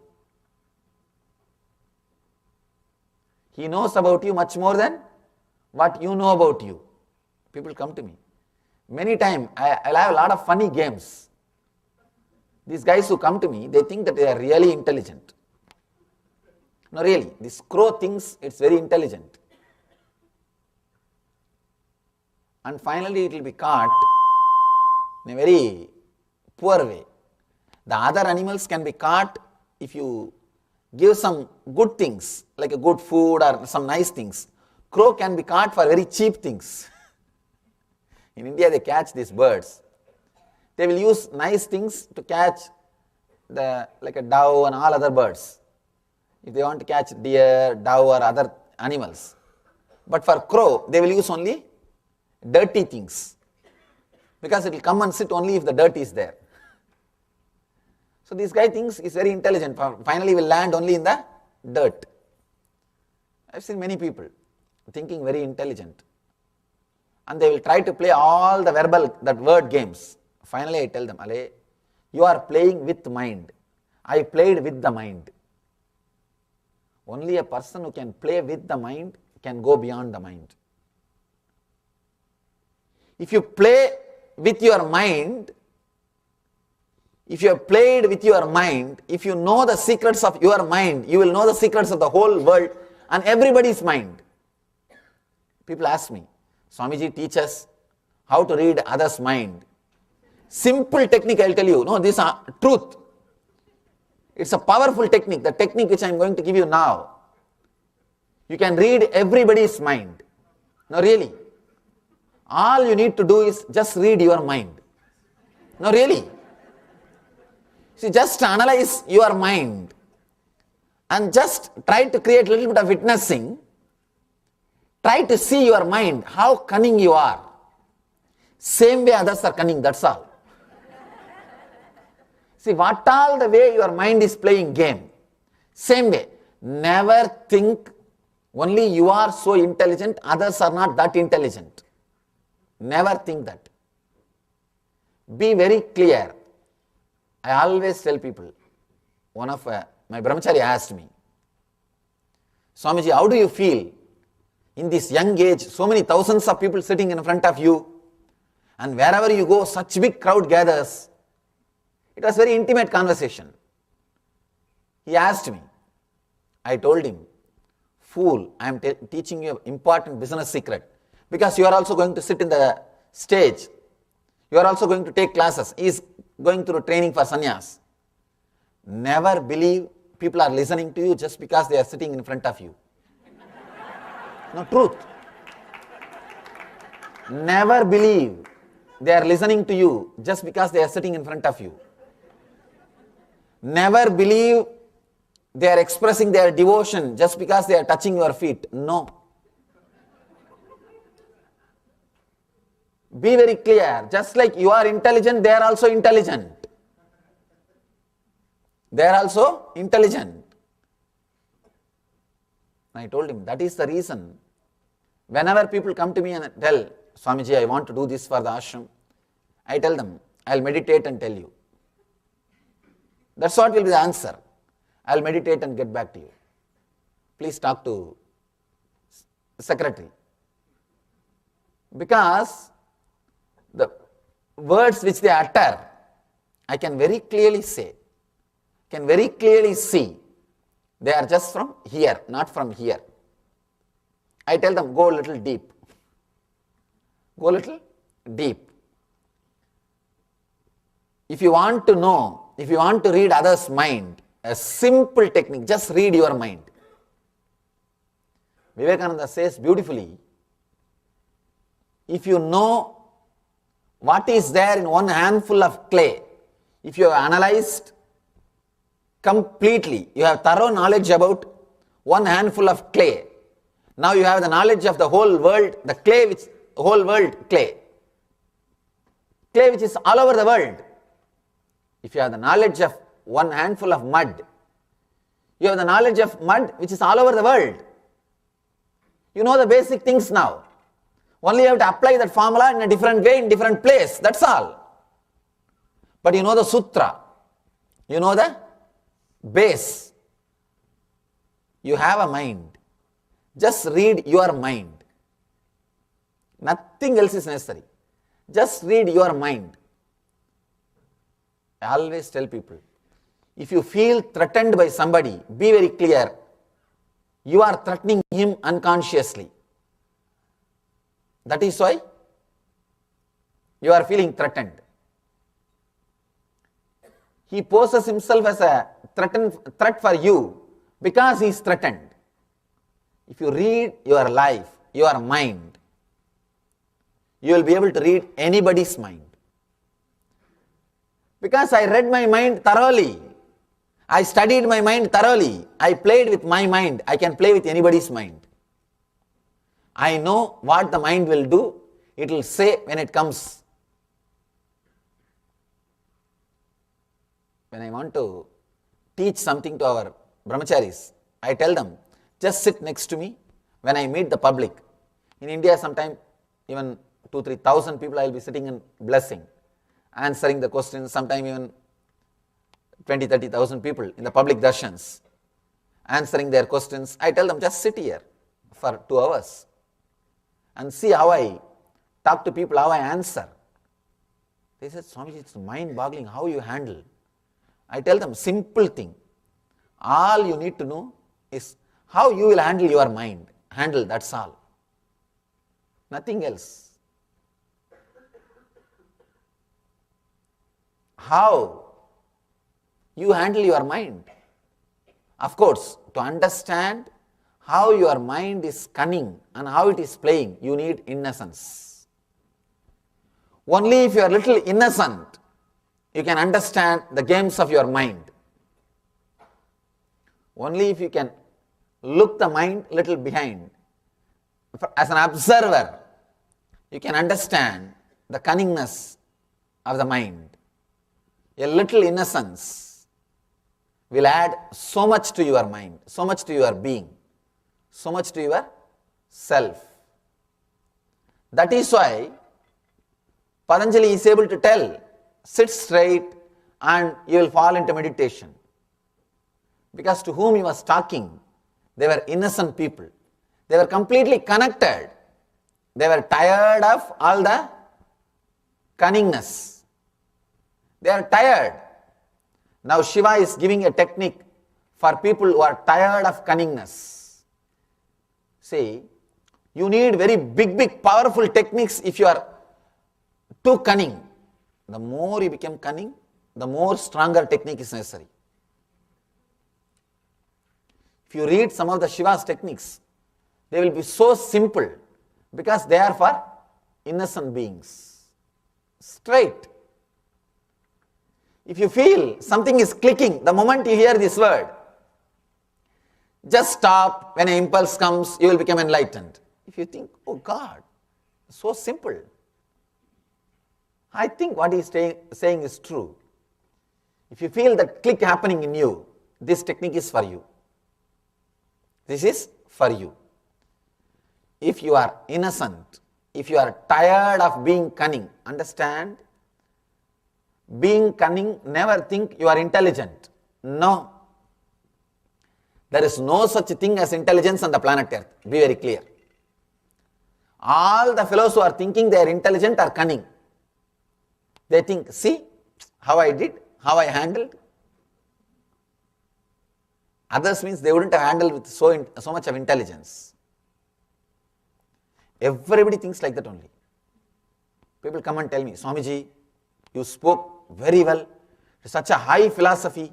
I understood, but I doubt whether others understood or not. Really, they come and tell me, I understood, Swamiji, but I don't know whether everybody else understood.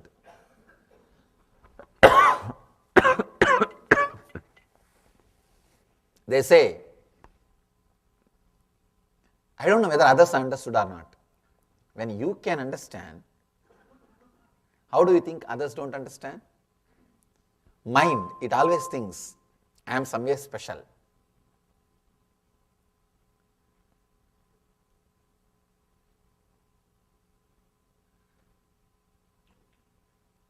Especially,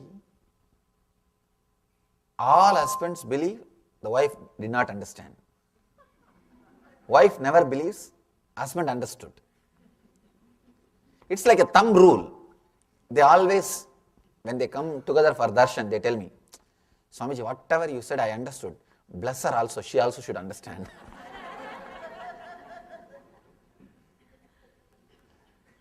It is something like a standard thing. And she talks to me separately and tells that I completely believe and feel connected to everything, Swamiji. But how to live with this guy, I don't know. It's like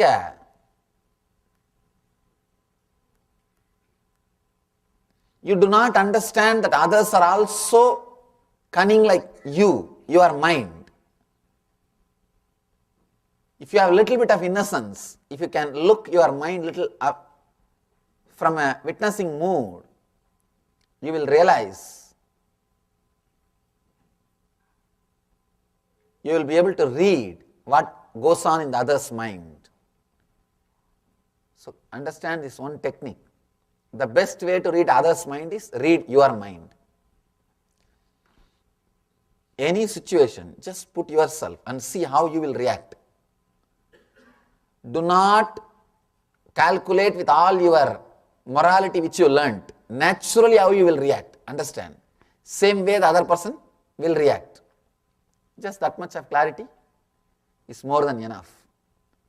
Let's enter into the technique. Just as you have the impulse to do something, stop. Shiva says, when you have the impulse to do something, feeling hungry, you are about to eat, feeling thirsty, about to drink, or feeling like sneezing, you are starting, the impulse starts, stop. George Gurdjieff has used this technique. In Taoism also they use. Of course, in Zen they use. The big problem with this kind of techniques is they give you enlightenment immediately. You never expect, you never believe that you can become enlightened now. You are all sitting here because you are sure that you will not be enlightened when you go out. Now I am very clear.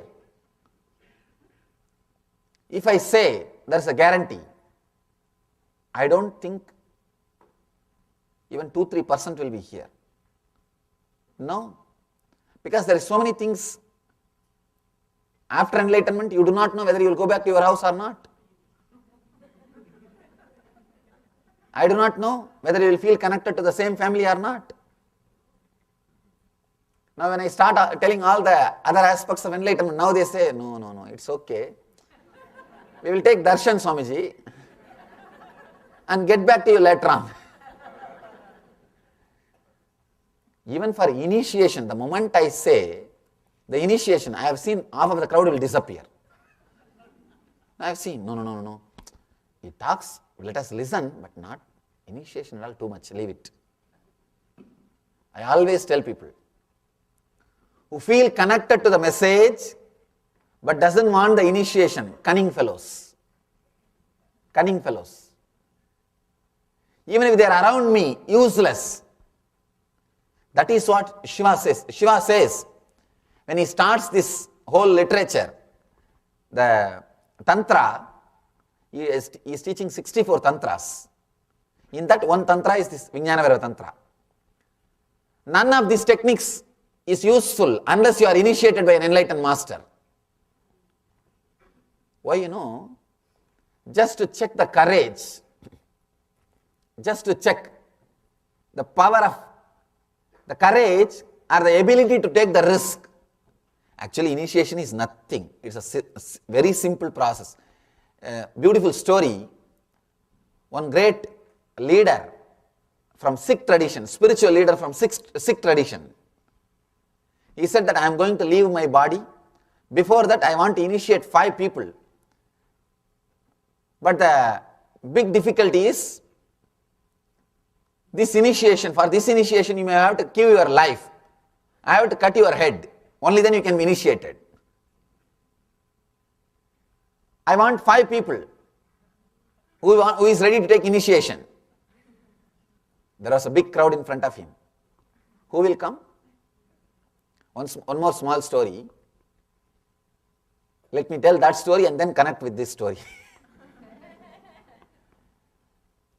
One spiritual leader, one religious leader, very big organized religion.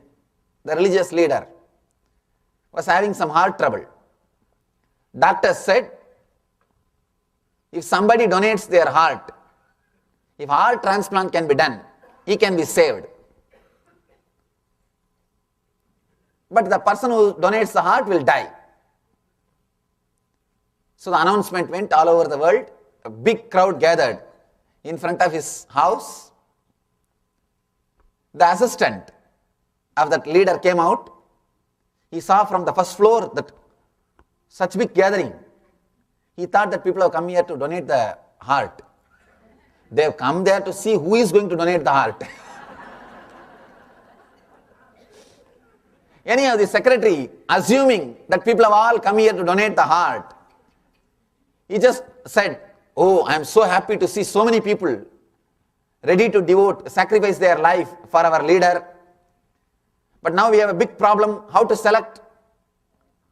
I'll drop a feather from here. Whoever the feather falls, we will choose that person.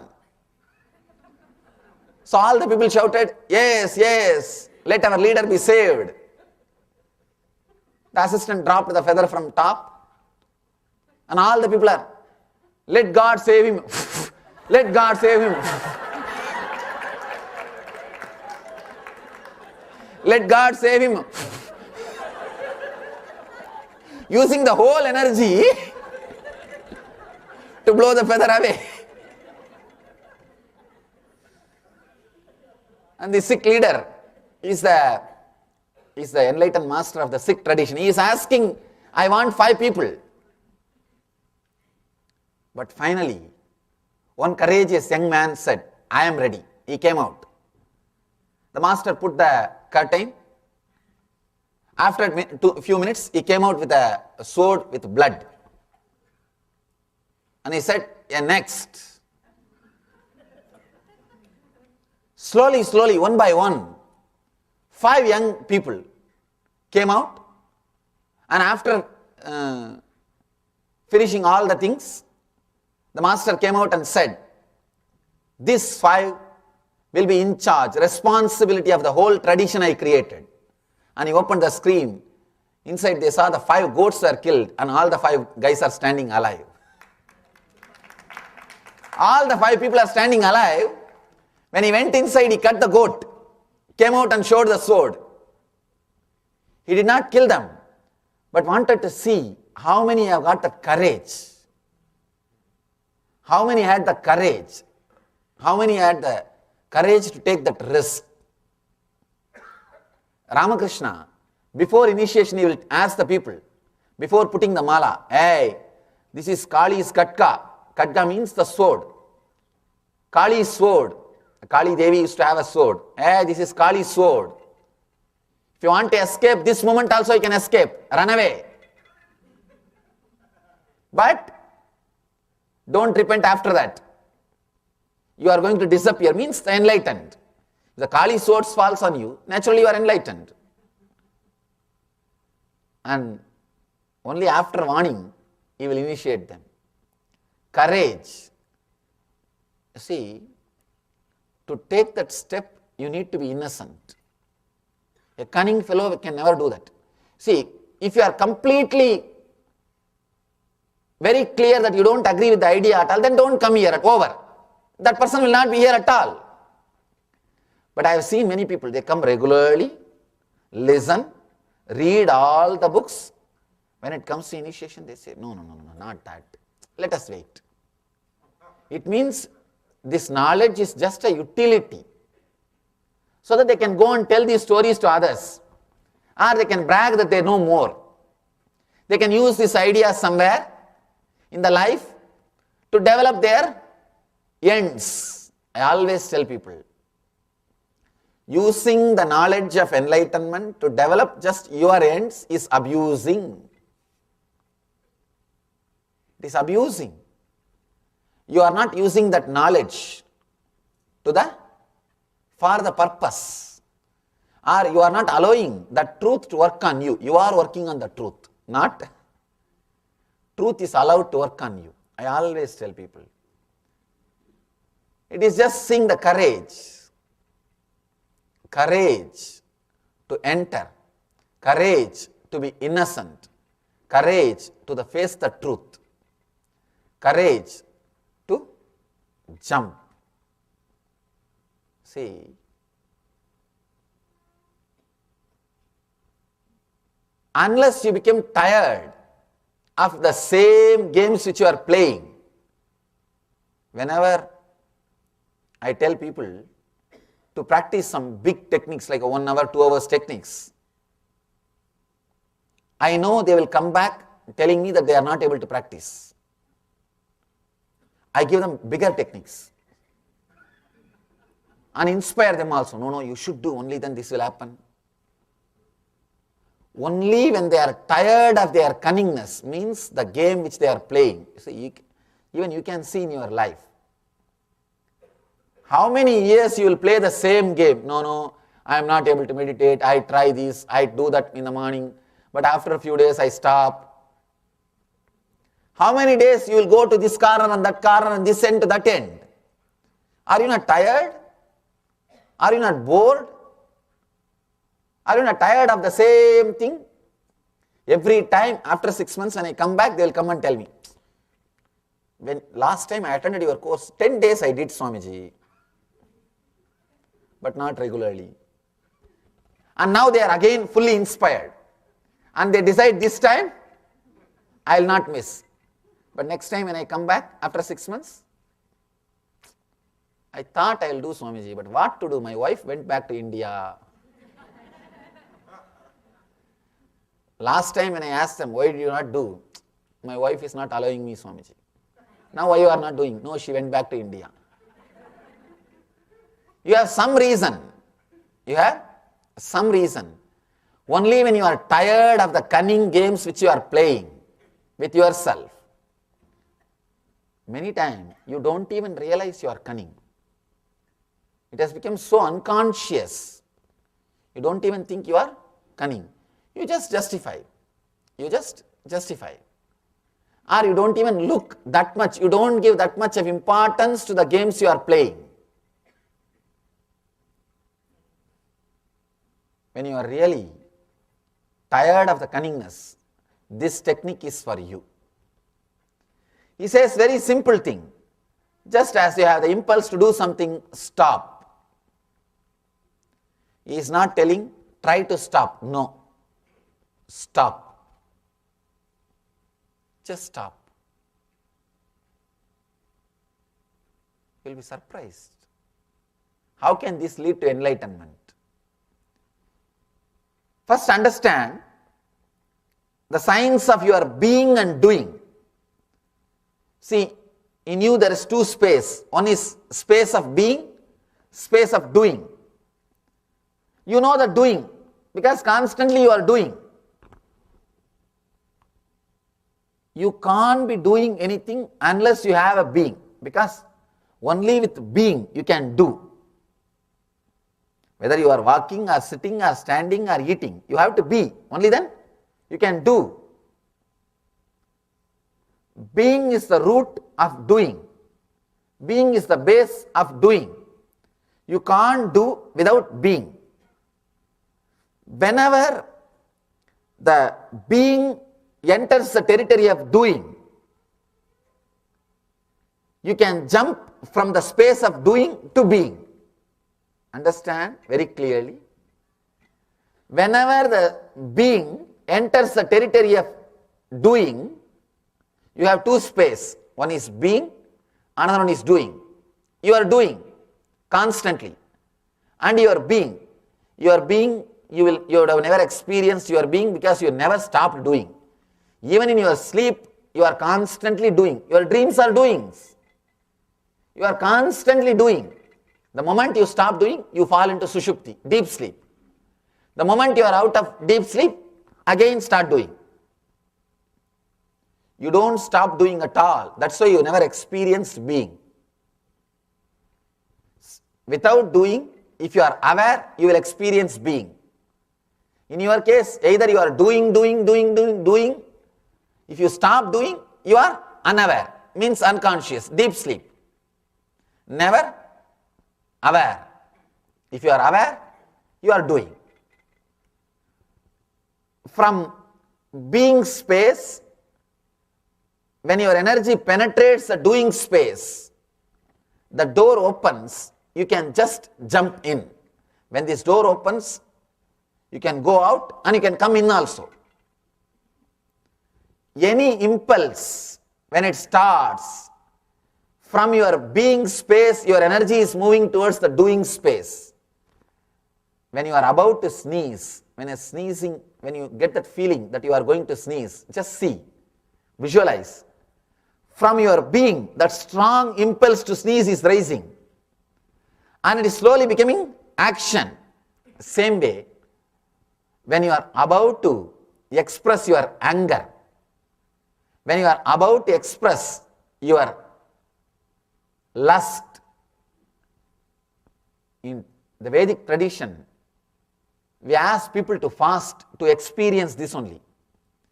Fasting is the easiest way to experience the impulse. Within a day, you will experience that impulse.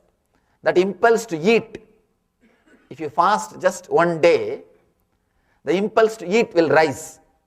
When it rises, just see how your being is pushed towards the doing. Simply you will walk to the kitchen and start cooking or grab something. Just to witness, the fasting was used for this technique only. It was used to practice this technique only. Fasting, sneezing, all these things are very authentic impulses. And the hunger, sneezing, all these things are straight from being. They are all very authentic impulses. You can use those opportunities to jump into the being. Guruji used this technique in a very powerful way. He used to tell his disciples, whenever he whistles, he creates a whistle sound, whatever they are doing, they have to stop. Just stop. They can't adjust. If your eyes are open, open. You can't close. If you are standing like this, stand. Just freeze. You can't adjust your hands and stand. No. If your one leg is above, up, in the air, it has to be. You can't just put them down. No. All these things are techniques only. Understand? All these murtis are describing those techniques only. Freezing the body as you are. If they are dancing, and if they are dancing with one leg up in the air, they have to stand just like that, over. If they fall, the body can fall, but they should not cooperate or adjust with the falling. It's a very powerful technique. And once the story says, his disciples are writing reminiscence. He sent 3 of his disciples to make a canal inside the ashram. And he shouted, stop. They stopped. The disciples are working. All the 3 stopped. And he opened the water. He opened the water. Now water is getting filled through that canal. Water came up to the knee level. One disciple thought, I think master doesn't know the water is flowing. If he knows the water is flowing, he would have told us to get out, let me jump. He just jumped and got out. He came out. The water came up to the nose level. The second guy thought, No, no, no, no. Who wants all this meditation and enlightenment? Better let me be alive. If I am alive, at least some other technique I can practice. I think this fellow has decided to kill us. I am not going to die. I want to live. And later on I will practice some other technique and become enlightened. He just jumped out. And the story says, third disciple stayed. In few minutes he floated because there was no ego inside his body. You may think, only in stories all these things happen, Swamiji. No. Enlightened Master is a living proof that stories happen on the planet Earth. Stories can happen in your life. He is the reassurance. He is a promise. He is a guarantee that stories can happen in your life. Nothing is a story. He is here to make stories as a history. Understand? When you are a little less cunning, when you are a little innocent, these words will directly connect with you. These words will straight away work on you. You will not be thinking again and again to open up, to take the next step. I always tell people ask me, Swamiji, why should we charge for meditation programs? I tell them, either give completely free or charge highly. It is just to see how this fellow is committed.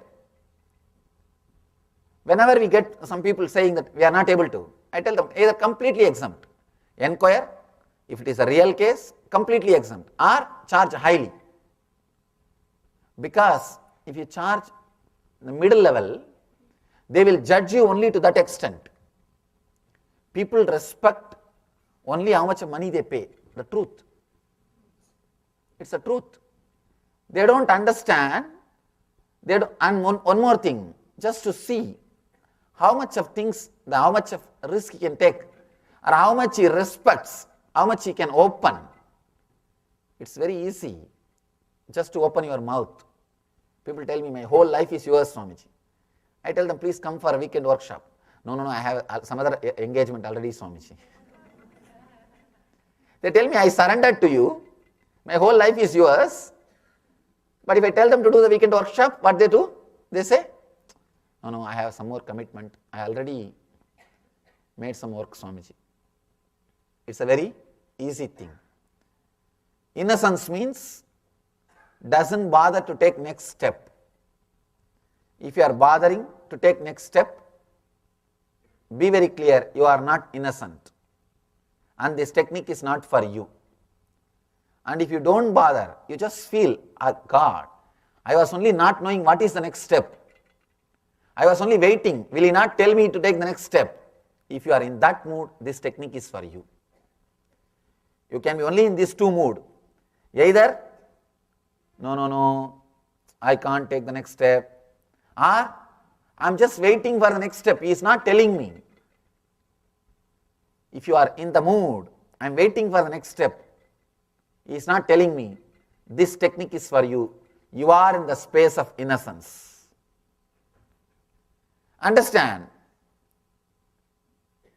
To practice this technique, just try even with fasting. You can try with fasting or just sit under the AC, cool air. You will have the sneezing mood. Just simple things is enough to awaken your being to the level of doing. You can penetrate the inner space. When you feel like sneezing or when you are really thirsty, I am not saying psychological thirst or hunger. Whenever you see that McDonald's tower, you will feel hungry. Whenever you smell that pizza, you will feel hungry. That is a psychological hunger. Understand? That's not the true hunger. When the time comes, you will feel hungry. No. That is not the real hunger. The real hunger comes even if you don't remember the time has come. Even if you did not see the time, the real hunger will be there. Whenever you feel that real hunger, really when you are about to sneeze, of course sneezing you can't imitate or you can't control. Just see what happens to you. Just stop, freeze your whole system. You will see, you experience a glimpse of the thoughtless awareness. But before entering into this technique, prepare yourself to be a little more innocent. To be a little more innocent. Innocence is the basic truth which is taught through this technique. If you are innocent, any moment this will happen. You will open up. Zen stories say, just one leaf falling from the tree, the guy who was sitting and watching became enlightened. Just a leaf floating in the air, and when it reached the ground, he reached his being. When you are completely innocent, open, even a small leaf floating in the air, you may feel connected and just relax. Just, you will relax. Feeling connected, feeling innocent is the basic requirement for any spiritual experience, any truth. Stop using too many words. I request you, at least do not use enlightened master's words just to enrich your knowledge, just to enrich, just for your own ends. Let these great master's words work on you. If you want to achieve your own goals with this knowledge, there are enough of self-development books, all those nonsense. But with the master's words, if you allow them to work on you, you will achieve the ultimate personality. You will achieve the truth, the core. All you need, just be little innocent, nothing else.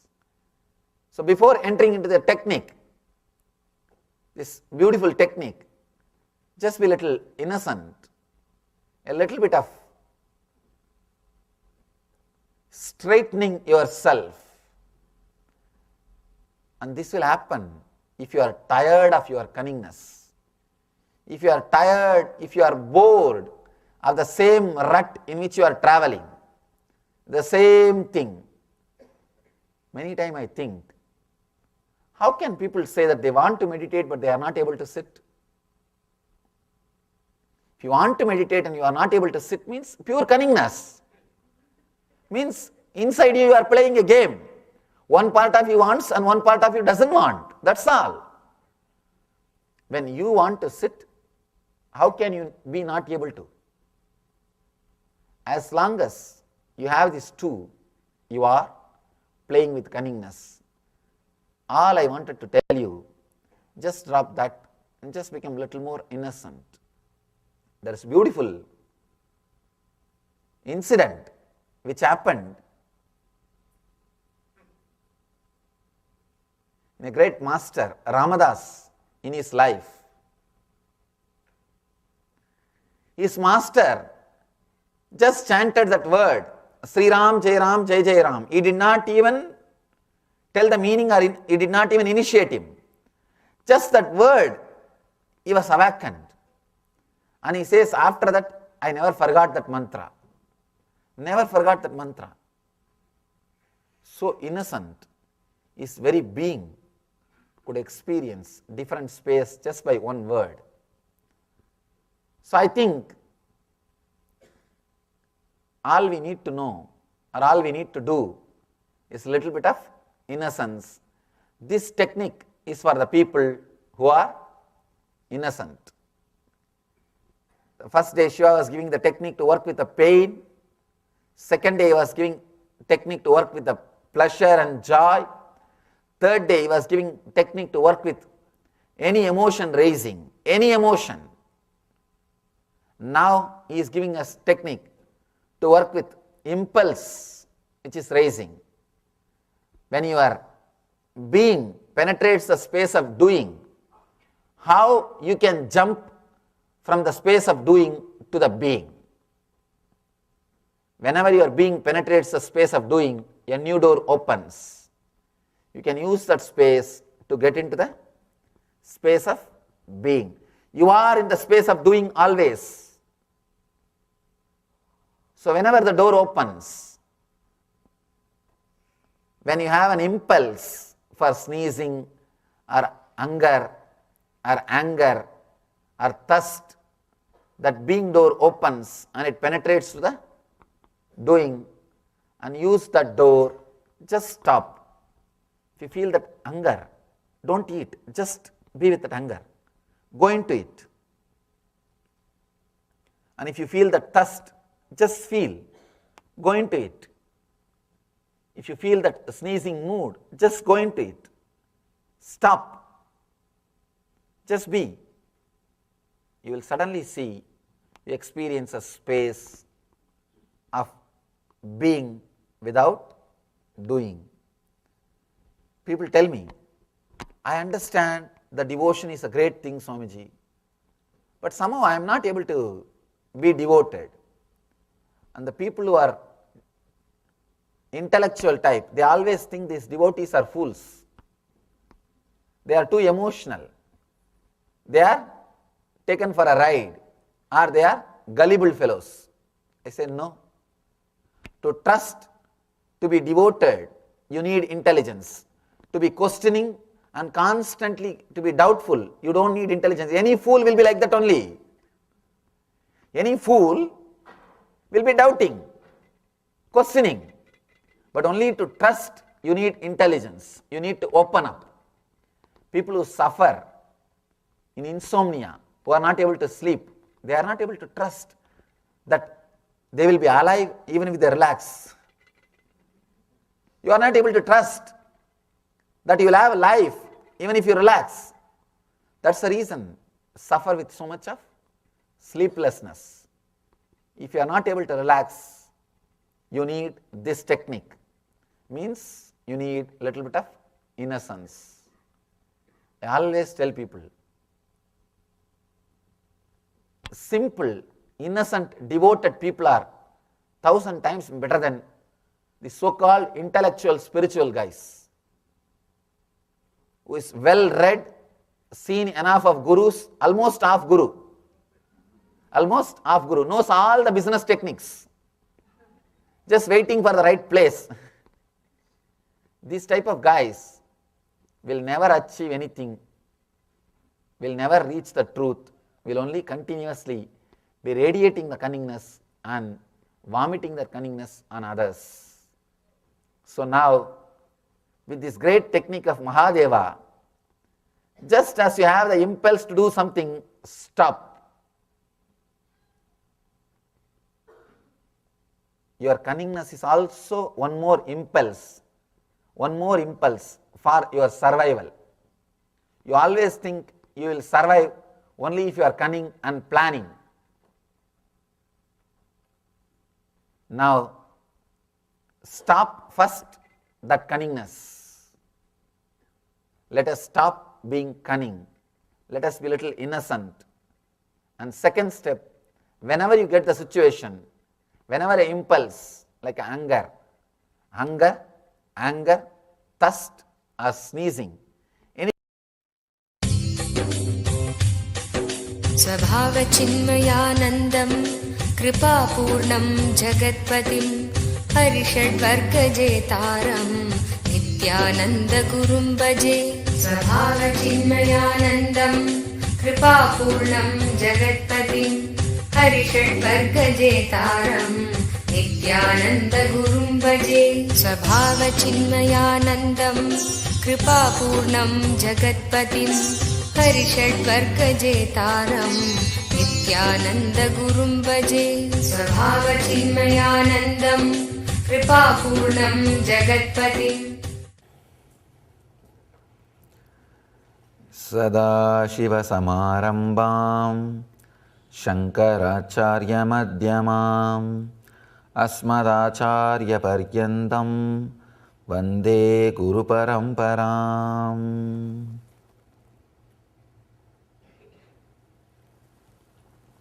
I welcome you all with my love and respects.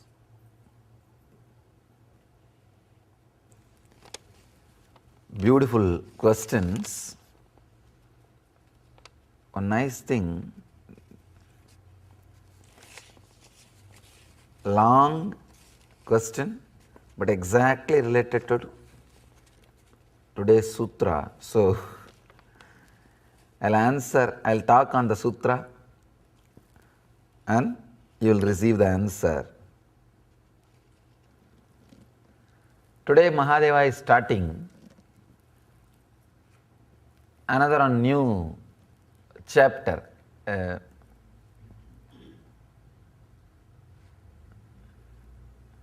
New set of sutras.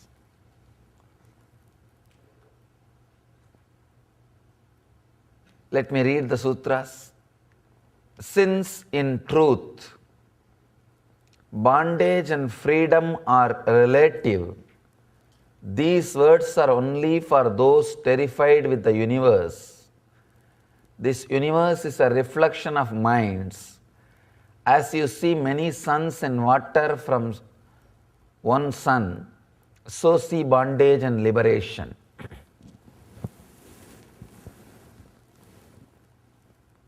There are three levels of sutras. One, Nitya Sutra, which has to become understanding and which you need to practice every moment. Second, Dhyana Sutra, which you need to practice at particular times, like a meditation technique.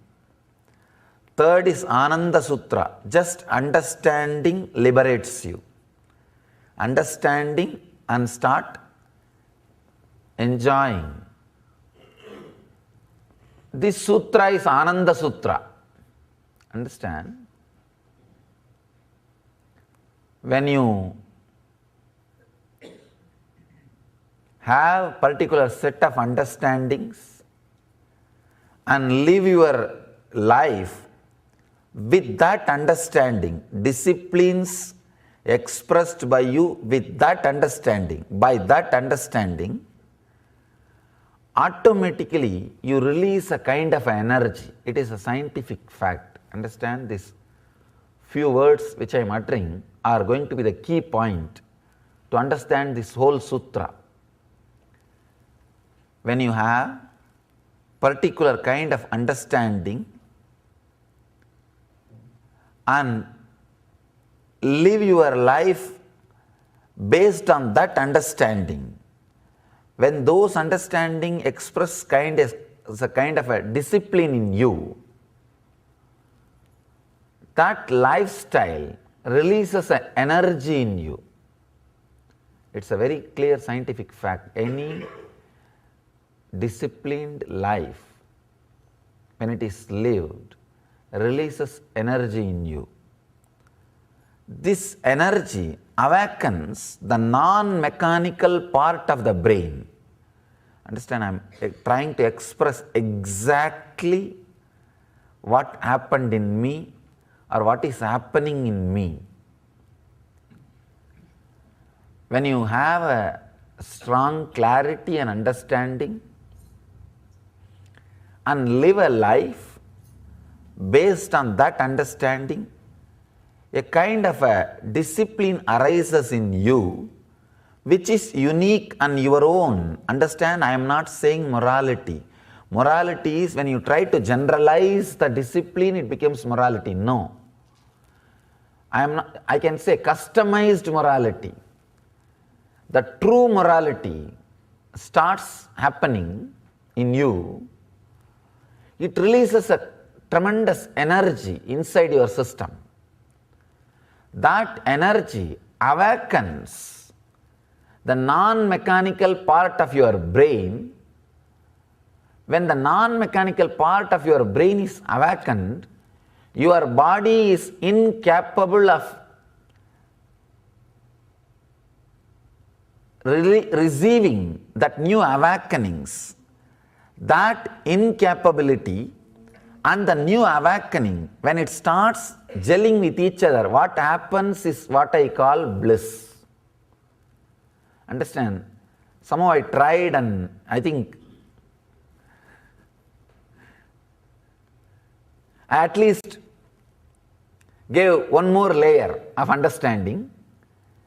When you have particular kind of understanding, a revelation or a click, that understanding, when you start organizing all your thought and activities based on that understanding, a kind of a beautiful morality or a beautiful discipline starts happening in you, which will be unique to your system.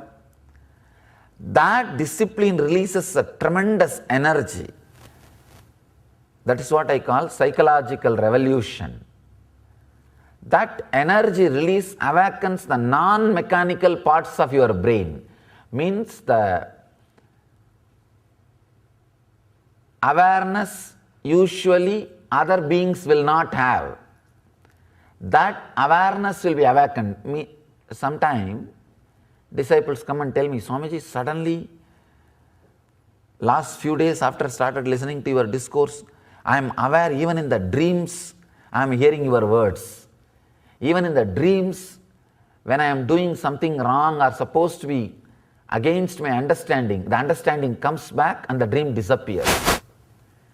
If you experienced even once listening or remembering my words or my teachings, my presence in your life in the dream state, be very clear, the psychological revolution has started.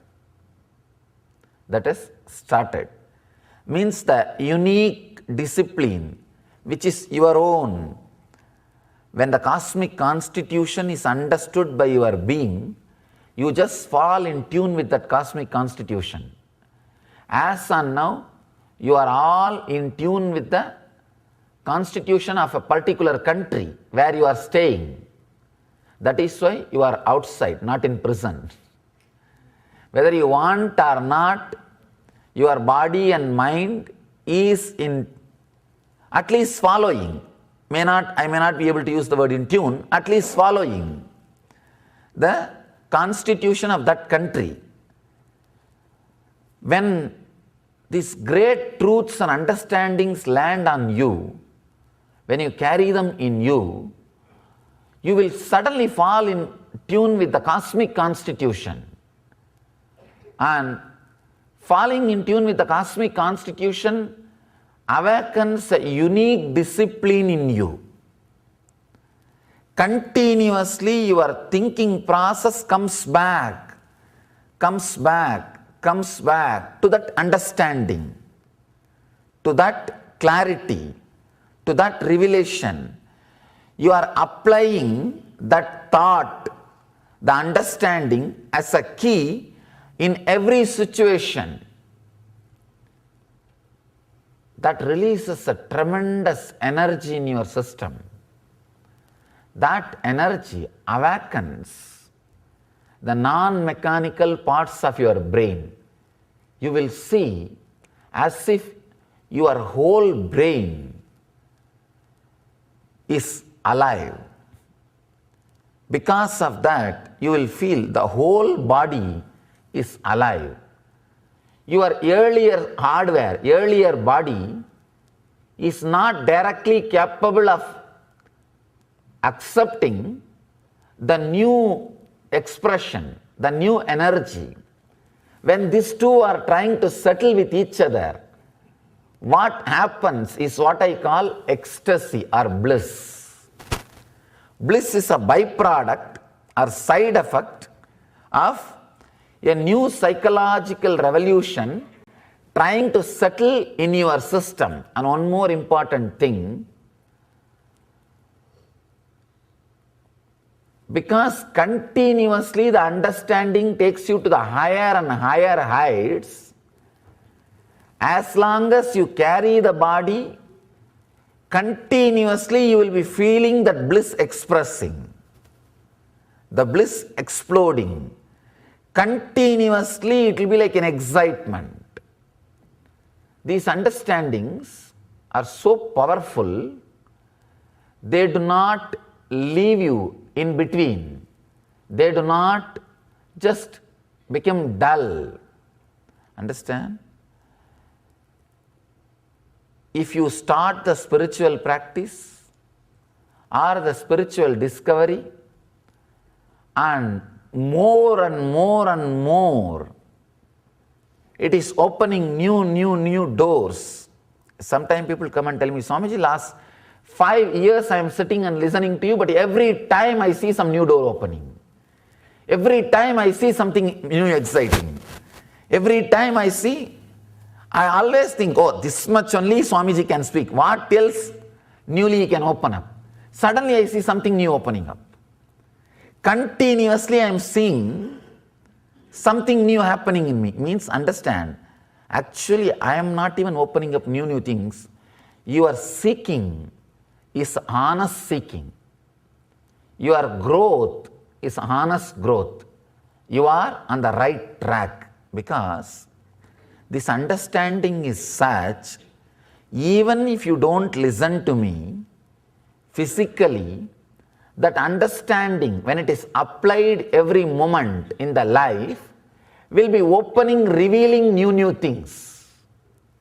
Will be opening and revealing new things. That is why the initiation given by an enlightened being is so alive, it will be keeping you constantly exciting. If that same words uttered by unenlightened person and you try to work with that, those words only creates rituals. With enlightened person, even rituals are exciting, new. So many new things are discovered. So wonderful. It's like an intense ecstatic journey. With an unenlightened person, even meditation techniques are rituals. Even they will be boring, same, traditional. With an unenlightened person, even if he tries to talk something new, it will be old and ritualistic and will not have excitement.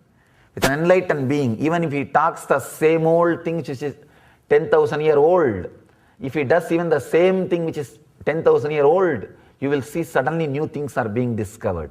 Excitement, new energy, new happening. Because the energy and happenings are the side effect of the awakened, psychologically revolutioned inner software trying to settle with the hardware. One important thing,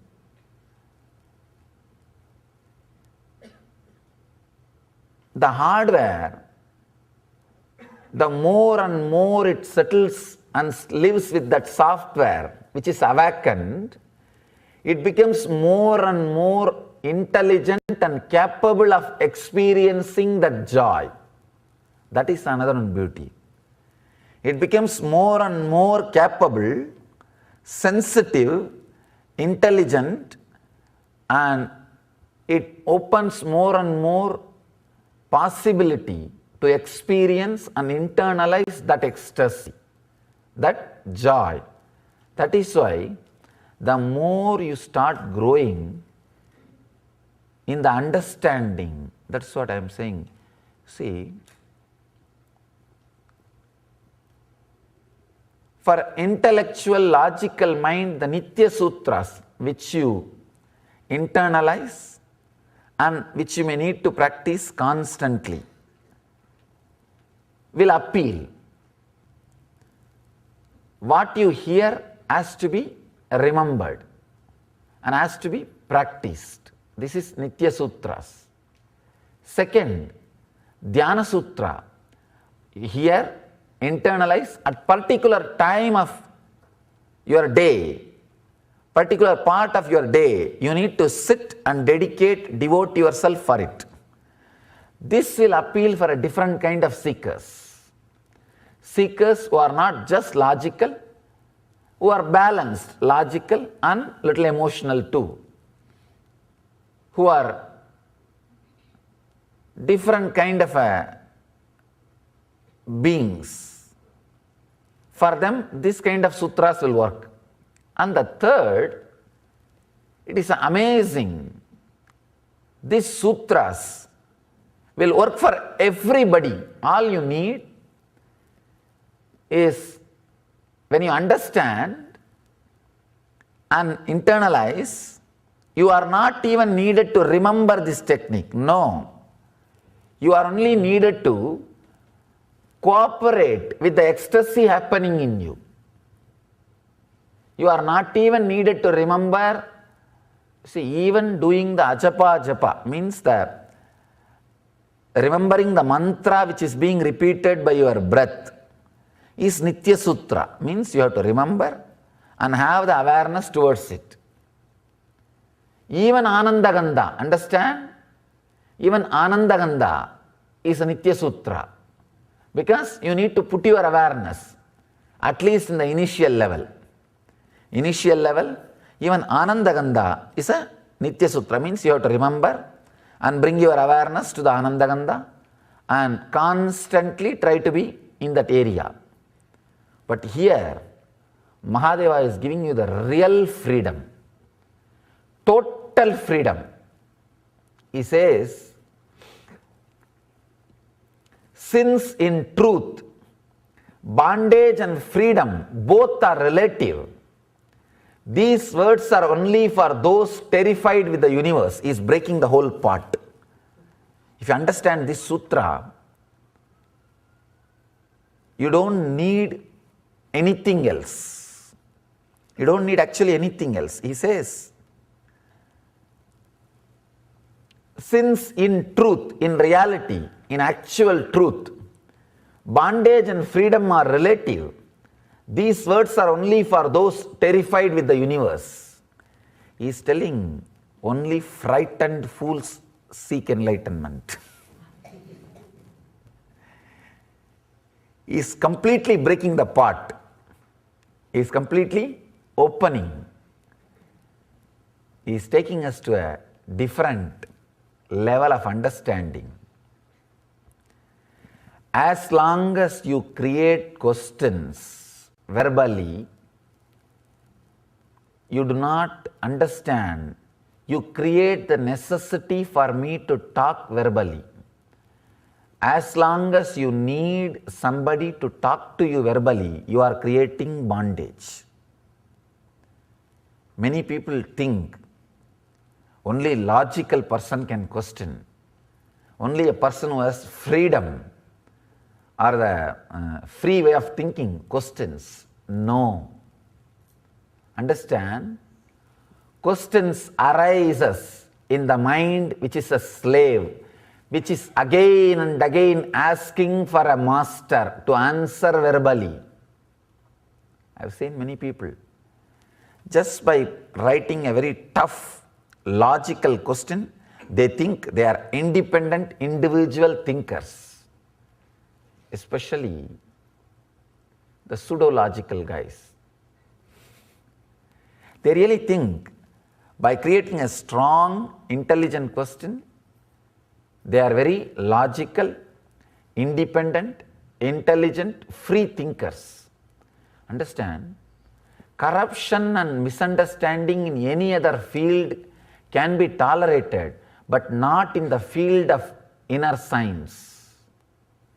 Not in the field of understanding about yourself, because corruption and misunderstanding in the inner field will destroy the whole life. Ramakrishna says beautifully, in eastern parts of India, they'll use sesame seeds to drive the ghosts or the spirits which are possessing the human beings.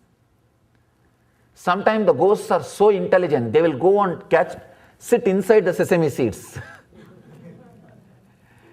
If ghost is sitting on some person, you can throw the sesame seed and drive him out. If it is sitting inside the sesame seed, what will you do? No, you can't. You can't drive the ghost from that person.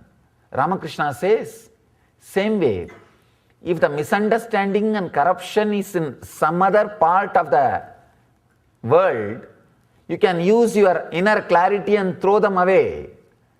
But that misunderstanding or corruption is sitting inside your inner space, then you are in difficulty.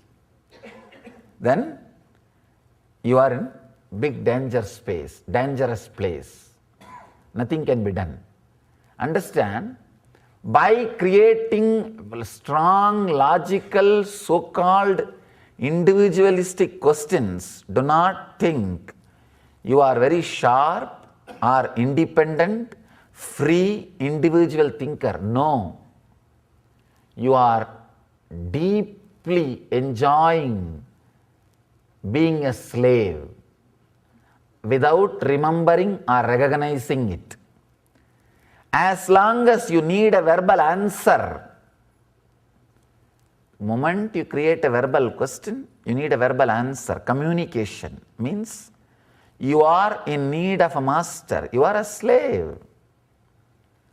Only a person who expresses his understanding, he does not need communication, he needs communion, that's all. Many people come and sit just to be with the master. I have seen many people, they come and sit, they never put any question. If you ask, why you don't ask any question? Whatever now the questions I had is answered. I am full. But I know he will take me to the deeper and deeper fulfillment. So I am sitting here. Somebody is asking the true Guru-disciple relationship idea. Your information about Guru-disciple relationship, please can you explain more? There is no name. This is what is exact Guru-disciple relationship. If you are sitting here to get answers for your question, still we have only teacher-student relationship, not Guru-disciple.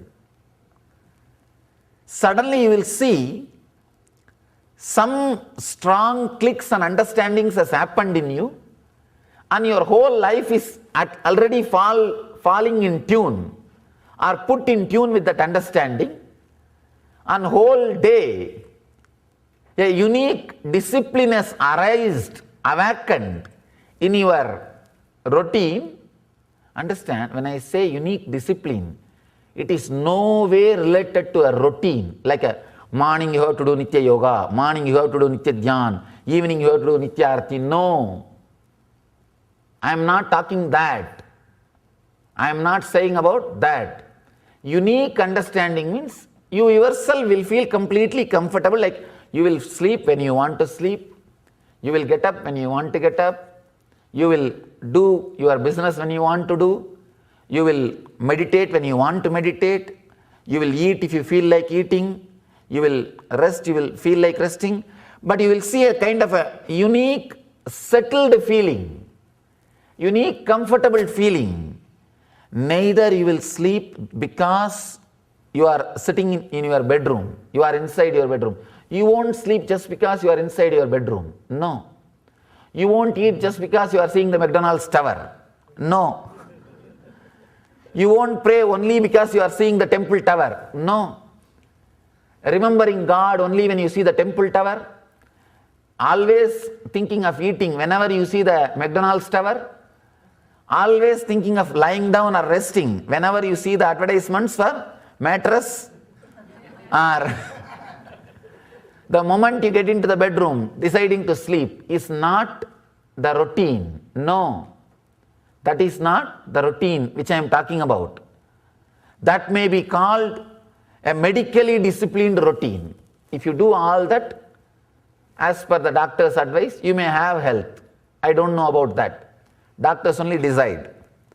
But what I am saying is the unique routine arising out of you by understanding. By understanding. And that releases tremendous energy in you. Understand? The unique discipline which arises out of understanding will be so beautiful. You don't have to imitate anybody's understanding. You don't have to imitate anybody's understanding. If you see, the understanding of Ramakrishna is so powerful. He slept in the same bed with Sharada Devi at least 2 years, but neither he nor she even had the thought of having physical relationship. And surely Sharada Devi was very pretty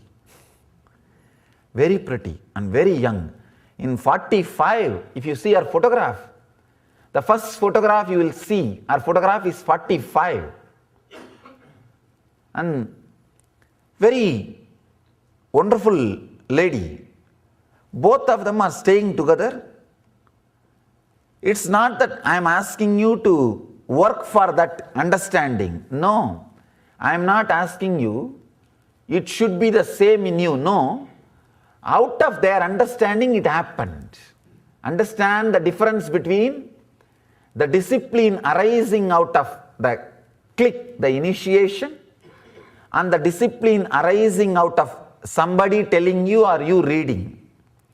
One more thing, if you start seeking for enlightenment or ultimate truth because I told you or you read in some books, you are only in the initial level.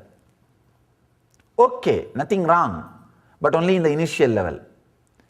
But you yourself got the curiosity. I think I should see inside me and do some repair work.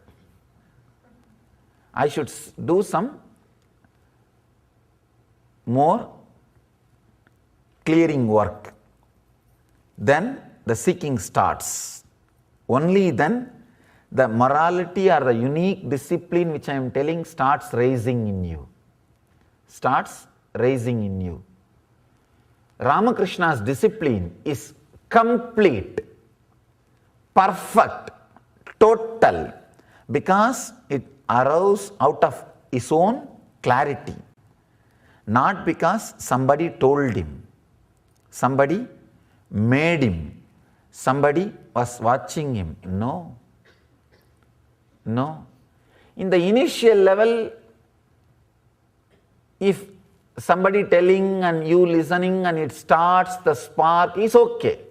But that is not going to be the life. That should not be the life. I have seen people who try to get little seeking or the enlightenment interest because of my initial thing, they try to get, but they don't go deep or do any spiritual practice. Slowly, if the relationship between me and them, if that is not kept alive, if that is little low, the connection is little low, suddenly I see they start saying, no, I am not interested in enlightenment, seeking spirituality, forget about it. It means what? It has not become part of them.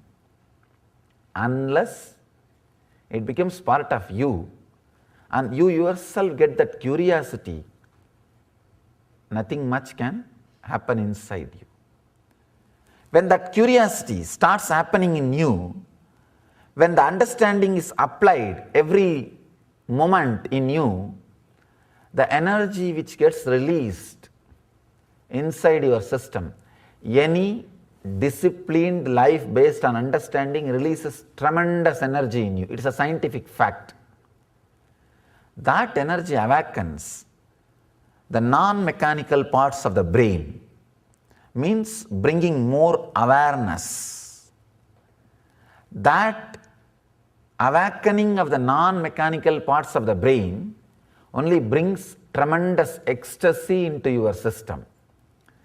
The system is now getting trained to have more and more ecstasy, more and more joy. If you are living in a routine which is forced on you, which has not become your click or understanding, that kind of a routine will lead you to more and more dullness. More and more dullness. I am afraid the so-called developed Indian cities are falling into that. They do not understand the routine which has not become your internal click will lead you to depression. Unless some method of psychological revolution is brought and the routine which they are required to follow matches with their understandings about life, people cannot come out of depression. You may add more and more and more medication equal to food. Sometimes the quantity of food and medication almost is same. In Ayurveda, we say that food should be like a medicine. But people have misunderstood. Medicine has become like a food. You may add any amount of, any quantity of medicine into your system, you will not be able to get out of the depression because the routine is not happened because of your internal understanding. Tapas means sacrificing things without bothering when your internal understanding is trying to set a new routine and trend to your body.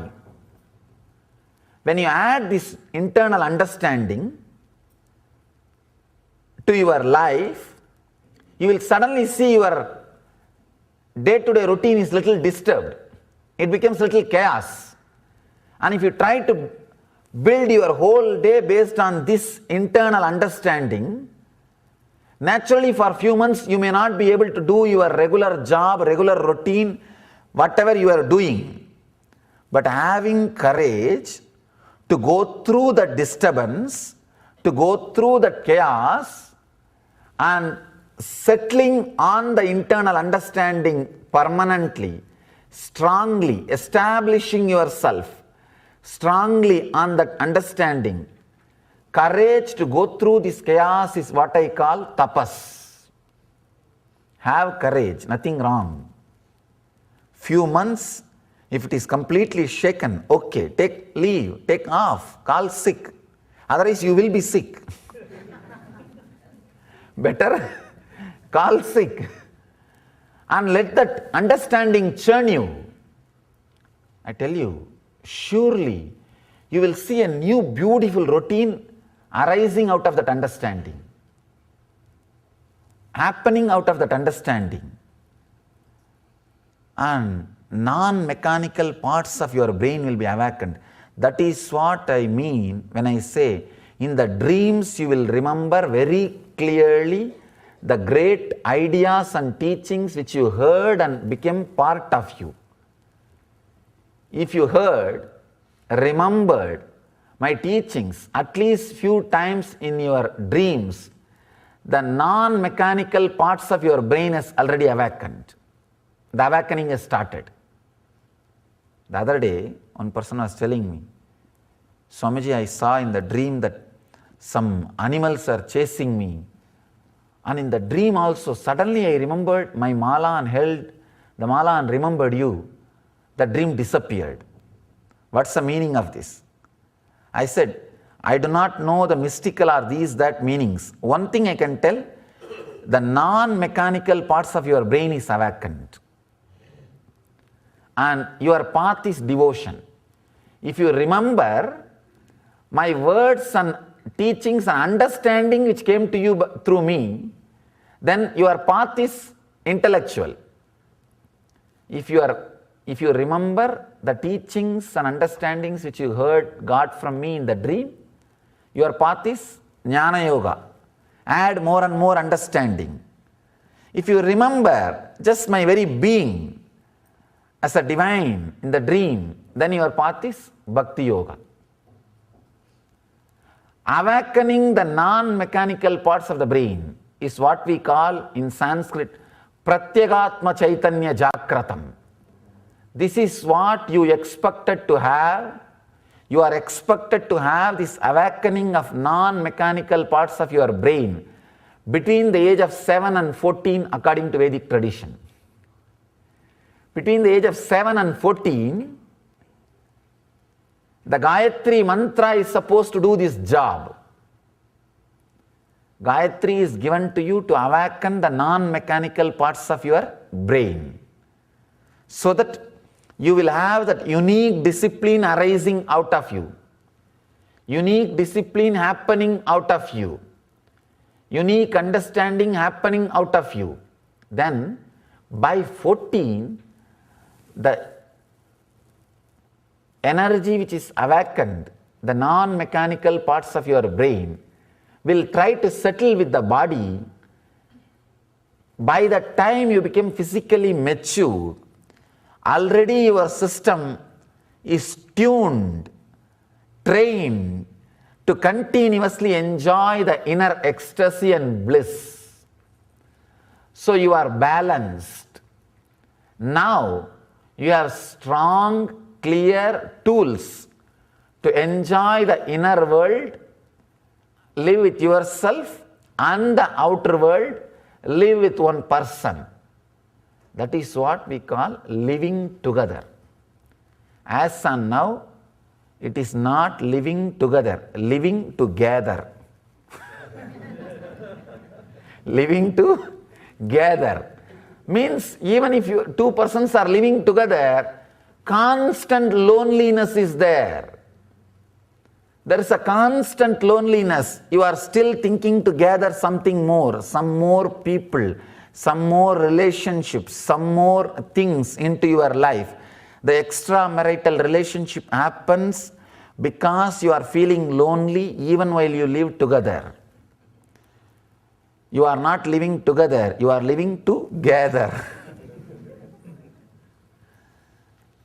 You will be surprised how in the traditional Indian lifestyle, even few hundred years ago, people lived happily with one person.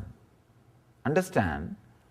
I have seen at least 2 cases and I have heard at least 25 to 30 cases. 100-year-old, the man will pass away within 3 hours, the lady, she will pass away. If you go to your native villages, you will hear these stories. Understand, passing away cannot happen just by shock. Just by simple shock, the person will not die. And especially after 100 years, why she will die if he dies? But see, they lived together. That is why they are very clear. Yes, now it is time. Let both of us leave the body. If you go back to your village and sit with the elderly ladies and talk, at least 2 stories you will hear. I know for sure. Means they lived together. The living together was lifestyle. Was lifestyle. Understand? That happens only when both the person's non-mechanical parts of the brain is awakened. If both beings, non-mechanical parts of the brain is awakened, you will also be constantly settling with your ecstasy. She will also be constantly settling with her ecstasy. Even if you share each other, you will be sharing your ecstasy. Constantly you will be radiating it. The other day, I was reading an article.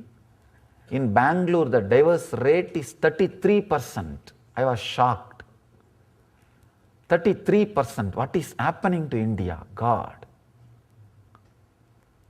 Leading. Now the metropolitan cities are leading in divorce rate. 33%. And the whole thing has started rising only in last 10 years. After the IT revolution. No, really. No, the reason, these are all the great side effects of the IT revolution. Understand? The reason, the main reason is their routine is not happening after their psychological revolution. Understanding. The hardware is forced to do something for which software is not even, forget about training, not even taught. The software does not know why it should do, does not have any justification why it should do, but the hardware is made to do. That kind of routine leads to more and more dullness. So instead of awakening the non-mechanical parts of the brain, even the mechanical parts of the brain starts dying. Then you carry the constant depression and dullness in you, and you share that only. When you hug the other person, when you touch the other person, you just pour the depression, that dullness. So naturally, you are living together, not together. The dissatisfaction arises. That dissatisfaction leads to all kinds of fight. One important thing, when that kind of a dullness and depression happens, suddenly you will see, you will start feeling like your whole life is doomed. You will not understand, you will not think this will pass away. You will think, I cannot imagine living with this guy whole life. I cannot imagine looking at the same person every morning. These kinds of thoughts will become stronger and stronger inside your system. I am talking about all this marriage thing because this person has questioned the centuries old custom in the Indian culture of surrendering choice of life. Sexual love made to parents is so powerful in affecting the consciousness in regards to surrender, connection, trust. I want you to understand. Actually, this sutra and this question is very closely connected. That's the reason I am working on this, both the question and sutra. Maybe today we will do just this sutra because this sutra can reveal so much. We will do just this one sutra. And after the break also, if you have questions just on this sutra, right, I'll try to answer. We will explore deeper and deeper just this sutra. Centuries old custom in that Indian culture of surrendering choice of life, sexual love mate, to parents is so powerful in affecting the consciousness. I want you to understand the sexual love mate, choice of the sexual love mate is not surrendered to parents traditionally, it is surrendered to your own inner consciousness. Understand? It is surrendered to your own ecstasy, which is happening by awakening of the non-mechanical parts of the brain. Parents actually do a kind of a shortlisting. Only they do a kind of a shortlisting. It is actually the enlightened master. He matches and chooses and fits exactly, seeing the horoscope. In those days, the astrology and horoscope will be studied by an enlightened being. Usually, every family will have an enlightened guru, the Kula Guru. Fortunately, all those Kula Gurus were enlightened. Here you are saying, parents, surrendering it to parents. No, it is not surrendered to parents even till 100 years ago. Even till 100 years ago, it was surrendered to enlightened astrologer, horoscope, person who reads your Kula Guru. Kula Guru is practically like a family psychiatrist and much more. Not just family psychiatrist, much more. He knows the whole family background. He is enlightened. He can give you the straight things which is needed, solution. He can look at the things in a very objective way. So traditionally, custom was surrendering that freedom to him, not to the parents. And one nice thing, many parents are also enlightened. Many parents, even though they never claimed or they never said, see, telling your enlightenment was not a lifestyle in our tradition. It was not a lifestyle. And actually, even now, there is one big tradition of Siddha Parampara believes not to speak about your personal spiritual experience to others. They don't talk.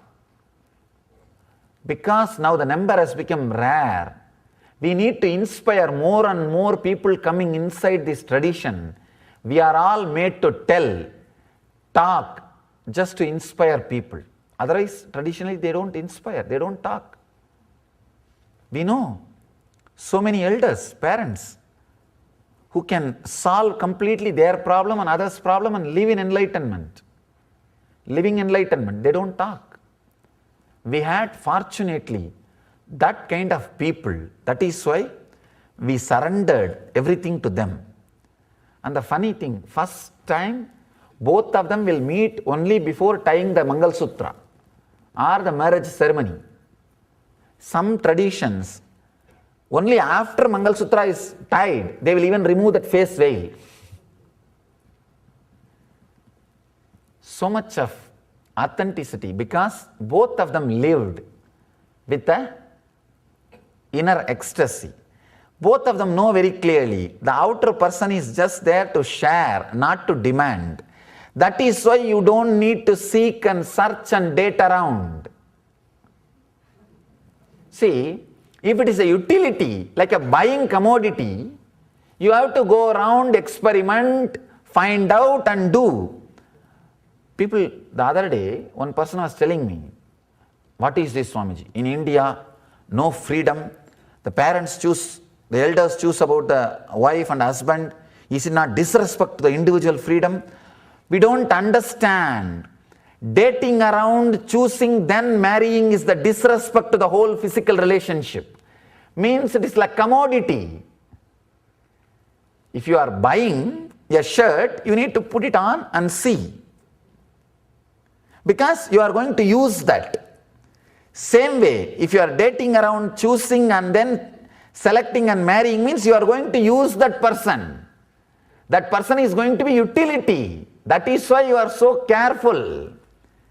In the Vedic marriage, the person was not utility. He was only an object on which you can pour your ecstasy. He is only an object on whom you can train. You can get trained to pour your compassion, to open up, to share the compassion with the whole world. By 21, the person will be filled with overflowing ecstasy. Now he has to have the training of pouring that on one person, so that within 50, he will be matured to pour it on the whole world to take vanaprastha. It's very beautiful. First, creating ecstasy and joy and awakening the non-mechanical parts of your brain and living with ecstasy, 25 years. Between 25 to 50, training to pour that on one person, one family, one group. That is Grihastha life. Then next, Vanaprastha, trying to pour that on animate, inanimate objects. That's why Vanaprastha means going and sharing it in the forest. Trying to pour that on animals, pour that on trees, pour that on whole forest with the nature. Then sannyas, trying to pour that on the whole world. You are now trained to pour your ecstasy and compassion on the whole world. This is the tradition. Understand, going around, I am not against, but I want you to understand, do not think the Indian traditional marriage custom and system was the lifestyle without freedom. No. Because the other person was not utility, we don't need to go around. We don't need to seek around. We don't need to search. I am full. All I want is some one person on whom I can pour. So that masters are there. They will choose. That's all. The dimension and color of the skin was not involved. That is why we don't have a problem. We never had a problem of surrendering this freedom to the elders. Now, not only color of the skin, even color of the dress matters. The taste matters. Color of the dress matters because it is going to be utility. You are now planning how much maximum I can get out of that person. It is all about how much you can get out of that person. That is why you have to shop around. You have to shop around to get a best deal. So naturally, if it is going to be a deal, you have to shop around. In the traditional Vedic marriage system, it was not deal. So you don't need to shop around. It was only a training. So masters know who should be put next to you so that you can get trained. Even the attitude was training. That is why every time the thought of continuing the marriage only was mothered. Yesterday's sutra, if you remember, as hen mothers the chicks, mother particular knowings and doings. In the Indian traditional marriage, thought of continuing the marriage only was mothered continuously. Even verbally, they will not tell that I should not live with him. No. Even verbally, they will not tell. Thought of keeping the marriage alive was mothered. But now, when it is utility, shopping around, even after a few months, when you think the deal was not as you expected, the thought of divorce is started getting mothered. Understand? The moment you start mothering the thought of divorce, you have created the problem for you. Which thought you mother is the truth. We never kept the relationship as a utility part. It was more pouring. It was more sharing. Whenever a problem in marriage comes, the person only remembers, marriage is happened for me to train myself to pour my compassion and expand me. It is a test. In the marriage system of the West, where the dating and deal is signed, whenever the problem happens, I think I am cheated. Now I have to stand up. I have to put my foot down. Where will you put? Already you are down. Where more you will put your foot down? Where more you will go down? I'll put my foot down. The whole attitude was different. The whole attitude was different. The essence, base was adding the Ananda Sutras to life. Understand? Adding the essential clarity which straight away brings ecstasy to your life. This sutra is a kind of a sutra. Just simple understanding will awaken the non-mechanical parts of your brain. And all you need to do is cooperate with it and allow that awakening of the non-mechanical parts of your brain to create your day routine. That's all. Understand? With the Nitya Sutras, you have to listen.